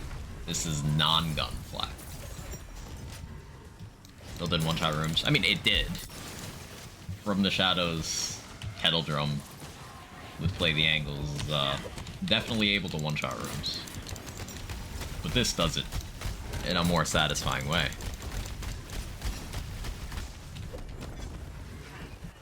You get the hotfixes. Did you install the pack file? Because you gotta do both.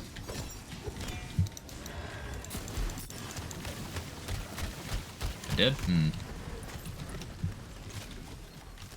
Frostburn, kind of gravity snare, but useful. I hate that you said that, because now I like Frostburn less. No aim, I'm gonna pass that on to Pascaroon in K6. We've gotta have, like, no aim invitationals one of these days. We get those guys, we get me. Who else here has shit aim? Anyone? We'll have like some sort of esport event where nobody can land a shot.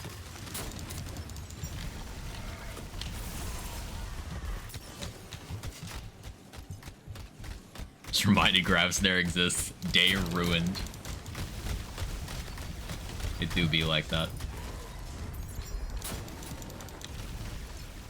Fewest cards wins. Stormtrooper tryouts. I like that. Give Holo a controller? No, Holo's a gamer. We're scoring aim labs.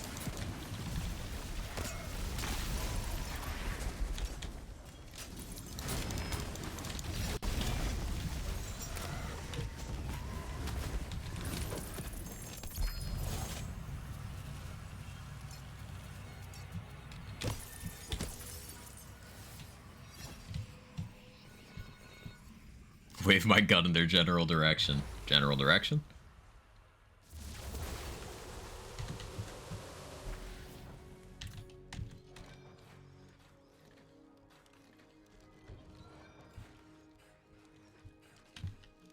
Formal duel between two stormtroopers. I'm gonna get that short video. Oh, I have great faith in your ability to bring that to life.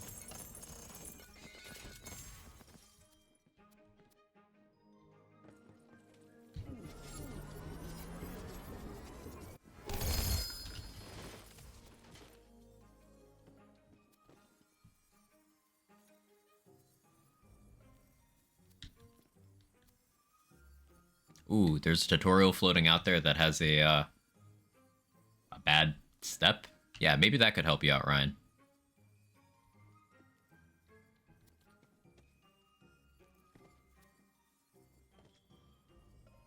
Hadn't occurred to me that there might be multiple out there.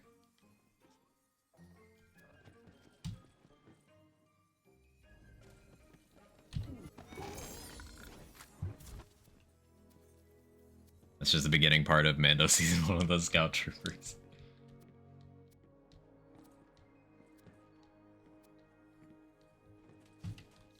Okay, so next thing. I have a fire gun.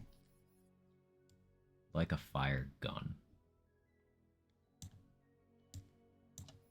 You're a fire gun. So we do that. Put on a static charge. More capacity.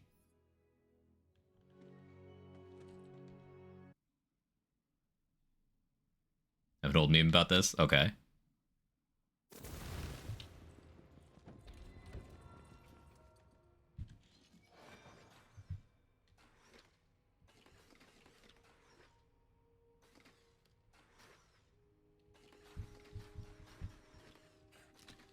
Enchantment on gun? I'm rolling one on. I just equipped that.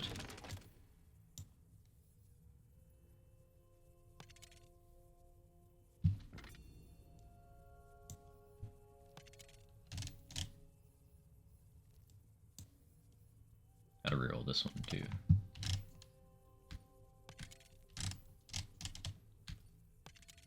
A red shirt from Star Trek and a stormtrooper get into a firefight. The stormtrooper misses every shot. The red shirt dies anyways. Love it.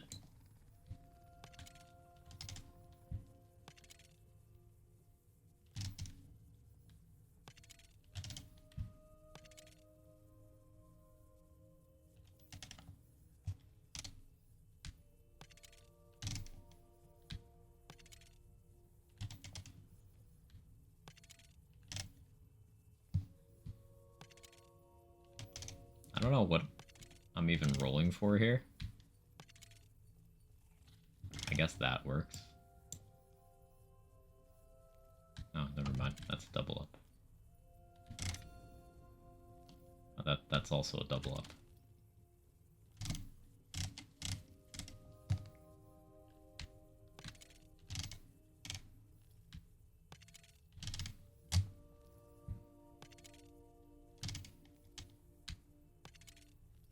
Sure, we'll run that for now. Those damn ricochets. Okay, so this will be higher base damage of the dire sack itself. We lose one of our bonus elements. Like we don't have the poison anymore. Short-lived than it was, but this might be higher base than the the Stampede, because we have, like, a lot more HP now. Let's see how it goes. Unfortunately, I'm holding a gun now. Gross. More initial, less dot. One fewer dot, but the dots we have left might still be stronger overall. I'm gonna... I don't trust that. That might have been the thing. Because 16k one-shotting an enemy, that was a little sus.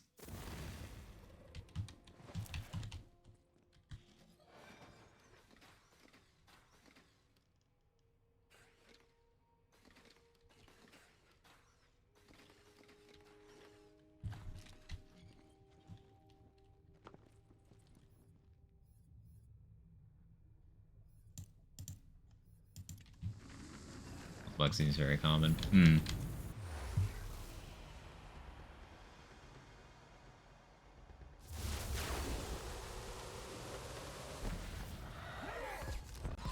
Okay, there we go.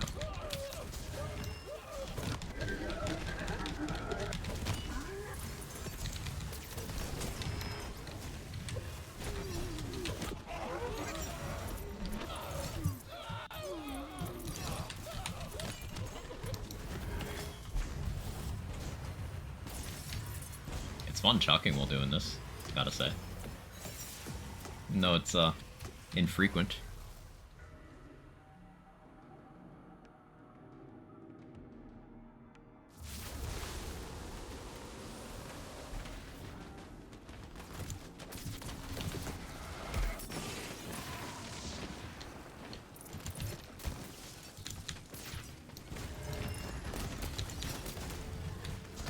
You got up, Chuck? What's up, Chuck?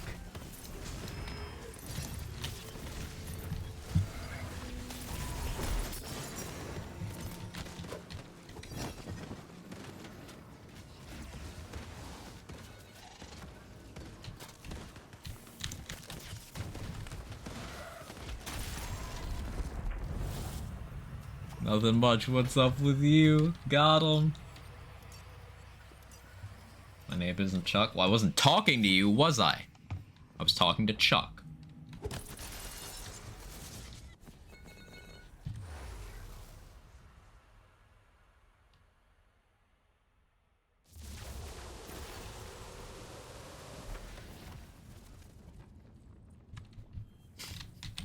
Dr. 7, I have a fear your gun name request.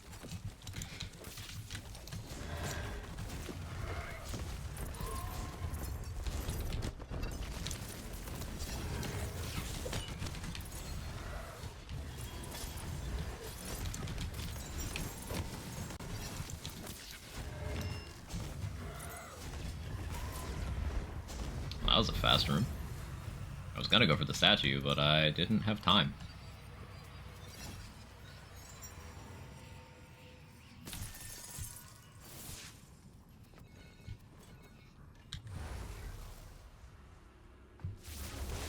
And I put a lot of up dog on the reply. What's up, dog?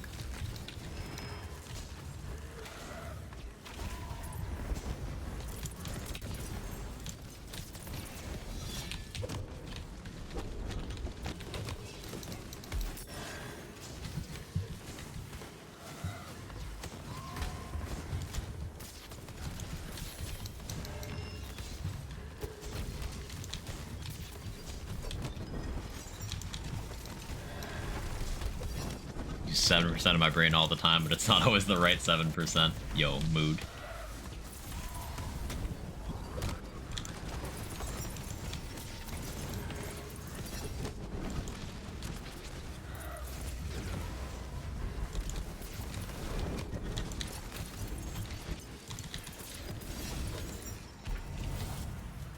I guess this being fire isn't really helpful because well, I need it to be fire.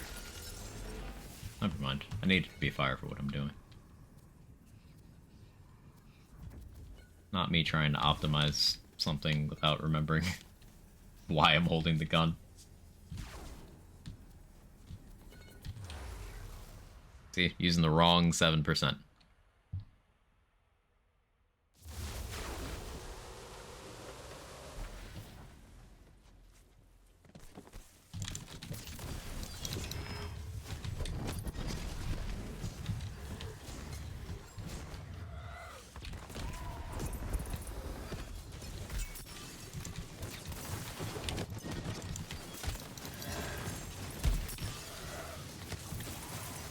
Oh, juicy, juicy garlic sack.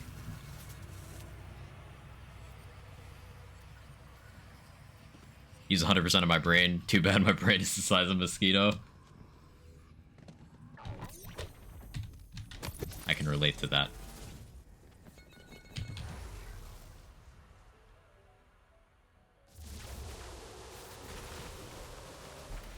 Ooh, this is a pretty map.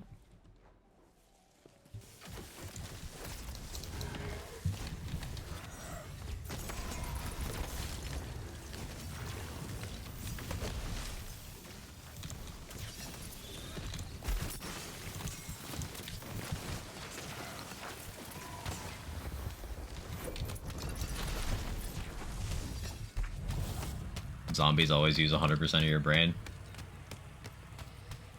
Shout out to zombies. Going green. No waste. Hey, son, thank you for the raid. I appreciate it. How was stream? What'd you get up to? Have you jumped into Redux yet?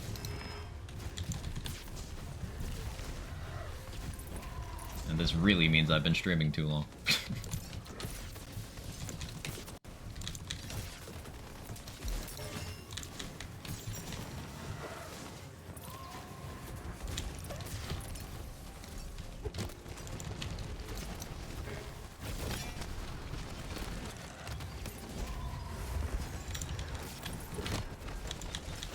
Low-key, I'm just cramming more hours into individual streams, so it's not too long a length of time before I finish the Nier playthrough I was in the middle of. Started Redux, just got the Bright Hoof. Nice. First build I'm doing is Barbara. Of course you are.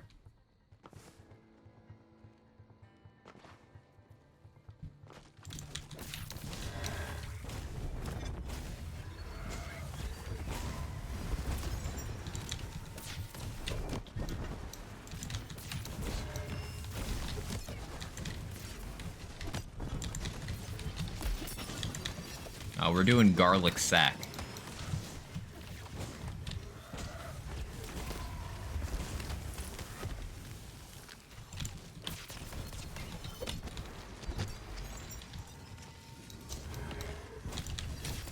Eighth low chance boss fight? Why's that?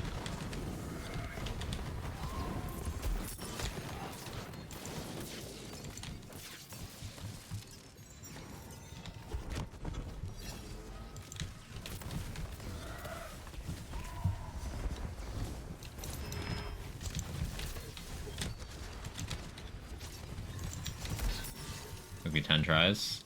That's just one of those things you got to pay attention to where you're standing and where he's standing.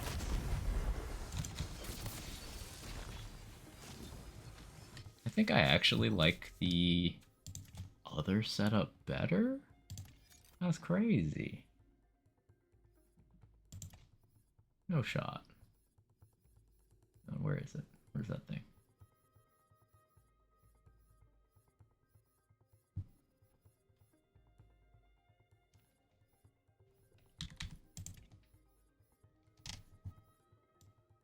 The extra dot really, felt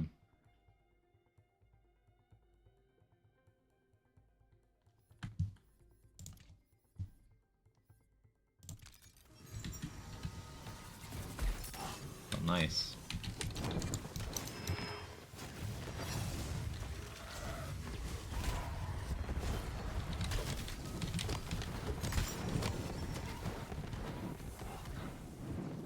Hi again. Enjoy your lurk. Boom. Welcome back.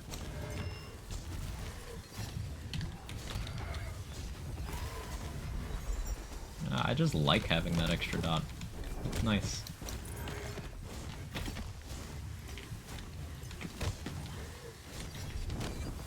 Hi, Kevin. How goes cat things today?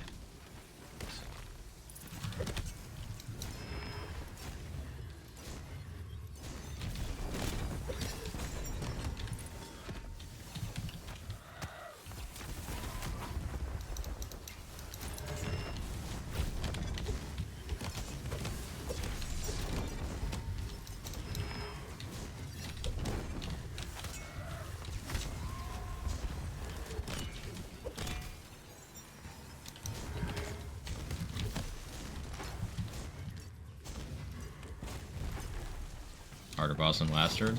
Yes.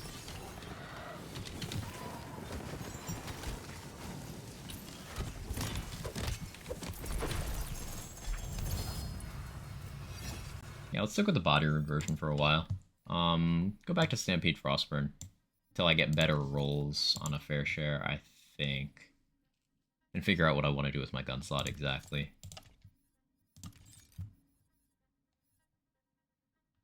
Keep holding this, though.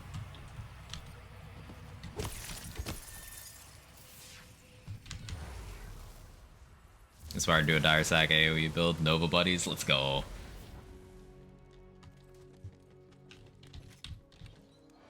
I'll seem to nerf Waster even more in Redux. He's already been nerfed in vanilla game to the point where it truly doesn't matter. Making the massive meme more of a meme, whatever. No real damage done.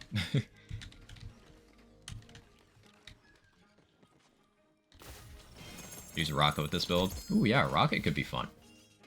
That could be a good time. Set the rocket bunny.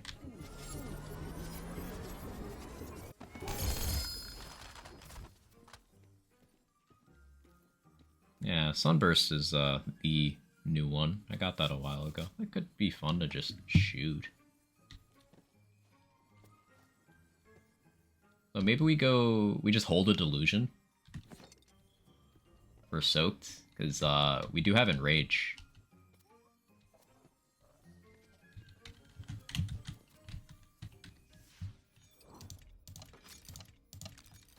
Just run around holding this.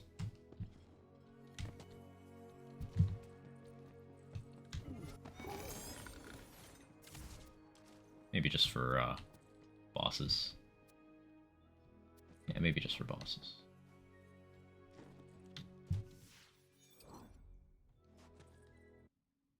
Dress reported concern that skill points aren't resetting correctly by Darkwing Bastard. Based.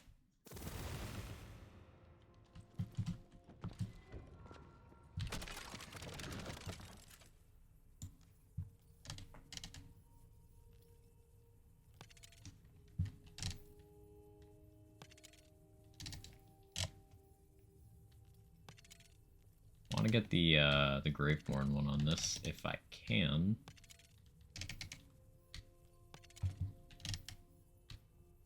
Not that I need dark magic efficiency, but like free survivability. There we go. For some reason my Win64 file is missing. That doesn't sound like a generally good thing to have happen.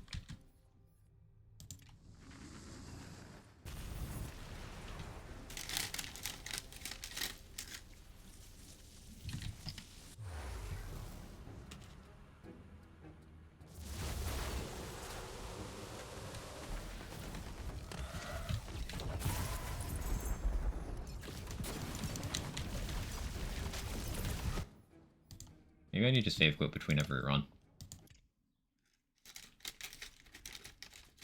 Found it. That's a win.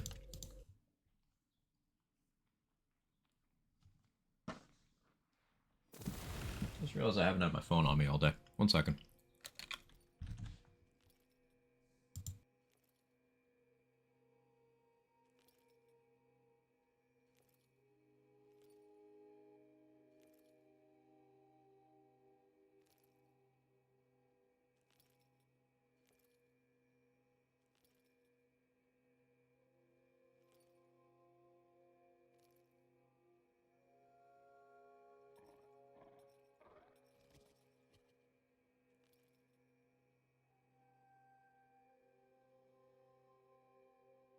Okay, I'm back. Brought those saltines? Yes, sir.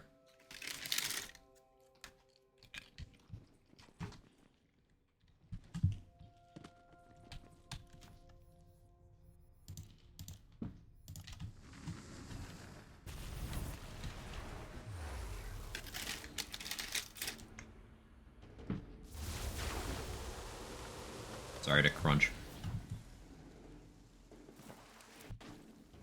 But I've really eaten today, so.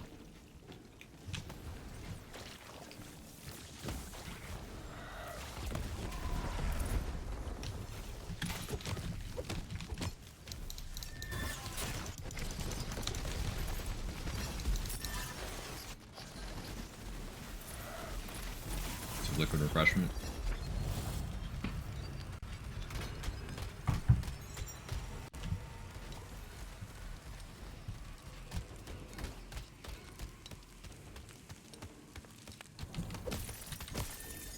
I miss Quag Gun. You know the burrito? No. That burrito made me so ridiculously gassy for the entire night. I would do it again, but like, I just need you to know that it was a problem for me.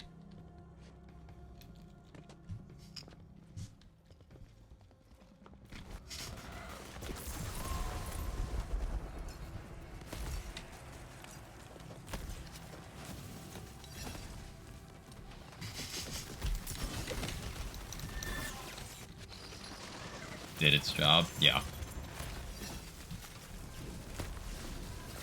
Is there a filter on this map? Like a visual one? Why are my colors so much more vibrant right now?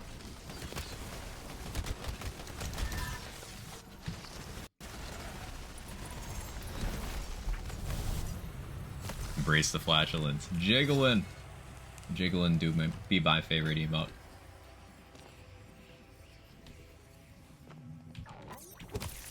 Better expel the demons out of a body.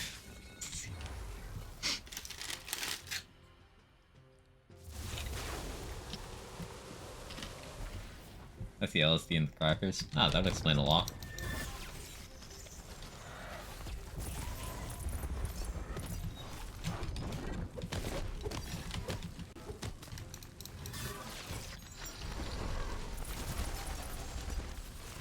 Oh, you're eating saltines, no drink, a serial killer. I was about to say, what's next? Popeye's biscuit. I have done both of those things. But yeah, no, Popeye's biscuit with no drink is like, that's a cry for help. Anyone does that, they're going through some shit.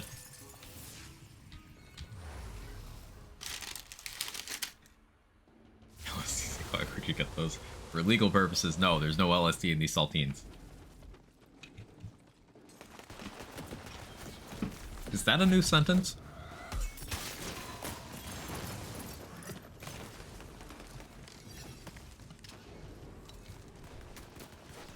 Problem like watching your stream, the sack breath introduced me to Gage last night, now I stream. Watch Gage.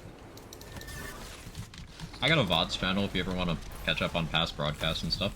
I will always promote you supporting friends. Gage is a friend. Go watch him.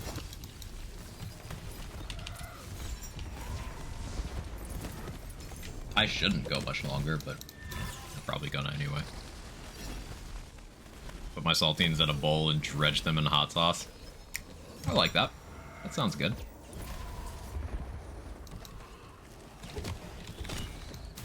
I only have saltines next to me because I just happened to grab them as I was walking by.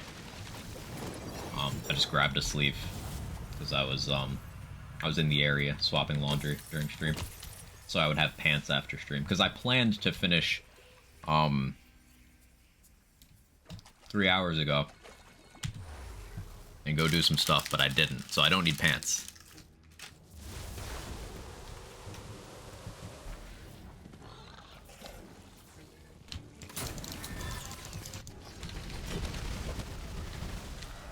Take it easy, honey bunny. Have a good one.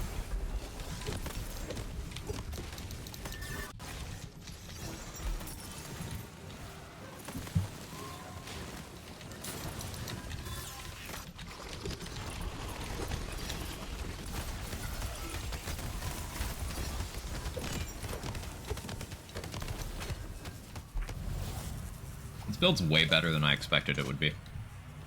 Like, way better.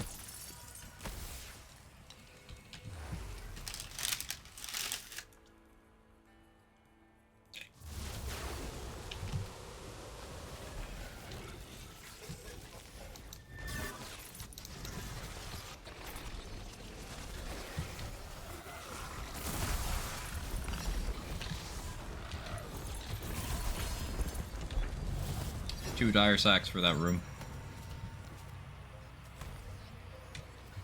For the entire room. Olive oil and butter, seasoning choice, Parmesan, goes hard as fuck. Ooh. Ooh. That sounds good.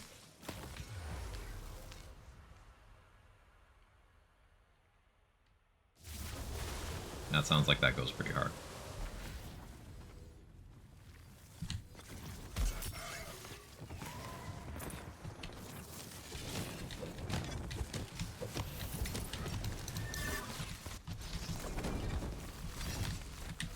Got our max radius.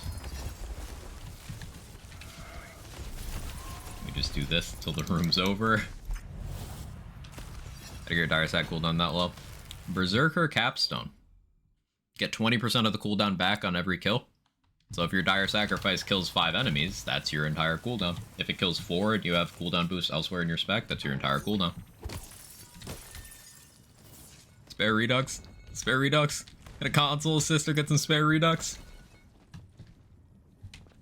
In a perfect world, that would be an option, Wisp. I'm sad for you.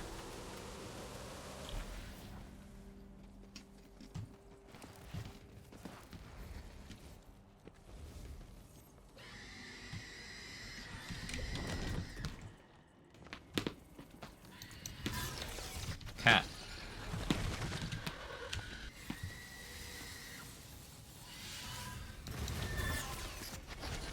Cat.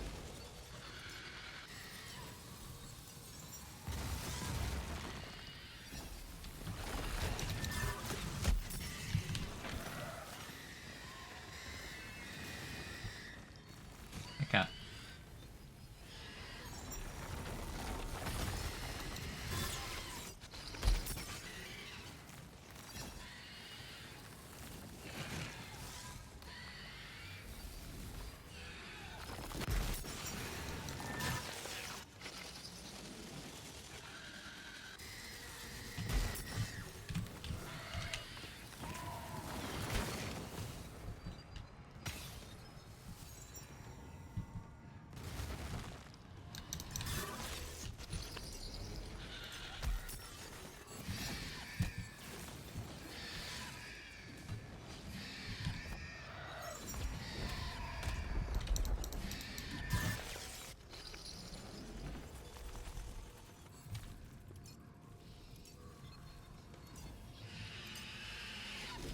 So I need to stack up my weapon, pop that to heal. Dire sack. To the radius, we got enough Blood of the Fallen. Our next cast will be more immediate. Put that down there.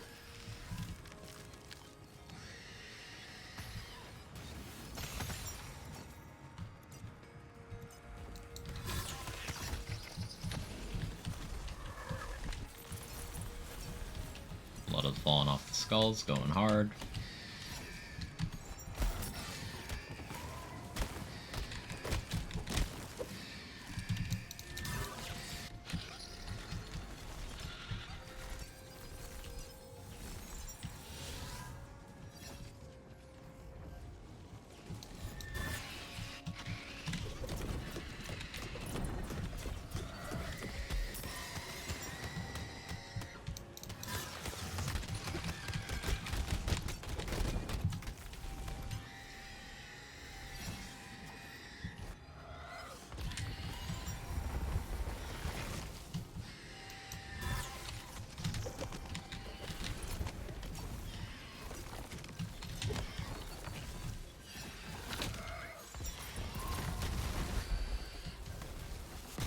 Oh no, not the animation lock.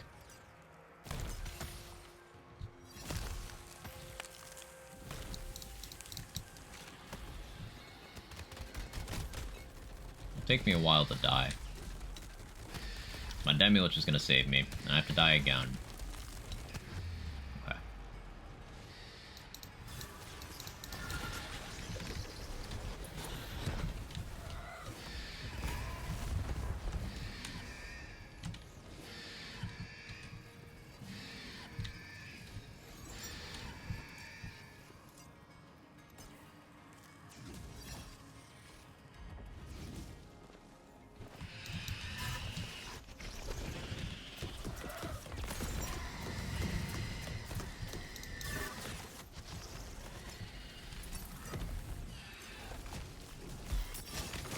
forgot I was gonna use soaked for, like, this exact situation.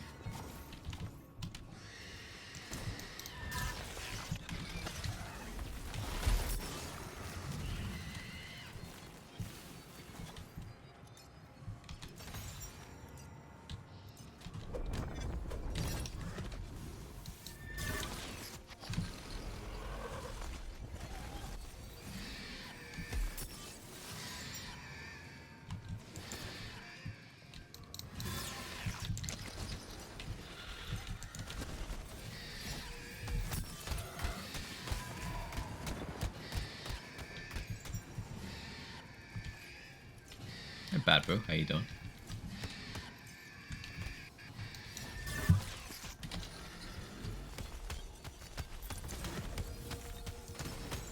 Fire sack's still bad, just your gear.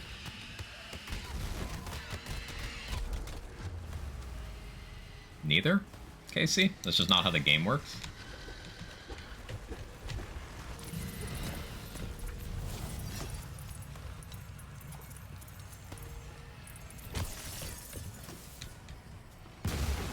Like, Dire Sacrifice against a single enemy with infrequent adds at boss HP when it can't fully element match, it just looks like that. Mod good? Yeah, the mod's very good. Dire Sacrifice mobs very, very quickly, as I've been clearing entire mobbing rooms in 2 button presses. I would definitely not call that bad. Definitely not.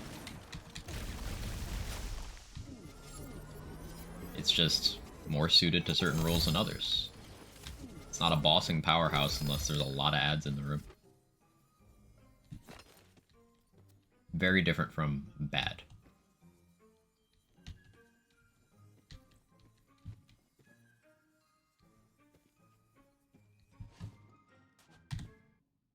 To underscore that, I'll do one more run.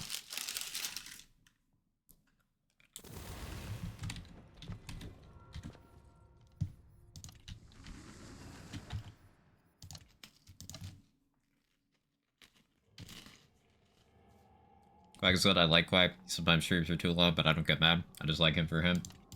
Oh, no you. Yes, Quack has streamed too long. 8.5 hours. Do one run.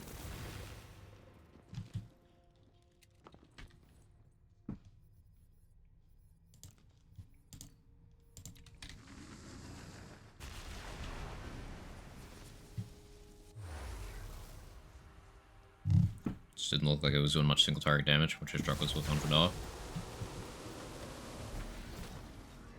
And if you buff Dire Sacrifice thoughtlessly to not have single target damage problems, what do you think happens everywhere else?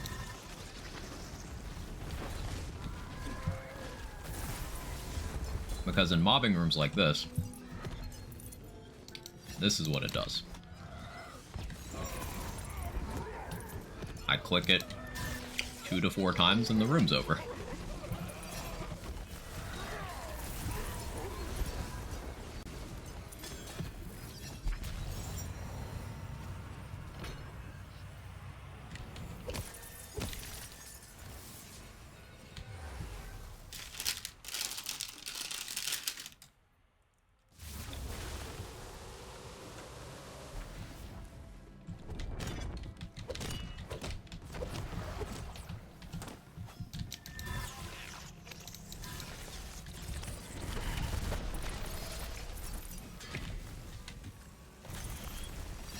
Game didn't like that.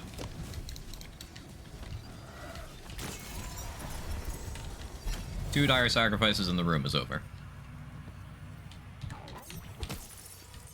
Now this is a vanilla build. I've done this build in vanilla and it works out this way too. Just not at the maximum difficulty. But Redux does that difficulty squish. So...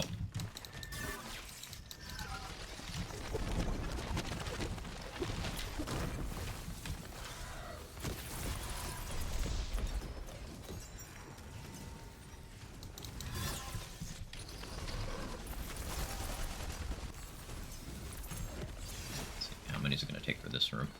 The terrain is making them spread a little bit, but not getting the juiciest sack I could get.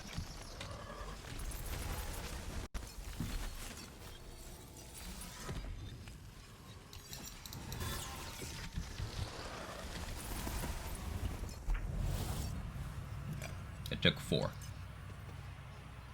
We had to deploy the sack 4 times. Finally got it to work. Hey, let's go.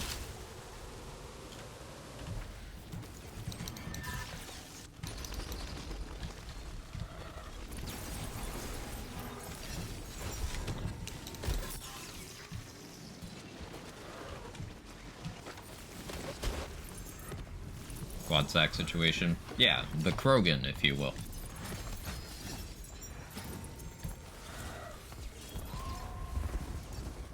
And again, it's Obelisk boss level HP. Definitely not weak. Just looking for groups of red dots on his map, pressing actions go button. The BL3 approach, yes. That is exactly what's happening.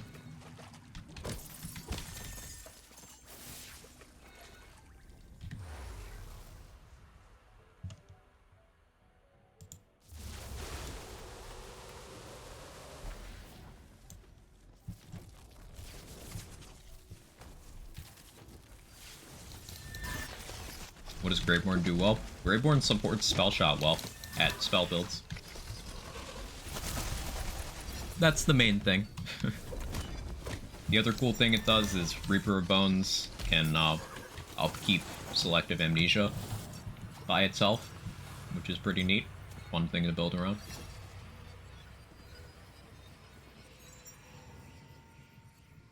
Sometimes combination of Faithful Thralls and Brutal Stampede can support a build as well.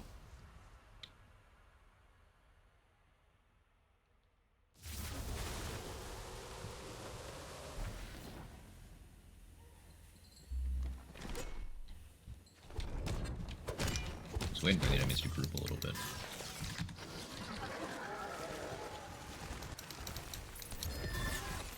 There we go. What are you doing, Jake? Cat is catting.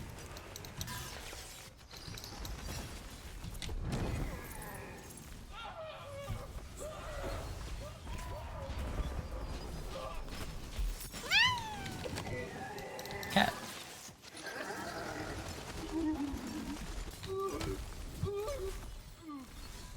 You want lap? Fine. Fine. Come on. Alright, come here. Graveborn, what is my purpose? To pass the spell damage.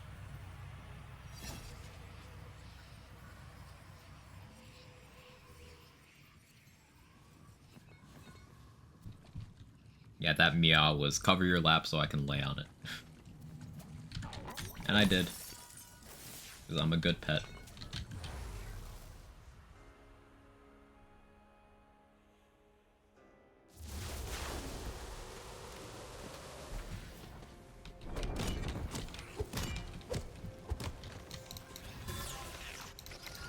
There's something I believe there's a Kevin near you. There's a Jake on my lap.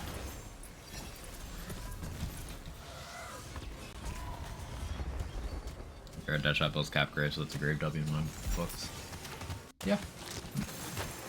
Graveborn is the second strongest spellcaster archetype build. Sure. Class, rather. Mm-hmm.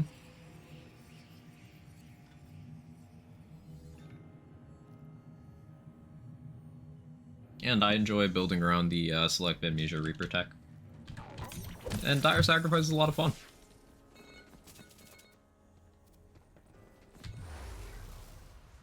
But, as we discussed earlier, Graveborn doesn't do Dire Sacrifice well, it's just that your only choice for Dire Sacrifice is Graveborn.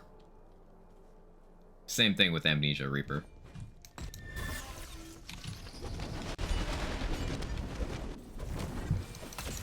You only really get into a situation where there's several synergistic skills helping you out when you do that Deadshot caster archetype. Because even for something like Fury or Companions, you can get more value elsewhere. Unless you're doing like Fear or Pixies. Like, Fear not Pixies, rather. Then, like, it's probably still just Deadshot. That's boring. Although, no, you could make a real case for Trap Scallion. As well. Streams are broken. Yeah, the sound ones, they just kind of stop working a few hours into the stream. I don't know. If I stopped stream and started it again, they would work, but...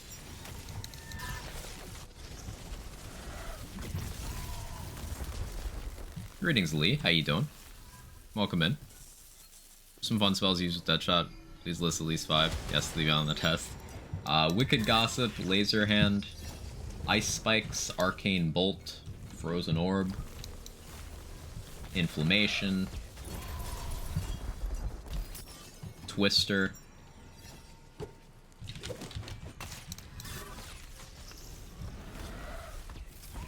Dazzler,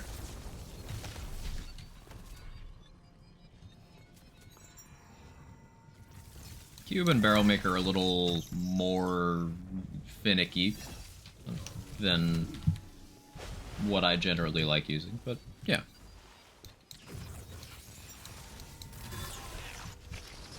Garlic Breath is more meme than actually good, but sure. You can get away with a lot, Deadshot casting-wise. The upper echelon is going to be Wicked Gossip, Laser Hand, and Trickster Ice Spikes for the most use cases. But there's still a lot of good spells.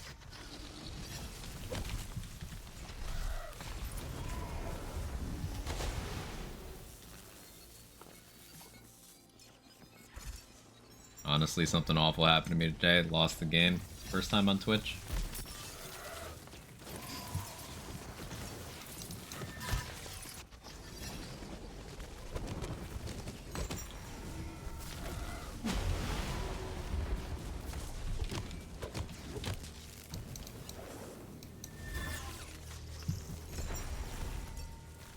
Did a full C100 run with Garlic Breath only. And once again, I'm referring back to the point that you can one-shot every enemy in Borderlands 3 without skill points. Does that make that good? No. Doable does not mean good, and it's important to note. Garlic Breath can work, as I said, but it's just not going to be on the tier of other spells whose role is to deal damage. Simple as that. The worst service you can do for an item you like is give it credit for something it's not doing.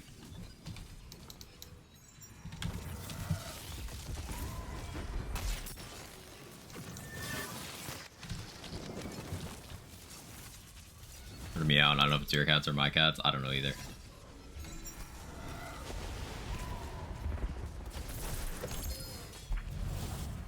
There's Celissa.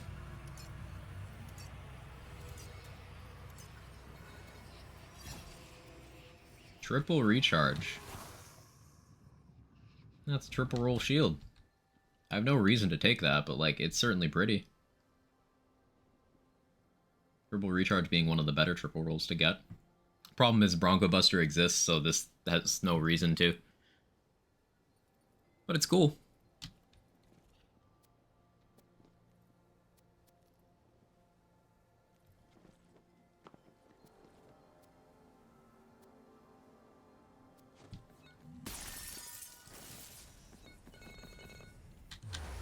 Bronco Buster Bay.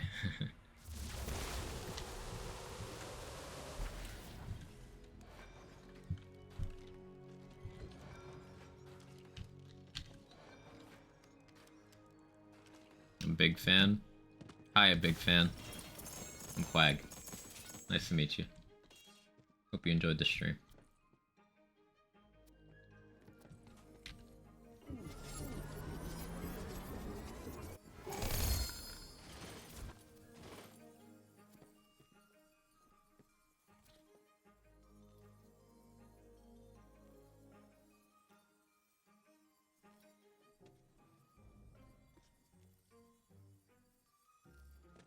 Boo. I feel about the random vendor items. Feels okay.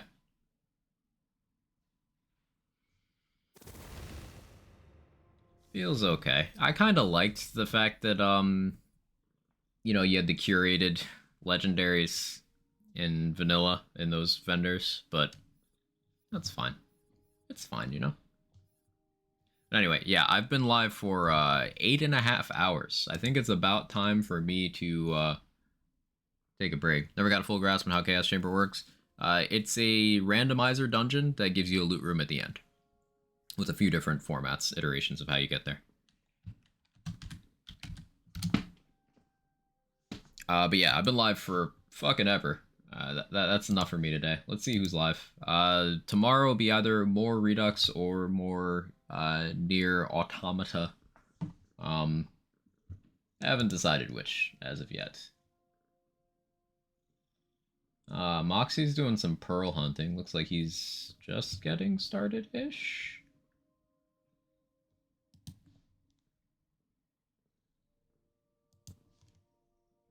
How long's he been live? Yeah, Moxie just got started. We'll head over there.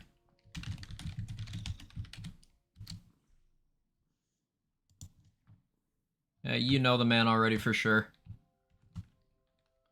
Cat, I'm being grappled by a cat. If you got my emotes, feel free to copy the raid message. If not, that's okay. Say hi to Moxie. I'm gonna go figure out what this cat wants. Do you want food that bad? Alright, say bye to chat.